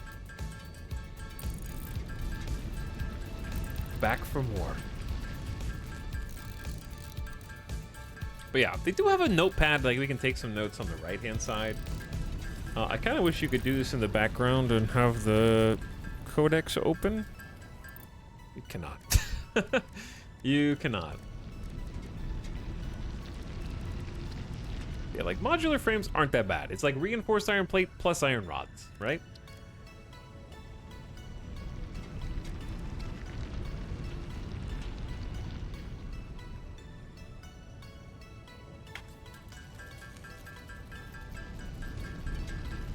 I'm using drones on my playthrough. Cool, thanks for sharing. Anyway. I'm sorry, Chad. I'm just hungry. I'm using tilt controls. All I had was some chips and dip.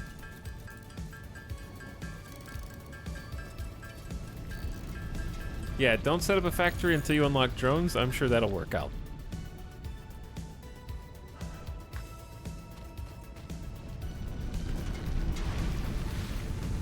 He loves making chat members cry. Tears of Joy? You ever heard of it? Toxa just has some amazing beef lo mein. I suggest ordering some. Here's the problem with lo mein. It means I have to try one of many Chinese food restaurants trying to find the perfect one that makes everything that I like correctly. And by correctly, I mean it tastes delicious, and they also have the General Tso's chicken that I want, and they also do good fried rice, and I can't find the perfect trifecta because each place only makes like one of those three things good and then the other two bad. I can't find one that just does all three of them. Okay, I just want a good fried rice, a good General Tso's. By the way, General Tso's doesn't exist in Vegas. It almost doesn't exist. When I say doesn't exist, I haven't found it. They have orange chicken for days. But like a significant portion of Chinese restaurants do not have any General Tso's chicken. That's the best one, I know. It's an anomaly. Everywhere has orange chicken though. Even like there's a ton of Thai food here, and a lot of the Thai food places have just had to be like, fine, we also make orange chicken and fried rice as our like primaries. There's a lot of hybrid Thai restaurants that also make orange chicken and regular fried rice. High percentage.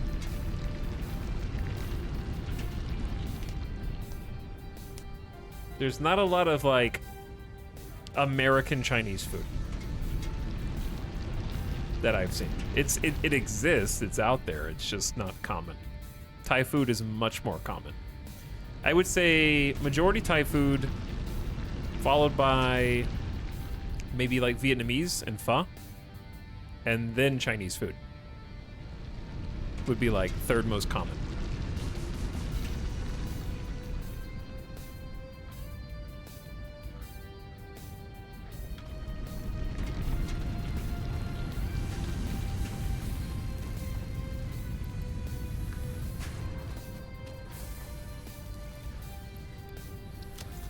All right, maybe 1,000? I almost have 1,000.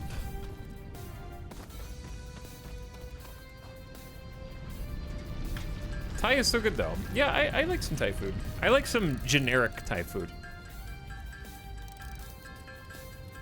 There's some good Thai places around here.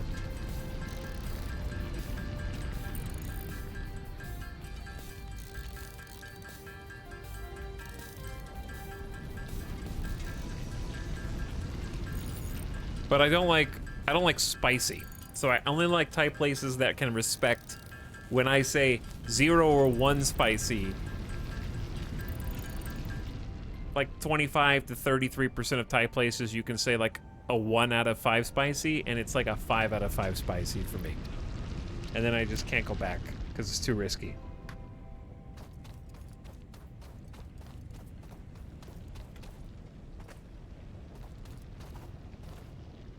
My truck's over there. Have you seen the Vegas orb from a distance? Hey Tal, please, you're back on Satisfactory. Just finished catching up on yesterday's stream. I saw you're back on it again. What's up, Wild Goose Goose? Having fun. We are unlocking... Where did the little thing at the top right went away? Maybe it's when you're in a vehicle.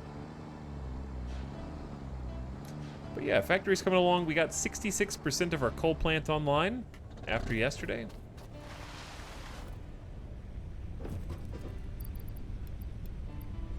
Okay, so everything except modular frames are on lock.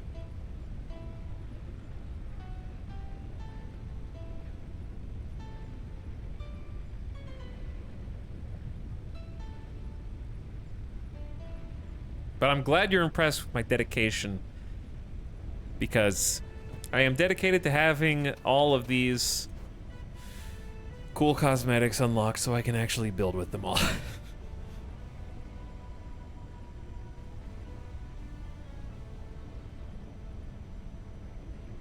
We have 5 coupons right now. Windowed walls would be nice. Roofs would be nice. We still need quite a lot. We're a ways away. But we're getting closer. So what should we do while we wait for the other things?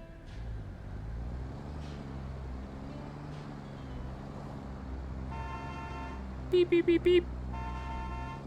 Beep, beep, beep, beep.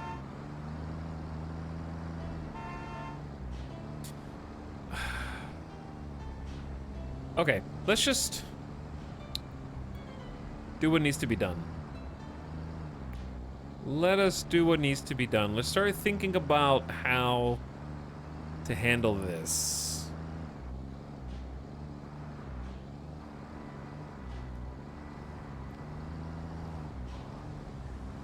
About to roll the vehicle, because I'd really like to have a iron factory that is actually good and not like a piece of garbage, which is what this is.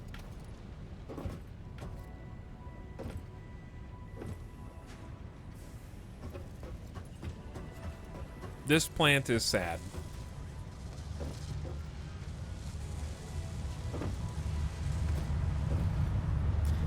It's all here. It was here making good amount of coupons, but now it's made as many coupons as it possibly can. It gets the job done the best it can. It might be time to demolish the entire thing, though.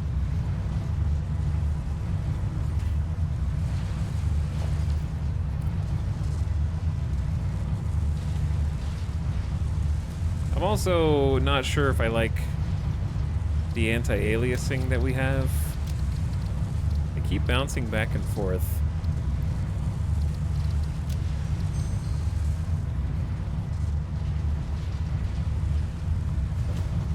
They're both weird.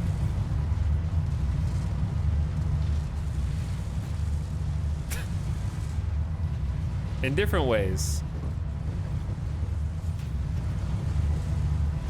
Okay. I can kind of show you the different ways.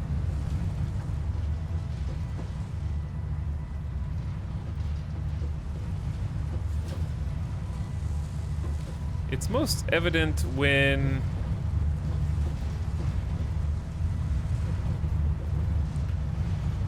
something is highlighted. It's hard to see.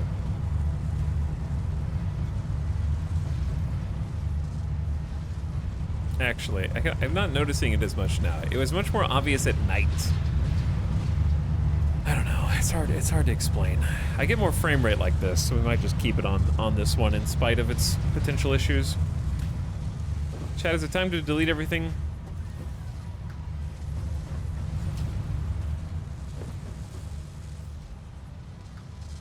Bye. I'm not going to have enough room for everything is the problem. Hello, E-Dog and friends. Hey, what's up, Sim? I had to scroll up because I saw someone say hi.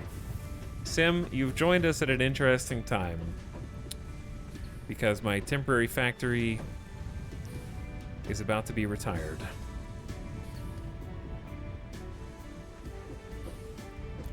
And now we can enjoy the fact that it basically takes as long to destroy things as it does to build them up again.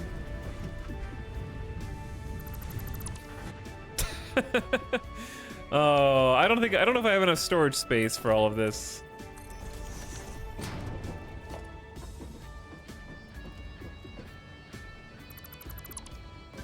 Oops. The floor is gone. I'm gonna have a bunch of raw ore in my pocket. This music seems oddly fitting. Yeah, here are the little chests that we're gonna have to come around and... I can just start by deleting all the ore. When do I get Mark II power poles?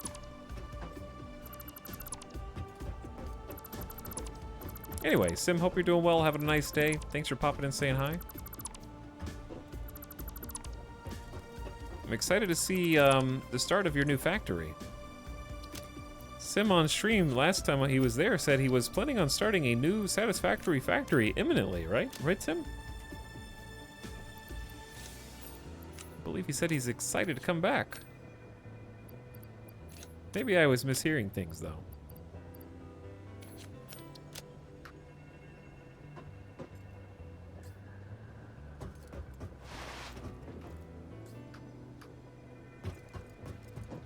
Who can say?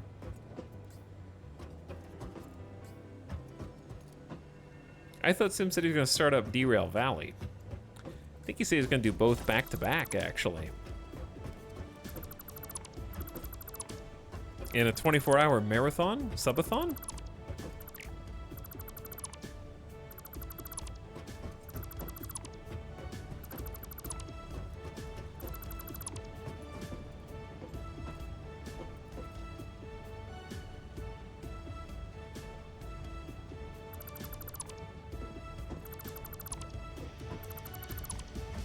Alright, I got too much stuff.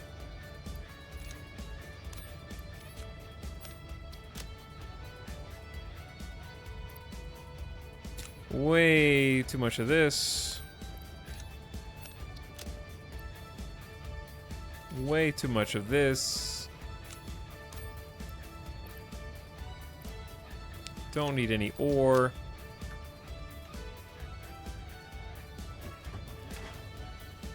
Oh, there's still so much to clean up. All these buildings are like full of materials. And they're trying to all go into my inventory at the same time.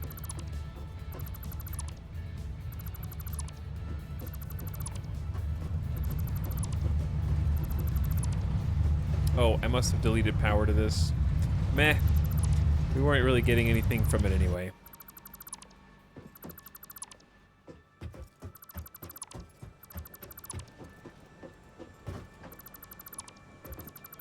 Alright, there's an easier way to do this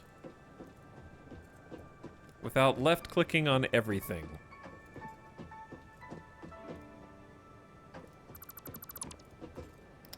There we go. There's gonna be so much just stuff floating at all levels.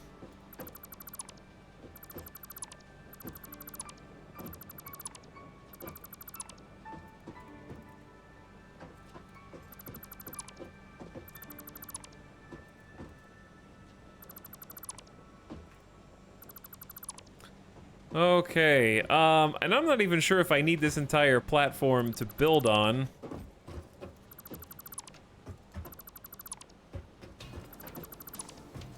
But it is what it is. Now to clean up all this junk. Let's do conveyor belts. You can hit G to make a filter so they don't accidentally delete things you don't intend to while holding control. The G key is like super useful for picking a certain type of object. Really cool.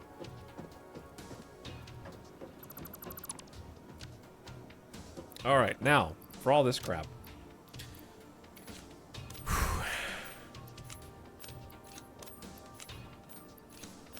Just gonna throw a bunch of things in the trash.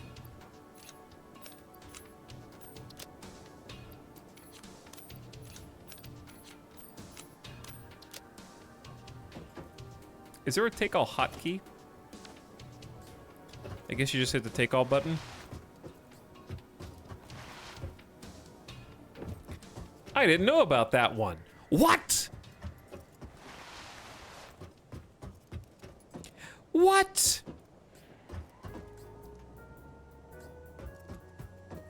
The H button also holds holograms in place? What?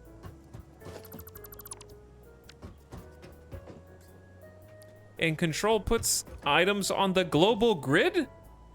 What?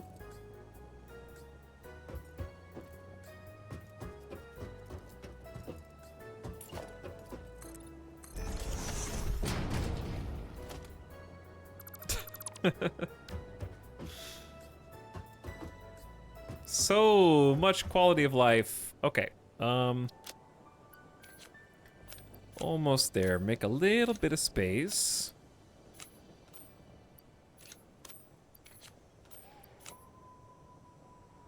I'm gonna hold on to some of these plates because we don't really make that many of them anymore. All right, that's almost everything.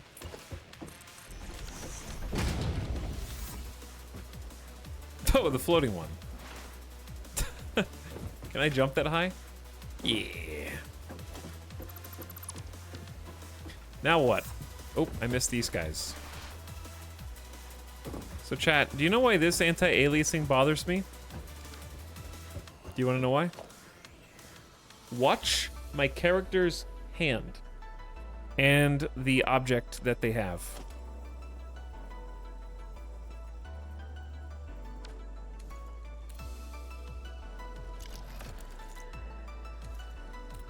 Do you see the blur?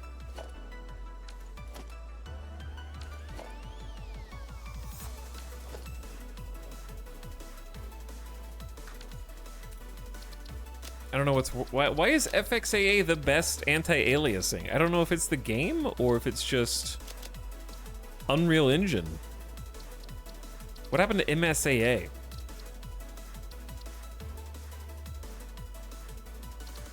I don't think I know what to look for.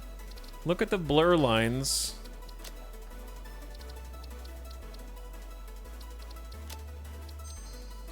Behind the weapon, the trail. You have to probably be on source. When it flips, it leaves after images of itself, the tool.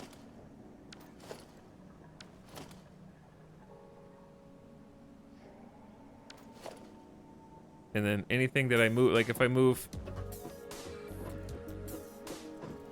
See, when I move like right, you can see a ghost image of it.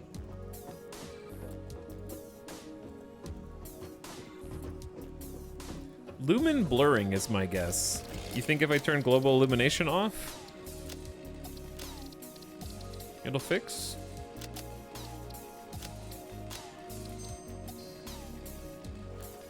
Nope.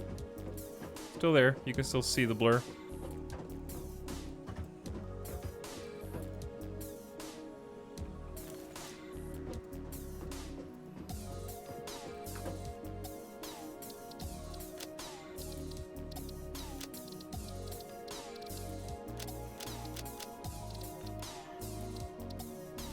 TSR has its own problems, so I honestly don't know which one. It's the lesser of two evils, because TSR fixes the blur with things in hand, but creates blur in the distance. So it's two different types of problem. Yeah, TSR is really bad with the machines.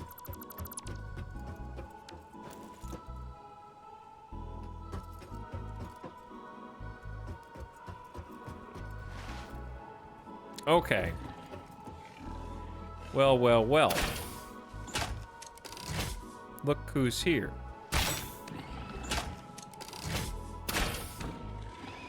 Is this poaching?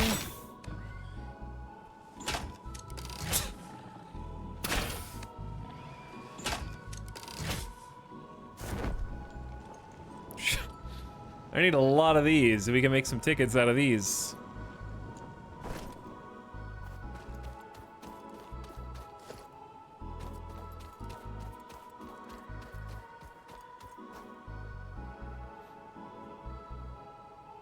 I think that might be some of the strongest blurring of that type I've seen in a game. Yeah, I'd have to agree. I've never seen that before with anti-aliasing. How did this get down here? That's a lot of blocks. Okay.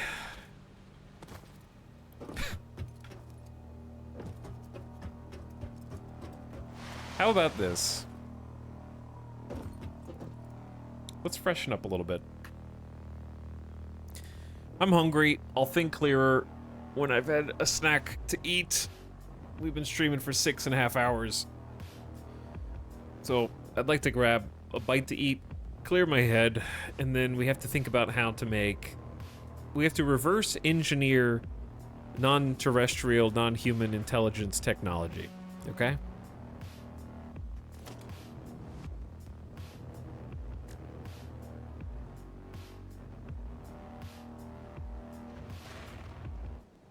But actually, seriously though, I have to like figure out how to divvy up this factory in a way that's gonna make sense.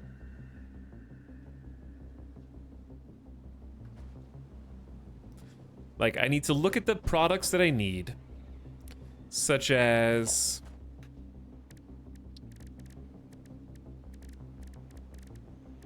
smart plating,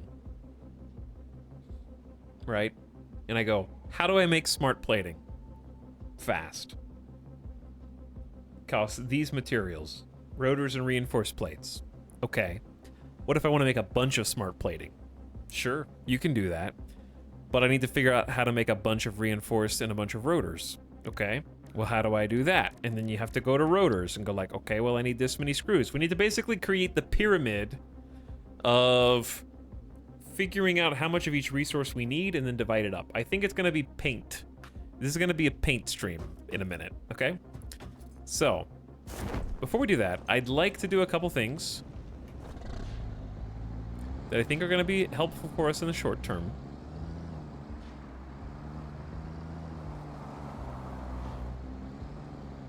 One is finish the steel research. I'm not procrastinating. I'm just trying to make sure we have all the tools.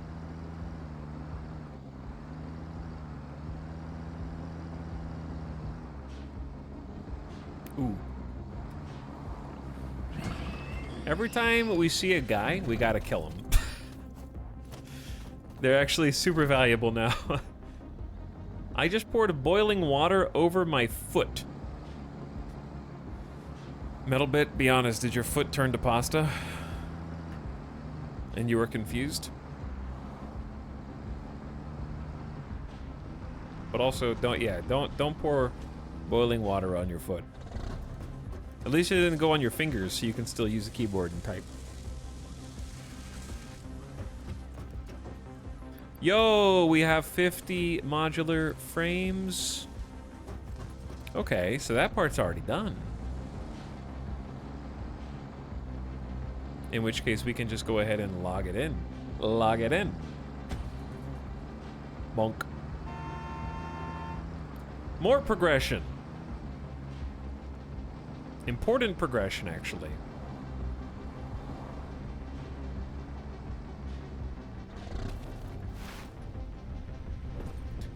Okay, chuck them in, chuck them in. Basic steel.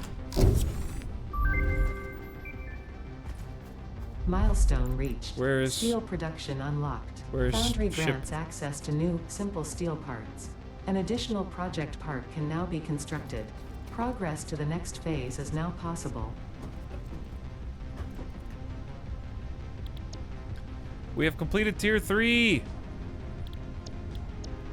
We can make the foundry. Smelts 2 resources into alloy ingots. In this case, coal and iron become steel. We can make steel beams, steel pipes, versatile framework, and we got new products. And we're complete up through 4. Up through 3. Next is advanced, which does require us to have made some steel pipes. And that's where you get the automated wiring. And that's where you get the Miner Mark II. And then we have power storage. Also very cool. Then we have hyper tubes, very fun. And then we have logistics Mark III. Now,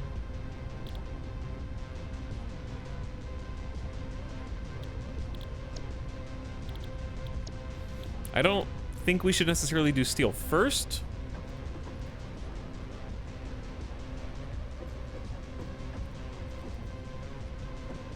Is versatile framework good for suspending walks? It's not a building piece, it's just a crafting piece. But it may unlock things in the awesome shop. Because there's a few bits that we don't have. Chat was saying we should get structural beams. So that's, maybe we could go ahead and get those. But yeah, structural beams are kind of like what we probably just unlocked with steel. And there's set frames that can give us some structure. Cool stuff.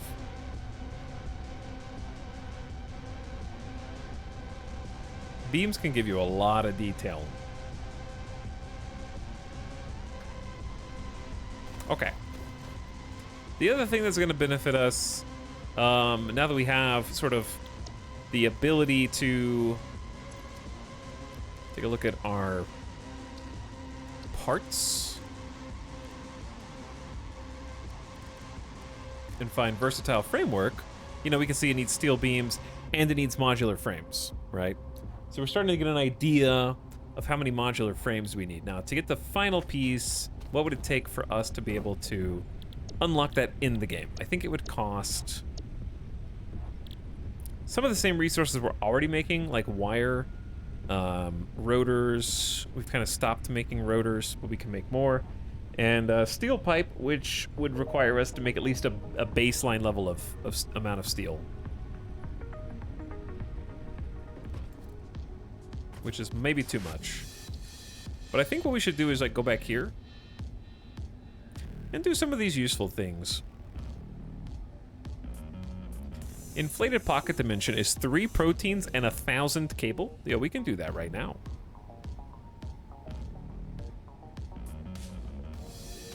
That's very doable.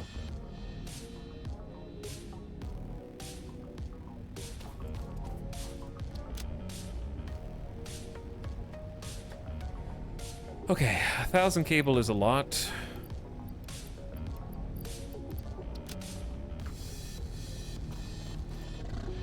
Six inventory slots, though. But yeah, the versatile framework isn't placeable. Correct. Boo. Sorry to disappoint.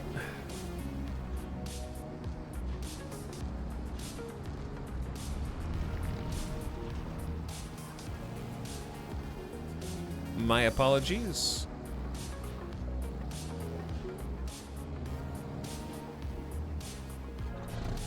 Okay, so down here actually,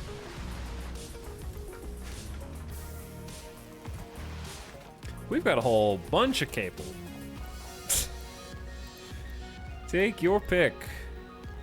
2, 4, 6, 8, 1,000.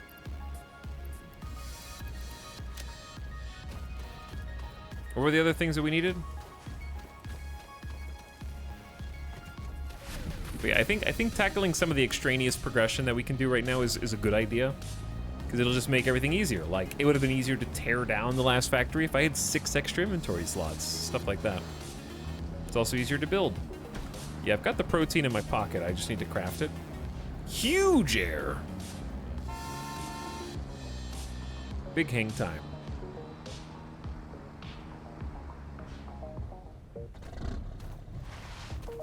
Alright. Alien organisms. 3 little proteins. Hog proteins. Yeah, I have exactly 3. Perfect. Just gathered them.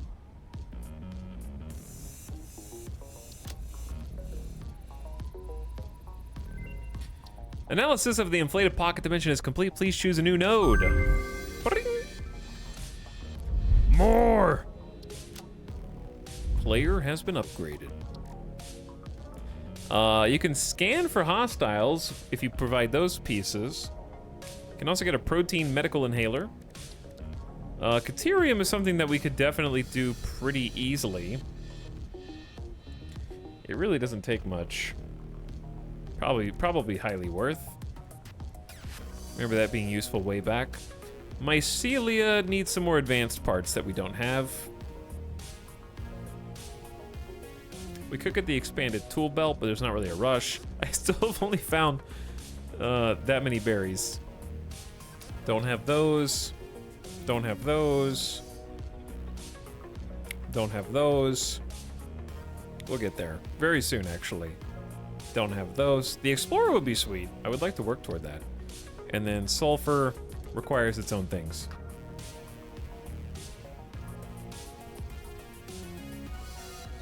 Three times protein. The problem is every time I have to give up protein for something small like this, like alien organisms, I, in exchange, have to give up 3,000, in this case, free points toward the next coupon. Let me see how many coupons I actually need. Total. Well, I'm gonna want signs, but they're not like the most important. I need 2, 3, 5, 10, 16, 19. Why was there an explosion?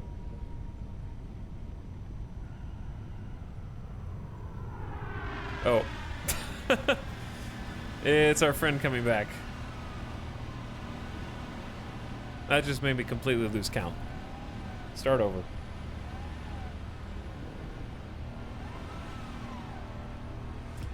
Seven, 10, 16. Let's just start there. Yeah, 16, 19, 22, 28, 34, 38, 41, 42, 43, 53. 53 plus materials. Plus the fix-it factory cart. So we're way off of having all of the little designy bits that we want so much.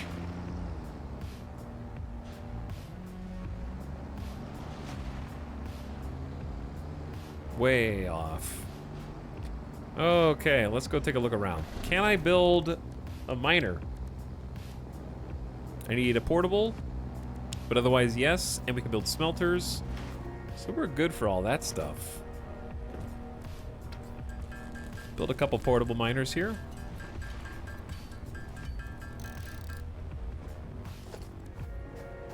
And let's scan for some resources. Let's do the 3 odd ones.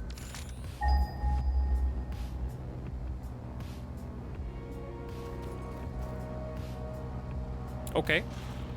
Just checking. Oh. Can you cancel this?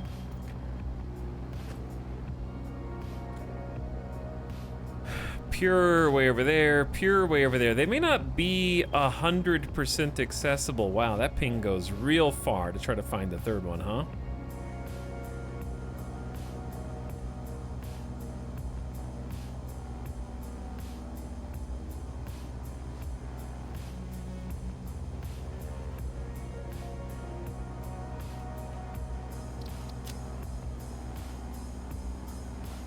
Sulfur node.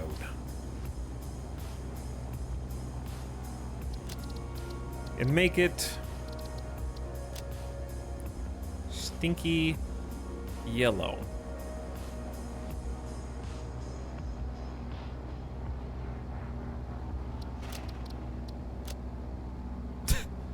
That'll tell me what it is, all right. Okay, let's go investigate. But first, let's see, where's quartz?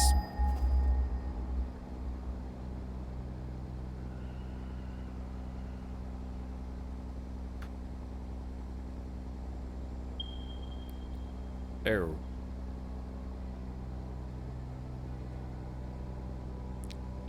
There. Okay. So way down there, in short. There is... Maybe we do want to go up there.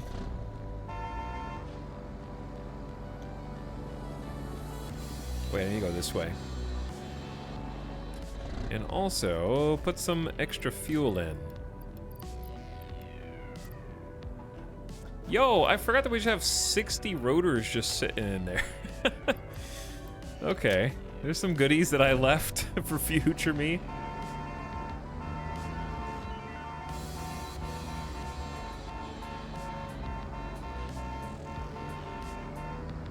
All right, I'm done. I'm done. I'm done.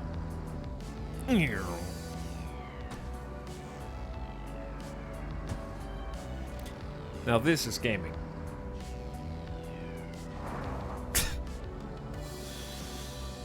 Games are better with less UI.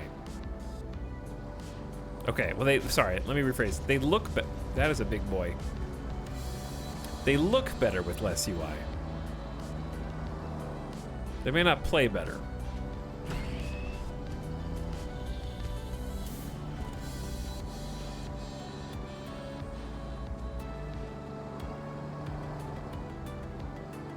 Is this cheating?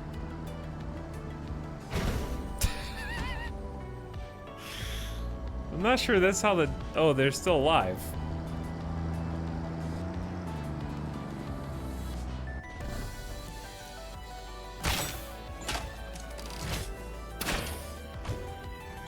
I got ranged now too.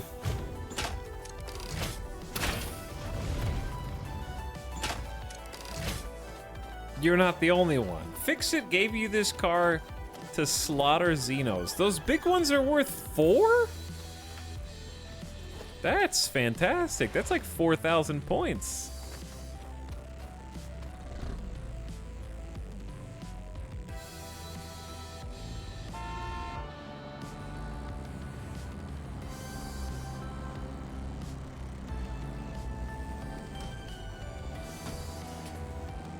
Well, let's find some more if we can.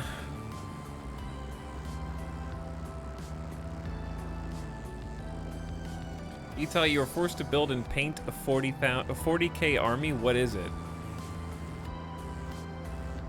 I'm not building and painting an army. That sounds so tedious to me.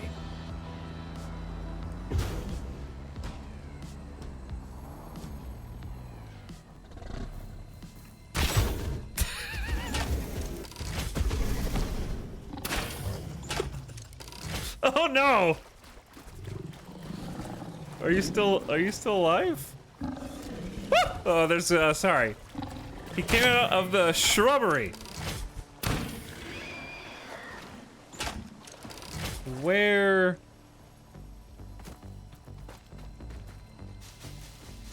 are the remains?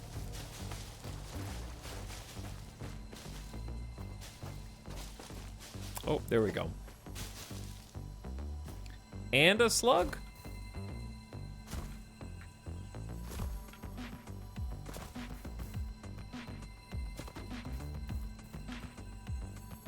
How do I get up there? I have to have tools that I do not have. Unless I can like parkour up this tree. Oh, the car. Just use the car.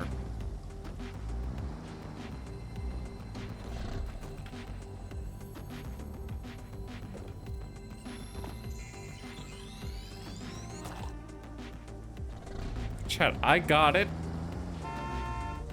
Oh wait, there's more?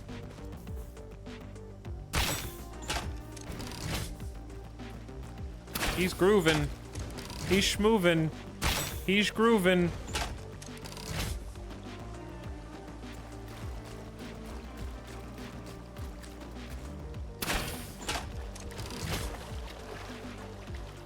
Where's he going? Where are you?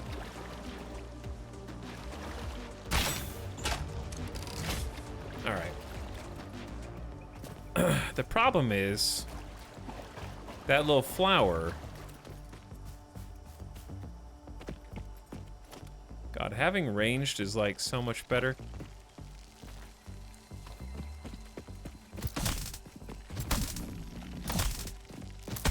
Got him.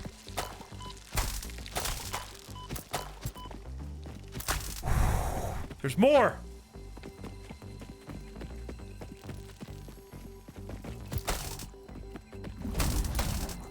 Don't let him pop!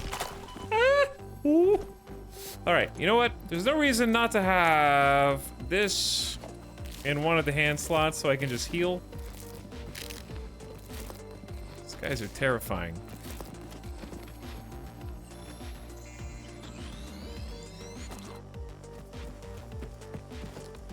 Some remains. We're getting all kinds of remains, actually. We haven't got Hatcher remains before. That's a first. And we got 12 Spitter remains. This little bit of exploration is going to be hugely profitable.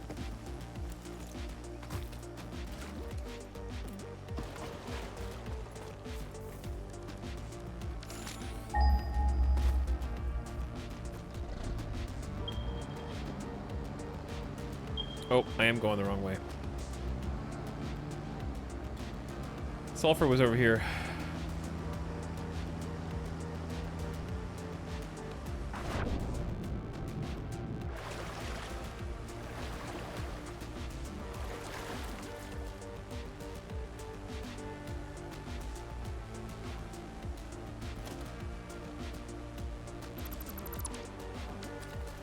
Goodbye, tractor. Rip car.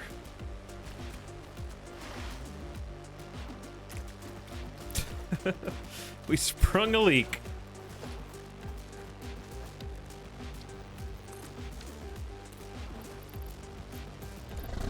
Did I leave some inventory in the water?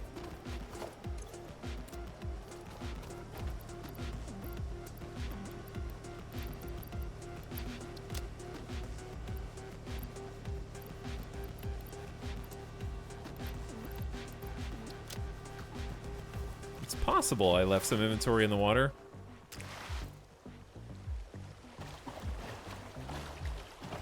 Is that here? I don't know. Yeah, I don't see any box. Okay.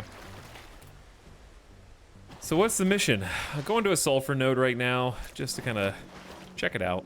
Plop a building or two down. See where the node is. Doing a little investigation.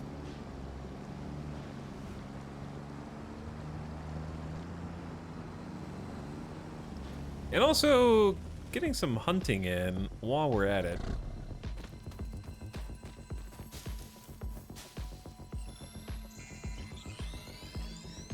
And also gathering some yellow slugs, which will be useful later.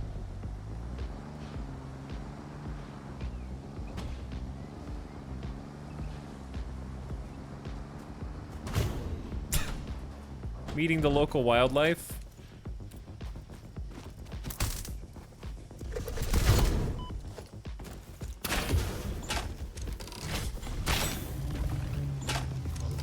Are you dead? Hey, hey. Are you dead? Okay. Just checking. Hunting. Hunting, yeah. I hear noise. All right, that was just high up. That's up above?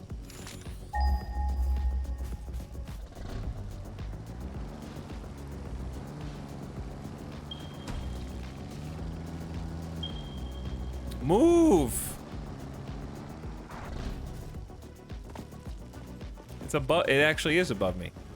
The bees, man.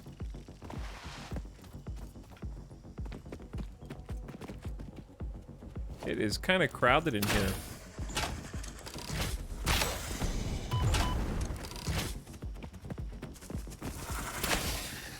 That was a bad spot for you. All right, we need to heal. I think I'm covering up the health, but I had took like 4 damage.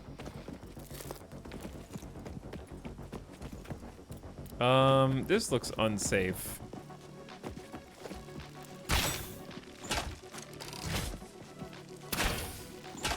Well, that's nice.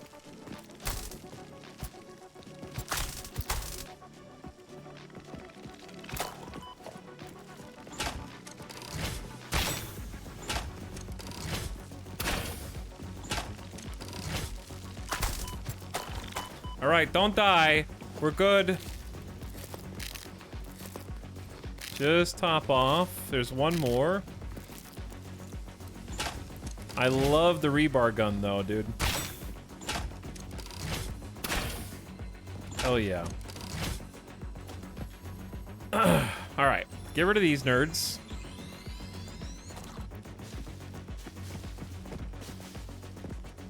pick up the remains because the remains are actually very valuable, and now we can actually look at the sulfur. There's like a whole tunnel system back here.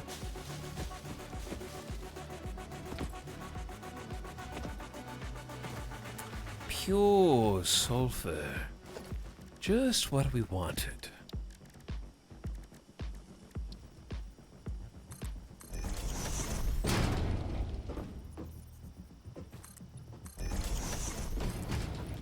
Okay, put a few of these guys down. Then grab a mine. Figure out which way we want it to go. I guess this way. All of that for a drop of blood. Now, if we wanted a factory, I'm gonna need power, of course.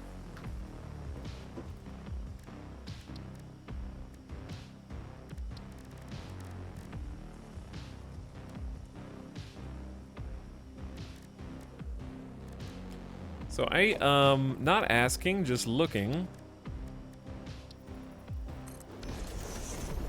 Okay, so it's iron, copper, caterium for the smelter, which means the sulfur either goes into a constructor or it goes with something else.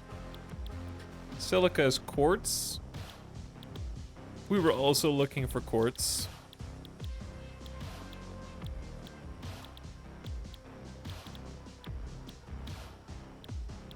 Okay.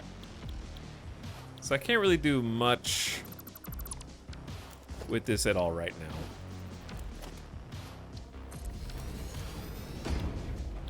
Because we have powder, which needs coal also. So we just need raw sulfur and coal.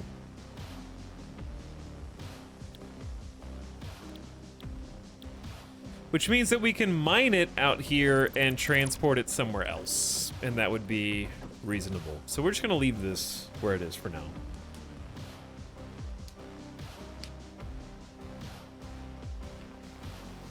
Is the factory becoming sufficiently satis? Not yet. Not yet. We're working on it. Did you guys see those leaves move? Is that just the wind? I guess it's just the wind. All right, so we got quartz deposit up here.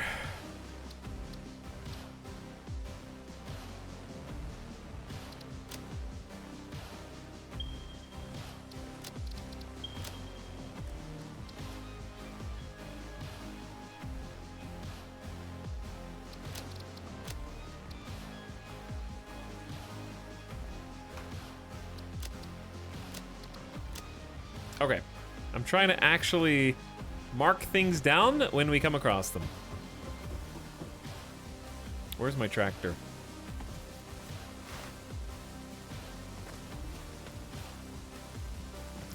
But yeah, we've got some. I'm trying to just do some extraneous progression.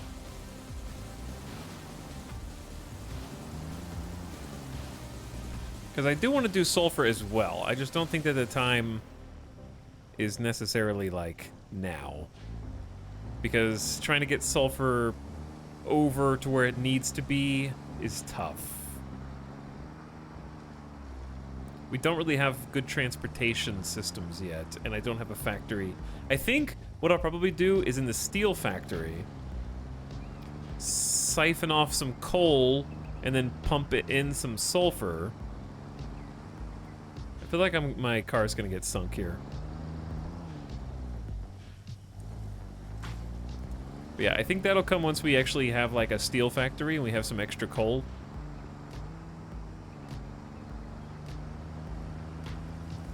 And then we can process sulfur into powder. Skirt! Sounds like you could use a nice train. The trucks will work. I just don't have anywhere where we're gathering coal that isn't already being used.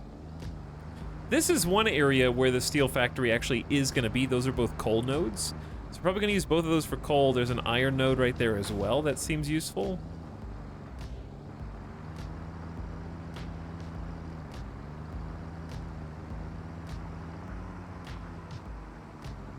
There's also copper back there. There's a bunch of just random things, actually. And then quartz is I guess, around the bend.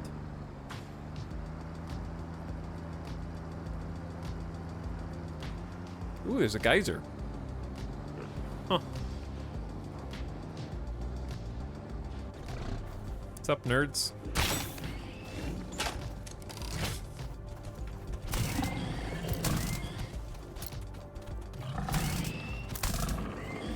Next.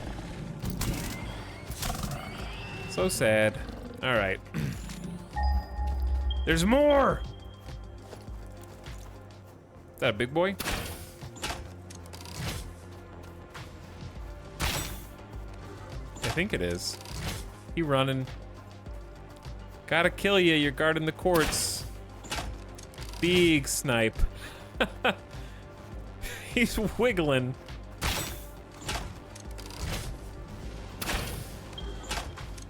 Do you have head armor? Ow.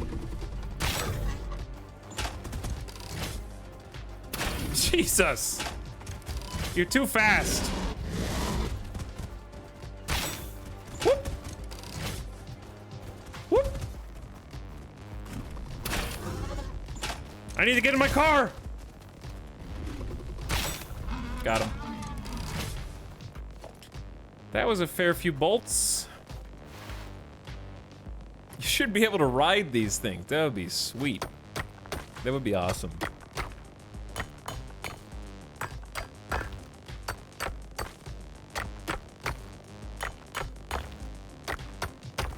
Dunk, dunk, dunk. Ding, ding, ding. Boom, boom, boom. I just realized that this is just how it looks. And I don't have to do that. I thought this was a something I needed to clear.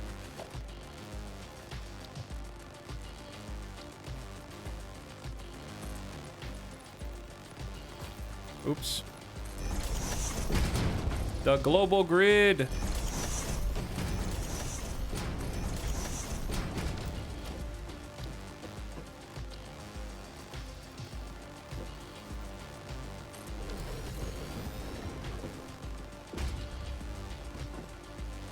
All right, so we got quartz. And then more quartz.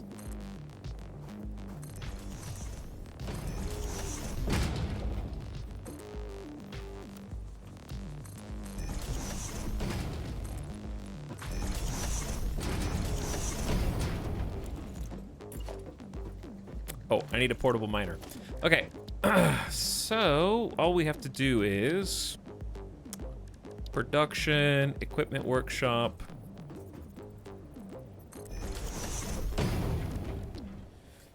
I have plenty of resources for this.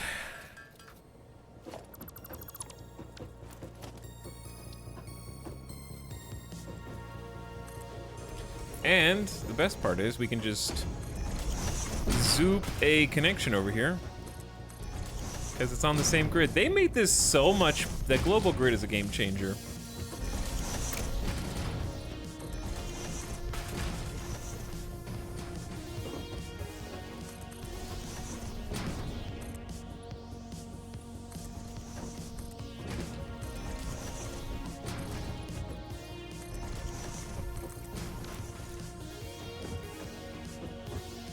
How do you mean? I mean, in the olden days, if you wanted to make a block here and another building over here, how do you get those to connect? They don't.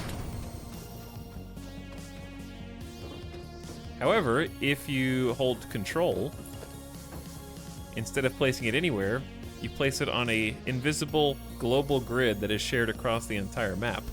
So if I build something over here, and then I build something way over there, if it's as long as it's on the grid, it'll link up with this one. So your buildings will always be able to connect to one another if you build on the global grid. Or you don't have to build on the global grid. You can choose not to.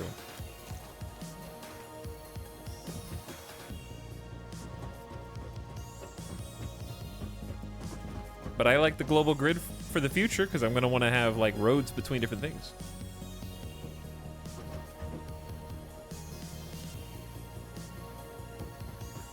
Did we go through the UFO news? Yeah, there really wasn't a lot, but we had a couple hours dedicated to that earlier. And we did some Diablo patch notes too, which was a little disappointing, but that's about what I expected anyway.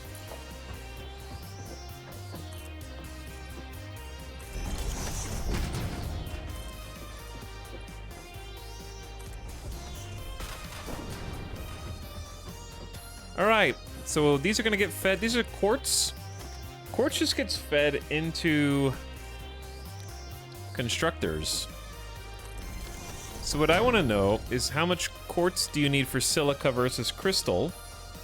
We can have, it's 37.5 per minute, and this is going to be getting 60. So why don't we just make this as basic as a little facility as we possibly can here.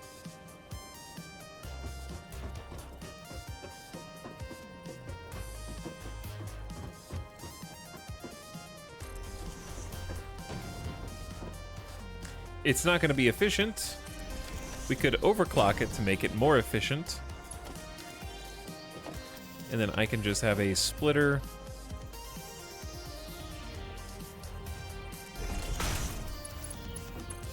With the raw quartz coming out of there. Oh, that's awkward.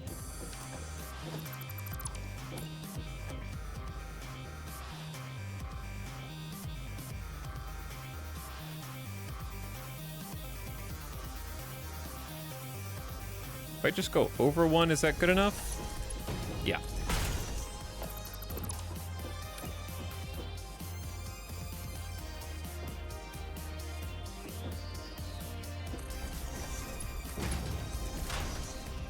Wait, why is that messed up though? Okay, never mind. I didn't need to pull that one over. Just over one. What's wrong with this? Oh, I know what's wrong with it. This is just not centered with anything. So I might actually be able to put these side by side, actually. There we go. All right, my bad, my bad. It has been fixed.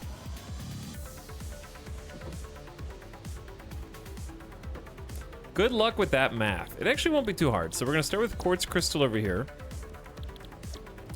What does silica do though? I mean, I know what it does, but I mean, like, what does it take? It takes 22.5 per minute. All right, this will work. This is gonna work, dude. And then we just need storage.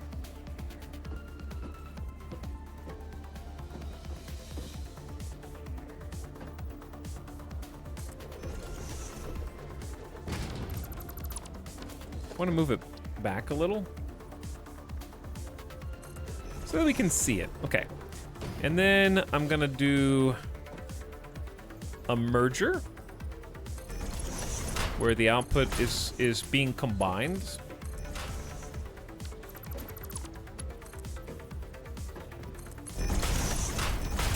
And put into storage right there. Okay. We're gonna get these online in a minute.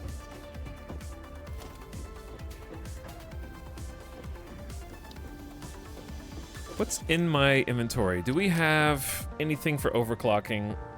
Or do I have to go get it and come back? I have 4 yellow slugs, but that's overkill. We just need blue slugs. I'm a little annoyed that I'm not actually carrying those. Oh well. Talx, did you see the Dunk news? No, I did not. Do you think I'm keeping up with news for a movie I haven't seen?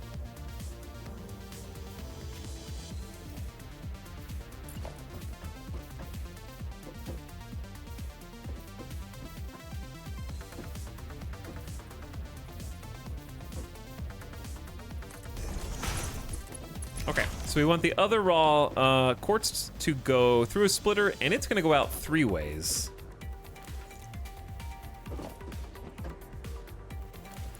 Which actually might mean we need to push this over. We'll see if we have enough space. Okay, input on the left.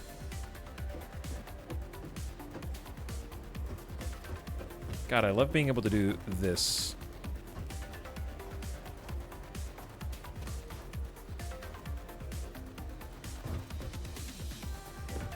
Okay, that's good. We'll get a duplicate of that lined up perfectly, and a duplicate of that lined up perfectly. LEGO reportedly planning to release LEGO Ornithopter. I like how the Ornithopter is just like the standard sort of toy, if you will. It's like in Microsoft Flight Sim. I like that that's their primary, like the marketing push is the Ornithopter. Did I not line these up? Apparently I did not line them up. Sorry, chat. Turns out I'm bad at this game. Who could have foreseen this?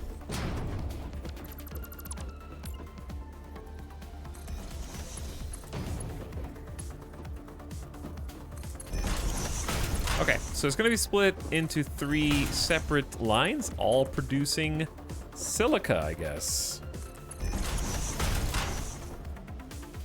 Now we just need power to this little facility and to give them some recipes. Silica for you, silica for you, silica for you.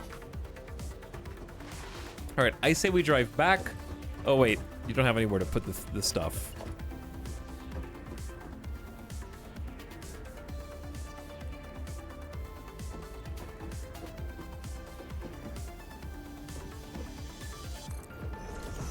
True.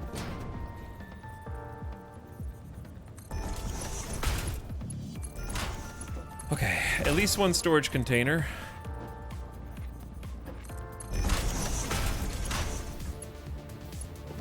At least this is a fairly organized factory.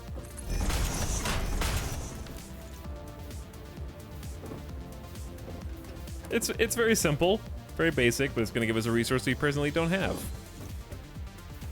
So we're gonna need to connect that up to the power grid.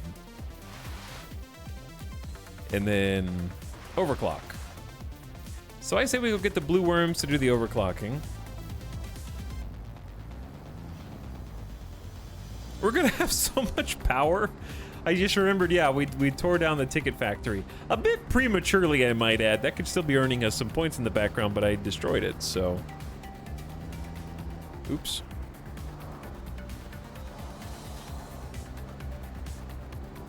Oops. Yeah, whoops.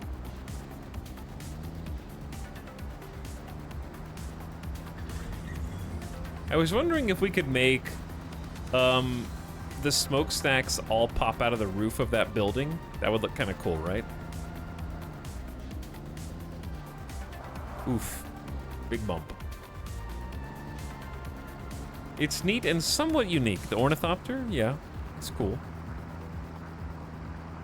I don't understand why they're cowards and LEGO doesn't release the Dune worm at a like 1:32 scale. That was my idea. I didn't even read that in the chat. That was my idea.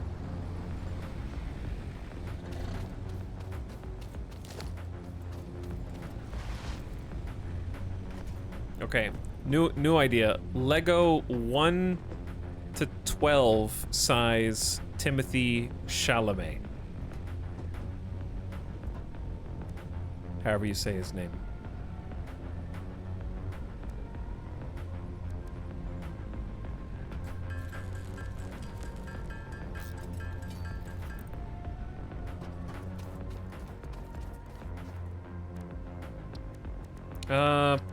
We have a yellow slug. Ooh, we actually have the stuff for this.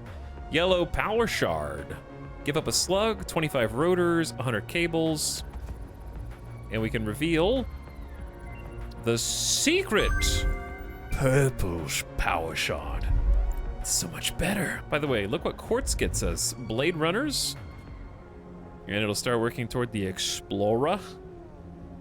We need crystal oscillators as well. And then alien organisms. I have the hatchers.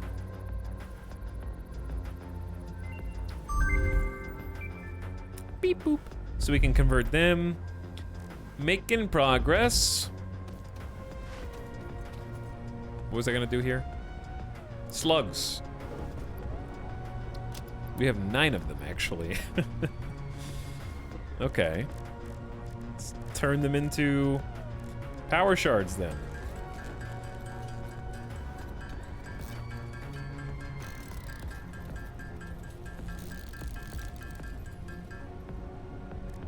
And then we can have some yellow ones, which are just better, but we won't really need them. This is actually just a little storage container for us that may have some more blue slugs. And a power thing. Cool. Also, I think I saw rotors. Yeah, there's a few odds and ends stuff. And some silica already, actually.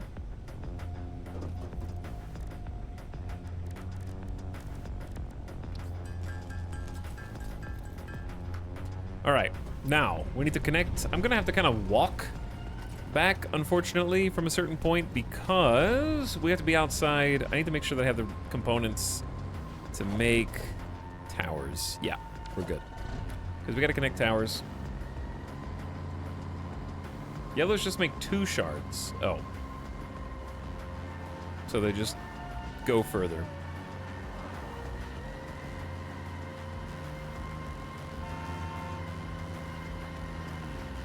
Yeah, I was thinking about, like, making the roof just above the catwalk, basically, and letting the, or a little bit above the catwalk, and making the, building it around the smokestacks, and kind of having it just be like a diagonal rectangle building. Might look cool.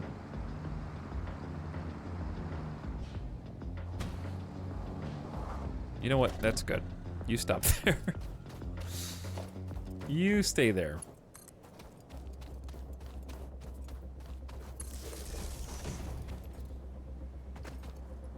I'm starting to not mind manual crafting. Have you finally given in?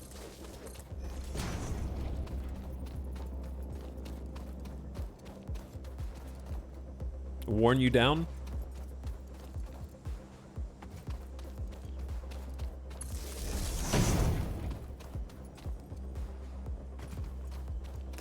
Okay. We're back. Next to a little geothermal, there's some like cool rock formations over here. Let's hook you up like so.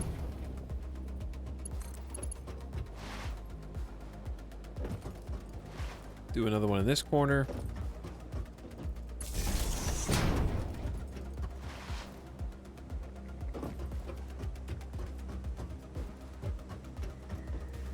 I don't like putting them in the middle of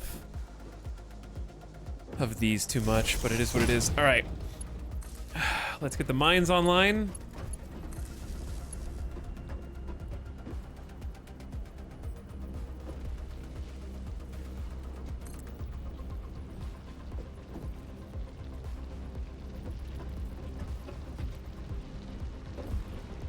Yeah, I don't actually like building the cables that way.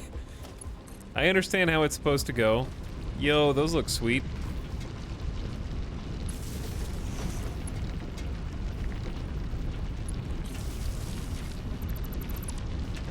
Let's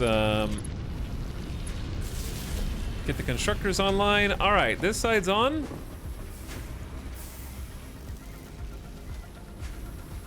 Making little cute blue baskets.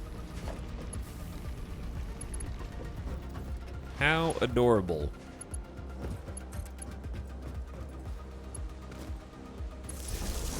All right, and this is gonna go to the mine, to that constructor. I know that there is a missing piece. I will get to it.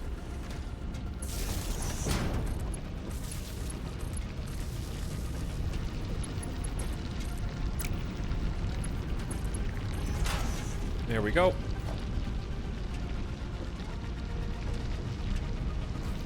Oh, nice. I went to make dinner during iron deconstruction, and I come back to quartz production. Yeah, it was time, I think, to... I'm tackling the smaller projects before I tackle the huge projects, which I think makes sense because we can have some of these things just kind of going off to the side and serve an important role.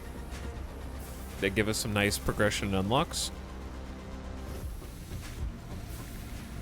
So here's the thing. We need to get 22.5 times 3, which is 67.5. If we want 67.5 raw materials, we're gonna need one of you.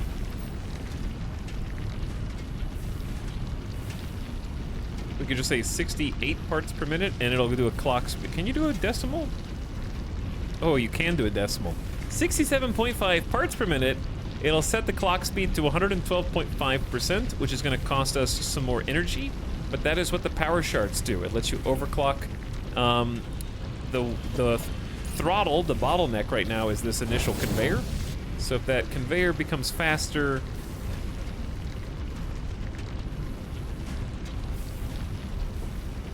then everything should be going at the exact perfect speed to keep all of these constructors maximized efficiency. It's nice they let you start with the map now. I agree. The map is incredibly nice. Now over here, we need 37.5 times 2.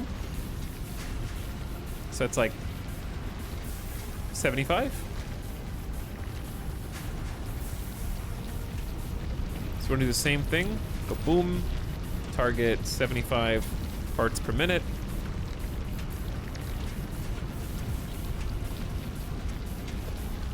Get a Mark II conveyor in there.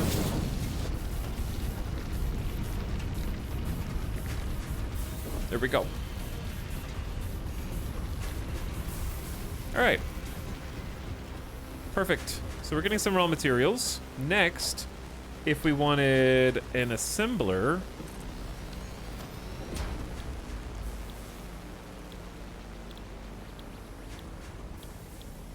none of that. All right, I'm just checking.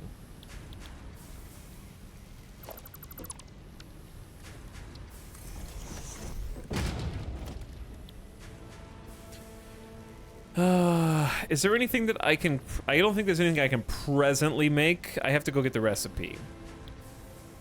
Yeah, I have to go get the recipe. I think we need like 50 silica. I already have 150. All right, that should be great. And then over here, we'll just take what we have of quartz crystal. If I haven't already researched that, I can throw away the raw.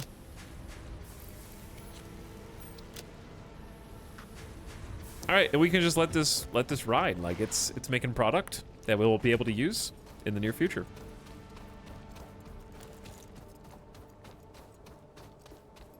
Solid. Actually, better idea. I'm gonna take that BRB. Not a huge deal, but I think the mergers are causing a bottleneck. Oh. Yeah, they are.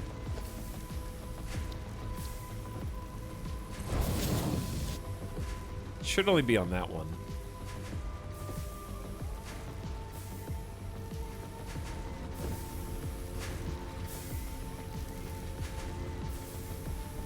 That should be plenty of overhead.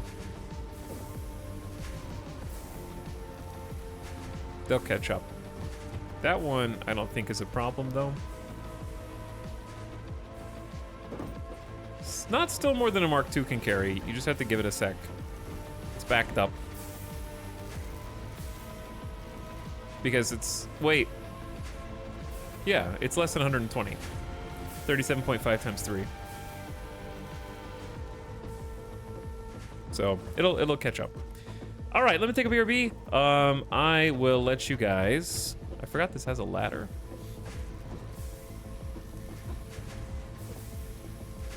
Enjoy the factory of silica sunset.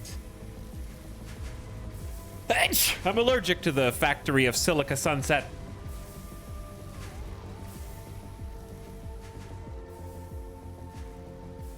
And I am gonna go get a snack. I'm hungry. I've been streaming for 7.5 hours, and I want to keep playing Satisfactory.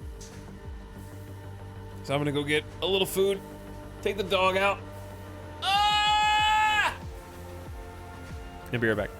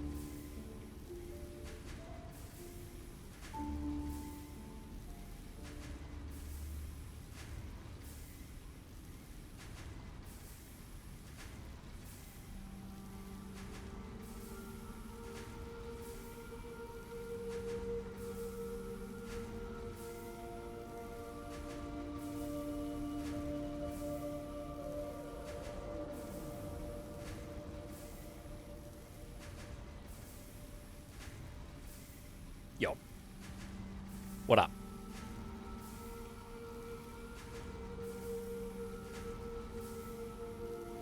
Guess what?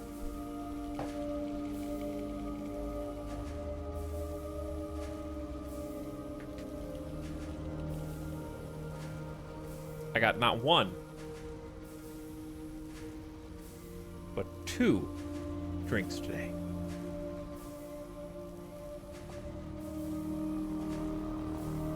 It's a refresher.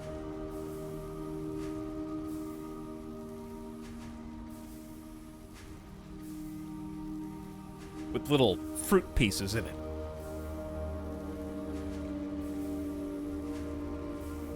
It looks good, it's tasty.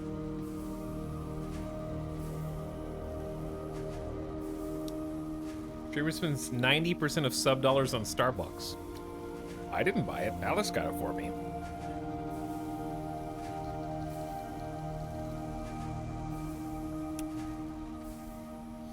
You think I can afford a Starbucks drink on my income?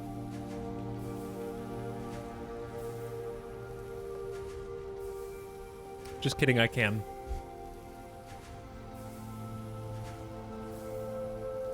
In this economy? Starbucks is good. However, like, they do have their merits. They do have their merits. I have to agree, they have pros.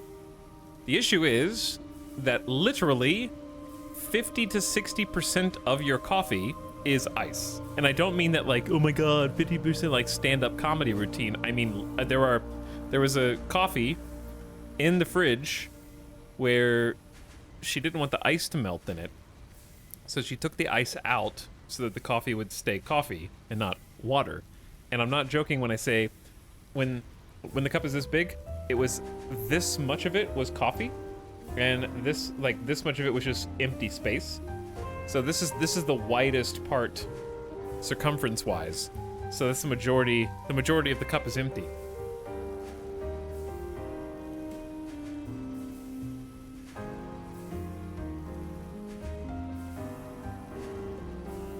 So that's a weekly Starbucks drink. Yeah, we probably go, I would say once every 2 weeks, actually. Probably get Starbucks like once every 2 weeks, but when we do go, we get like 2 drinks each. Like 1 coffee and then 1, they're called refreshers for later. It's probably go like twice a month. But anyway, if you ask for no ice chat, when you ask for specific drinks, they have measuring systems. You didn't just like find the secret success where they'll give you 2 coffees in one. If you get like I get the shaken espressos, they have what they do is they make them and then they pour them and then they put ice to fill in the rest after that. They don't just make 2 of them for you.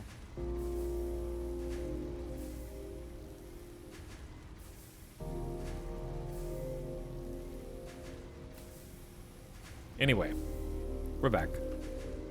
No, my secret plan is ruined.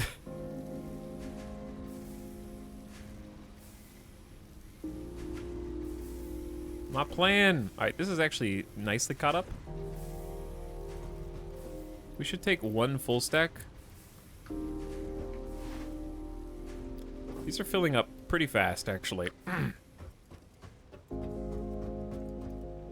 Okay, let's make some audio adjustments here. Did the factory behave itself?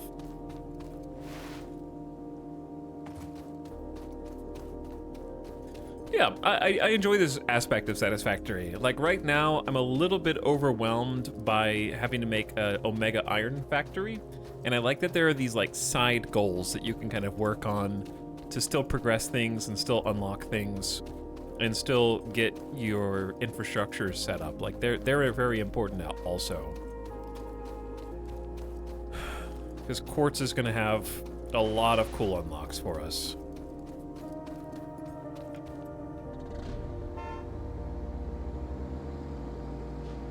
And then we're gonna do Caterium, which also has a lot of cool unlocks for us. Progression system, I think, is just super well done.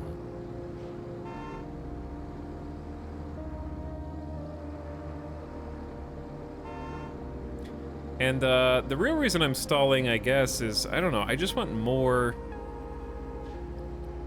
I want more progression things unlocked, so because I have to work the math backwards, and I don't want to have to look at the wiki unless I really have to. To find all the rates for everything, it'd be easier to just do it all in-game if I can.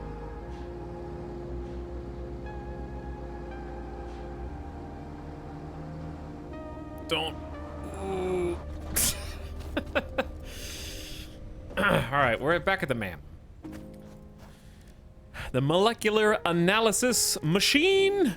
And we have some toys for you. Ooh, this is the biggest one, dude. So for 50 silica, which we just started making, and some modular frames. Blade Runners. Oh, big time. Blade Runners are going to cost us 3 more modular frames. I think we're making modular frames now. We can go get those. I'd also like to make the Xenobasher, which is going to cost modular frames, and also some wire. Okay, what else can we do right now? I didn't bring enough. Oh my god. I didn't know I had to have 200. Okay, I can do crystal oscillators. That's 100 of the pink basket crystals and some reinforced.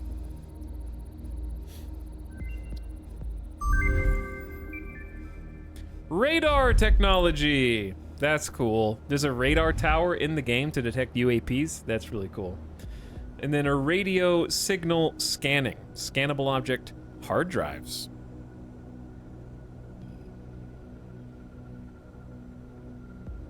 Oh my god, a UAP reference in-game?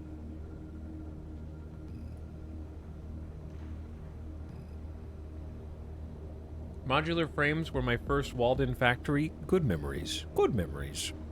I can make shatter rebar if I just make 150 rebar. Is that an equipment? It is.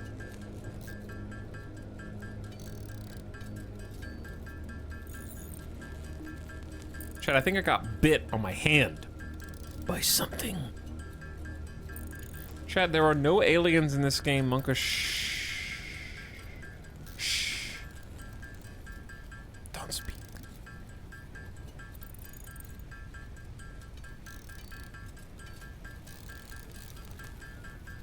The UAP bit you? Maybe they like shot something that would hit me and act like a bite afterward. But it's really like a tracking program.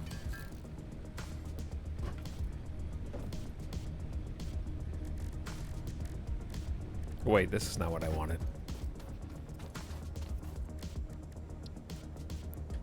I don't know what this does, but it sounds cool.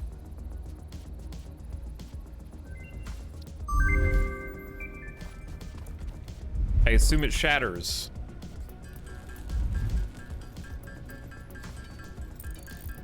I will test it out.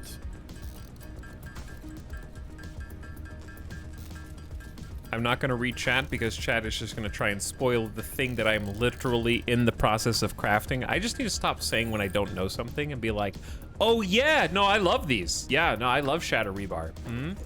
Shatter rebar is my favorite ammunition. I can't wait to use it again for the multipleth time.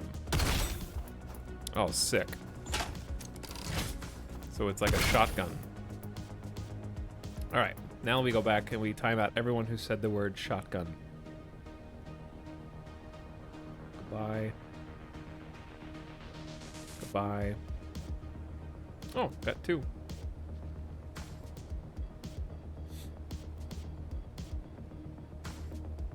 Oh my god, try this shatter rebar. You're a fantastic role model for aspiring streamers, inspiring them to pursue their passions and dreams. Okay.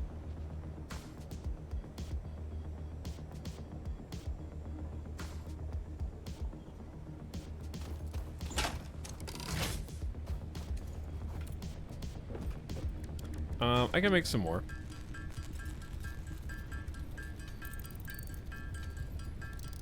I think having the snipe ability is extremely valuable.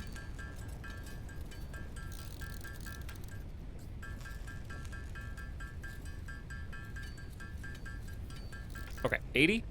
Oh, I can't make any more. That's fine. We can go get some more resources. Hang on. Do you hear that?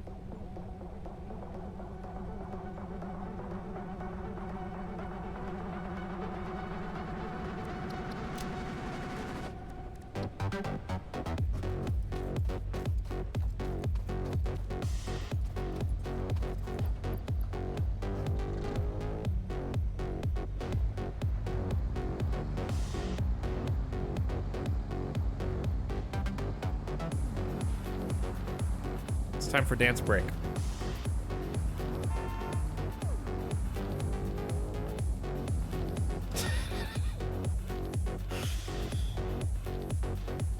Not quite what I wanted to do.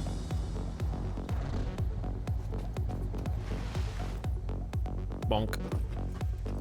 It's like a BMX trick gone wrong. How many? We have like quite a few modular frames actually.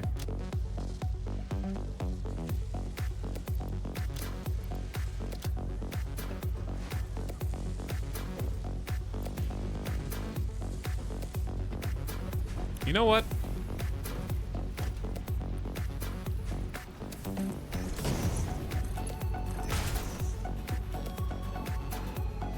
Why shouldn't I? Why is there a ghosty trail? Yeah, we can make rotors here too.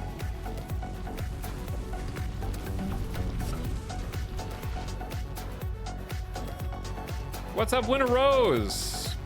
Pump it for 22 months. Welcome back. Thanks for subbing.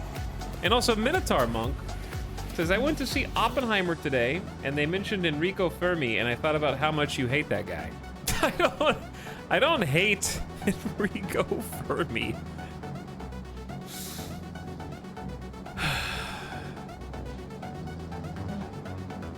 He hates him. Oh, the base is that way.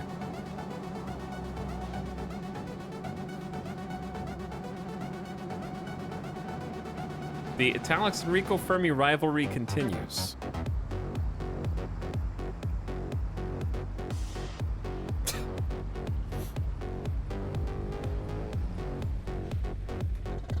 I have no problem with Enrico Fermi. I just think his paradox isn't really a paradox.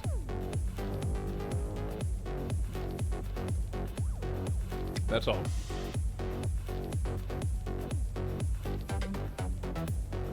It's kind of just a question with a bunch of answers.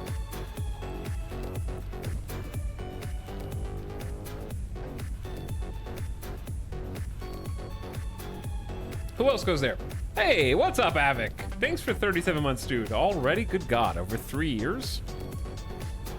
Hope the factory's doing well. Please use this sub to make more tickets. We accidentally, maybe on purpose, destroyed the ticket machine to make way for an iron factory that we haven't quite gotten underway yet. However, we are in the process of unlocking some quantifiably important things. I'm just checking to see what we can do right now. Not power slugs. Not quartz. Okay, so yeah. I think we've done most things that we can. I need to craft Blade Runners, an exoskeleton for the lower legs that assists in movement, sprint faster, jump higher, and, most importantly, less fall damage. So we can put these on our legs, of course, not our body. And we have the ability to jump farther, run faster. Oh yeah. Incredible speed. But thanks so much, Avic, for 3+ years of sub. The factory is doing well. We tore down the portion that makes coupons, and we just recently built our first silica and quartz, I guess quartz factory. We have an exoskeleton. We can make crystal oscillators. We need reinforced plates and cable. Wait, is this a 3 resource craft? You can handcraft things that need 3 inputs?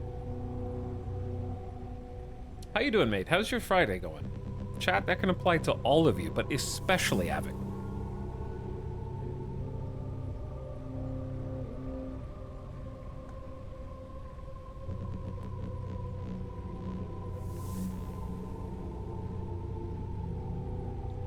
Wait, Enrico Fermi bought Paradox Interactive. Fermi Paradox is immediately proven to be kinda dumb when you realize there have been recently undiscovered tribes and still could be.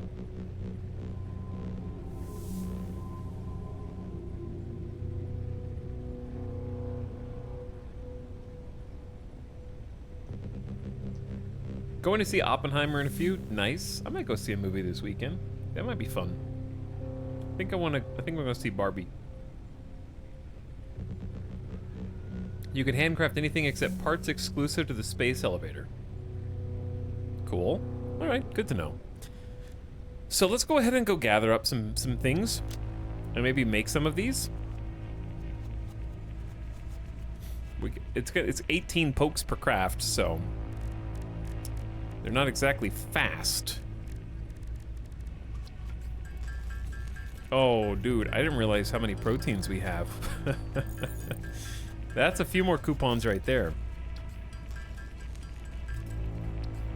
It's like 21 extra? I mean, okay, sorry, not 21 extra coupons. 21 extra DNA capsules, which is like probably... We have 29. It's probably close to 4 more coupons.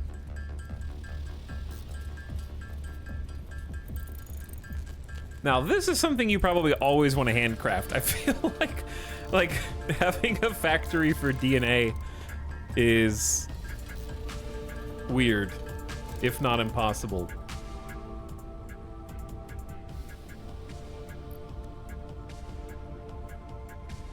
Yeah, we have 28 DNA. It's pretty great.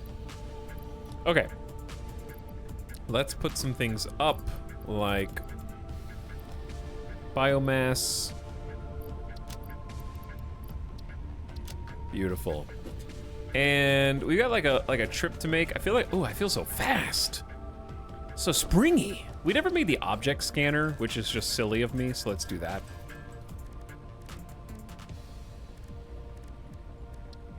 And I want to make the Xenobasher, but we need to go get, okay. Here's the shopping list. I'm giving you guys a shopping list. We need wire, we need cable, and then we need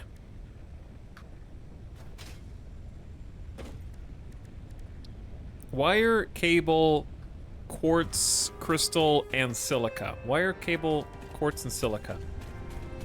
Wire, crystal, quartz, silica.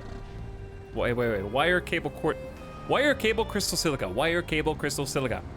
At least those things. Avic says, Friday's going well, mate. Got a bunch of recordings and editing done. Now letting the ferrets run around the office to burn off some energy. Put them on the keyboard and then press enter with whatever they type so they can say hi.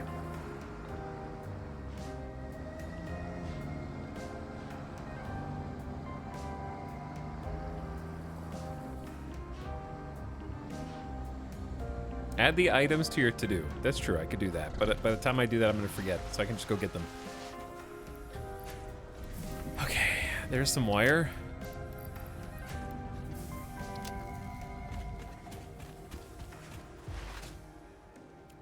That jump is massive. All right, and then there's a bunch of cable.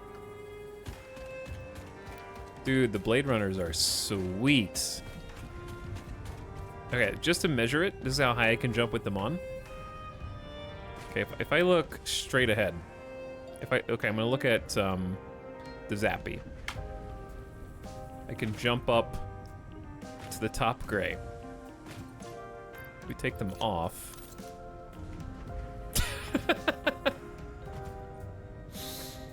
It's the difference in jumping here to jumping here. It's like twice as high. And then running speed, I can go like 1, 2, 3. In 3 seconds.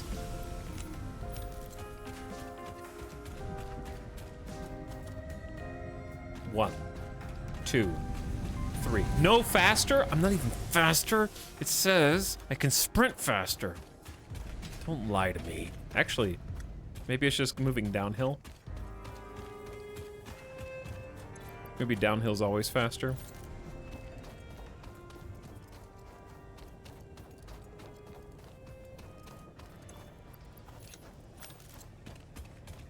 Yeah, it's probably like 10 to 20%, not like a huge amount. But the jumping, faster sliding, faster movement, it's all good stuff.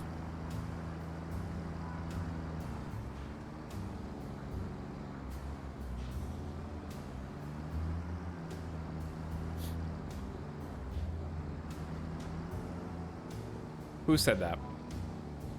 People, Rife, hi Tal and chat. I finally finished cleaning and moving into new apartment. What up? We've been live for a while today. We've had some Diablos. We've had some aliens. We've had some factory building. We did some more work in the coal. We've got quartz set up. We have removed the temporary iron ticket mine because it kind of stopped being super effective. We're gonna get Caterium set up next. And then we're gonna try and start maybe tackling the iron mine.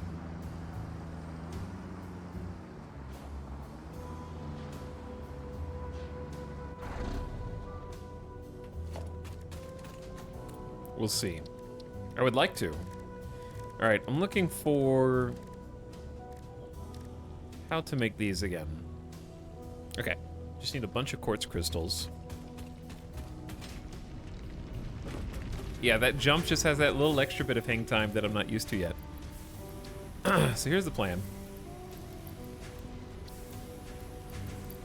What if we just grab a bunch of those and then just kind of put them in the car? Now the slide jump is even larger.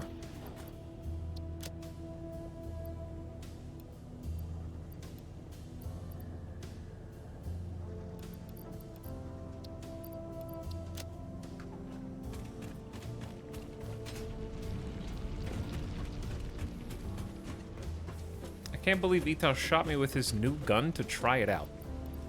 What?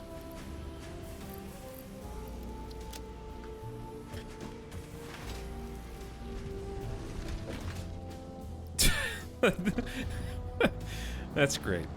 That's one of the things Satisfactory does so well. It gives you like initially fun movement and then it's like, oh, you thought that was fun? Just wait until you get the cool vehicles. Just wait until you get like the Blade Runners. Then you're gonna have extra mobility, aerial mobility,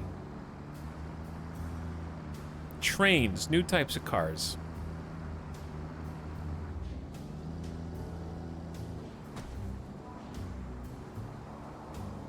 So yeah, I want to make the factory back there be a like a aesthetically pleasing factory, but we need like 50 more coupons first. Because I don't, if I'm gonna go ham, you don't even need that. You just stay up there. Anyway, if you're gonna spend a bunch of time trying to design a cool looking factory and you don't have all the pieces, it just feels like, why waste time if I'm gonna come back later and want to redo it?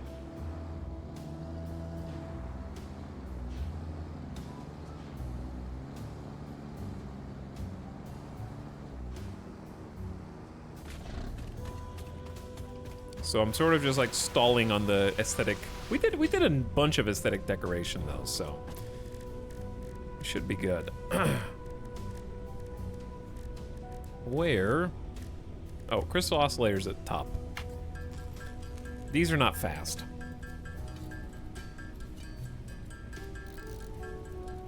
But I also currently don't have any other way to craft them.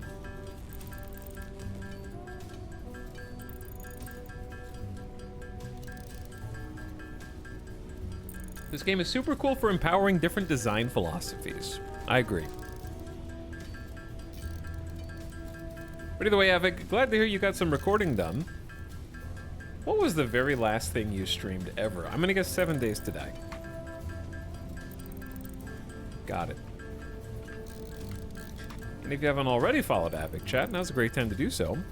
I don't know if he's planning on continuing his 7 Days to Die run in the near future, or planning on starting some new stuff. But either way, very deserving of your attention and support, and would recommend giving that a button a click to go to his next stream.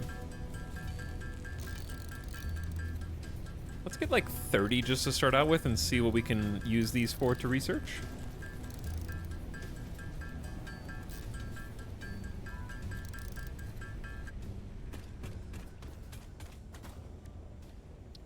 Okay, we can do +6 inventory slots with silica.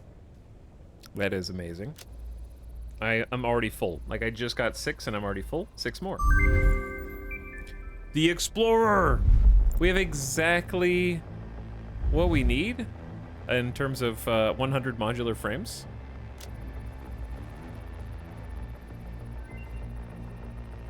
The analysis of the Explorer is complete. I am very excited. All right, we got everything off of quartz that we can get right now. Experimental power generation is actually doable if we just go power sulfur. That's actually doable.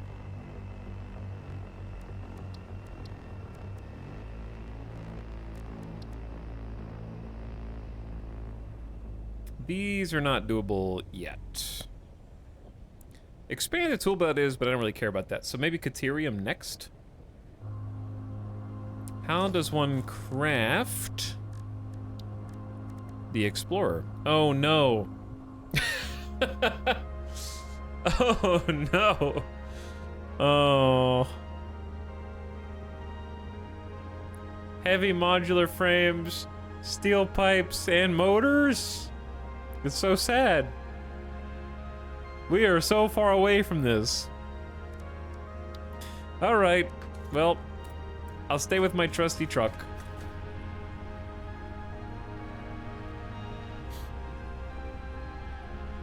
Let's go find Caterium.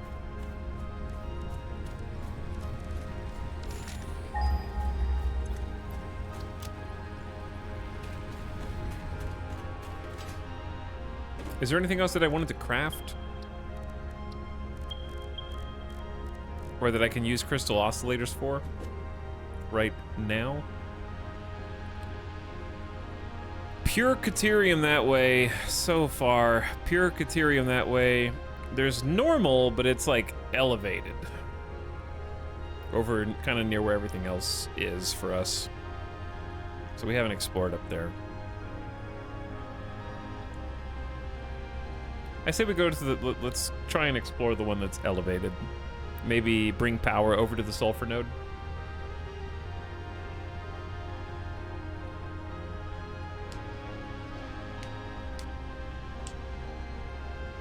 Trying to set up a heavy modular frame factory right now. It's a process. It is, yeah. Oh yeah, the basher. The basher. I need 2 and then 5. I spent all my modular frames because of course I did.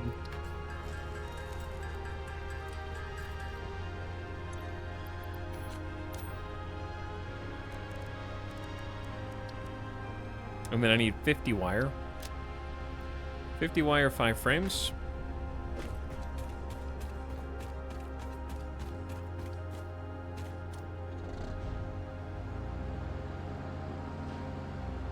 So the frames, we just have like one little factory making frames.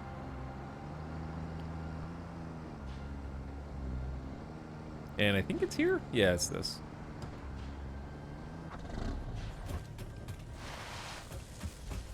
They're going into the box.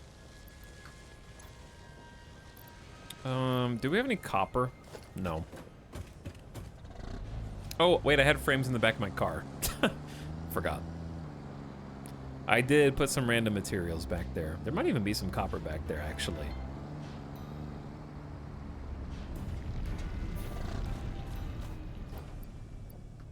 Oh, we need coal. I can use biomass for fuel, I think. Yeah. All right, well, that'll work.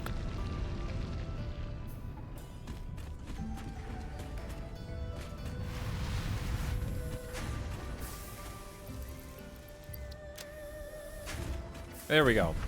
Now, production, equipment,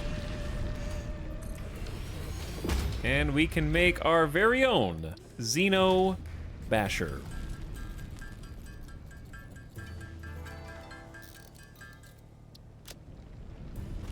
Let's check it out.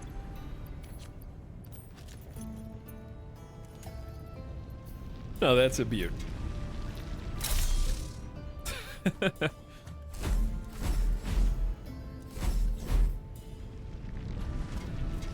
a little keychain. This thing is strong. This is strong. And we also have this. Oh, I thought there was an animation. I guess not. We got a little object scanner. Not you. Don't do that. Nut.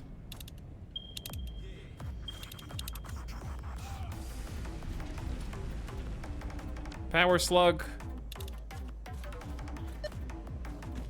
That way.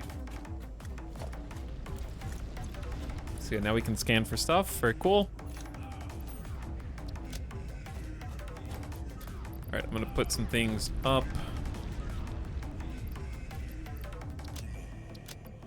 We clearly brought too much quartz and silica. That's okay. All right, so the plan is maybe just leave the truck here.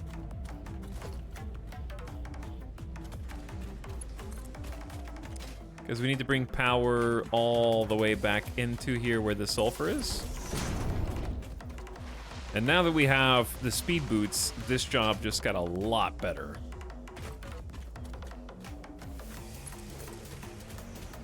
Just massively improved. I see a blue slug.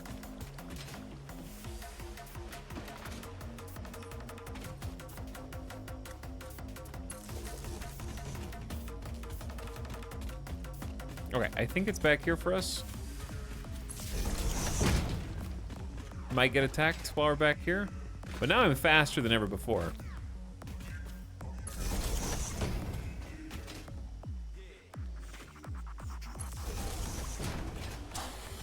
I hear you. All right, I actually do... Wait, this is not the right way. Oops.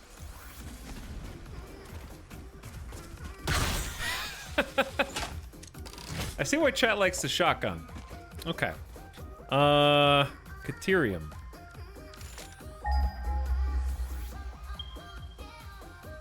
Oh, it is close. Okay, let's look for that. It's up there.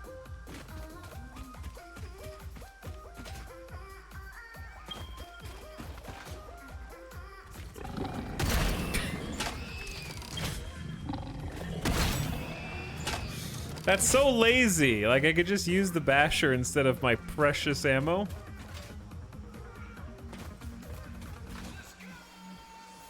Let's go! Dude, I gotta go through all this stink? There, I see the bridge up there. Alright, yeah, it's time to do some exploring. Dude, yeah, doing the exploring with, the exosuit is just... Now I can actually make these jumps without having to do, like, an awkward crouch jump.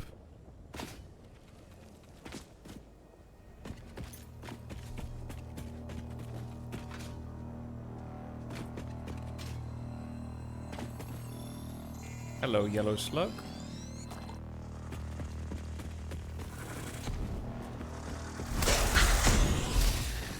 Okay, 2 hits. Wow! We have definitely got some upgrades. I forgot how much stronger this is.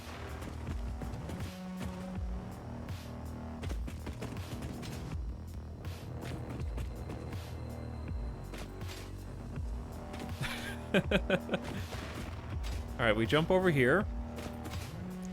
And then we go up, up, up.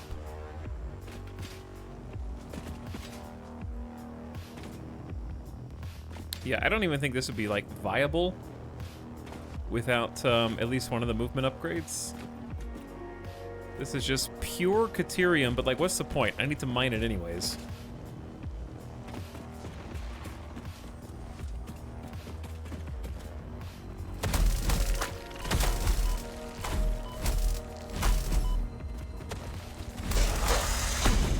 Don't you dare.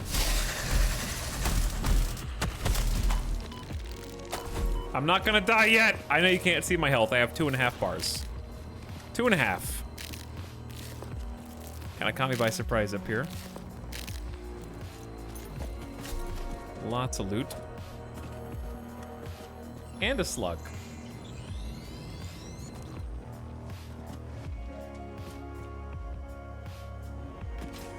Oh dear. Well, I didn't mean to come all the way up here, but now that I'm here, I feel like I have to sprint everywhere. We haven't found bauxite yet. Imagine if he died to last B. That'd be pretty funny, yeah. But yeah, the exploration's good fun.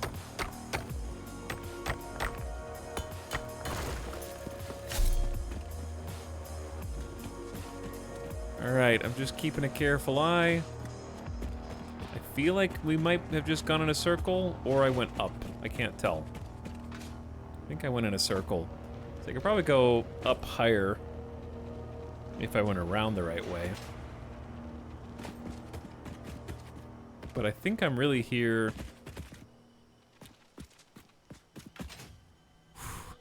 Time for some parkour.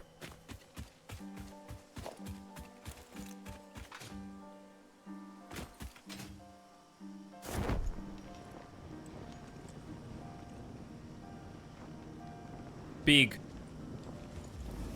I'm airdropping in.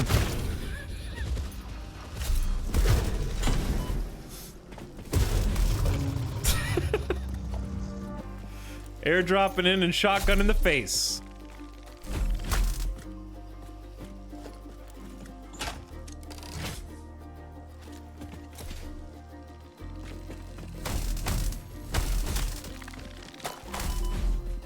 I got this, chat.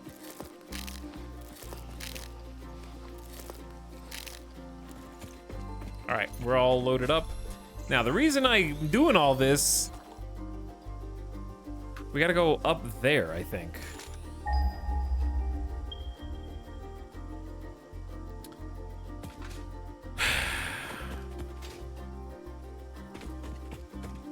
That is what we need to be on.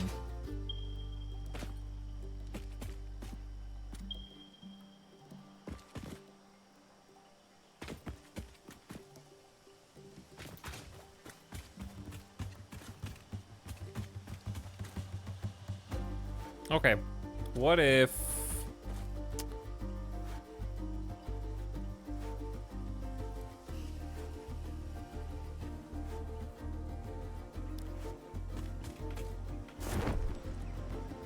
we just parachute all the way over here.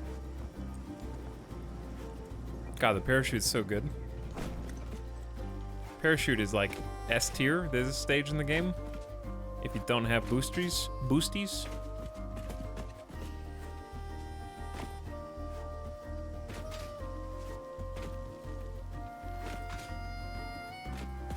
Okay, I need to be on that. How do I get up there? Maybe we go around this way. It gives you so much reach that you just don't have otherwise.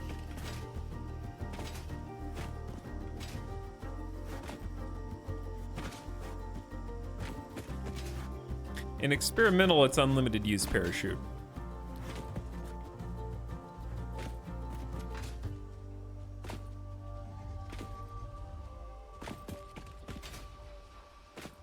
I hear monsters.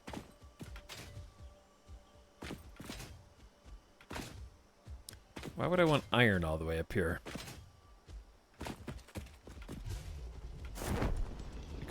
Okay, not what I meant to do. Oh, I see it. Parachutes are good now? Yeah. Early game, at least.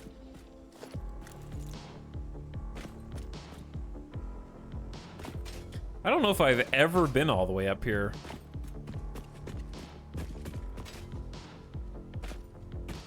I think this might be the first time I've ever explored up here.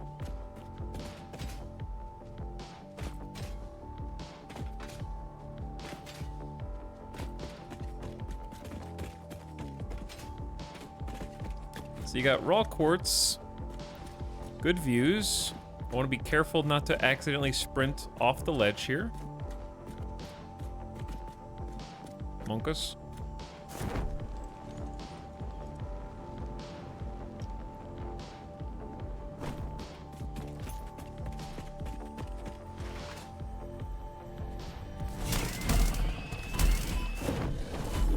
Don't push me off the ledge. You are so lucky that you I am not lucky. I did not find a valuable artifact. I don't need to... I don't know what happened there. All right, fine. I'll take the S.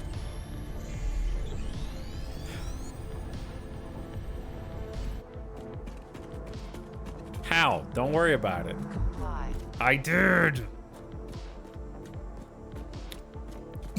Dude, you can go all the way up here? It's crazy. It's a good view, actually. They got slugs buried everywhere, all over the map. That's a really awkward place to try to get back to Caterium-wise.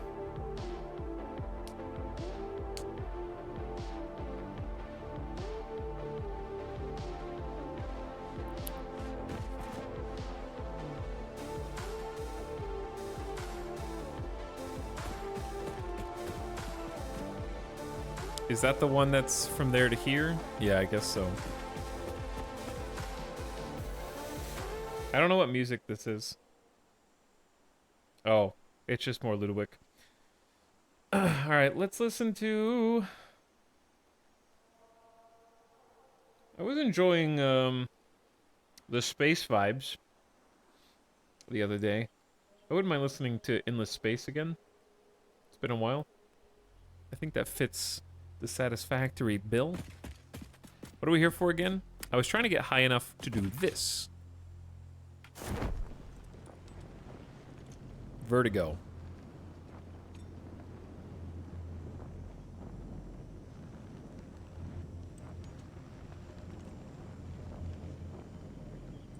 And then investigate the source.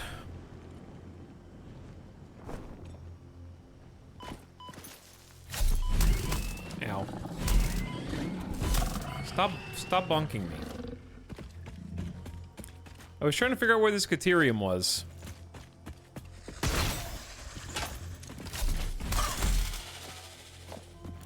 Turns out it's way the heck up here.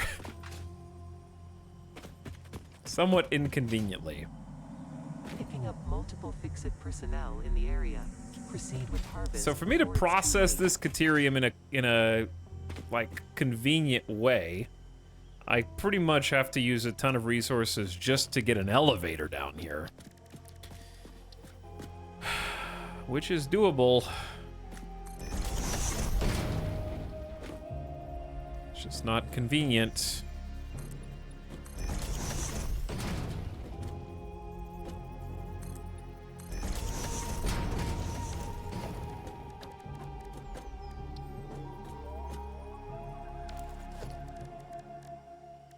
Okay, we need another portable in order to make a mine. We could probably just grab some because I think I have some next to the copper.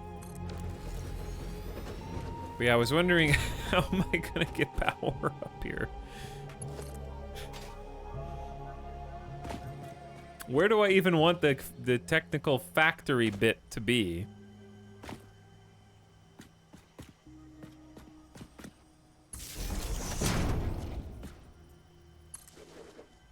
Reach it from the edge? I guess we could like build a little path to get up here. That's not really that easy. Like right now, I think I'm just gonna go for like a sloppy path.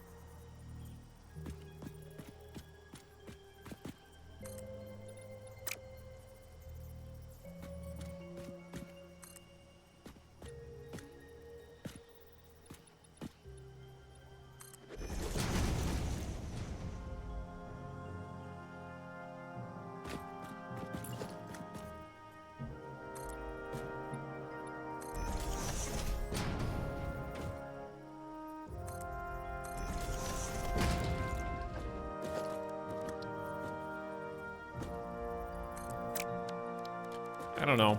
This is fine. It works. It takes us up and down. All right. Now, how do you get the resources down? That's question 2.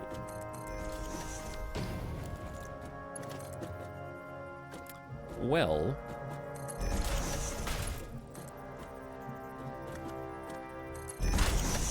I guess you do it like this.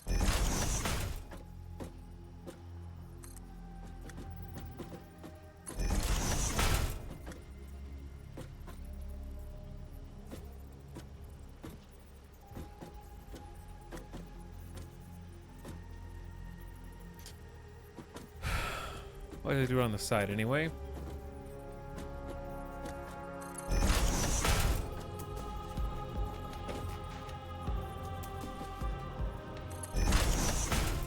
Or I could just do an elevator.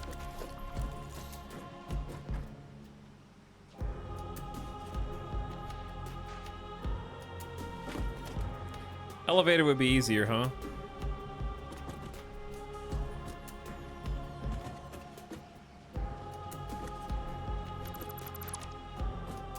Yep, it would. Okay, let's try that.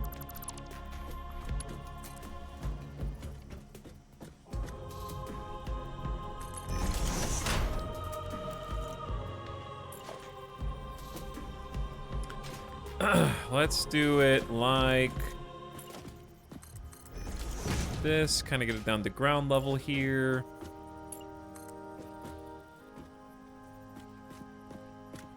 I'm not going to be able to pave this entire way, I just need it to work.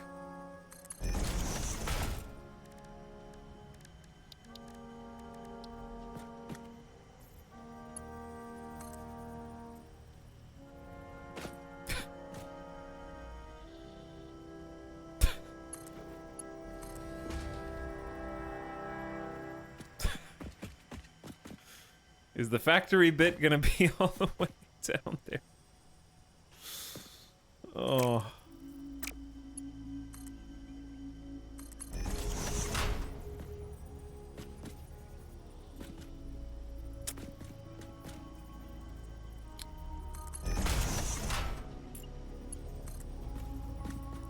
How do you get it all the way over the edge here?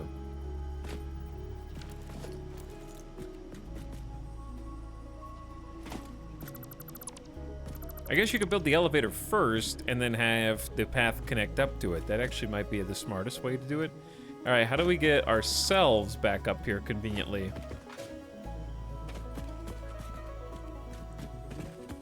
Like, I need to be able to get to and from.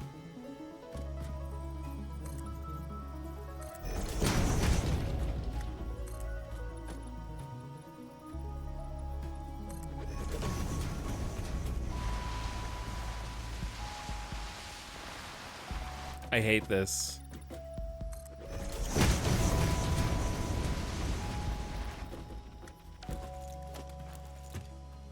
Oh, I hate it so much. Don't look at it. Don't look at it.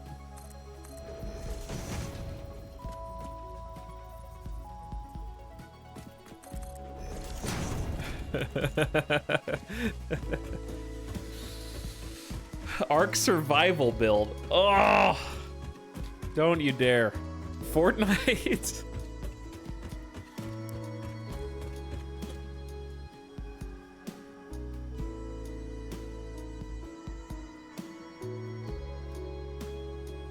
The worst part is he has the nicer ramps unlocked. He just chooses not to use them. I do not. Oh yeah, I do. Double-sided? Oh.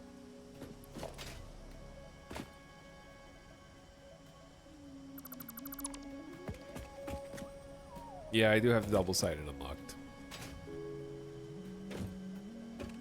What am I looking at right now, Italics? Nothing?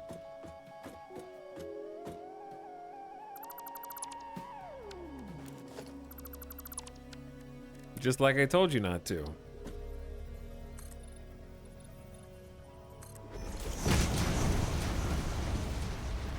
This is still like a incredibly steep 45-degree angle here, so.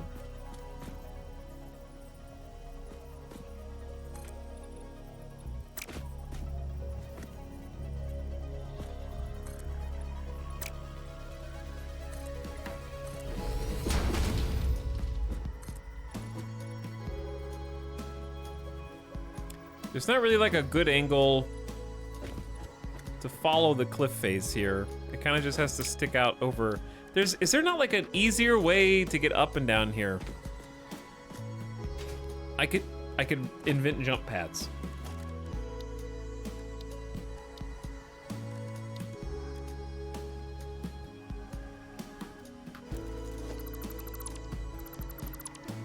I can invent jump pads.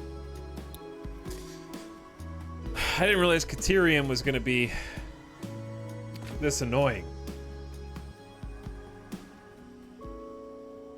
Caterium is a pretty simple build though. I wonder if we just do the Caterium locally right here.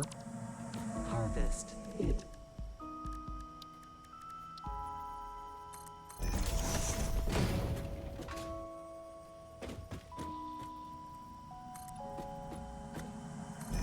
strongly advise you to harvest this specimen. I don't want to harvest.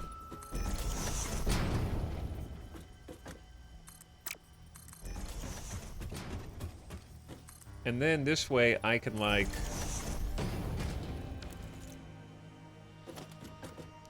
fix the conveyor where it actually comes down onto the rock. Harvest.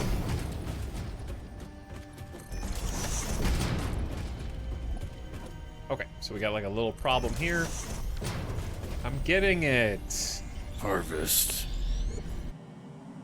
Picking up multiple fix-it personnel in the area. Proceed with harvest before it's too late. It's already too late.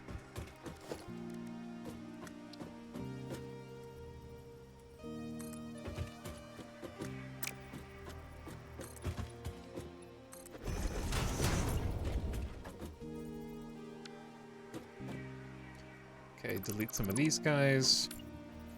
The fact that they let you clip buildings now is like honestly the best. All right, so we bring the resources down here. While we're doing this, I see no reason why we shouldn't at least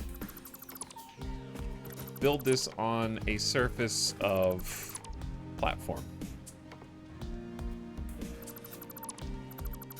Make it neat.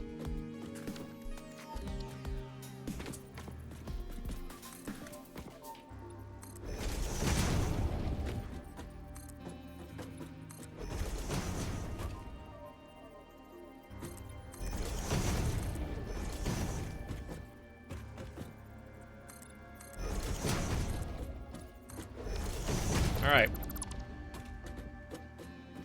This is better. What do you need all this space for? Don't worry about it.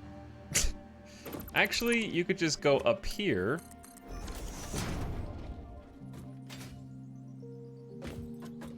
do like a 2-meter ramp.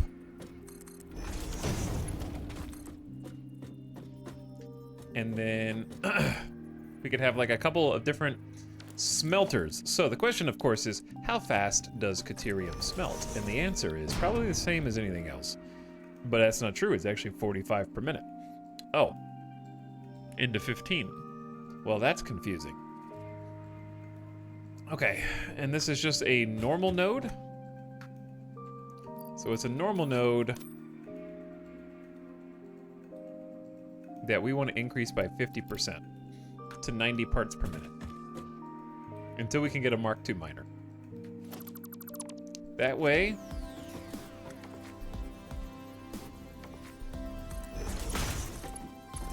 we can put it into the splitter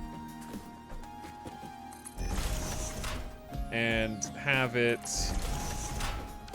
hit 2 smelters.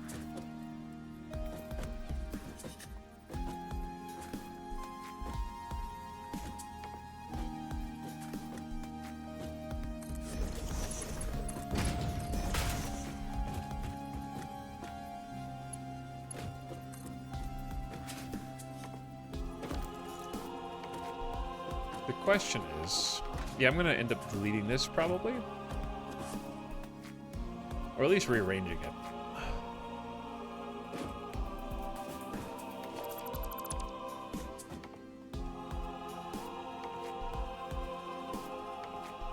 Well, that part was fine.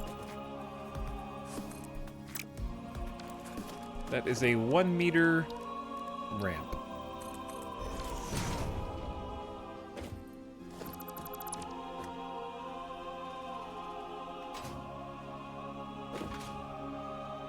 I don't have enough space.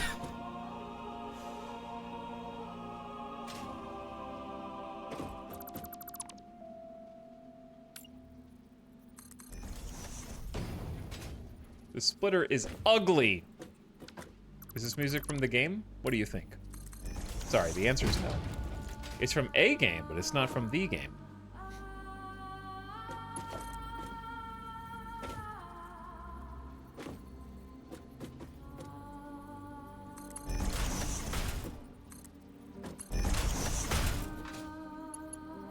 I don't like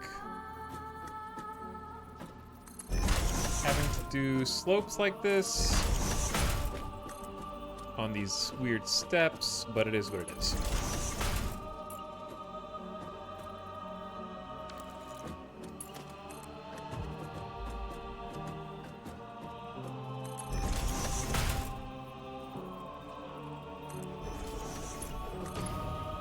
What?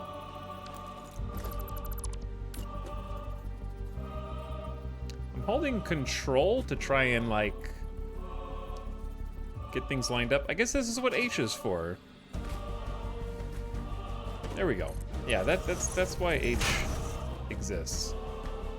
Okay, so for power, we go power line.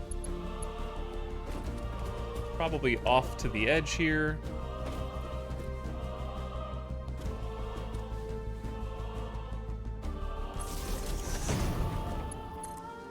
That power line over there. Alternatively, bring it out a little further. That way it can kind of go to the corner. And then from the corner over the side. So there's more clearance. And then this can go to this side.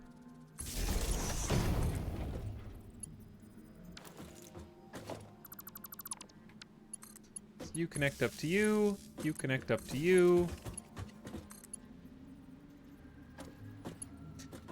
This is... We're working on it, chat. We're working on it.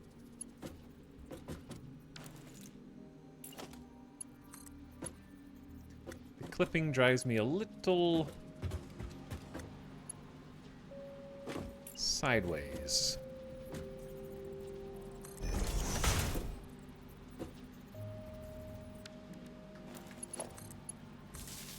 Good enough. Okay. More power poles than one person needs. And I can go down here.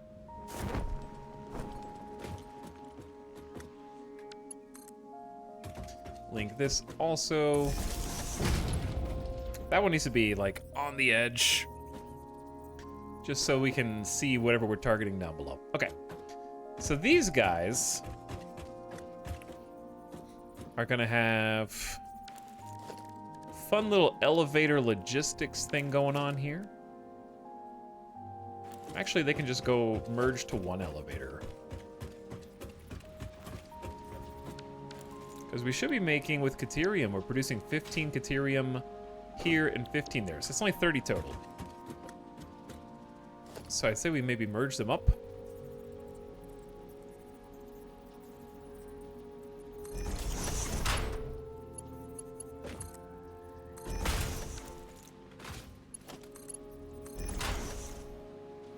Okay. But yeah, it's endless space. The music is endless space. And then I wonder if from here, do we have clearance for a conveyor, or is it gonna clip? It kind of clips through the rock. But what we could do is, if we know exactly where to position the conveyor,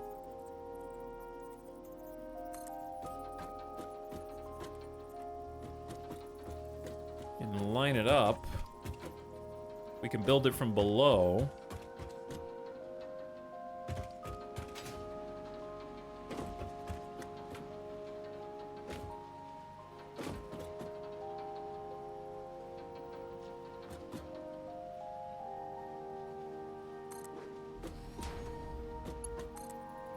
Oh, it's going the wrong way. You can't build it from below because that dictates...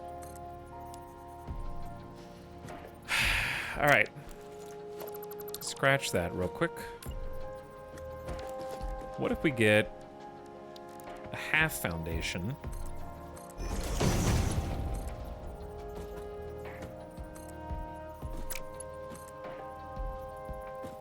Floor is too steep.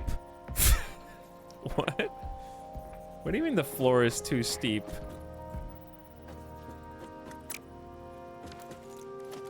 I wish you could flip the direction after building it. Yeah.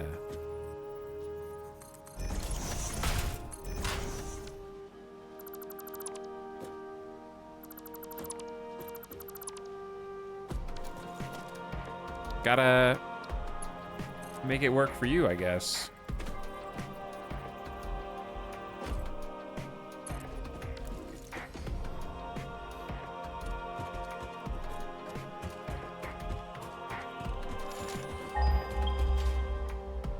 Didn't mean to do that. But yeah, this is this looks good. Halo Reach custom map. All right, if we have 30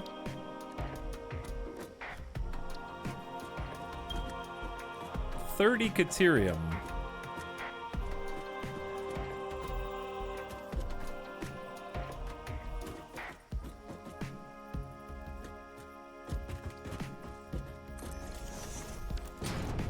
And we're using it to make what? What are we using Caterium for? We're using Caterium to turn into just raw Caterium. I mean, sorry, Caterium ingots. And then I'm gonna have to come back. Like, I need Caterium ingots first, and then we have to research that, and then we can do more research, or do more crafting, I think. Okay, so let's focus on two things. One, making cool jump pads. I think that should be the most important task that we can undertake.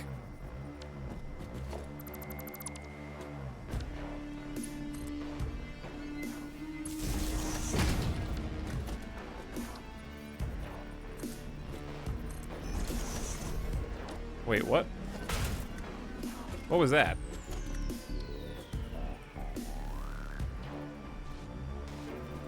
What is this,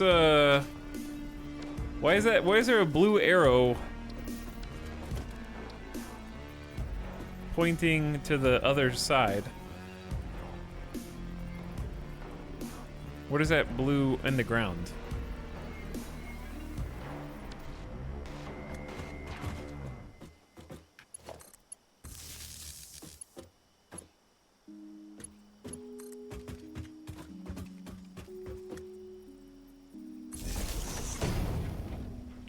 I think pads are bugged. They visually don't retract. Oh, like it's supposed to go down in there.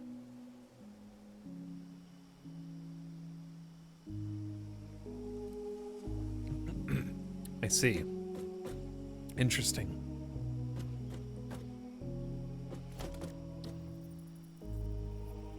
Can you make the jump pads go up?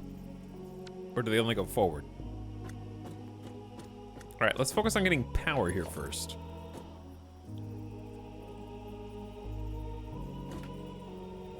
It's kind of hard to avoid the green stinky.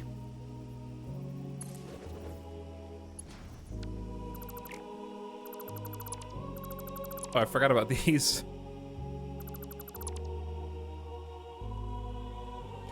Place one, then the mouse wheel should adjust the angle.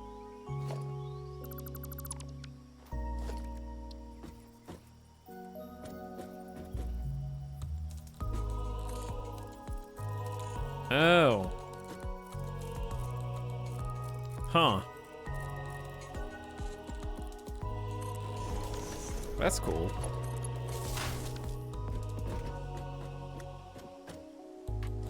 Yeah, I don't remember that existing when I played either.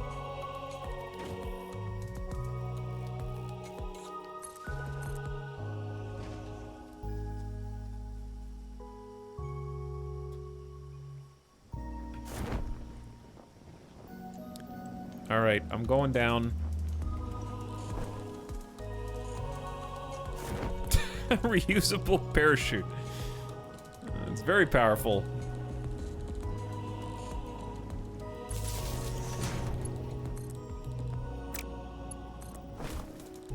Okay, we actually do, I believe, have power right over here, in fact. Oh yeah, because I brought it, I forgot that I brought this all the way over.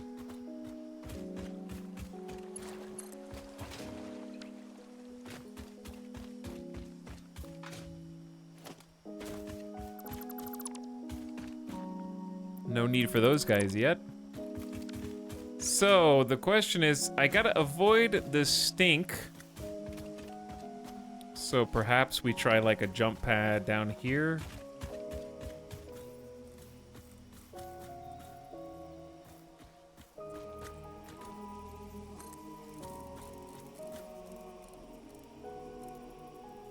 Maybe that way?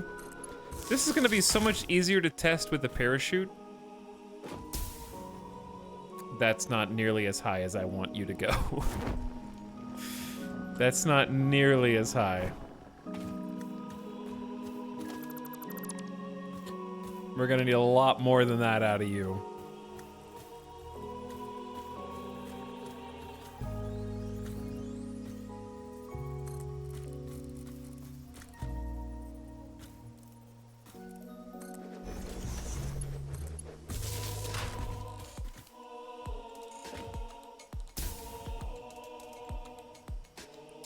These don't really work the way they used to, it feels like.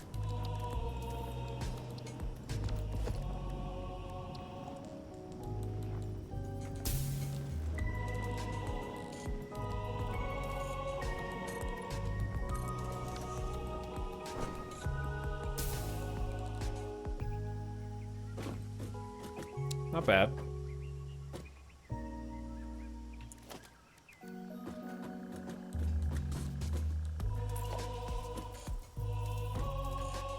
The vacuum tube thing might work better. True, but I don't have that yet.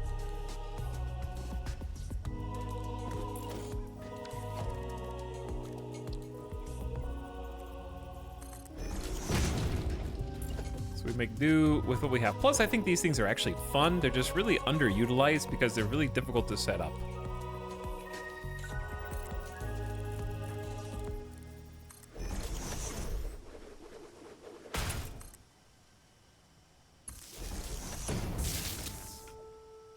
They take a lot of power, though. Ow.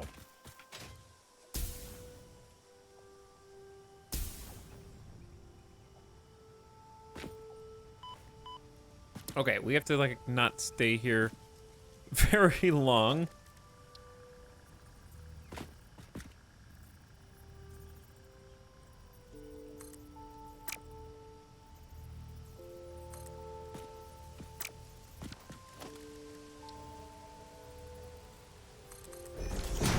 Let me see if that works.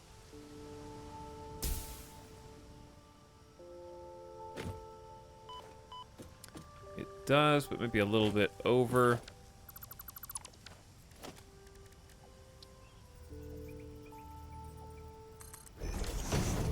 All right, and then see where I land.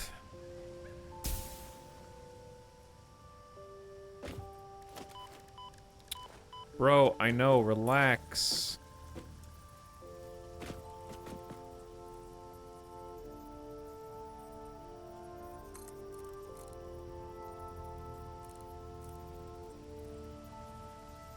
Oh, is that what the blue is supposed to be?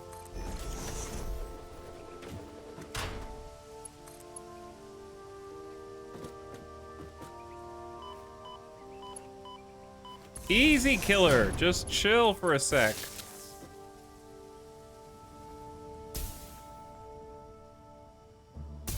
I mean, it does work. It's just not as, it's a little sloppy, but it works. Jump pad trial and error looks like it's gonna be a lot easier with unlimited parachutes. Yes.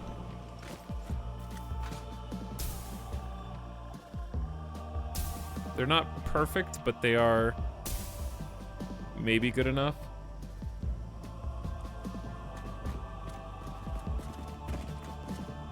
I'm satisfied. I can get up here. That's all I really needed. I just needed to be able to get up here.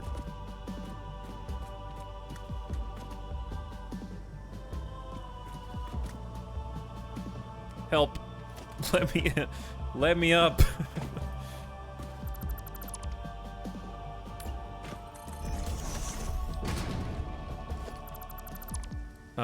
How should I do this?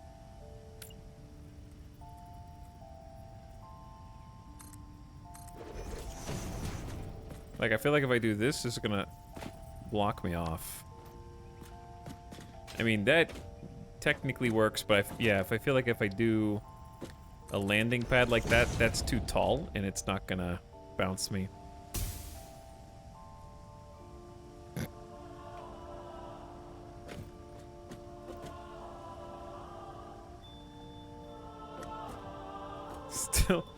Still kind of works.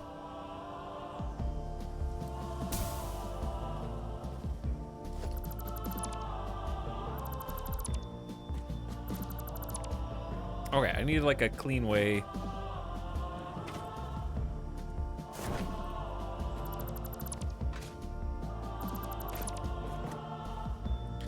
What if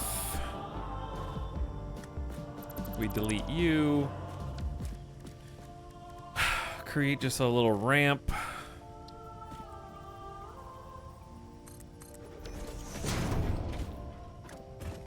But then this is all messed up.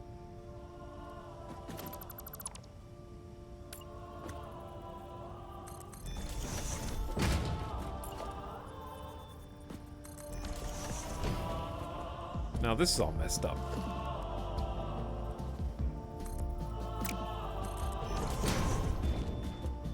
Whatever, this is good enough. It gets me where I need to go, and then when I'm gonna go back down, I can just go boom and get a huge jump.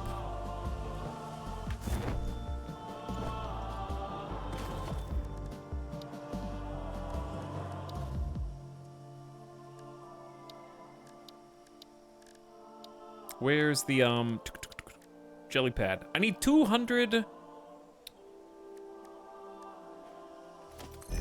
All right, where's my car?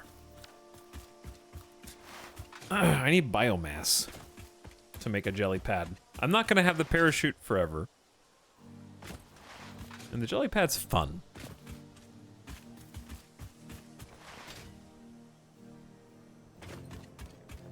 I'm lazy, I just built a tower of lookout towers. Okay, but is it lazier to hold W and climb the ladders? Or lazier for me to just touch a jump pad and it takes me to the top of a cliff? I ask you, which one is actually lazier?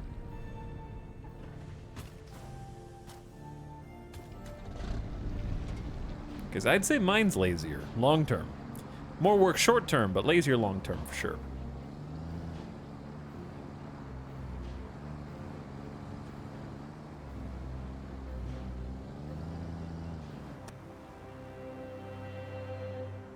Am I out of fuel?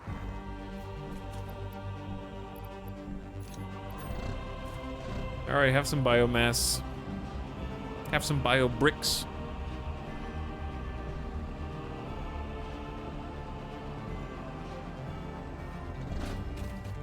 But yeah, I like the jump pads. I think they're fun to play with. They're cool to set up. Never get to play with them that often, so it's nice to have an actual excuse or opportunity to use some of the toys. Why did I come back here? Okay, biomass. Got it.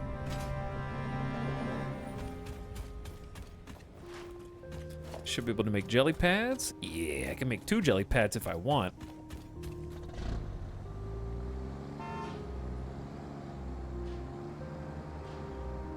I need to get the things up there turned on so we can actually start doing Caterium, so we can progress the tech tree.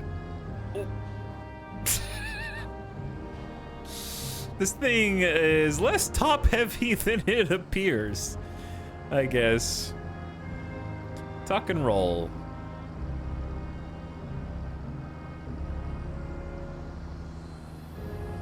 See, aren't you glad I cleared all this out before? We're actually using the cleared out space. Hey, big guy, can you put a jump pad next to him? Hold on. I'm missing iron plates. I don't have iron plates. I can't even test. Wait.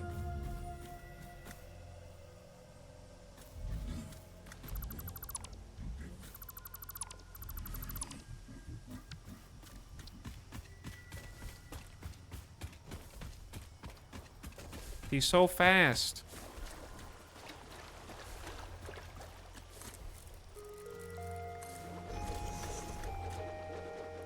Keep walking.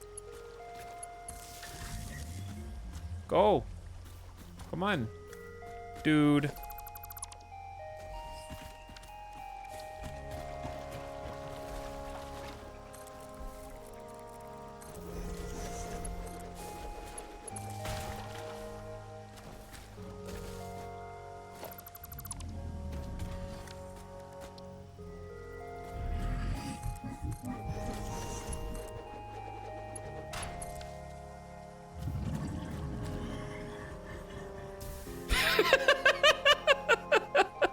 Yeah! Yeah! All right!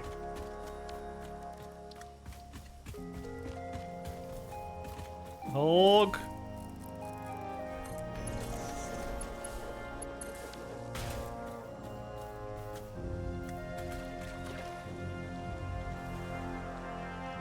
Are you blocked?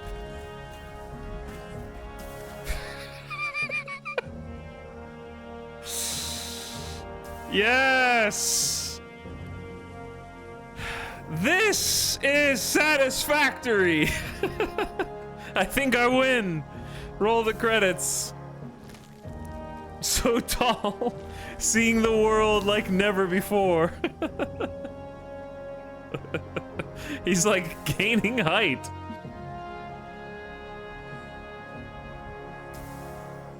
It's gone full circle now. Yeah, hold on, that reminds me.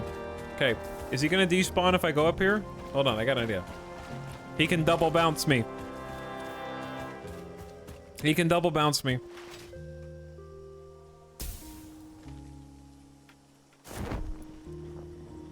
Uh-oh. Stay there, buddy.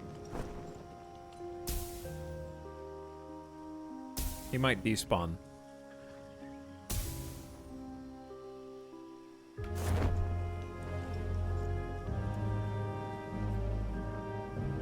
He can double bounce.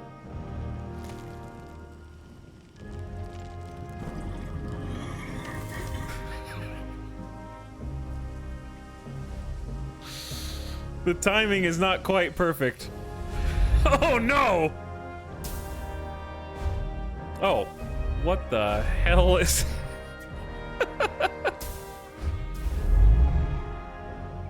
We must go deeper. He's bouncing on my head now.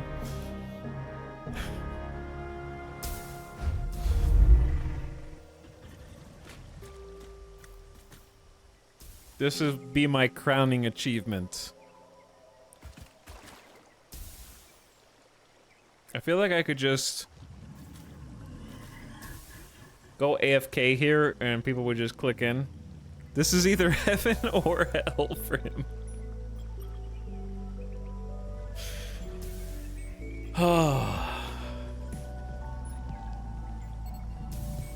The saddest part is he'll despawn.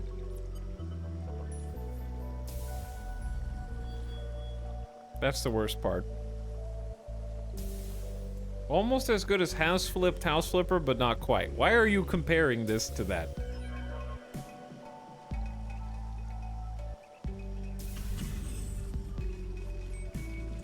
By the way, Miss Lissa, thank you for the 70-month Prime sub. And also, hello, Ooze Ooze says, does that hurt the dog? He's fine.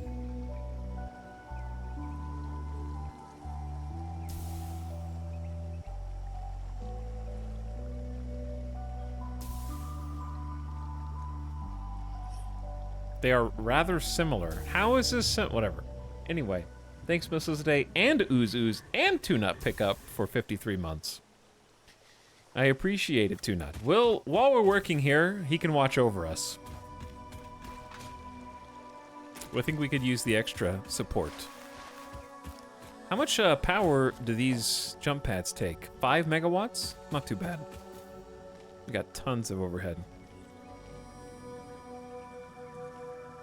Babysitting. It's taking him longer and longer to come back down? Is it?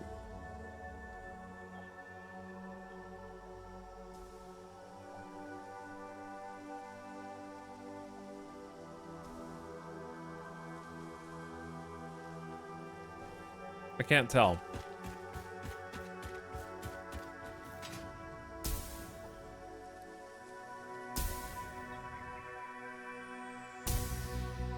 God, that's actually very satisfying. All right, he's still there.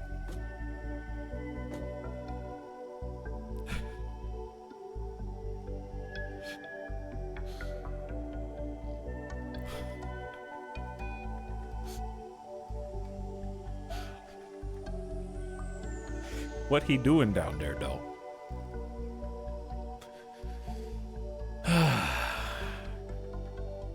I feel like it being plugged in the water was dangerous.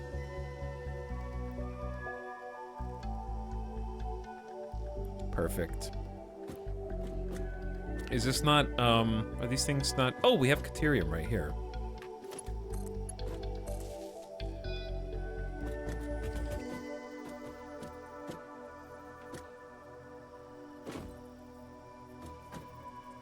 However, let's put the... Is this smelters? No, they've already been smelted.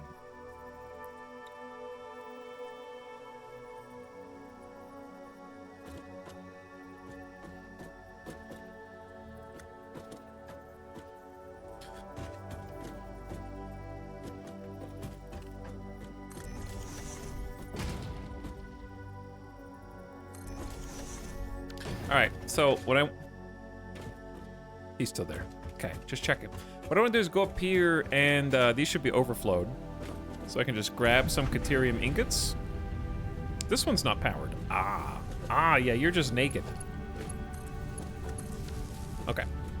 I knew I forgot something. The mine's working, the Caterium is flowing.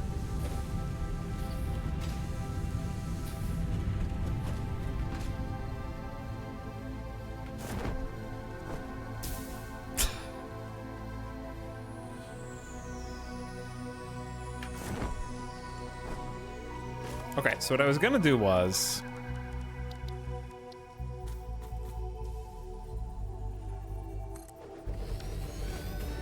maybe put the jelly pad down there, right? Of course.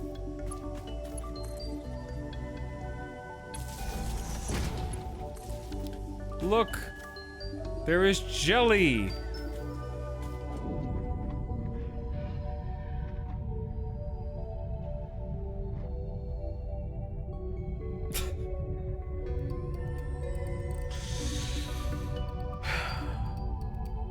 Chat, what is the closest drug that could give you this exact sensation? This fever dream.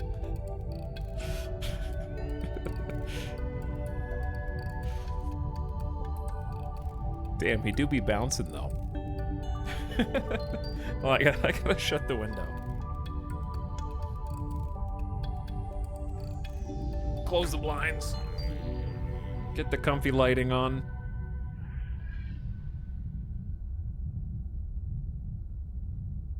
Traveling to Zen. Oh, why does it have the BRB up? I don't want the BRB up.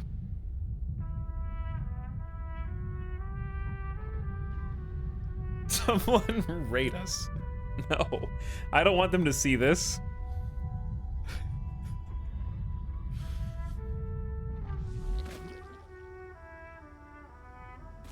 This is a good BRB screen, though. True. True. Alright. Did he turn? Or is he still facing the same way? I want to test the jelly to make sure that I pointed it the right direction.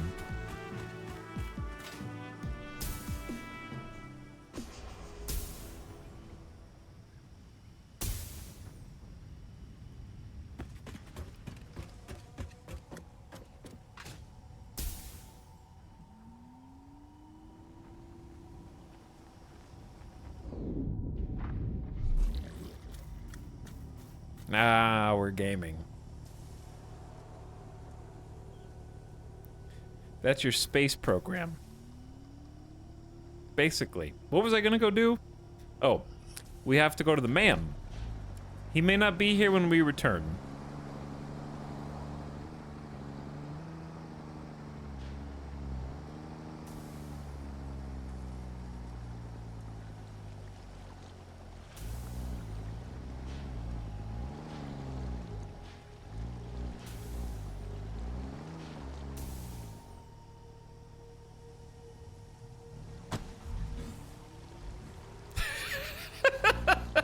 He got off and then got right back on. He loves it. He loves it. He wants more. Leave him alone to bounce. All right. Goodbye.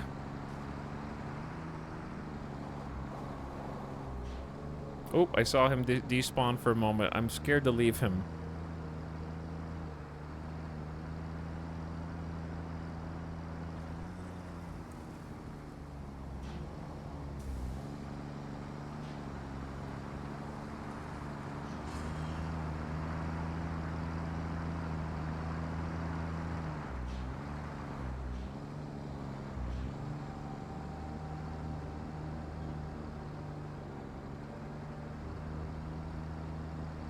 And we're out. This is the end of the game, Italics. Leaving him will only change your save to the bad end.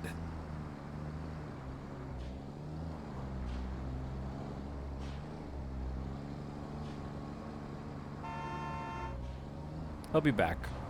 If indeed he disappears. He'll be back. Alright, Caterium time. So, we had to bring 50 ingots, and we'll learn how to make quick wire.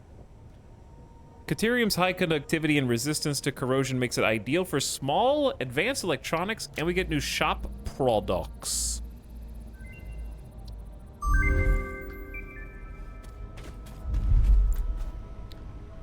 Including some lights. I think we can get street lights and indoor lighting, which is going to be sweet. And a light control panel. Very cool. There might be more stuff. That's the stuff that's most immediately obvious to me. And we need we need to do some crafts for the rest. All right. Let's go do that.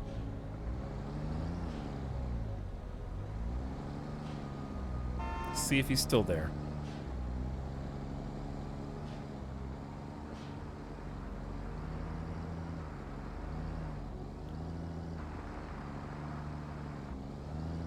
Okay, is he gonna be bouncing though? But yeah, this has been fun, like trying to get to the top of that mountain just to get a Caterium node that I didn't have to cross the entire map for, I think is cool. Yeah, I won't say that this is a centralized node, but it is not as far away as the other ones.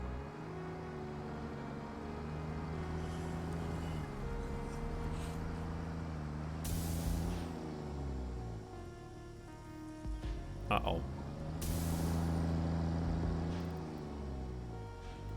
I was expecting momentum.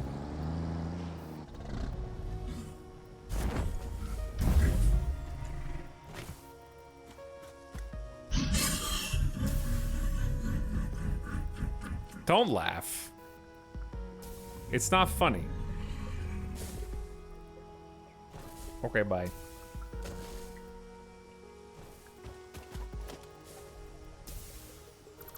Dude.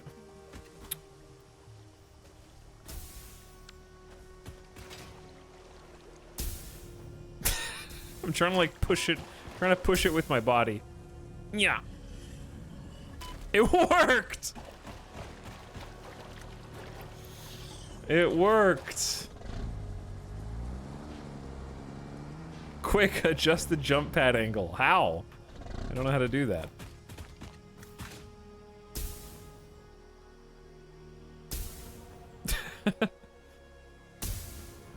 Without destroying it and putting it down. Alright, we have a new product, Quick Wire. It's 1 ingot. 12 per minute. So if it's 12 per minute, how many are we making per minute?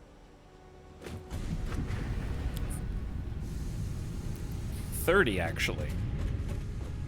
Awkward. So we're gonna have an extra 6.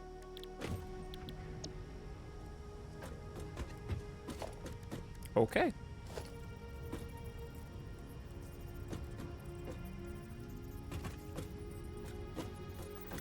That's lined up.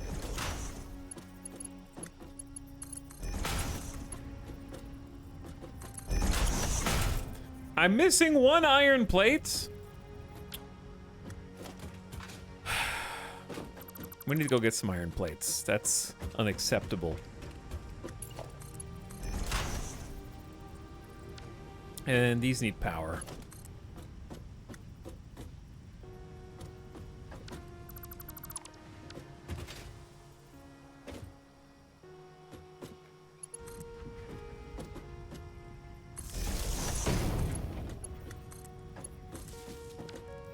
Okay, it's a little messy, but it does work. And yeah, I need some more plates to get that connection done.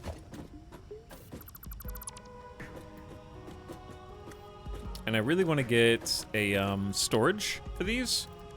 That would be huge. Storage also costs plates. Do I happen to have just any emergency? Yeah, no, I do. I do. I could simply make some.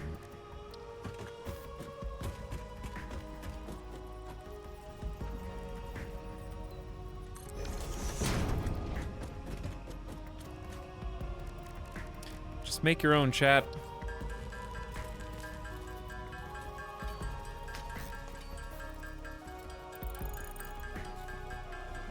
So this is what Satisfactory is. Yes, KJ, it's a fabulous scam. This has been a great stream. Glad you like it, War of the Worlds. I've been having fun too. What's up, Knight757? Thanks for 43. And really helps out with a tier 1 sub. Welcome back for one more. Thanks for slubbing. I feel like we've been making some, like, actual great headway in the game. Now that we've got Caterium, a Caterium pipeline.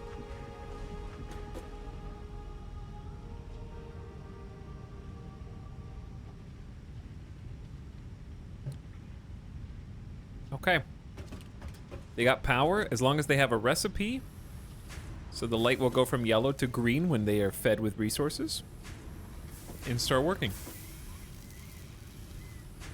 Okay, they're gonna make 60 quick wire a minute. That's gonna go pretty fast. So I'd say let's group them up. My leave. each. A new sub for your collection. Good, while you still can. You know what, guys? Being a sub's not so bad. Get that guy.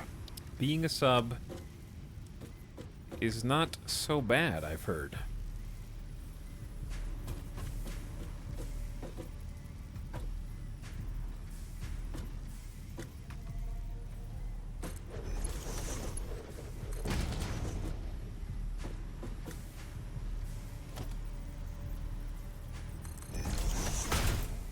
All right, so if they're doing 60 quick wire a minute, I actually do need to use Mark II belt. Otherwise, we're going to be bottlenecked. All right, so that big box is just putting them onto the same line. So they're merging. They're coming out of this. These are 60. Oh, this is messed up.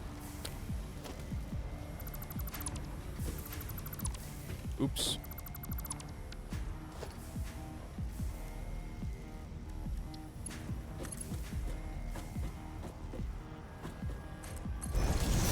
That's fine. I can just do this real quick.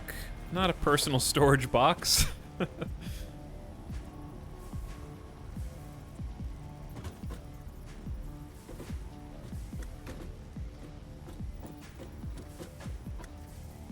Okay, that is fine.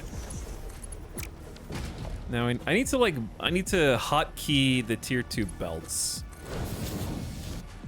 There we go. Who did that? Tune Up Pickup, what's up? Thanks for the 5 gift subs. Enjoy Crunchy, Anime Big Boy, IWSFT333, Chops, and Jafter Voidkeeper.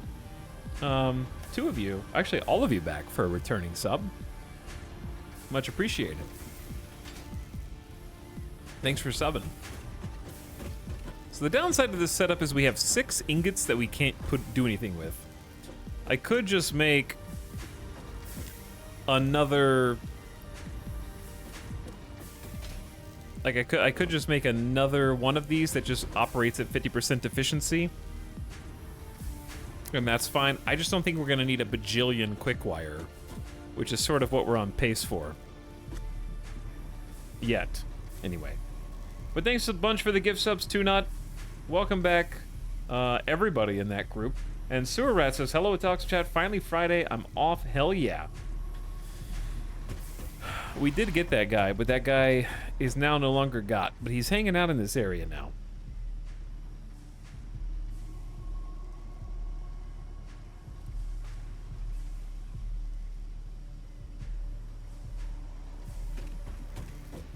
So yeah, this is fine. I just need it for unlocks. So I'm kind of giving them a minute to generate some wires so that we can take it back and do some research, because I don't remember how much we need, so I'm just going to make sure I have more than enough. But it's a nice, this is like a cool site anyways. Nice perspective on everything. Lighting looks great. Clouds look great. Apparently there actually is rain in the game. I just don't think it ever rains in the desert, which is unfortunate. Can you trap him in the goo? Maybe. That's possible. Ghosting looking great. Shut up! I genuinely don't know which bothers me more. I guess the machine... I keep switching back and forth. Look what you've done. A new sub for your collection. Good, while you still can. You know what, guys? Being a sub's not so bad. There's less ghosting that way.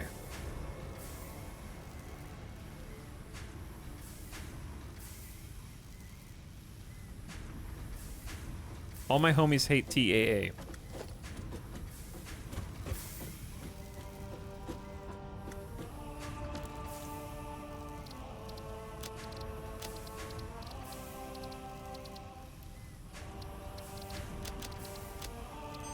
I don't know.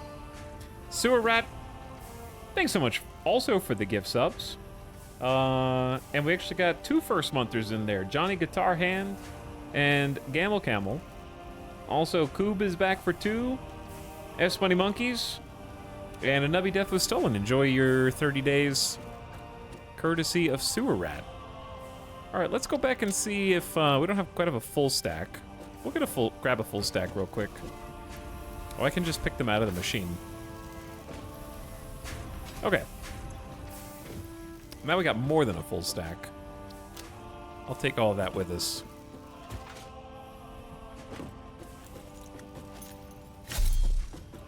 And we've got this set up for us.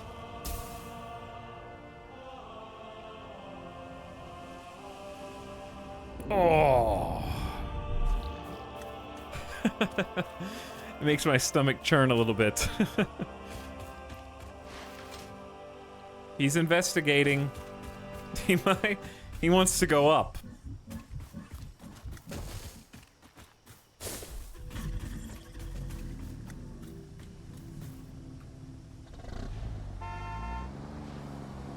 All right, back we go.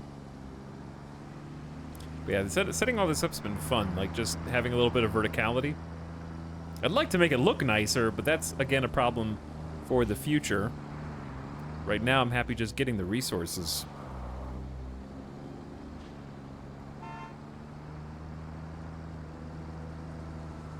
Aesthetics come on in after we get the rest of our coupons.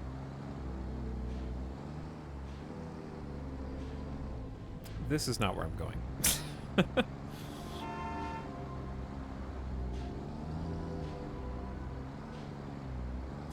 So, got Caterium. Caterium gets turned into Quickwire. Quickwire gets used in the MAM. This is the gift subset. Trial. And the MAM will give us many gifts.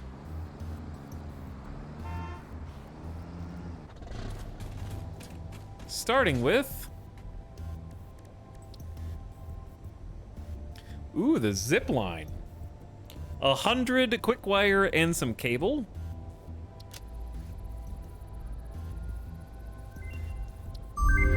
Nice. The stun rebar.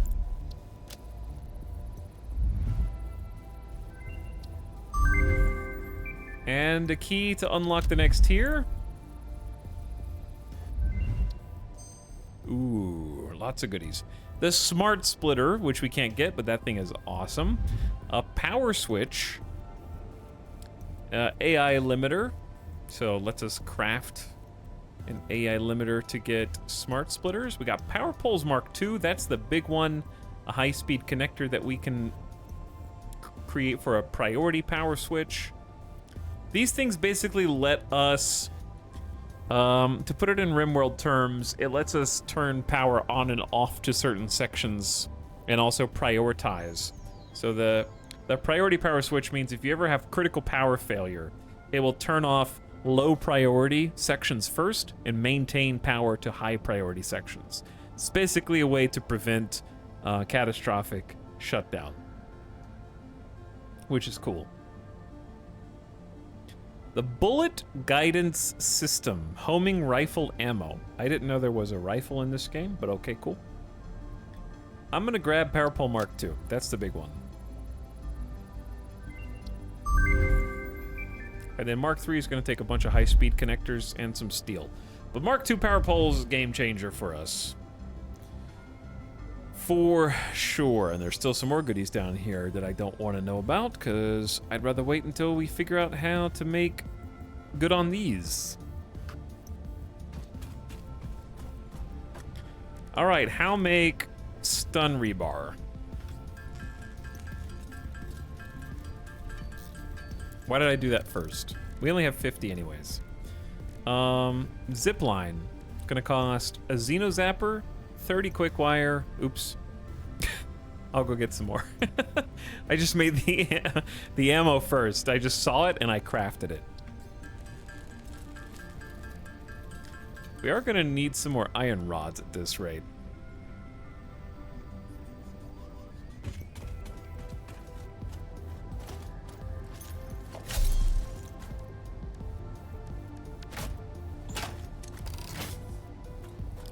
All right, let's find somebody to test this out on. I imagine we'll find an enemy over here. I imagine stun's gonna be much better on the large creatures.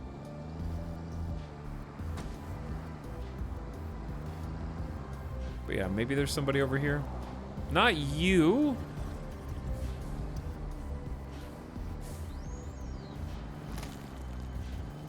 That's not who I was looking for at all.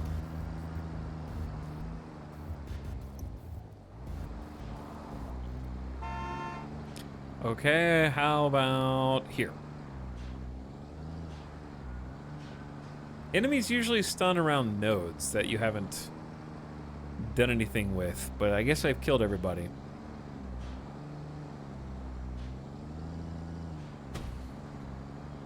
Okay, well, we'll find someone over here. Or I could just shoot it, but I feel like I need to see the effect for it to, like, it's stun, not like fireworks. Let's go this way. Because I do need some more quick wires so we can check out the zip. Ooh, there's one.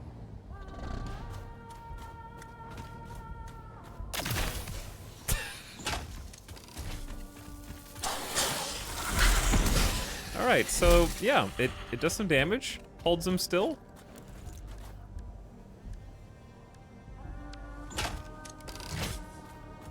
Interesting. Pretty good. Pretty good, actually. I actually do need to kill all these guys.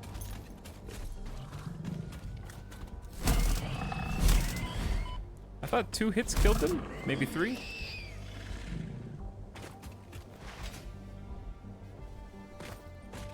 Because DNA is way more valuable now.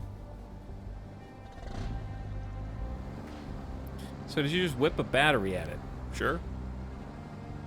Yeah, I guess. I need to see how expensive it is to make Mark II power poles and what resources it costs.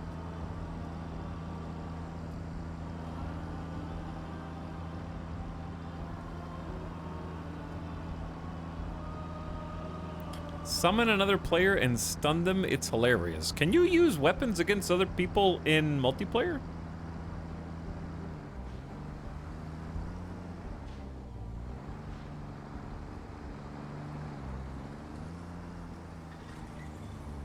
Is he gonna do it?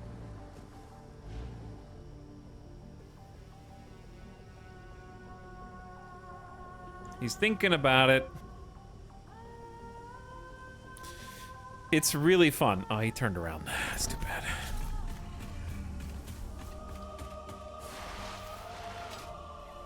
I can just leap across the water. Also, welcome, person who's never watched this channel before. Get that guy I said. Also courtesy of Sewer Rat. Thanks for the gift sub.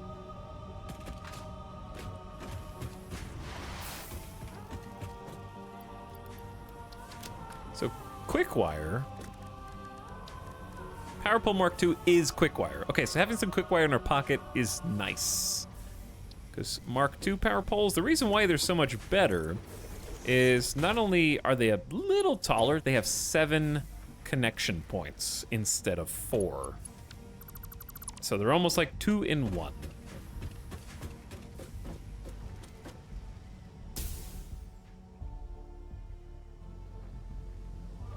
That's... see, this is just so much quicker than climbing. You just go boop, boop, boop, and then fly all the way down. It's great.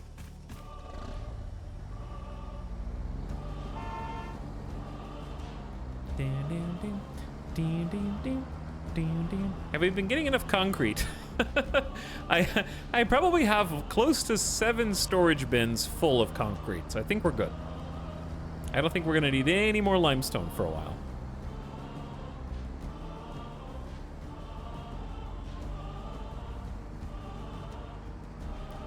Cinematic photography mode in this game is great. Cut to when he needs more. I'm not gonna need more. Not for a long time. I'm gonna need more iron plates. Oh, that reminds me. Let's go refill on iron rods and iron plates.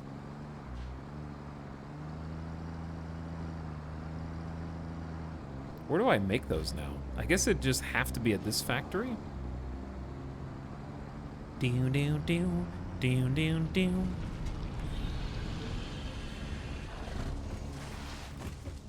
What's in here? Oh, we're making modular frames in here.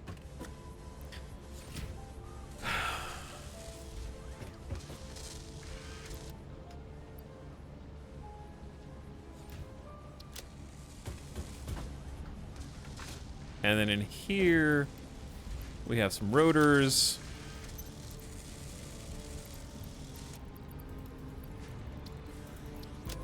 And then I don't actually think we have anywhere that just stocks up on plates, but this should just overproduce.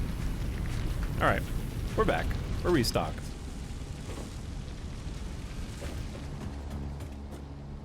Ow.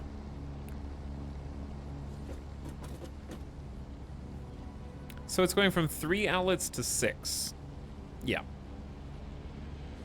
Which just makes building a factory that much better. And also should allow us to get the wall outlets Mark II, which are going to be cool for building the interiors. Rip coupons.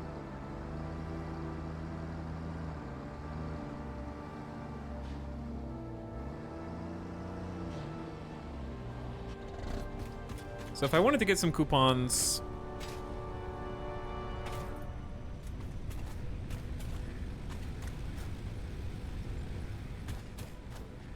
I forgot that I had stuff in here. If I wanted to just get some coupons, I could simply just make an awesome sink somewhere annoying, like, I don't know, at the top of a hill. No, let's make it like back where it was, roughly.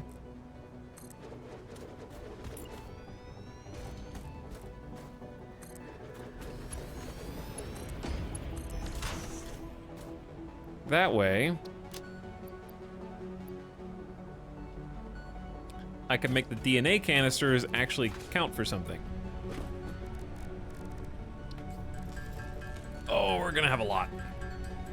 Yeah, this is like just some normal amount of exploration, and then suddenly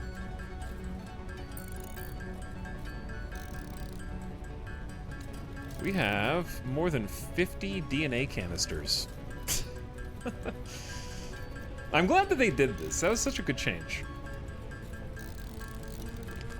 I think I spot a VOD watcher. Chat, say hi to the VOD watchers. Someone out there is going to see this. And if you're a VOD watcher and you hear this, I want you to come to another stream and be like, hey, I heard you in Satisfactory, and I saw that bouncy boy.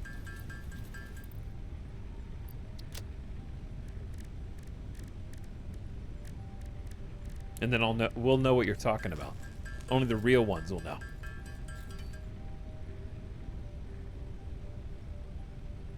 Always build tall. Have a gun, sewer rat. We'll think about it. Probably mostly build wide, but maybe occasionally build tall. Okay, so this.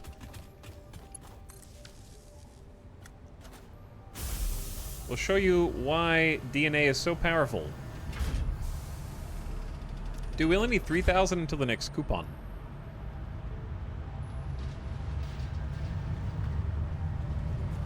Each of these containers is 1,000 points, and we had like 52 DNA. They're getting more expensive, mind you, but that's still the easiest coupons we can get right now.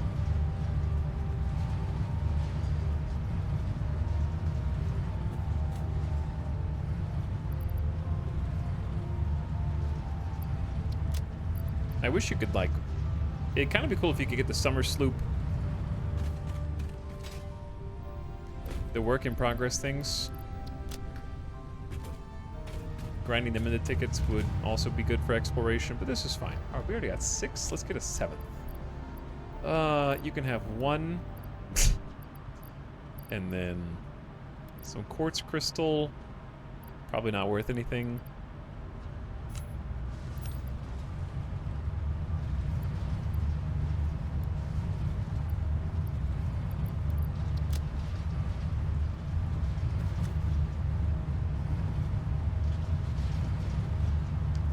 I'm doing my part.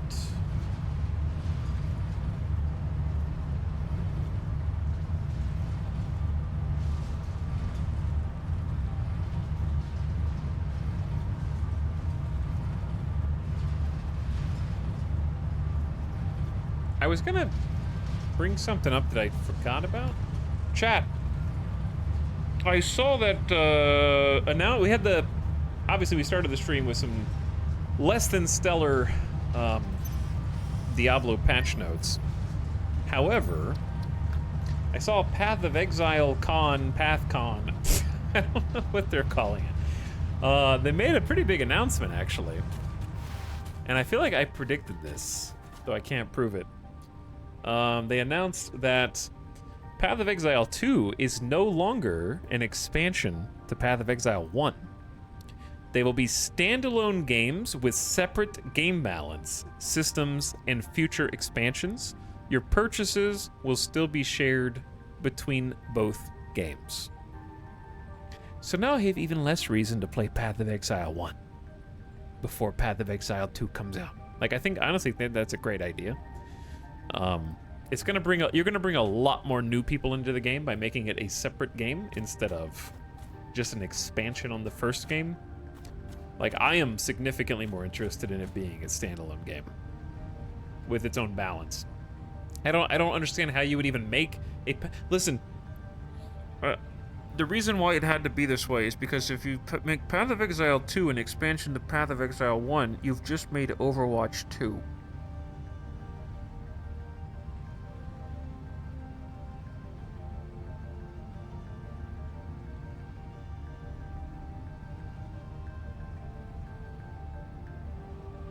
So it was never going to work.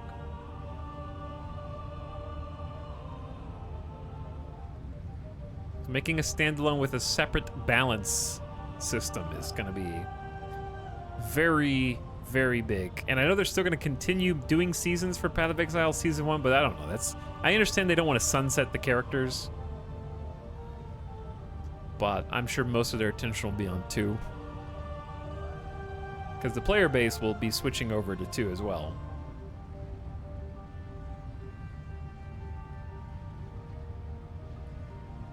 I already thought 2 was going to be a new game. I guess I was out of the loop. I wouldn't mind looking at some gameplay, but maybe not, like, immediately.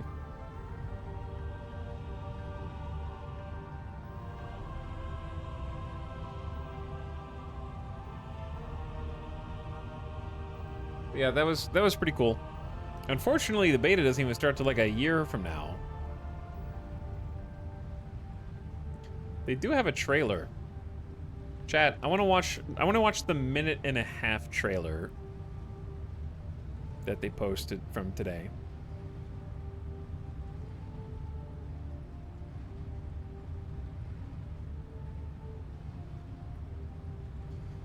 Let's watch that real quick. I'm interested. I'm interested. And it's short.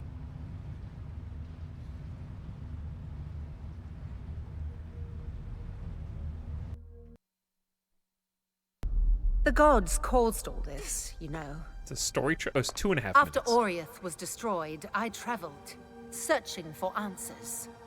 Everywhere I went, the same divine devastation. It must end. I will end it. And no exile will stop me.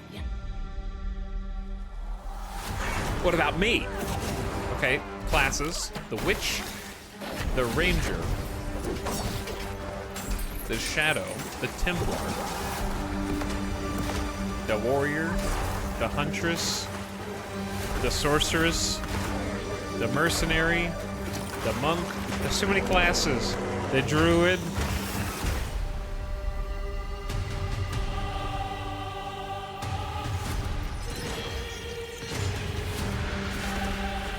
Dodge roll? They have a dodge roll too?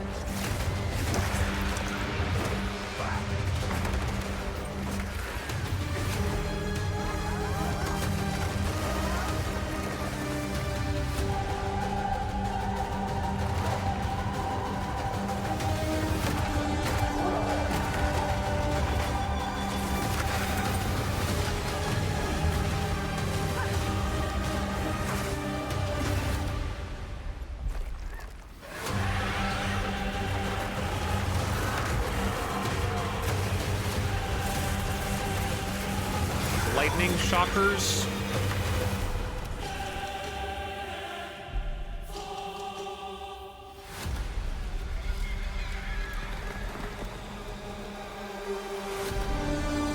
"100 distinct environments." How do you calculate that? Oh no.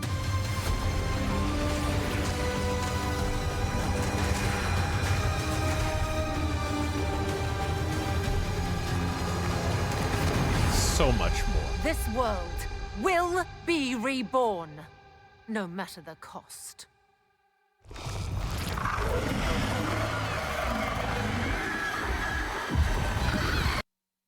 Okay. Like it looks fine. Looks neat.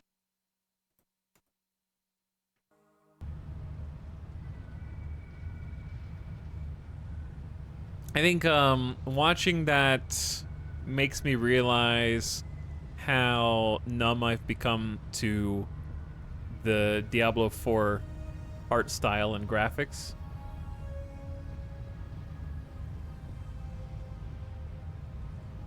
Because I definitely prefer the D4 art style and engine and graphics, for sure. I think that the one thing that, like, I definitely am not hyped for Path of Exile 2. I'm interested in it. I'm interested in it.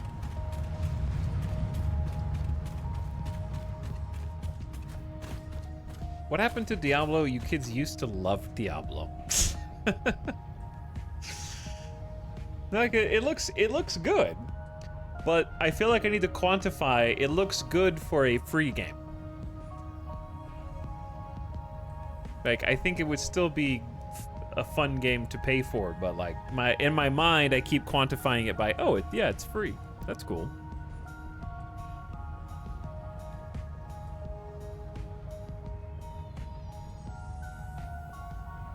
I don't get hyped anymore. It's sad. What happened to Diablo? Kaiba's a great question. We're still wondering that ourselves. Like,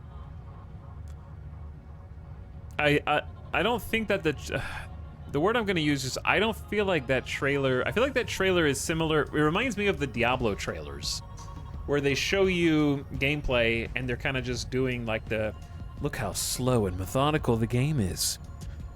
Here comes an attack. Dodge roll. Now, return fire. Which I want to see, show me what the end game looks like. Because Diablo did the same thing, where they don't want to overwhelm you. So they show you, like, I am going to use my one ability and give it a nice, like, pause so that it's chunky and you can process what's happening. But to me, that looks like early to mid-game. I'd be very surprised if that was, like, representative of the end game pace. I know they're trying to slow it down compared to Path of Exile 1.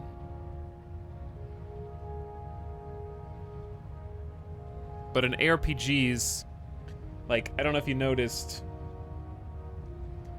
but put a different way.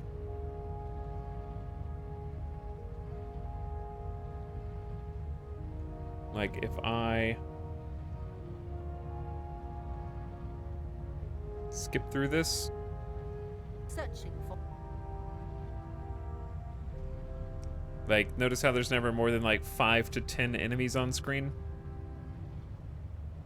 There's like 4 enemies, like 3, then another one, like 7, 1v1s.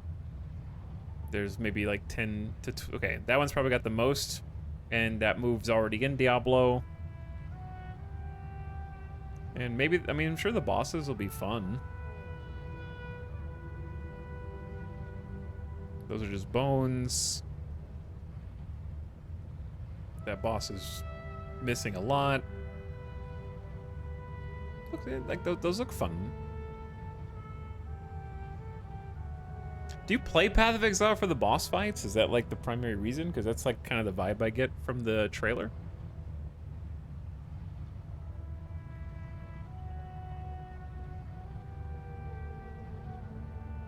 Because they showed like 3 or 4 different bosses.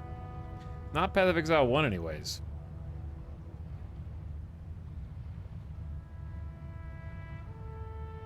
I think they two-shot the one boss. I didn't see that. I didn't see that.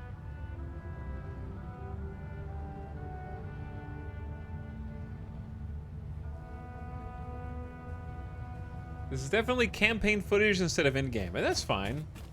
But that's the other thing, like, I don't want to play it for the campaign, because it's...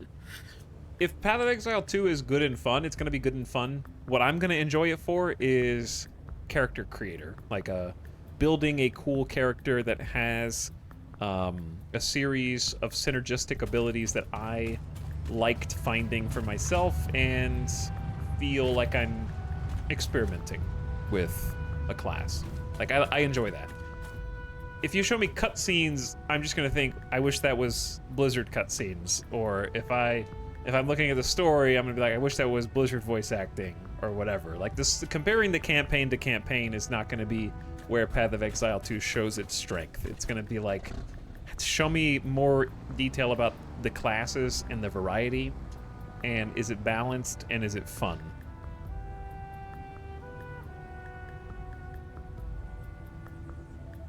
And are you gonna nerf me like less than a month after launch, after I find a cool build?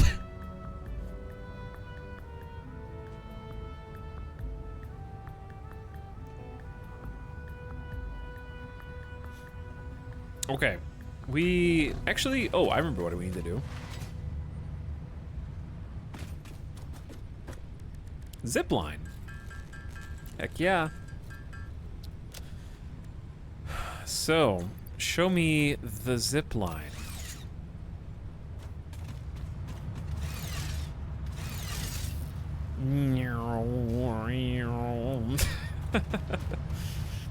Chat. Check this out.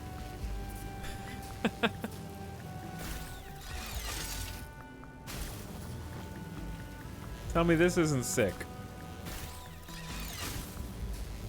Yo, that's cool. Yeah, it is.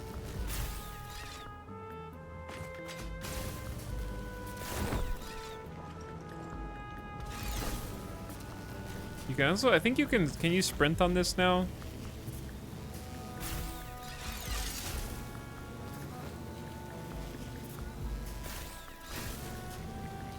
But yeah, these are sweet.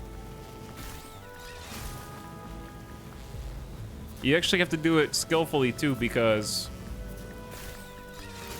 you gotta pick what line you want to ride. It's like Spider-Man swinging.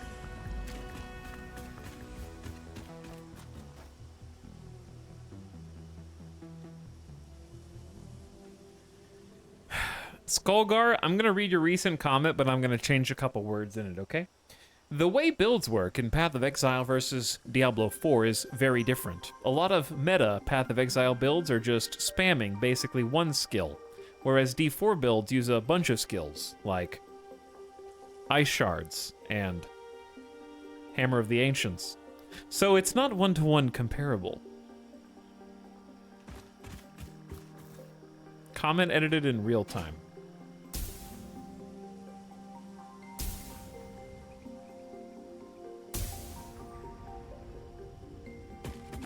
Just ride the zipline up. What about ride the zipline down? Okay, well, it's hard with the parachute.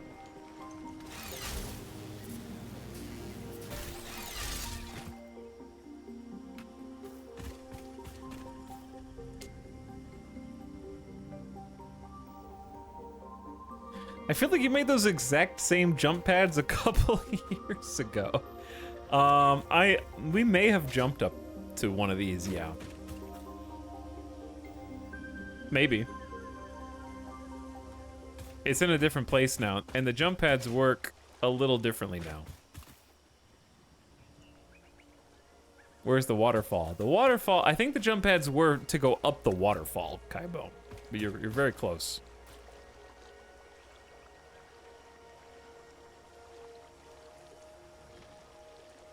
The waterfall's over here, maybe? I don't remember. But you don't use it exclusively, Hoda, for example.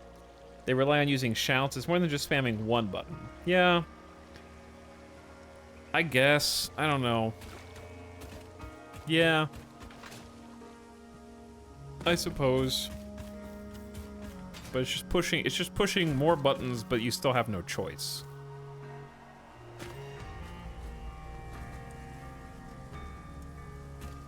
Like, saying that there's more skills implies there's more decision making in what your build is gonna entail. I am too stupid for rotations? Yeah, but Barb is fine. You don't have to do a rotation. You just spam all 3 shouts the second they're off of cooldown. And then use your attack that does damage. And then you have like one more ability that you can use every 2 minutes that does more damage. And then you have one more ability that's a, like, I'm taking damage button.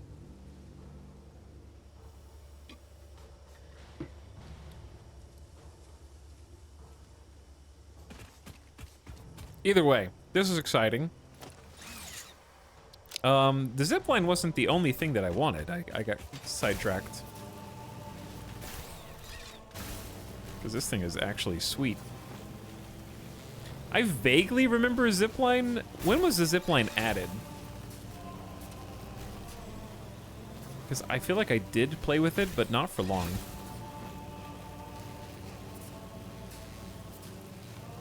Because this is just really fun. It actually does have like a Spider-Man vibe. And I think it's even better with the extra jump ability that the Blade Runners have.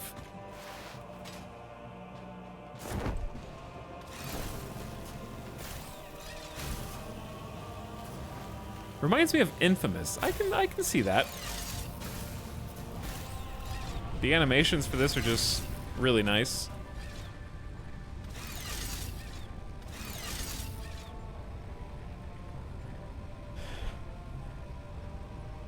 I think I remember them in Update 4. Yeah, I think it was Update 4 and we got to play a little bit with it. I like the little meter that goes up too. Okay, there was something else. Maybe that was it. Zipline. Got all the weapons. No one talks about Infamous anymore. I'm talking about it right now.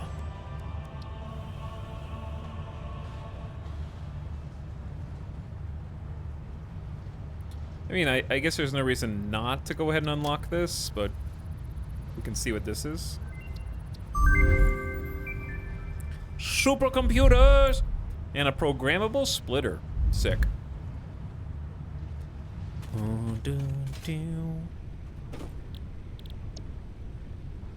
Can't do that, can't do that, can't do that, can't do that. We are gonna have to do steel to progress. Why does a factory building game have better movement tech than most AAA releases?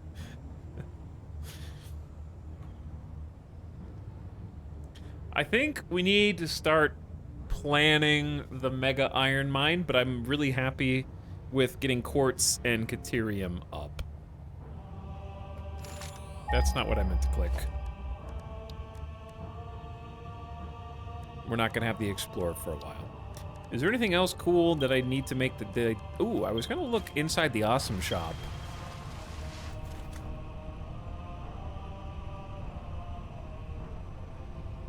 Maybe for Wall Power Outlets Mark II?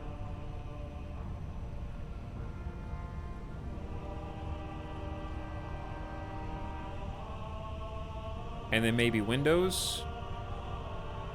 And they were kind of like full. Yeah, it's 10 out of 12 tickets. They go so fast. All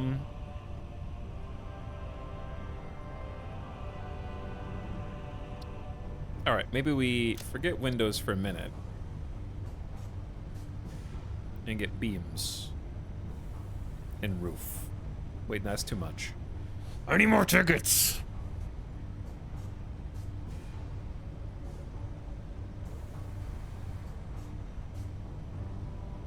How much is that? 8?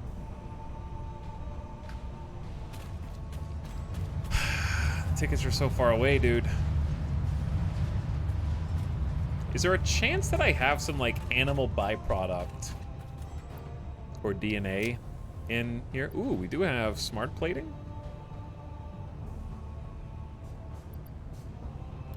And a not insignificant number of modular frames.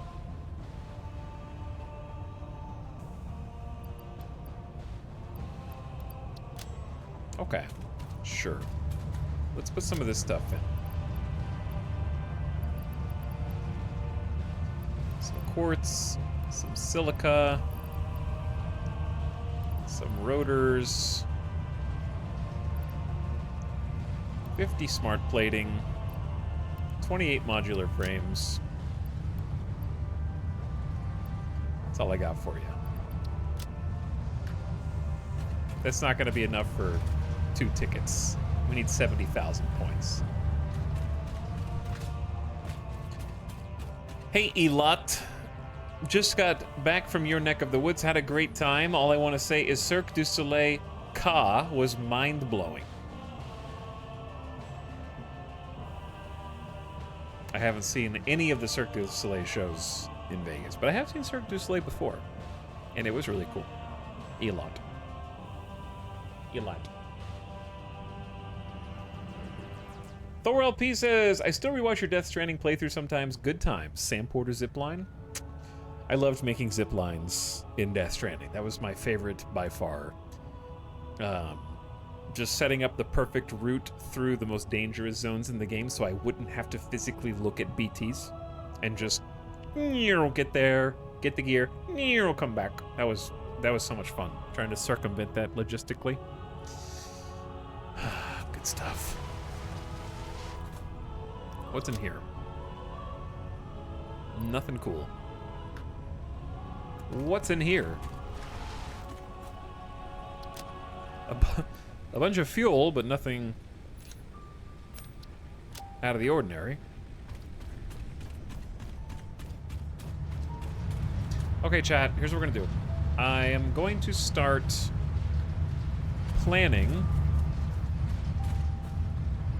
You know what? Just put these in here. I don't care. We'll make more.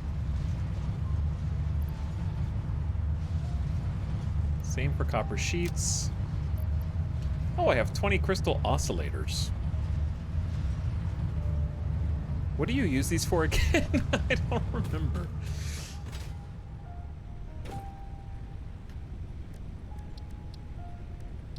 Do I need crystal oscillators anymore right now? I guess it was potentially for the MAM.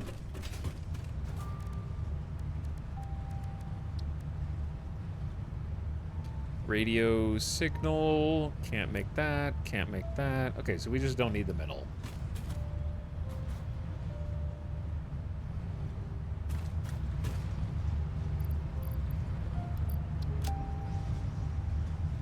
It's got to be worth a decent amount, right?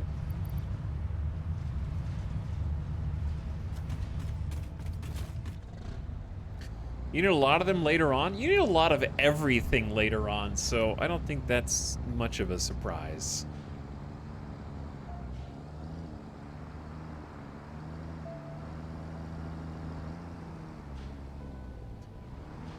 The game is just like, more.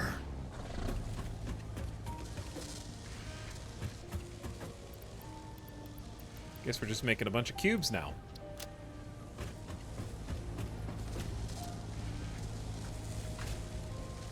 Oh yeah, and I have rotors in here.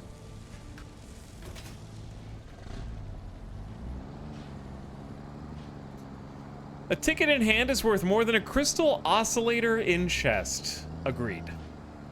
Agreed. All right, like I said, we need to start planning Iron Mega Factory. Before we can do that, I need to take a BRB.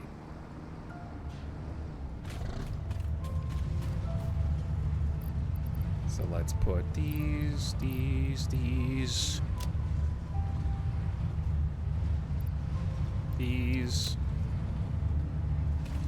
And maybe that'll give us a ticket. We already have one, probably two. All right, gamers, I'll be right back. I'll mute the game for you. Don't listen to that.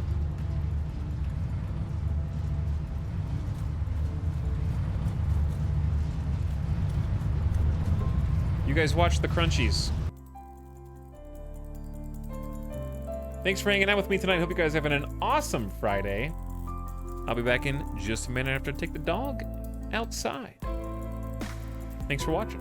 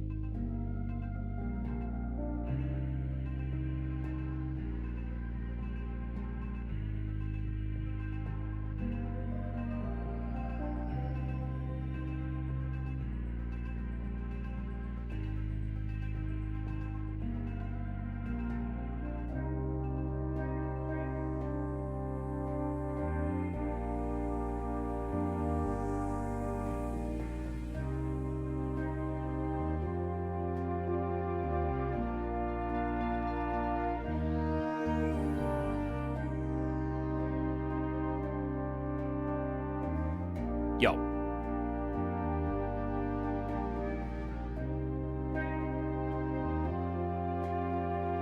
Why are you guys sad?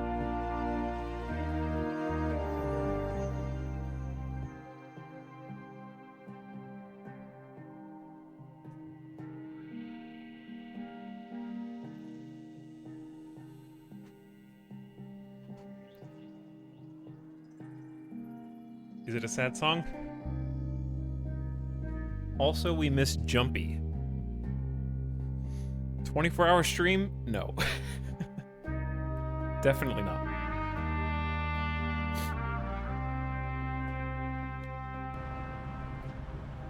Hey. Oh, perfect timing. It just, finished up there. I see.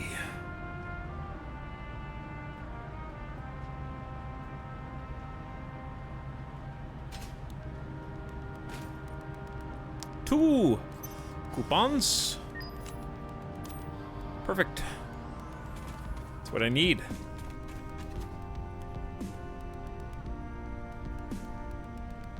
I was gonna get beams and roof.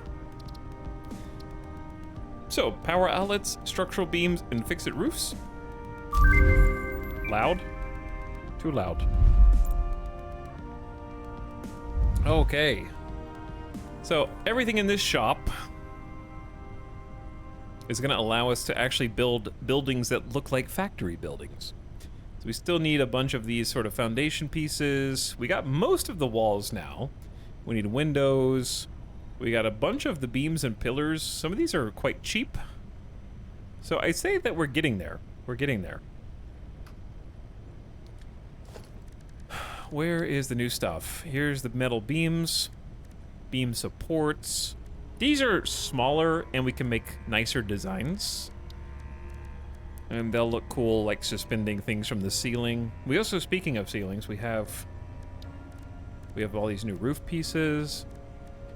We probably have what we need now, except for windows, to make the walls of the coal factory. But I'm not going to worry about that right now.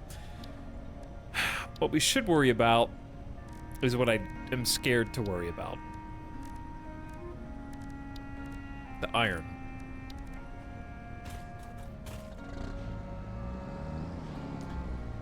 Okay. It's time to bust out Excel. I mean, Microsoft Paint. I get them confused. They're basically the same thing in my mind.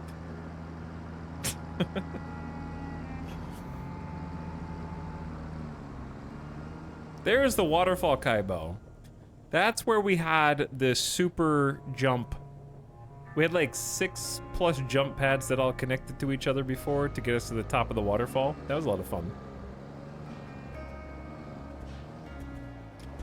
I gotta kill all the wildlife. Their resources are too valuable. Man, they really did make this the ultimate industrialization, borderline capitalist nightmare game, didn't they?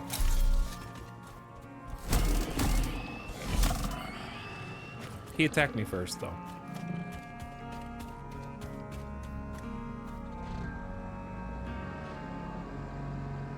So this big, large, flat platform is kind of what we have to figure out what we want to do with. I'm not locked in on this. And like I mentioned, I do want to have my factories look like factories long term. But you have to start with something. So this is what we started with. I also see this. These little boxes appear when you deconstruct things, but you don't have space in your inventory, so it just goes in a neat little crate and litters the landscape.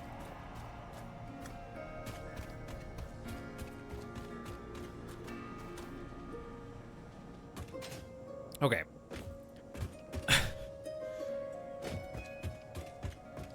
Let's bust open the paint, shall we?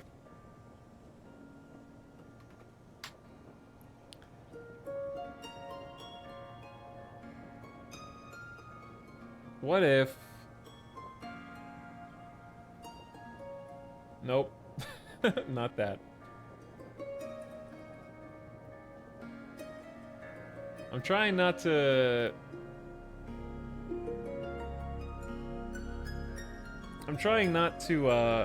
flashbang you all, because it's just a bright white screen. Hold on, I can help. I can help. This will soften the blow. There we go. That softens the blow.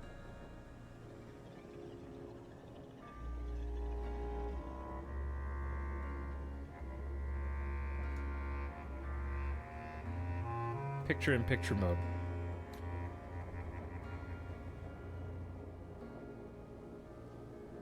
So...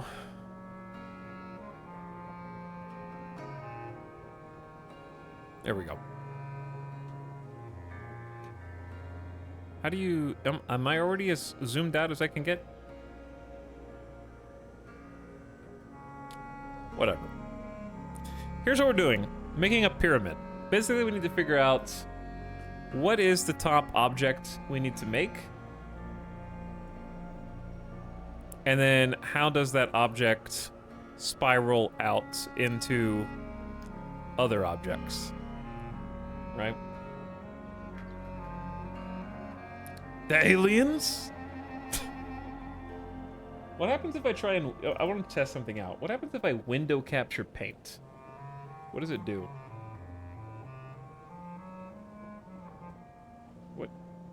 What?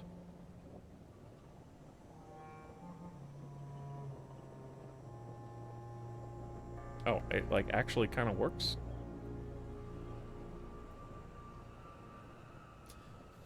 Okay, whatever. This is fine.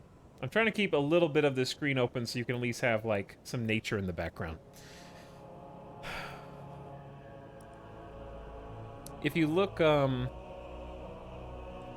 the top right, though, those are the objects that we want to build. So we sort of want to design our factories around them. Of the 3 that are up here, we can currently make 2. We haven't unlocked a 3rd one yet. Smart plating is fairly straightforward. It's entirely made out of iron, okay?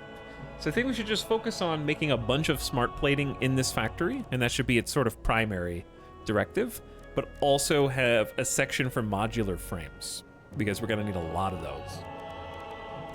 So I feel like those are the 2 to focus on, because modular frames are quite pricey. They require both reinforced iron plates, which is slightly more complex, and then iron rods, which are pretty straightforward. So those are easy enough. We're gonna need a bunch of rotors, which are gonna cost iron rods and screws. And we're gonna need just a lot of reinforced iron plates, which are basics. Those are, so our top tiers are gonna be modular frames and smart plating, both of which are going to require reinforced iron. So we should focus on making a lot of reinforced iron plates. And then we can kind of segue into the other things. Now, to make these other versatile frameworks, that's where the modular frames come in. They're an ingredient to this thing. And then I'm just gonna look up what the 3rd one... What's the 3rd one, chat?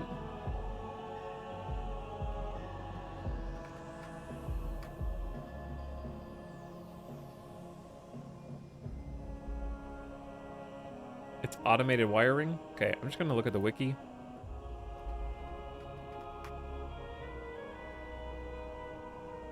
All right, automated wiring is stators and cables. We don't make stators yet, but that's a steel production. Steel and copper. Okay, so not our concern in this factory right now.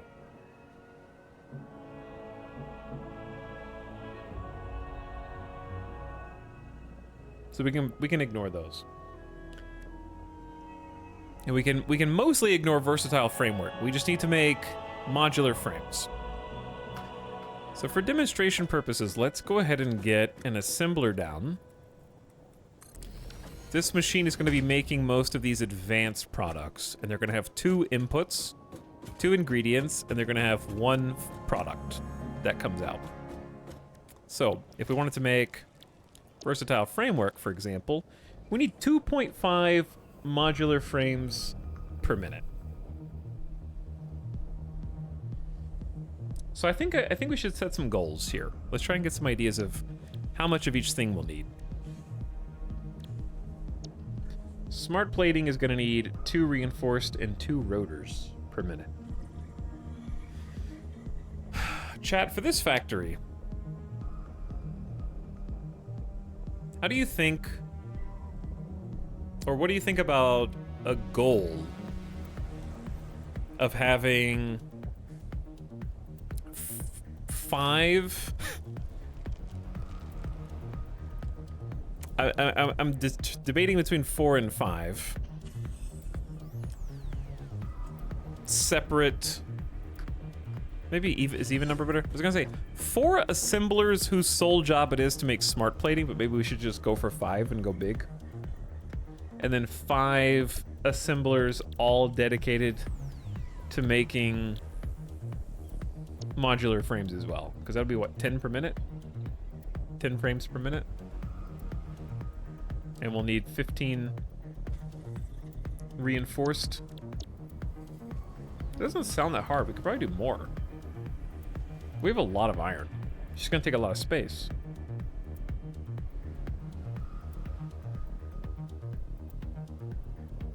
How far are we in Satisfactory? We're very early still. We just got our first Caterium and Quickwire. We just got our first Quartz and Silica. So I did all those. Tracked them down, built factories, did some MAM research. Now, we did have an iron factory, but this is going to be, like, the big one. So we're at coal power still. Phase 2. Has this OST been on a loop? No. Just a big OST.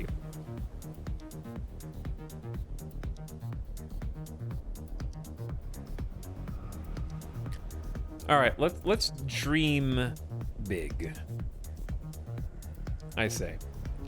Let's have a factory whose goal it is to make 5 assemblers worth of smart plating and start there. 10 smart plates per minute. That's a pretty chunky factory, I think. Okay, so let's work that backwards.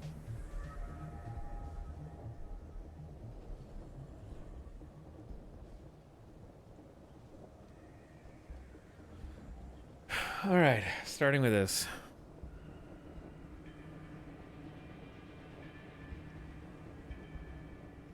Actually, it'd be better to do like.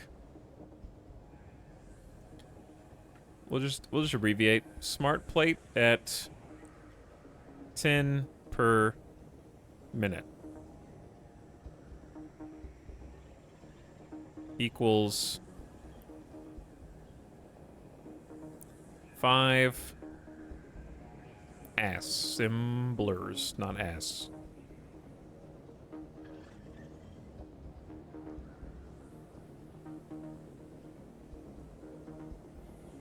Okay. So, to feed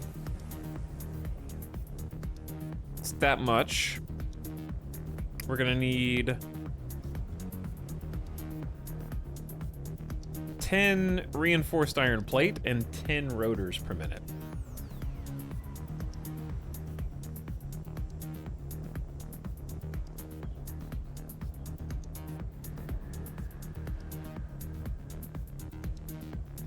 Reinforced iron plates.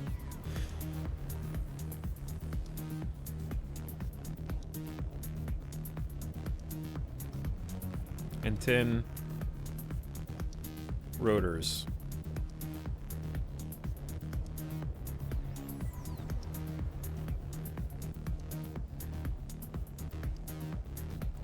It's going to be 5 assemblers. We don't need 10 assemblers.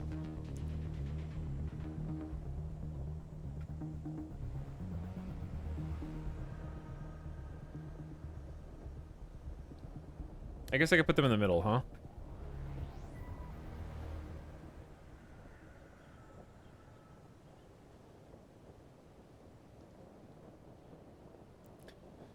Okay.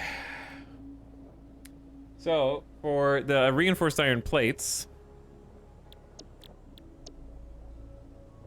here's the resources over here. We'll make 5 reinforced iron plates per minute with this recipe.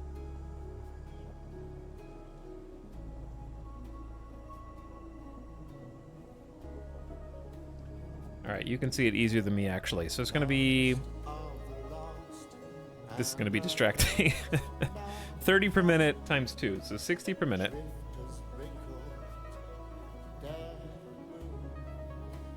Of iron plates.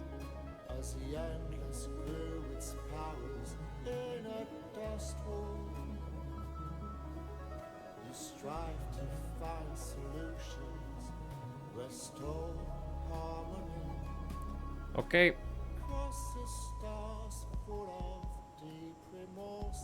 And then we're gonna need 120 screws per minute here.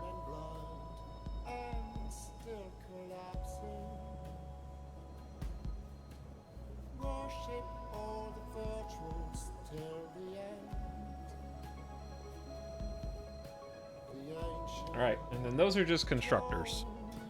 So I believe there'll be 2 constructors.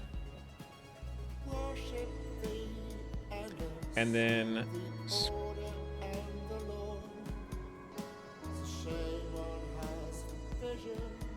Like, this is pretty straightforward. It's just ingots.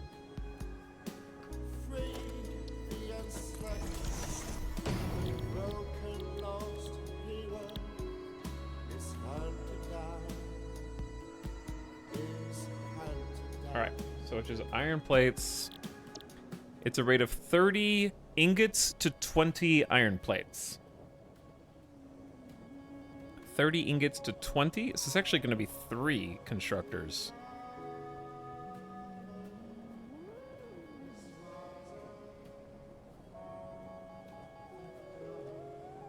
Okay, and therefore 30 ingots equals 20 plates.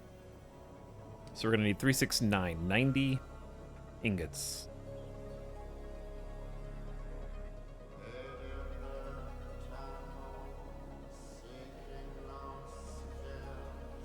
Oh, I didn't write how much.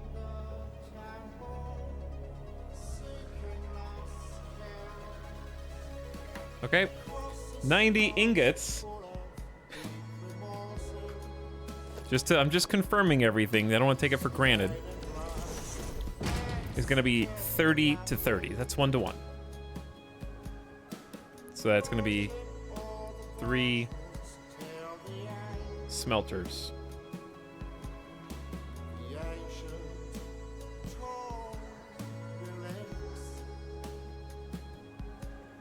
Okay. And then that's going to be 90 ore.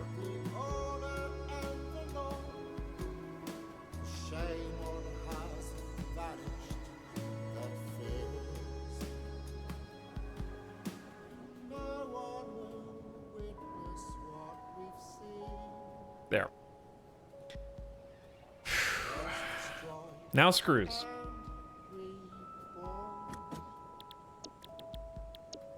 Screws take 10 rods for 40 screws.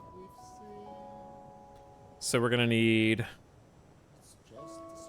also 3 constructors. 10 rods for 40 screws. Means we're gonna need, oops, wrong button. 10 rods for 40 screws. Means we're gonna need 30 rods.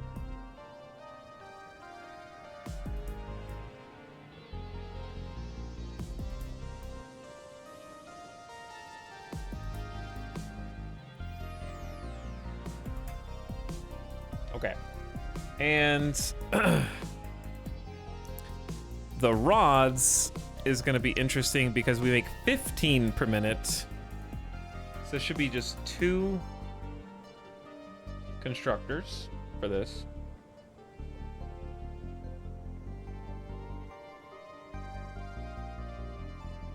Did you want to try and find some of the alternate recipes before starting all this? Eric, first of all, what do you think? And second of all, I want you to answer one question.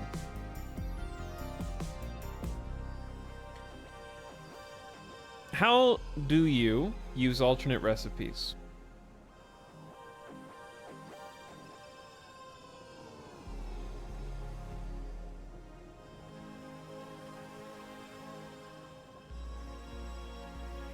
Is that a question for Jeff? It's just a question for that person. Just for that person.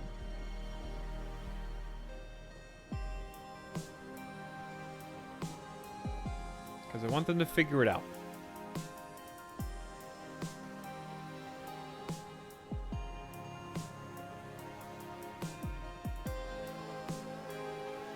I'm still waiting. It's not rhetorical. I'm expecting an answer from that one individual. How do you get alternate recipes?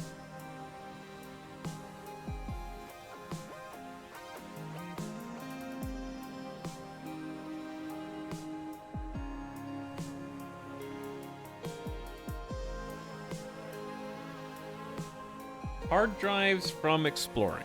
Okay. When was the last time... We're gonna derail for this. When was the last time you got alternate recipes and therefore played satisfactory?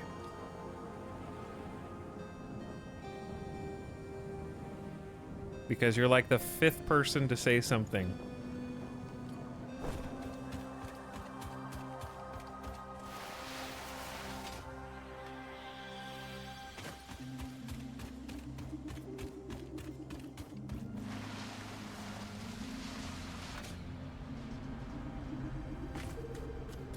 Now,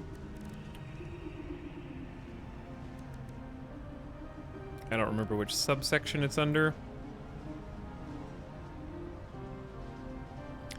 I just remember it's under one of these subsections.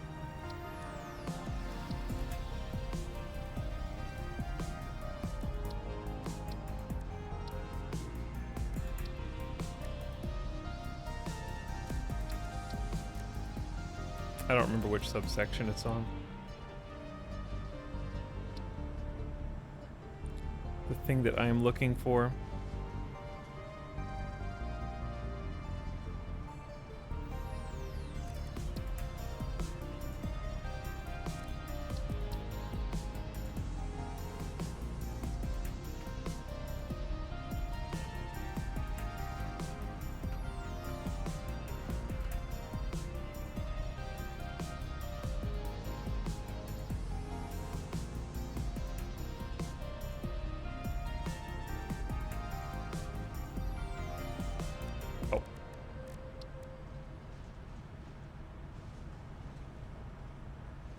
There we go. Now, I want you to read this for me.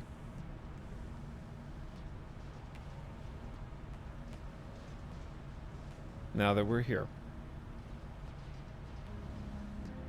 And tell me what it would take to get an alternate recipe.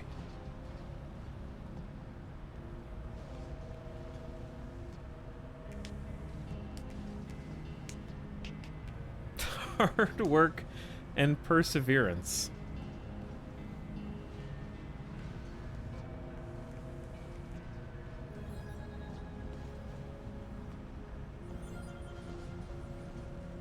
So, now that we're here, no, I will not be going out and finding hard drives because I don't have motors.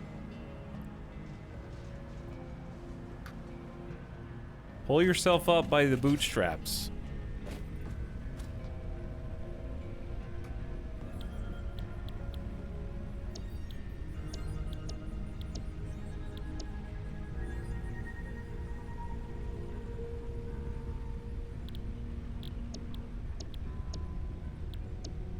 We're still on rotors, much less stators.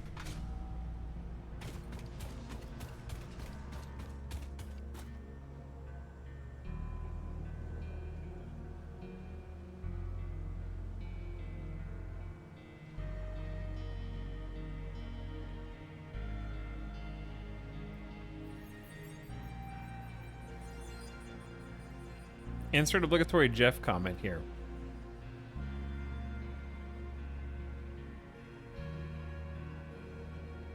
To be fair, you don't need the radio scanner to find hard drives, but it does take a lot of fucking around and finding out while just running around the world. Well, yeah. Because there are 1, 2, 3, 4, 5, 6, 7, 8, 9, 10, 11, 12, 13, 14, 15, 16, 17, 18, 19, 20, 21, 22, 23, 24, 25, 26, 27, 28, 29, 30, 31, 32, 33, 34, 35, 36, 37, 38, 39. There's like, I can't even count, dude. There's an alternate recipe for everything that you can craft, basically. It's like 80 to 90 separate alternate recipes. So I have to go out and find every single crash site until I get the RNG recipes that will help me with the factory that I'm trying to make. Maybe, if I even want the alternate recipe, which just because they're there doesn't mean that they're better. They're just alternate.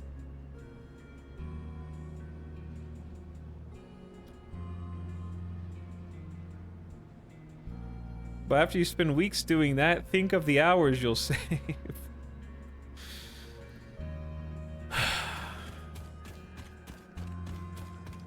But anyways, as with anything, if I wanted to do something, I would be doing it.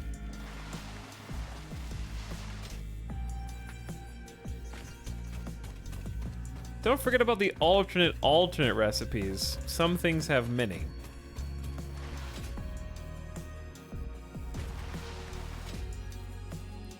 Glad they had the option to start the game with them unlocked. Yeah, it's cool that they allow cheats. I'm not kidding. I would never.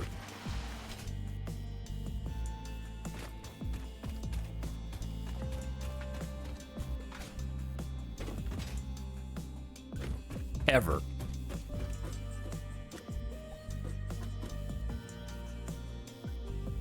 Now, back to my paint. Where was I?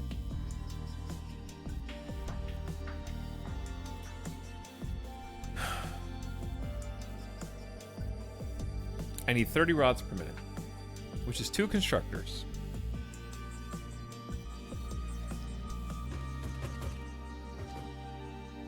So, it's also 30 ingots per minute over 2. Well, that would just be 1 furnace, 1 smelter.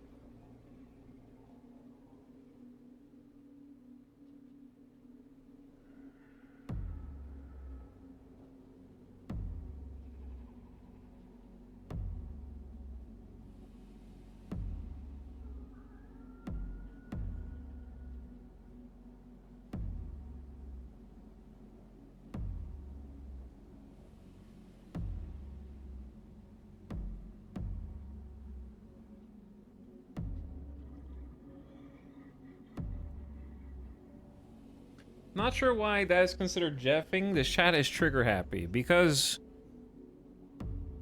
you're suggesting it's because you're backseating? That's...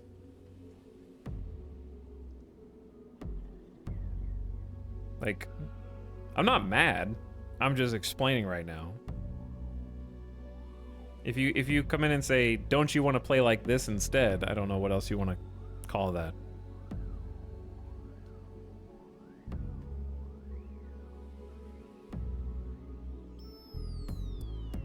They can be re-rolled now, so that's a plus. Yeah, I don't even know how that works. But I just don't mind playing the game as it is, you know? I don't...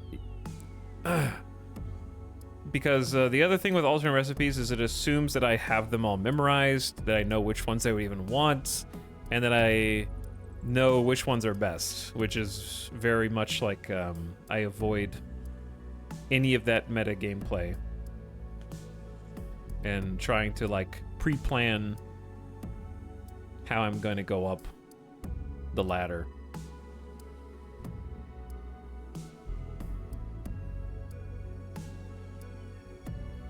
After not having played in 2 years. So we need 1 smelter for the ingots, which is going to be...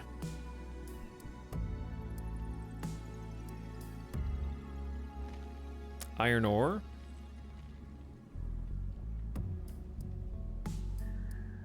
At 30 per minute. Okay.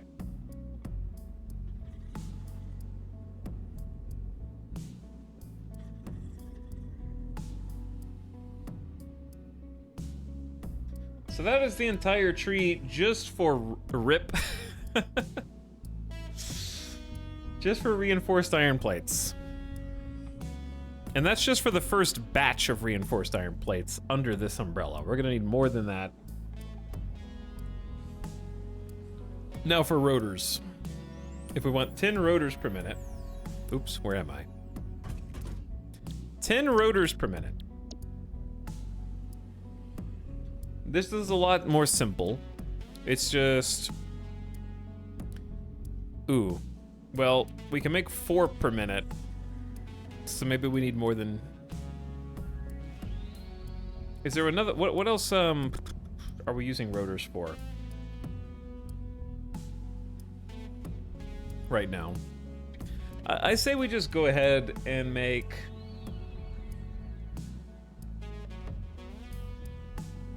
Yeah, this is where it gets messy. Because I can either overclock to make exactly 10, or we can simply just increase production and then use the other rotors elsewhere.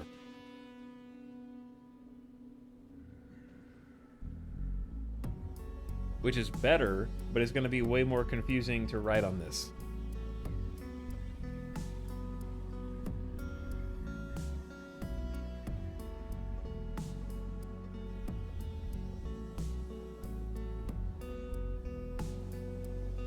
This is, I'm not gonna remember what this is. But that's okay. Let's say we're gonna use 12 per minute. We're gonna make 12 per minute. And use 10 of those, and then funnel the other somewhere else.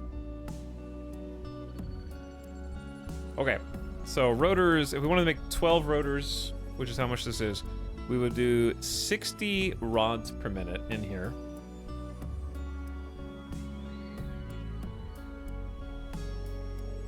Okay, so.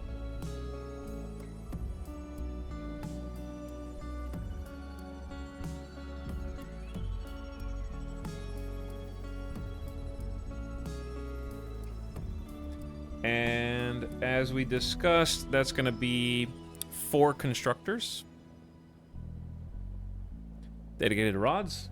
And then the piece is screws at 100 per minute. So we're going to need 300 per minute screws.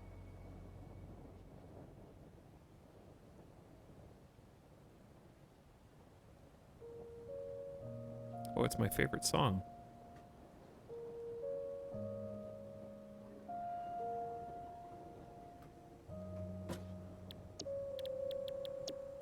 And that's 40. We're making 40 per minute of screws. So this is not divisible, of course.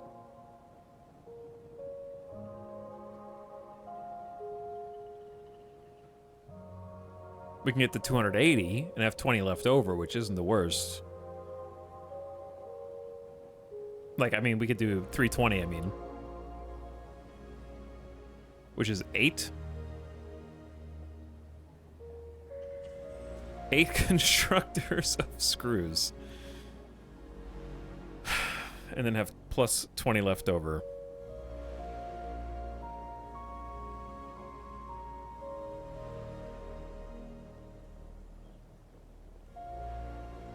Okay, so for rods...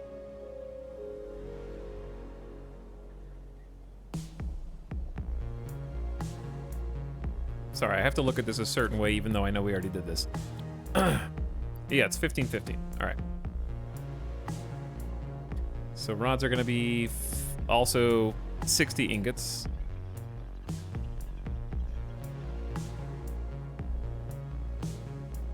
Why did I write that so weird?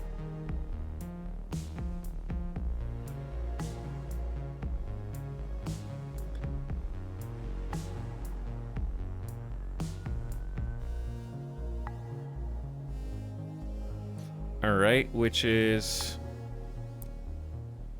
just 60 ore per minute.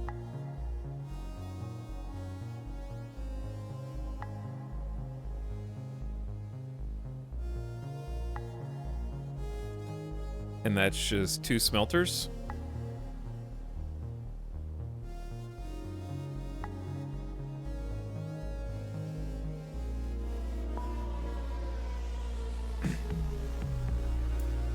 If the aliens asked who they should talk to first, who do you think we should recommend? I would say, got 'em, suckers. I'm the first one you talk to, bitch. And then I see what they said. You talk to me.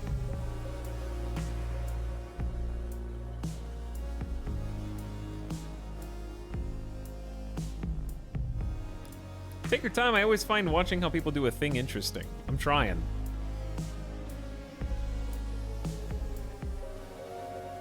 I don't like I like calculators. I don't like calculators that have solved the game for me.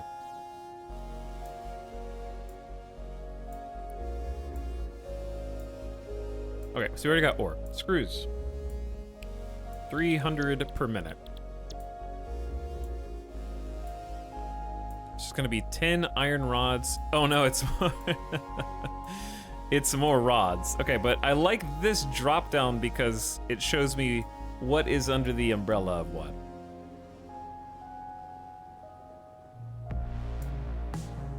I would have them talk to our most advanced AI first. Because I think an AI would treat them with respect if they could translate our language, you know? Like, give them a nice AI. Be like, program the AI. You are the interface between man's first contact with aliens who can understand you and the human leadership on planet Earth. Do not start a war between us. And that's it. And then let AI kind of interface. You know? I feel like they could handle it. So if we need 8 constructors of screws, we need 8 times 10 rods. It means we need 80 more rods.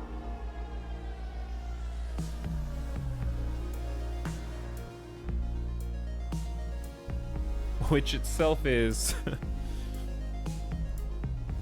also gonna have too much.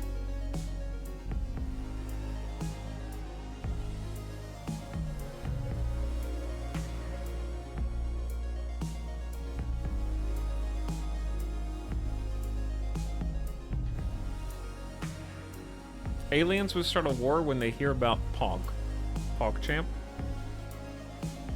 You don't think that they would like our socialisms? Our isms of social, not socialism. Okay, 15, 30, 45, 60, 75. At this point, it's probably easier just to do 5 and maybe overclock 1. Instead of just have 10 extra rods that I don't know what to do with. Maybe. 5 constructors plus overclock.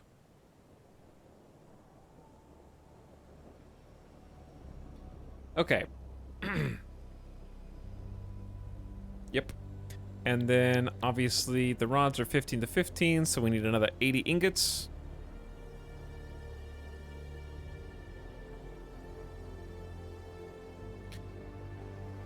So what this does that a spreadsheet cannot do, at least in a way that I would visually comprehend it, is it shows me how I need to group different buildings together.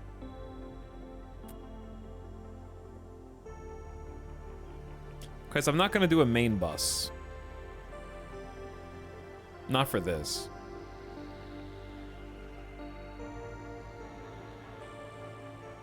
I want to have specialized boutique crafting here. All right. This is just for smart plates, or smart whatever they are.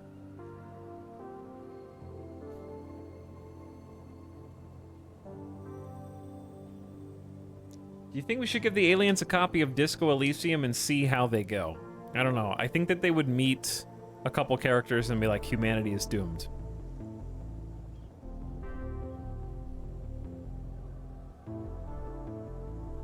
The website I mentioned does show the building grouping in a certain mode. Bokash, do you mean the website that literally less than 2 minutes ago I said, I like doing the calculations myself. I like calculators, but I don't like web calculators that have already solved the game for me, and I said that into the microphone. Did you hear that in the microphone? Like literally 2 to 3 minutes ago.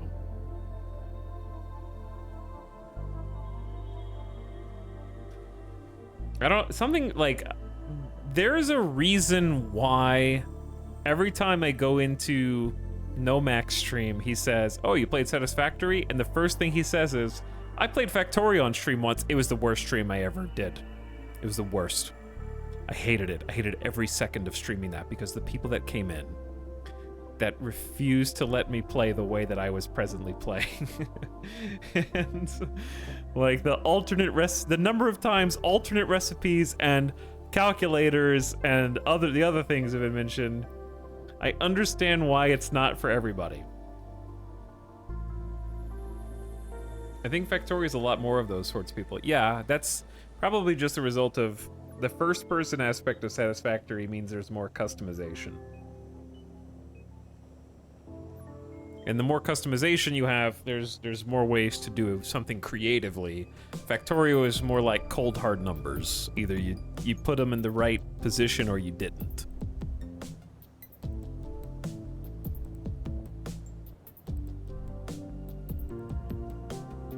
So it's a lot harder for that reason.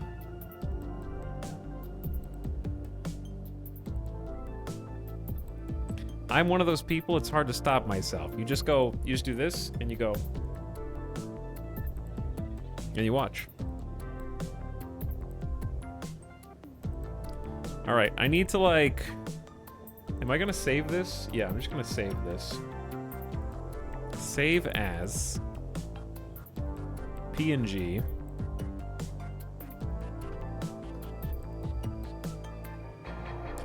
Smart Plates plans. Alright, so that's just for 5 assemblers worth of smart plates at a rate of 10 per minute.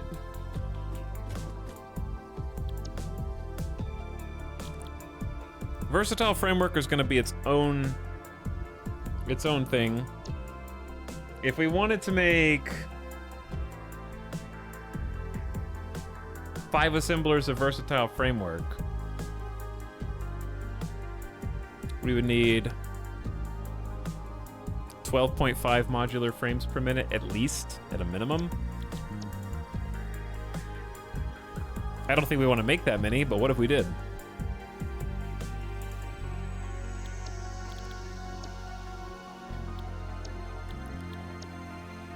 Should we try and do more modular frames than we're doing? I feel like modular frames are going to be used in a lot more things. I remember being short on them all the time. We could go for 20 a minute. That's a lot.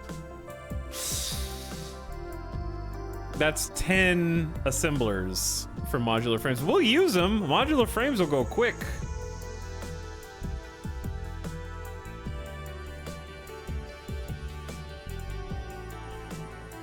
Okay, sure. Let's draw it up. What's it look like?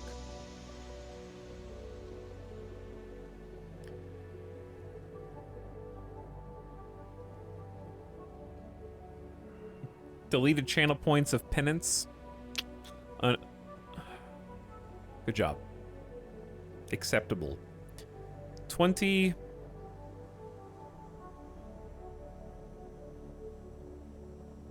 Modular frames.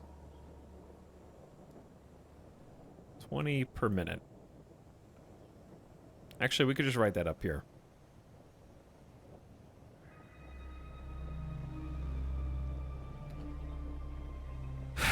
Why not go big? We have the iron. Probably have the space. That's going to be 10 assemblers. That's going to be more power than we currently create, for sure, but...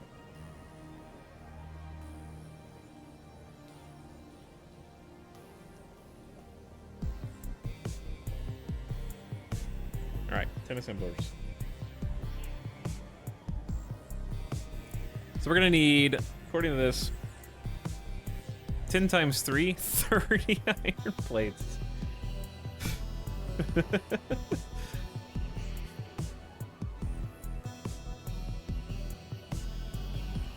Reinforced iron plates.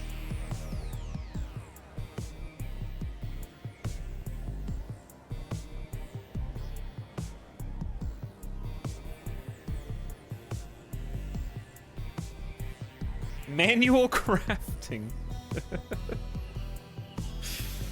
All right, back to iron plates, and then 12 times 10, 120 iron rods. That's actually the easy part.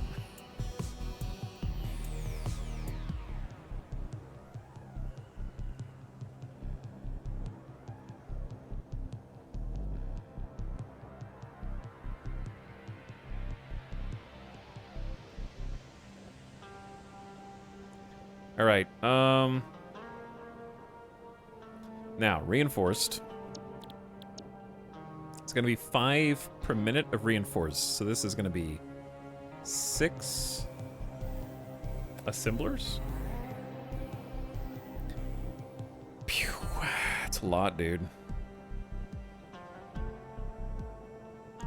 And that needs 30 iron plates for each 5. So it's going to be 30 times 6. It's 180 iron plates per minute. 180?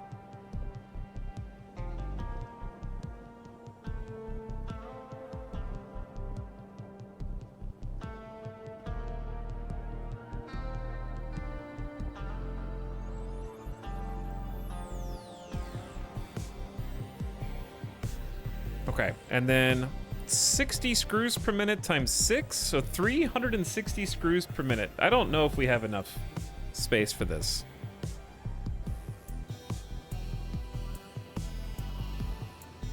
We can kind of do 2 different factories here, I think. That might make things better.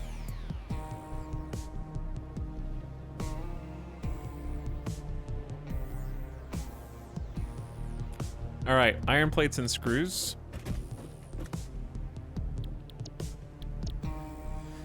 We can make 20 per machine, so it's going to be 9 constructors.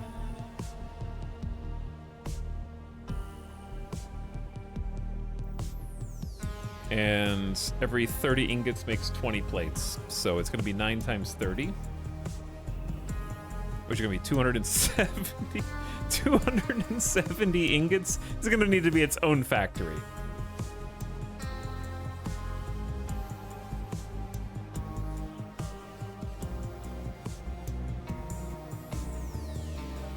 I think it would be better as its own factory, actually. Why am I writing out minute?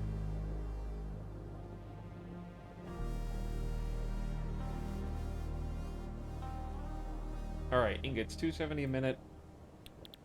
So we're gonna need 9. We're gonna, okay, so smelter's gonna be 30 per minute. Yeah. So that's also gonna be 9 smelters, right? Or 9.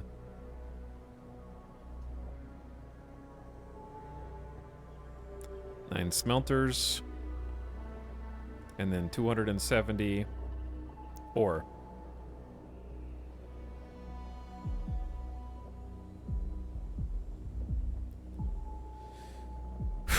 That's a lot of ore, dude. That's a lot of ore. That's like 2 pure nodes with Mark 1 on there. And that's not even accounting for the screws.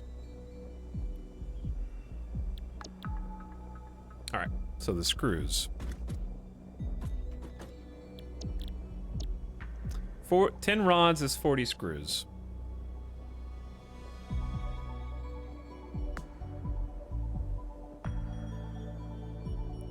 So this is going to be like also 9 constructors. 10 rods is 40 screws, so it's 9 times 10 is 90 rods.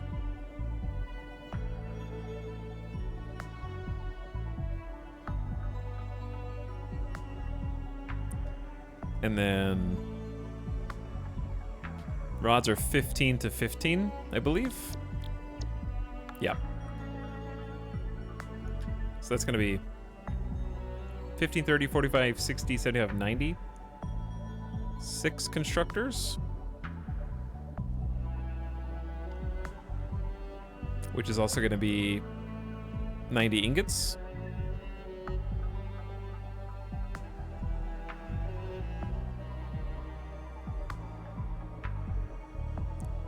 Three smelters. It's going to be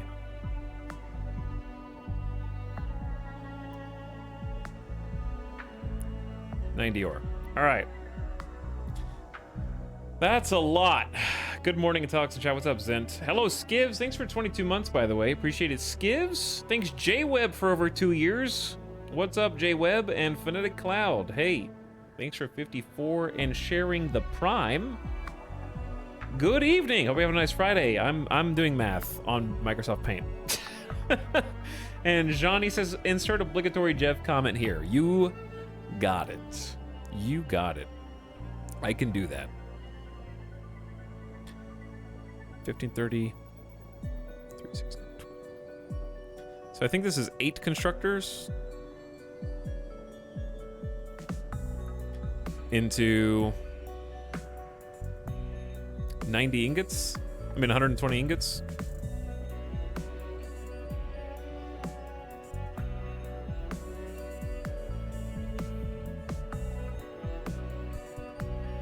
Okay, and then that's just 120 ore.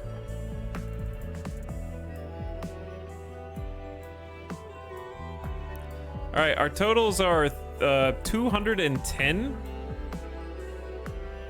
ore here that we need, at least.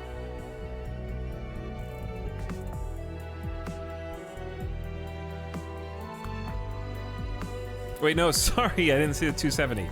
480 ore, actually, just for this factory.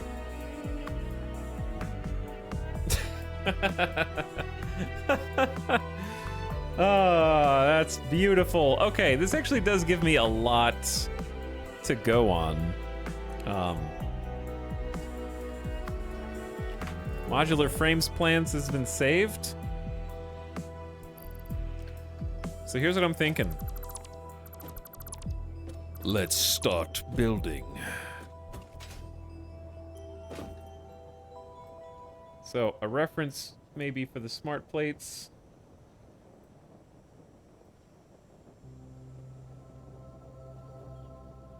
I can't read that.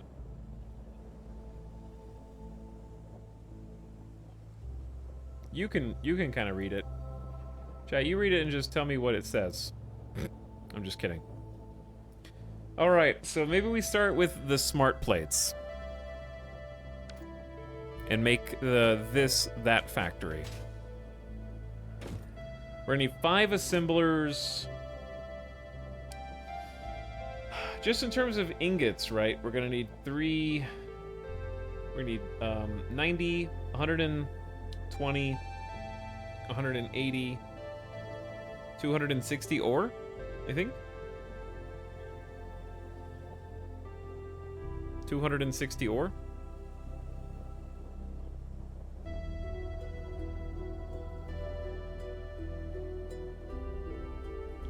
That's not bad. Like, I can slightly overclock. We can also just do a thing where we put all the machines down. Like, I only have enough throughput for 240 ore. We can just do it slightly less efficiently. It's still going to be a lot of smart plates coming out, right?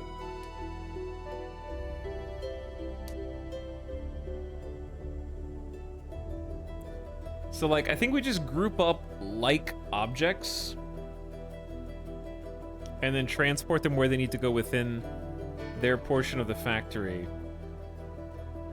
Unless it's perfectly even, in which case I don't mind splitting it up a little bit. Because, like, okay, let's take a look under here.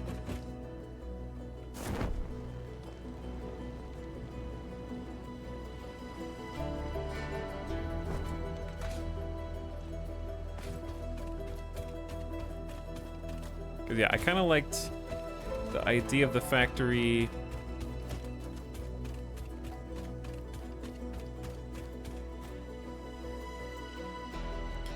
A little more narrow.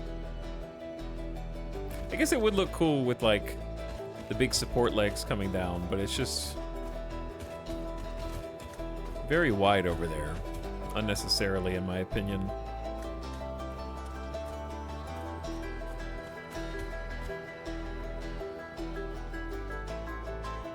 Why is this not working?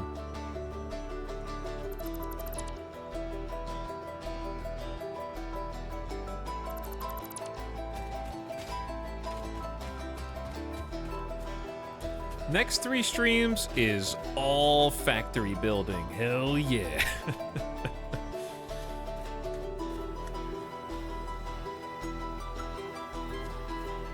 But yeah, I kind of want to like thin this out.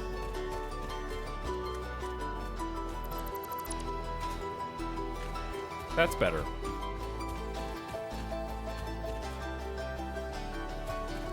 I don't know if that'll be enough space. If it's not enough space, we'll just go further that way because there's another slope over there and we can have this kind of like underground section that I think is cool. Yep. Yep. All right. I think we go from this way to that way.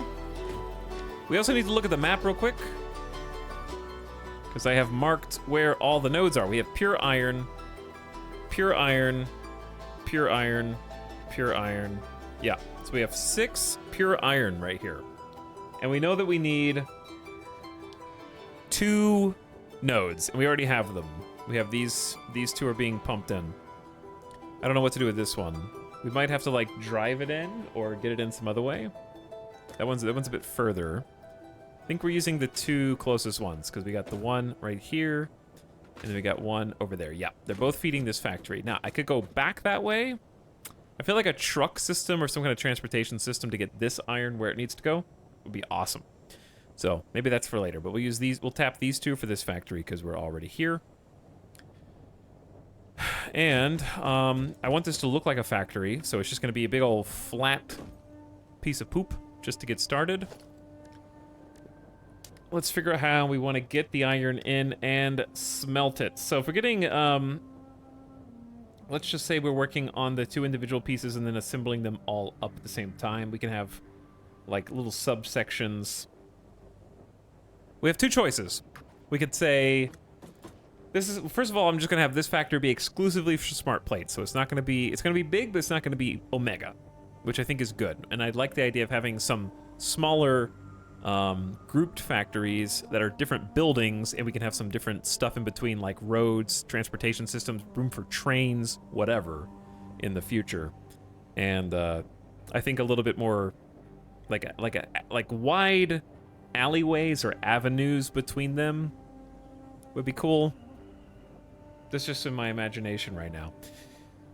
So, but inside the building, do we want to have it grouped where it's like, okay, we need 420 screws per minute?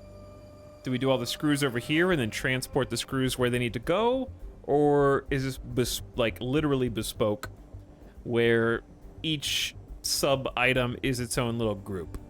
Like obviously the ore is all going to come in roughly the same spot, so there's only so much you can do for that. But I can go ahead and delete this and this, right? And then you.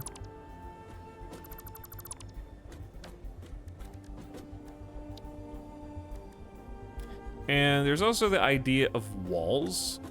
Oh, I didn't see those. Walls having little places that we can filter the ore in and get it out of the way, because I want this to be walkable. I want the floor to be walkable, and we could have a walkway above. Ooh.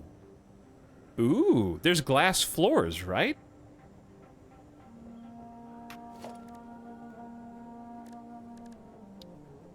there are glass floors. I don't have them, but I know they're there. So, like, you could, in theory, have, for example, a situation where if this is a glass floor,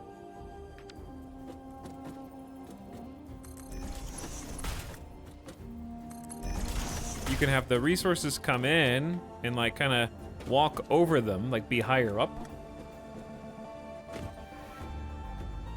And then have this be a glass floor where you can kind of look down and see the conveyors going. That'd be cool. Doing this all on one floor, or is multiple an option? Multiple is an option.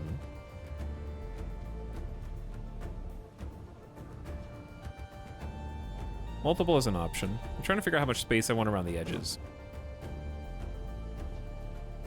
I want at least like 1 block.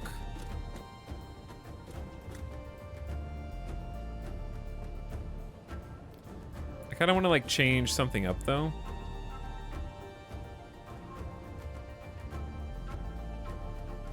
That's going to be kind of a, this is what zooping was made for. Not you.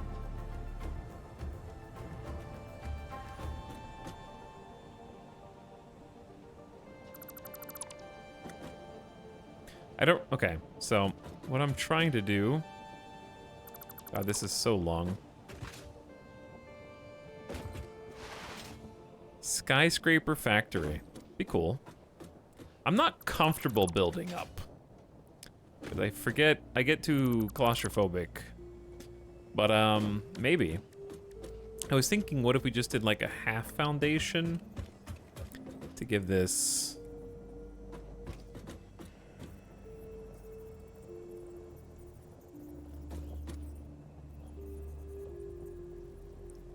Is there a way...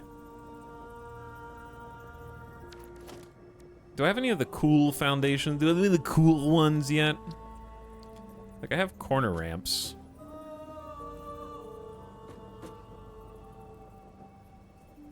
Corner ramps are kind of cool.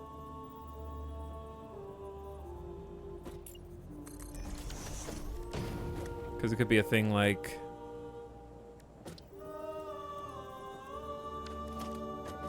We have up corner and down corner ramps.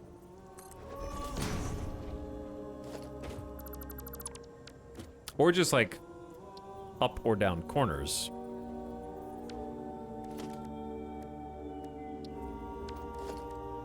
Four is very steep, yeah. What's up, corner? I think the glass idea is definitely great, yeah. Yeah, I think that's a winner.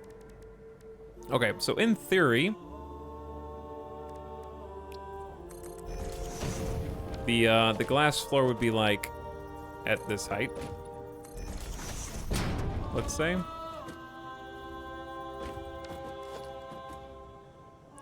So I'm trying to figure out how the, I guess it would be a 2 meter ramp into a 1 meter ramp, which is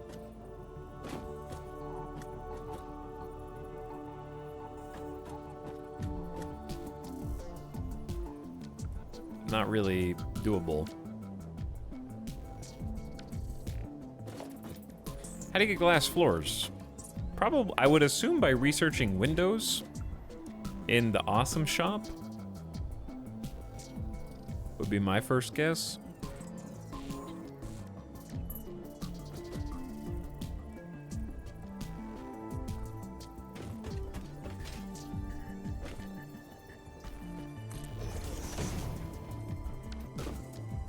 Okay, so here's what I'm wondering.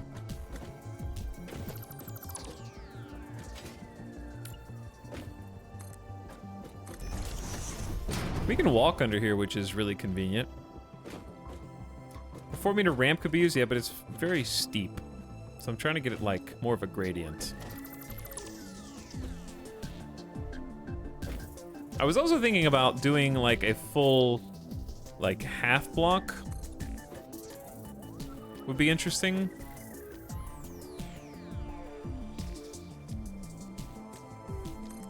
The problem is when you do a half block, oh, it would work. Yeah, it would actually work.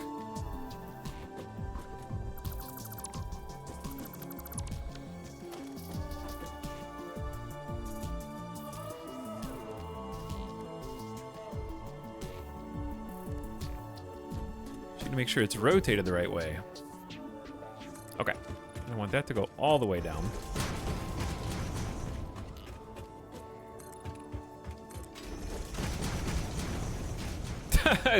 This feature is amazing. Okay.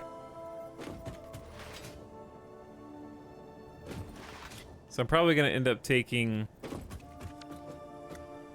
all these out too.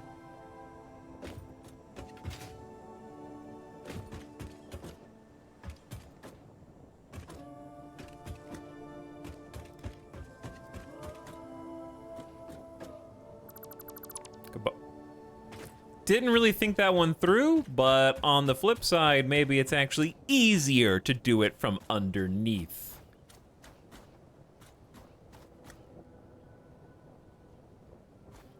So there.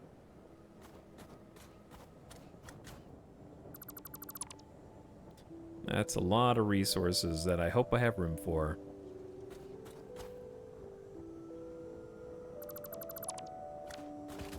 So open.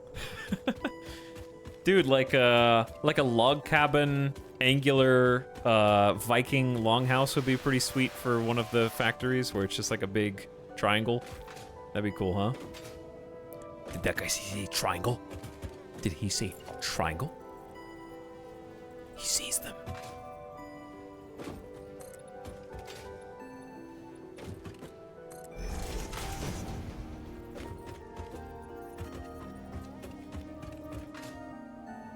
Who's subbing this late? I am a 2-year sub. What's up, Chaotic? Thanks for the late night sub. You're here just in time for designing the factory on the right, which I don't think we'll finish, but I want to get started because I think it would be cool. Yeah, there's enough headroom here for items. Let's be certain. Certainly there is, yeah. There's enough headroom here for stuff. I can walk. And that's plenty.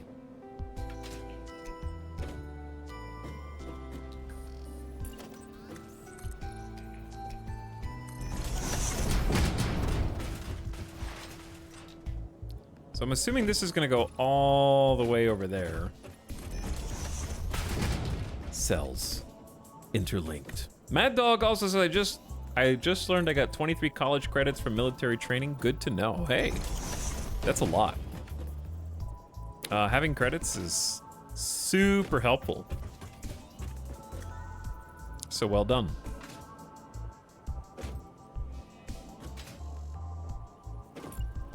And also thanks for 29 months of sub.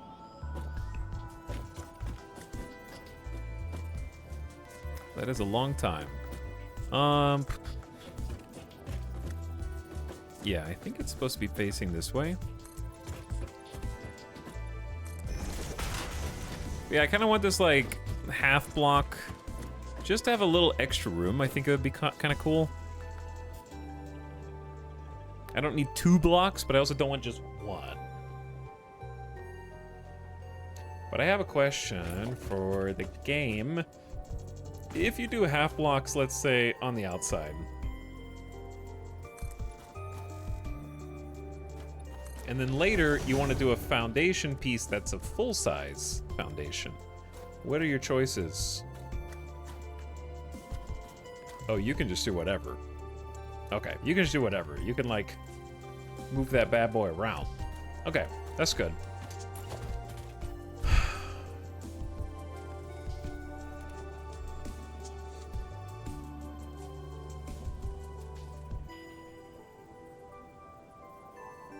Because we'll worry about the outside later, but I'm thinking about... Actually, I guess I could just do it now, just so I remember. Where it has kind of more of an overhang. I don't think there'll be like a balcony necessarily, but...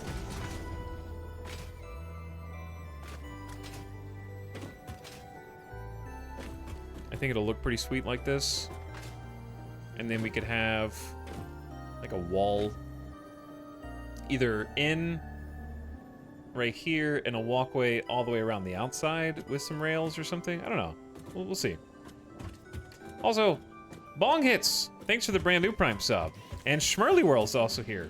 Thanks, Bong Hits and Schmurly Whirl. Oh, he's taking late night subs. For now. Time limited. Time limited.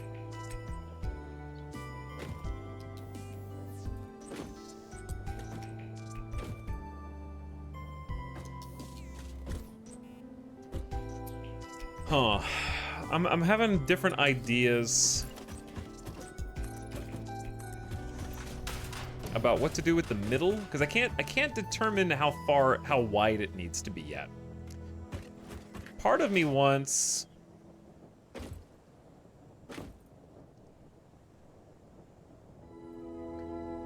to get even fancier.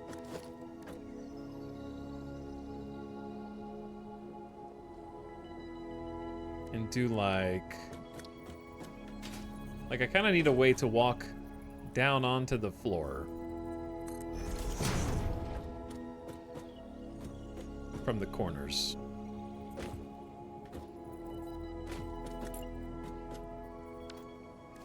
So I think if we do like a ramp here.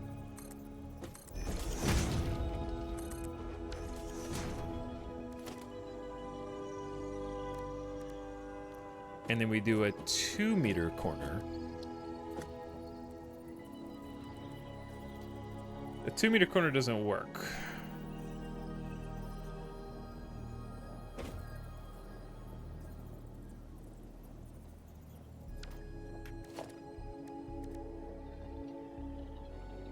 Does anyone know things about salt? This chat knows everything there is to know about salt.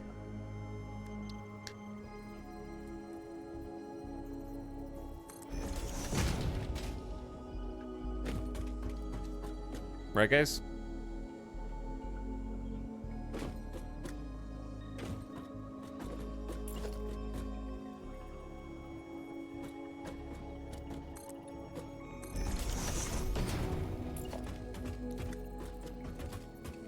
At least, that's what I've come to understand.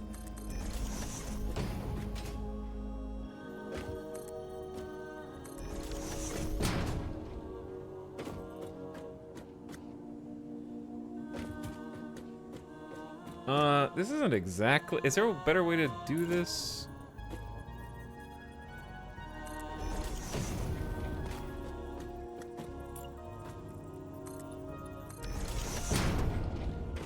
This seems like a lot of wasted space. Like, it kind of looks cool, but it's taking up so much room.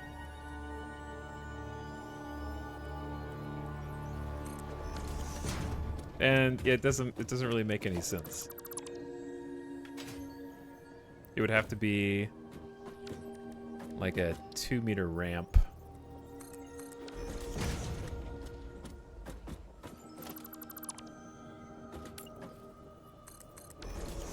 Yeah, it just seems like it's taking up a ton of room. Just to have a cool way to kind of like walk down onto the factory floor. There's like no room for a factory.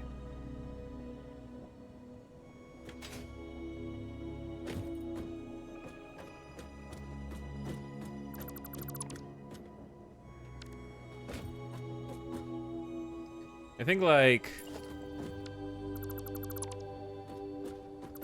maybe we start with the steeper one. Do like a 2-meter.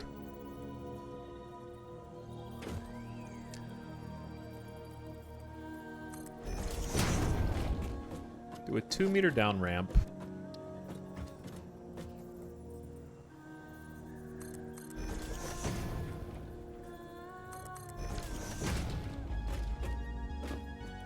Okay, and then right here.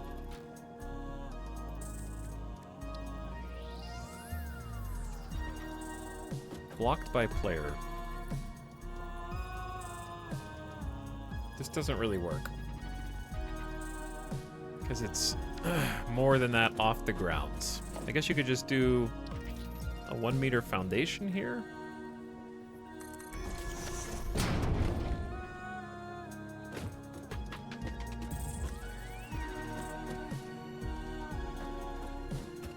wait a second, I had a better idea. What if this wasn't the way you go down onto the floor? What if it was the way you go up to a lookout place?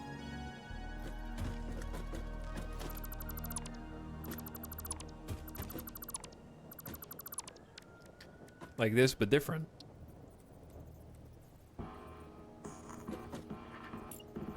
The question is...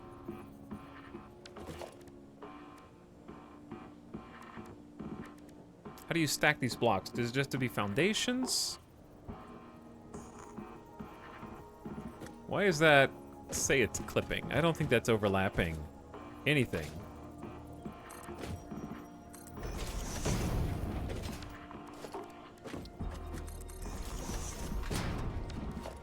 Okay, because if we just do a corner up here,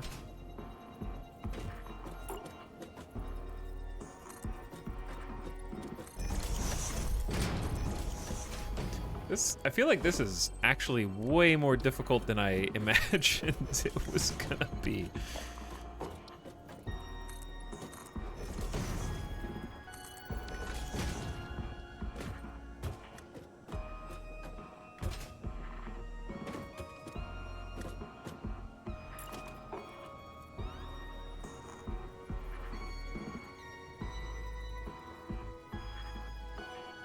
Just make the factory even larger. I might have to at this rate.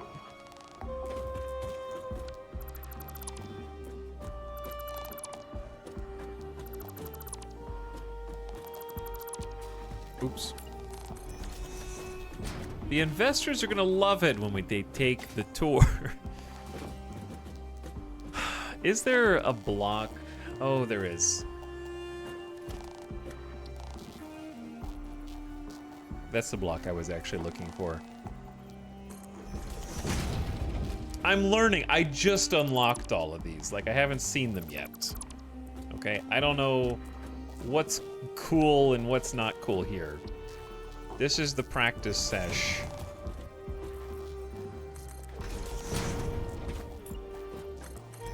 Literally kind of seeing all these for the first time. But yeah, I almost feel like something like this is cool, and then to kind of give it another more interesting view. Like, it doesn't have to be that kind. It can be the double ramp that looks much nicer.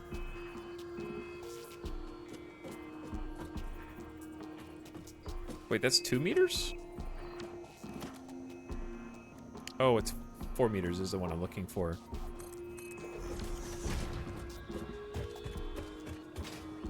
So that way it's not just like floating.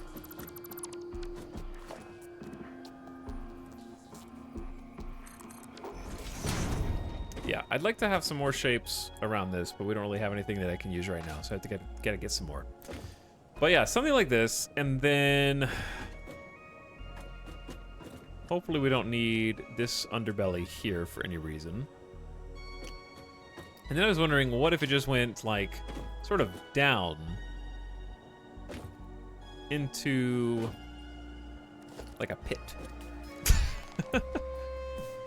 You know, like a pit.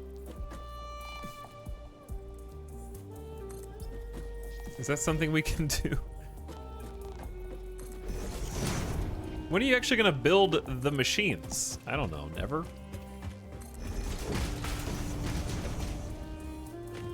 Yeah, that's too far. I'd have to start this from further back. This is a stage where I have no idea what ETEL is trying to build. It's kind of exciting because when it starts to come together, it's a surprise. That's reasonable. The problem is I just unlocked like a whole bunch of new cool building blocks, and I have no idea how to use any of them. So I'm kind of just like playing with the blocks. And ETEL doesn't know either. No, that's true. I don't. Not really.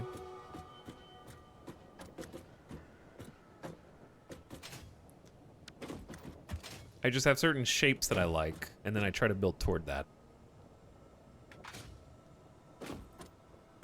Like, I know for a fact this is where the factory floor is going to be. What I'm trying to do is I kind of want a design where the machines are over there and the personnel's over here.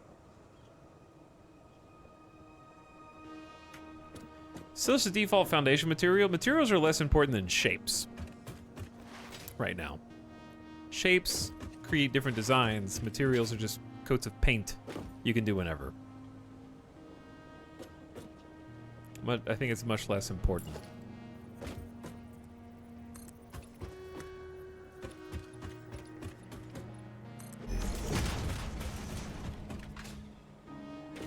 Okay, so I'm trying to figure out how I want the factory floor to be.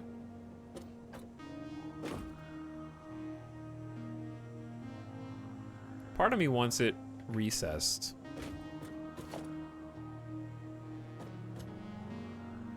I want to see what this looks like. This is way better once you have the Beyblade feet, though.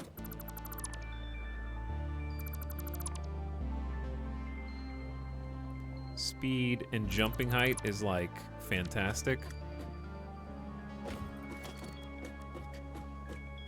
Okay, so what if you just ramp down?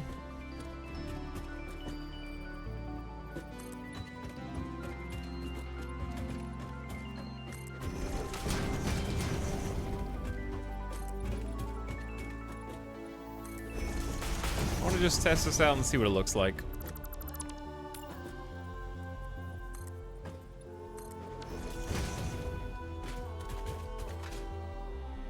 Yep, something like this. Yo, I went to work a couple hours into the stream, now I'm back and he's still going. Yeah, my brain's starting to hurt a little bit.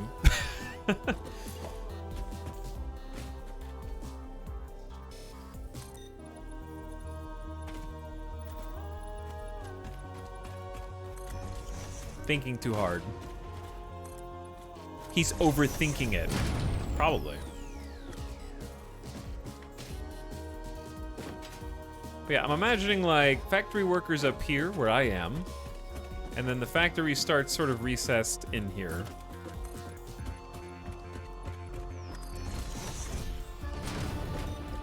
Might present a more interesting shape.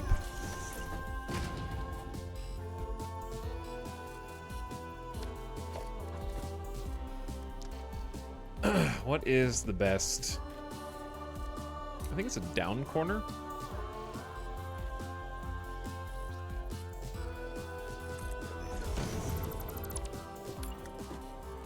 Kind of like a stadium.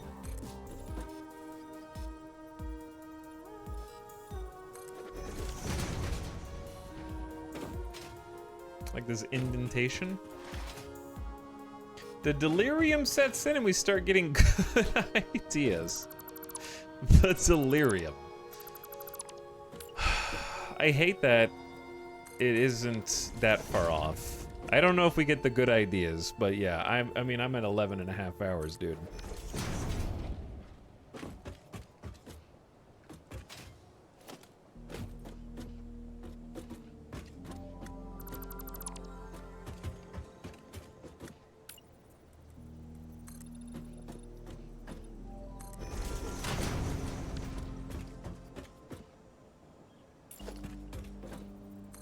Okay, I think this is the level I actually want to start building on, because I just had another idea.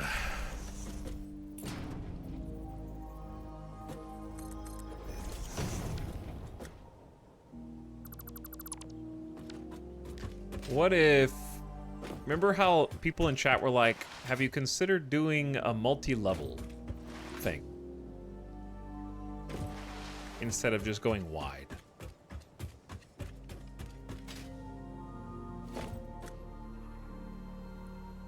I think we can work a multi-level project into this.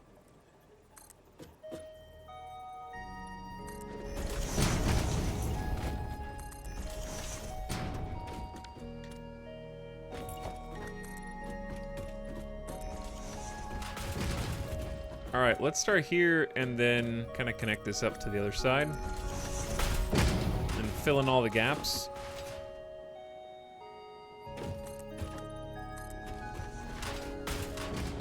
huge.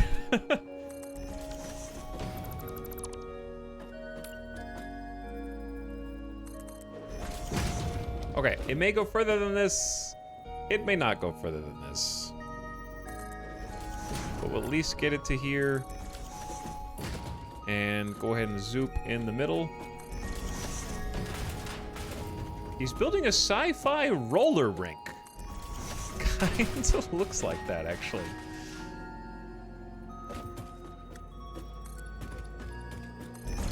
I can see it.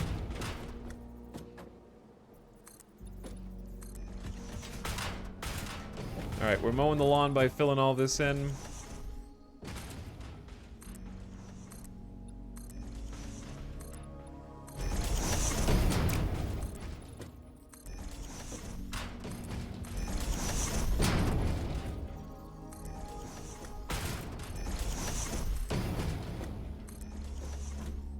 God, this actually does make building so much faster and better. Look how many blocks I just laid down in just like a few seconds. Oops. I'll never get back up there.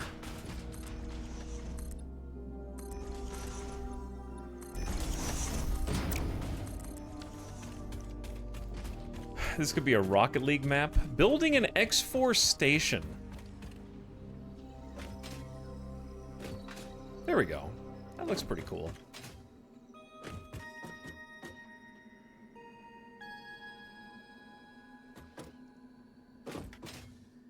Okay, and then the fun begins. So, how do I get the ore up here? Well, we know we're gonna need to split this up. We're gonna need 140 ore for rotors, and we're gonna need 120 ore. 80 ore per minute is very awkward.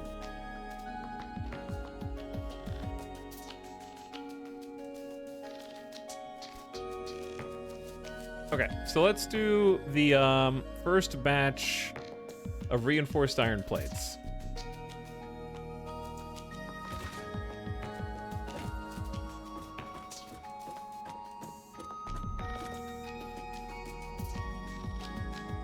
I hope this is enough space for everything to fit. We can go further that way. And we can go up. So, step one is smelt.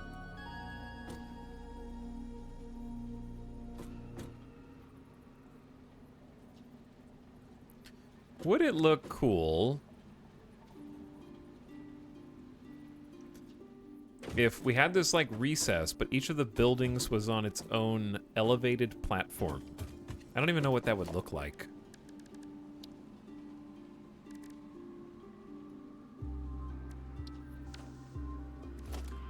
I don't think I have enough foundations to try that. We're gonna have materials, and we're gonna be able to paint, and we're gonna be able to put down other architectural pieces that'll kind of give us a little bit of definition instead of just a floor that's plain. Recessed and the elevated to non-recessed height. What? What's up, Gustavo? Thank you for the brand new Prime sub. How you doing? We're building.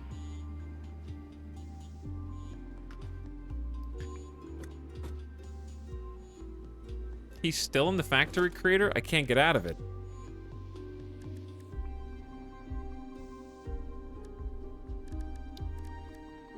We live here now.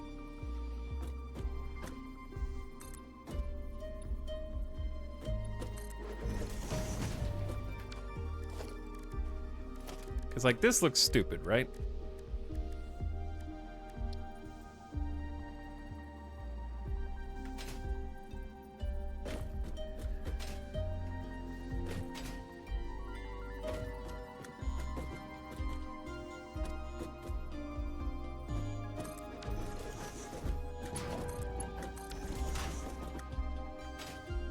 I think that looks stupid, but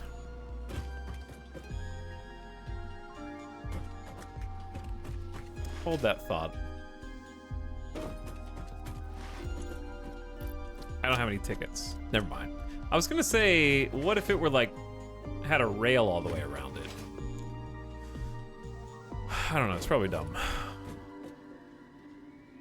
It's kind of removing all the good parts. Like, the recessed part is the good part. All right, so just to do 120 iron ore. Let's start with 120 iron ore.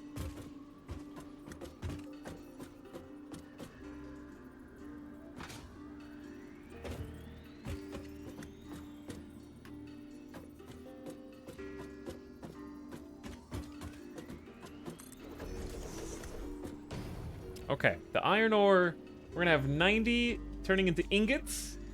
And those ingots are gonna have 3 constructors that are turning into plates.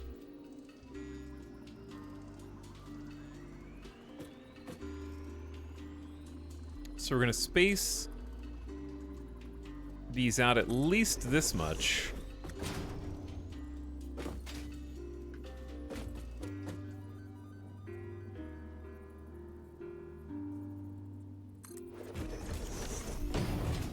Because we need 3 smelters that are also going into 3 constructors.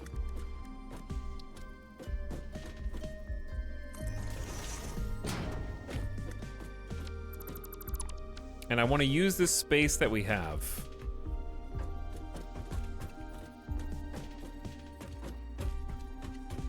That means I want ample room in between my buildings, so that we can have lines of goods possibly crisscrossing in the future.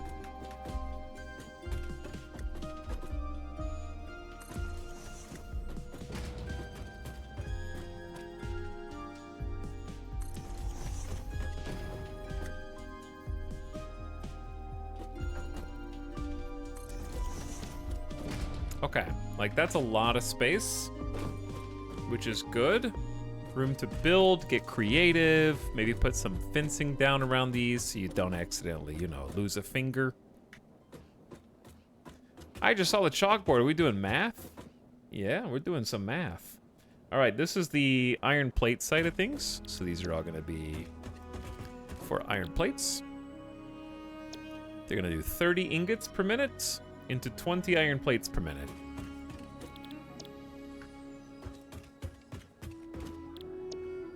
And these are all going to do iron ingies.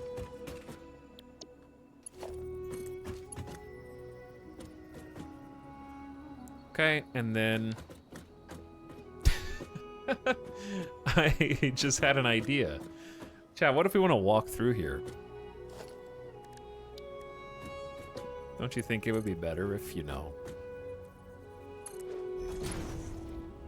you were considerate?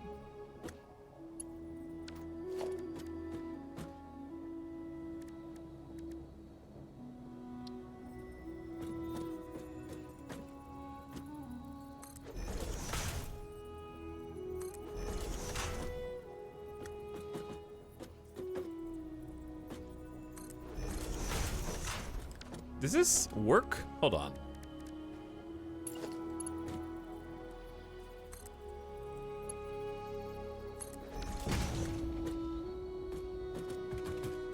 Oh, I mean, it clips through the constructor, I guess, on top.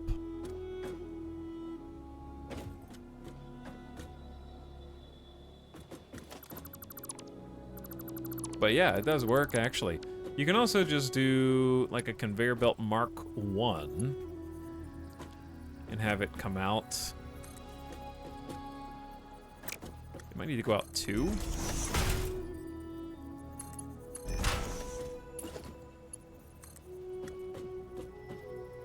Okay, it just needs to come out 1.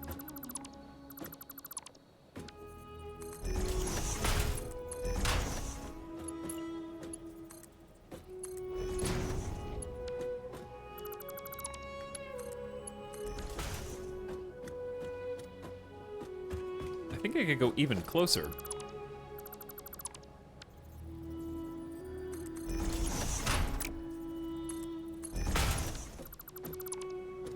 But like, is this gonna be my nightmare later? Or something that I'm like, whoa, I'm so glad that I did that. You know?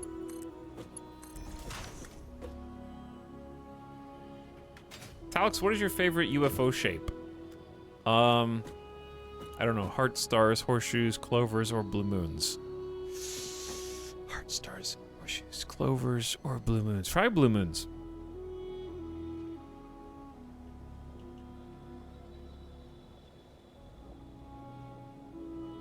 Might not clip as much if the lift is placed directly onto the constructor. Yeah, but you can't place it directly on the constructor. Because it doesn't go the right way. So I feel like that's the best you can do. But yeah, this will let you like walk the floor. That was like an actual joke. I'm taken aback. Shut up. Maybe if chatters could see what makes streamers so funny.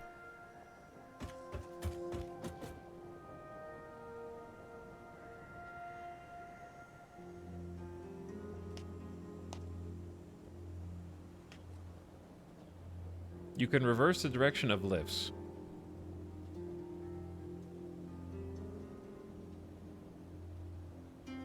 It will auto go the correct direction if connected to a machine input output. Well, yeah, I mean, I thought that's what I did, didn't I? Now you're gonna make me delete all this? Oh. Wait, what did I do the first time? How what? Okay, well that works. That's better. I'm not really sure what I did, but it's pretty cool.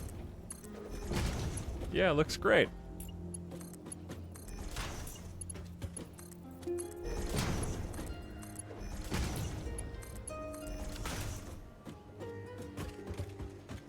Chat helped? Chat always helps. It's just that it's like 75% help, 25% not help. But there's help there. There is. Okay, so we got the plates. Now we need 140 ore. We might actually have way more space than we need here, which is fine. It doesn't need to be a massive building.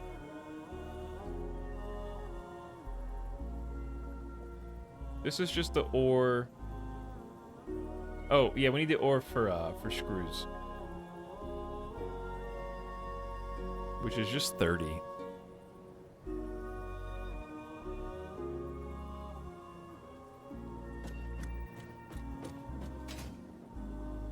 So we'll go here. The next one go here.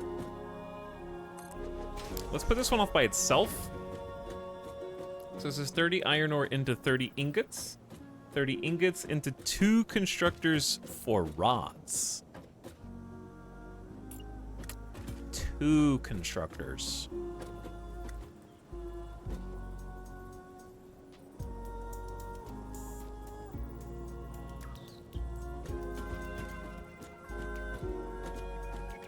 How are we gonna split that?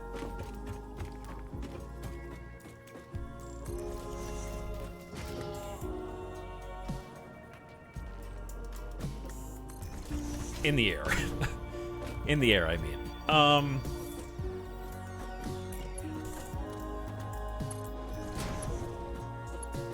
Ooh, wait a second. There is definitely a cool way to do it, and it involves one of my favorite tools, the stacker conveyor pool. What? Pole. Whatever. So we find the crossroads here. Then we should go 1, 2.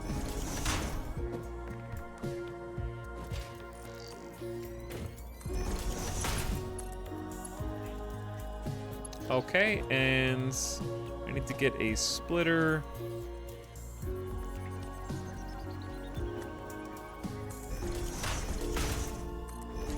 Did they fix the bug where splitters reverse whenever you, Oh. What?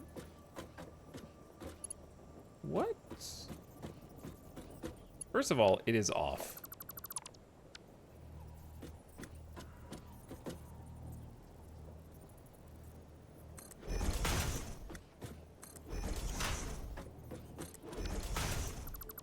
I was a little confused. I'm still... Is this... Oh, this is a... Chat said that it would... is this backwards? Why is this smelter backwards? How did I make it backwards? Alright, yeah, that makes a lot more sense.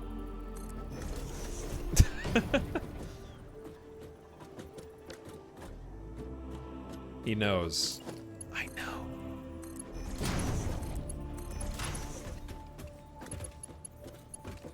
Oh, wait. No, I don't. Hold on.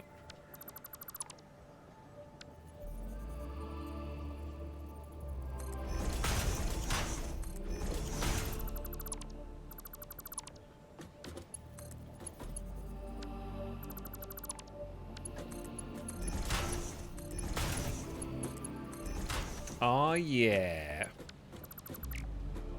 Okay, I like using stackers as pseudo support beams. They look kind of cool in like a suspension roll like that, where that looks like it's on the floor on purpose, basically. All right, so that is the second. That's iron ore 30, iron ingots 30, rods 30 are these guys, because we're gonna do 15 and 15 iron rods. And then 30 ingots. So that's everything that we need for RIP.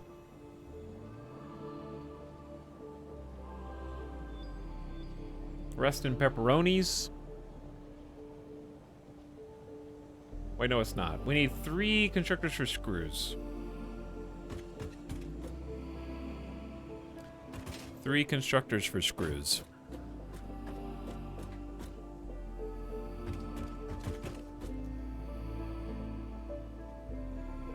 Okay, so these need to group up then.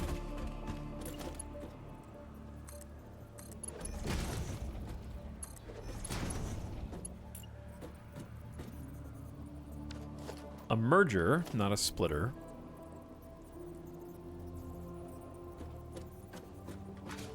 Is that in the middle? Appears to be in the middle. RIP 10M. So we want to merge all of the rods onto the same platform.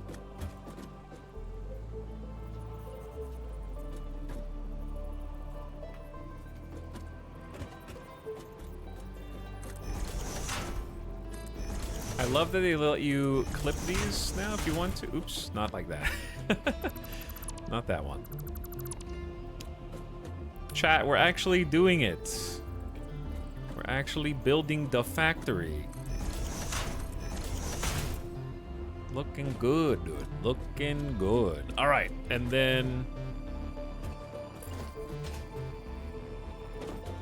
we need at least 1.5 blocks of space.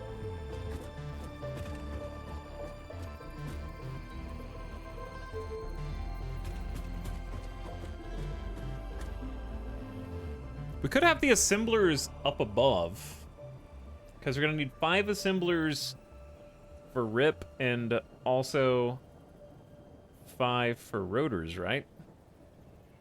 RIP is reinforced iron plates, by the way. And then we're going to need 5 we're going to need 15 assemblers. We could have the assemblers on a second level above us. Kind of sounds cool, right? It's either that or we extend this further out. Mega AF. Yeah, there's just going to be a lot of space here because I want this to be a clean design that isn't trying to squeeze everything in. Like,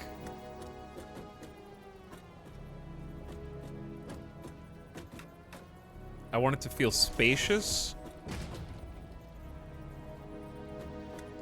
Not like we are pressed.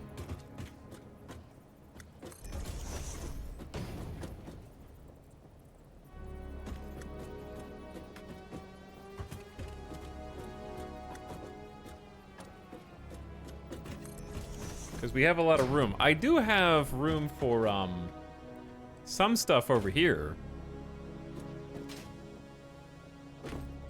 Because this is just iron plates. But I need 5 assemblers, and there's not enough space for 5 assemblers here.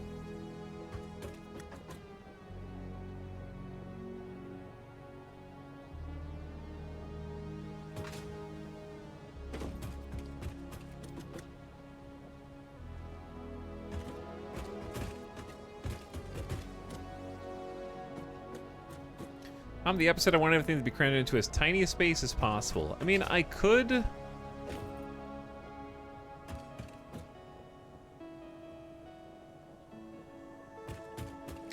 reduce some of the footprints.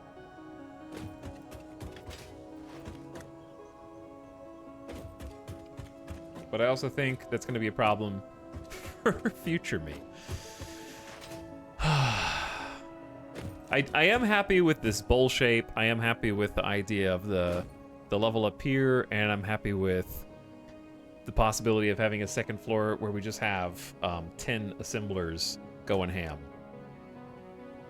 It's nice having extra space to spaghetti if necessary. Yeah, since I'm doing this bespoke, I don't think we'll need very much spaghetti. You could leave room to expand upon this and have even more, but I don't know. I feel like 10 smart plates per minute is pretty decent for this stage. Like 10 rotors per minute. And yeah, just 10 smart plates per minute. I guess we could have a little extra and just have like a storage container of the raw materials, such as, or at least like reinforced iron plates. It's never wrong to have like one extra storage container of those. Maybe we make a little bit more than we need. And like one storage container of rotors or something, just to have like a stockpile. Are you still doing some? Yeah, let's do some glass floor up here. For sure. But yeah, I have some big ideas for this, but I think a fresh brain would also help. So let's save it there. It's been a good day. We conquered Caterium, we conquered Quartz, and we made the bouncy boy go up.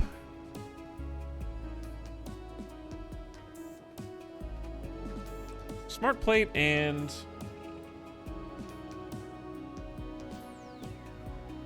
modular frames.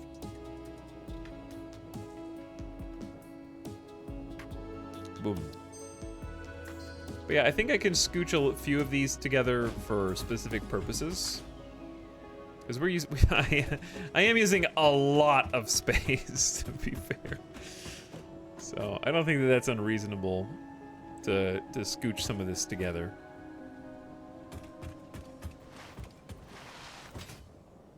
Yeah, plus we got the movement upgrades.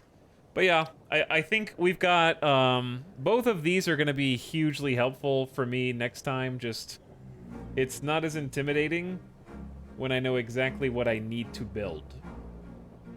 So this is spending some time on those is going to make the actual build go incredibly fast, because I just need to be able to look over and see like, okay, I need this, this, this, and this. And then we have product. I did save the MS Paint math.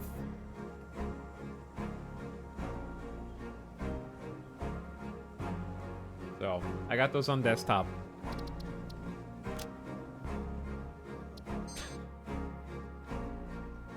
Khan Academy for satisfactory looking ass.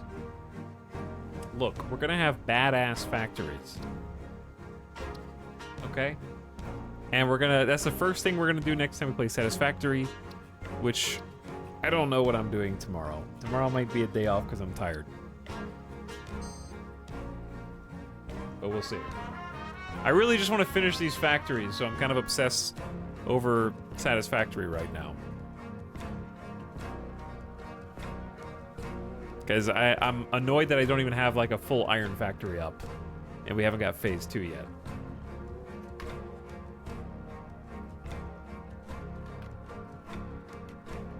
But either way, hope you guys had fun. Almost 12 hours today. Thanks so much for watching, each and every one of you. Have a great weekend. If I don't see ya, if I do, then we'll probably still play either some Derail Valley. I don't know. I'm having fun with Derail Valley and Satisfactory, and I don't really feel like, unless there's something new. Like, I'm interested in new stuff, but I don't really want to do, like, a third thing if it's old. There is nothing new. I know. I'm chilling. Like, I'm actually... You wouldn't be seeing me streaming this long if I wasn't enjoying what I was doing. I know sometimes it's me just slack-jawed on Microsoft Paint. drawing little boxes. So I know that's not the most engaging content, but it's the best way for me to process the information without getting overwhelmed. That's my coping mechanism for, like, some people in chat are like, oh, I played Satisfactory for like 5 hours or Factorio for like 5 hours, and then I just it was too much, so I stopped.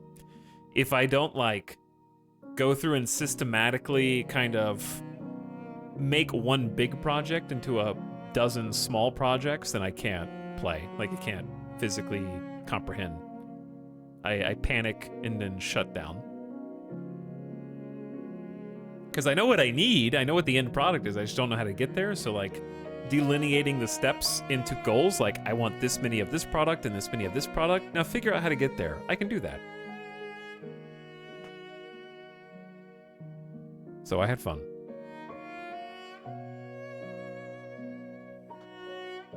I googled games coming out in August, and it was Baldur's Gate 3 and Armored Core. Baldur's Gate 3 and Armored Core. That's it. That's all there is. I'm looking forward to Baldur's Gate, though. Soon. Less than a week. All right, good night, gamers. I'm going to go eat, feed dog, relax, wind down, get more sleep. But I had fun today. Thanks for watching. Whew. See you later, Megothic, Rapid, Recline, Thrash Drive, Shaft, Robot Mystic, Godly Burrito, Sun, Old Guy, CEO of Alcorp. Later, Nick, Pinrin, Disillusioned, Cloudberry, Lucy, Weather Guy, Dorito, Gilmadesh, Rody, Rally Snail, Durf on Turf, Nine and Dava, Carson. Summer Car? It's on the list of things to do. There's a few things that are on the list. I just don't... I don't need to get into another game when I have two that I like, and there's Baldur's Gate is about to come out. So... I don't want to start something that I'm like, ooh, I love this, and then Baldur's Gate comes out, and I'm like, you're dead. You're dead to me, other game. So, I'm kind of chilling. There's still, like, a million things that are fun to try to accomplish in either of these. Maybe we'll switch it up and do some trains tomorrow. Maybe I'm just obsessed with Factory. I am obsessed with Factory. It's funny, though. We played Satisfactory 5 days this week, but only 2 of them were full streams. So it hasn't been quite as much as it seems. That being said, it was still like probably 7 hours today, 7.5. Satisfactory. Still a decent chunk. Factories, Aliens, and Train Streamer. That's me. All right, chat. Good night. Go to the void. Peripheral, get out. Are you aware what a morning is? Yeah, it was morning 12 hours ago. Now leave this place. Thanks for 3 years, though. Be gone. Be gone.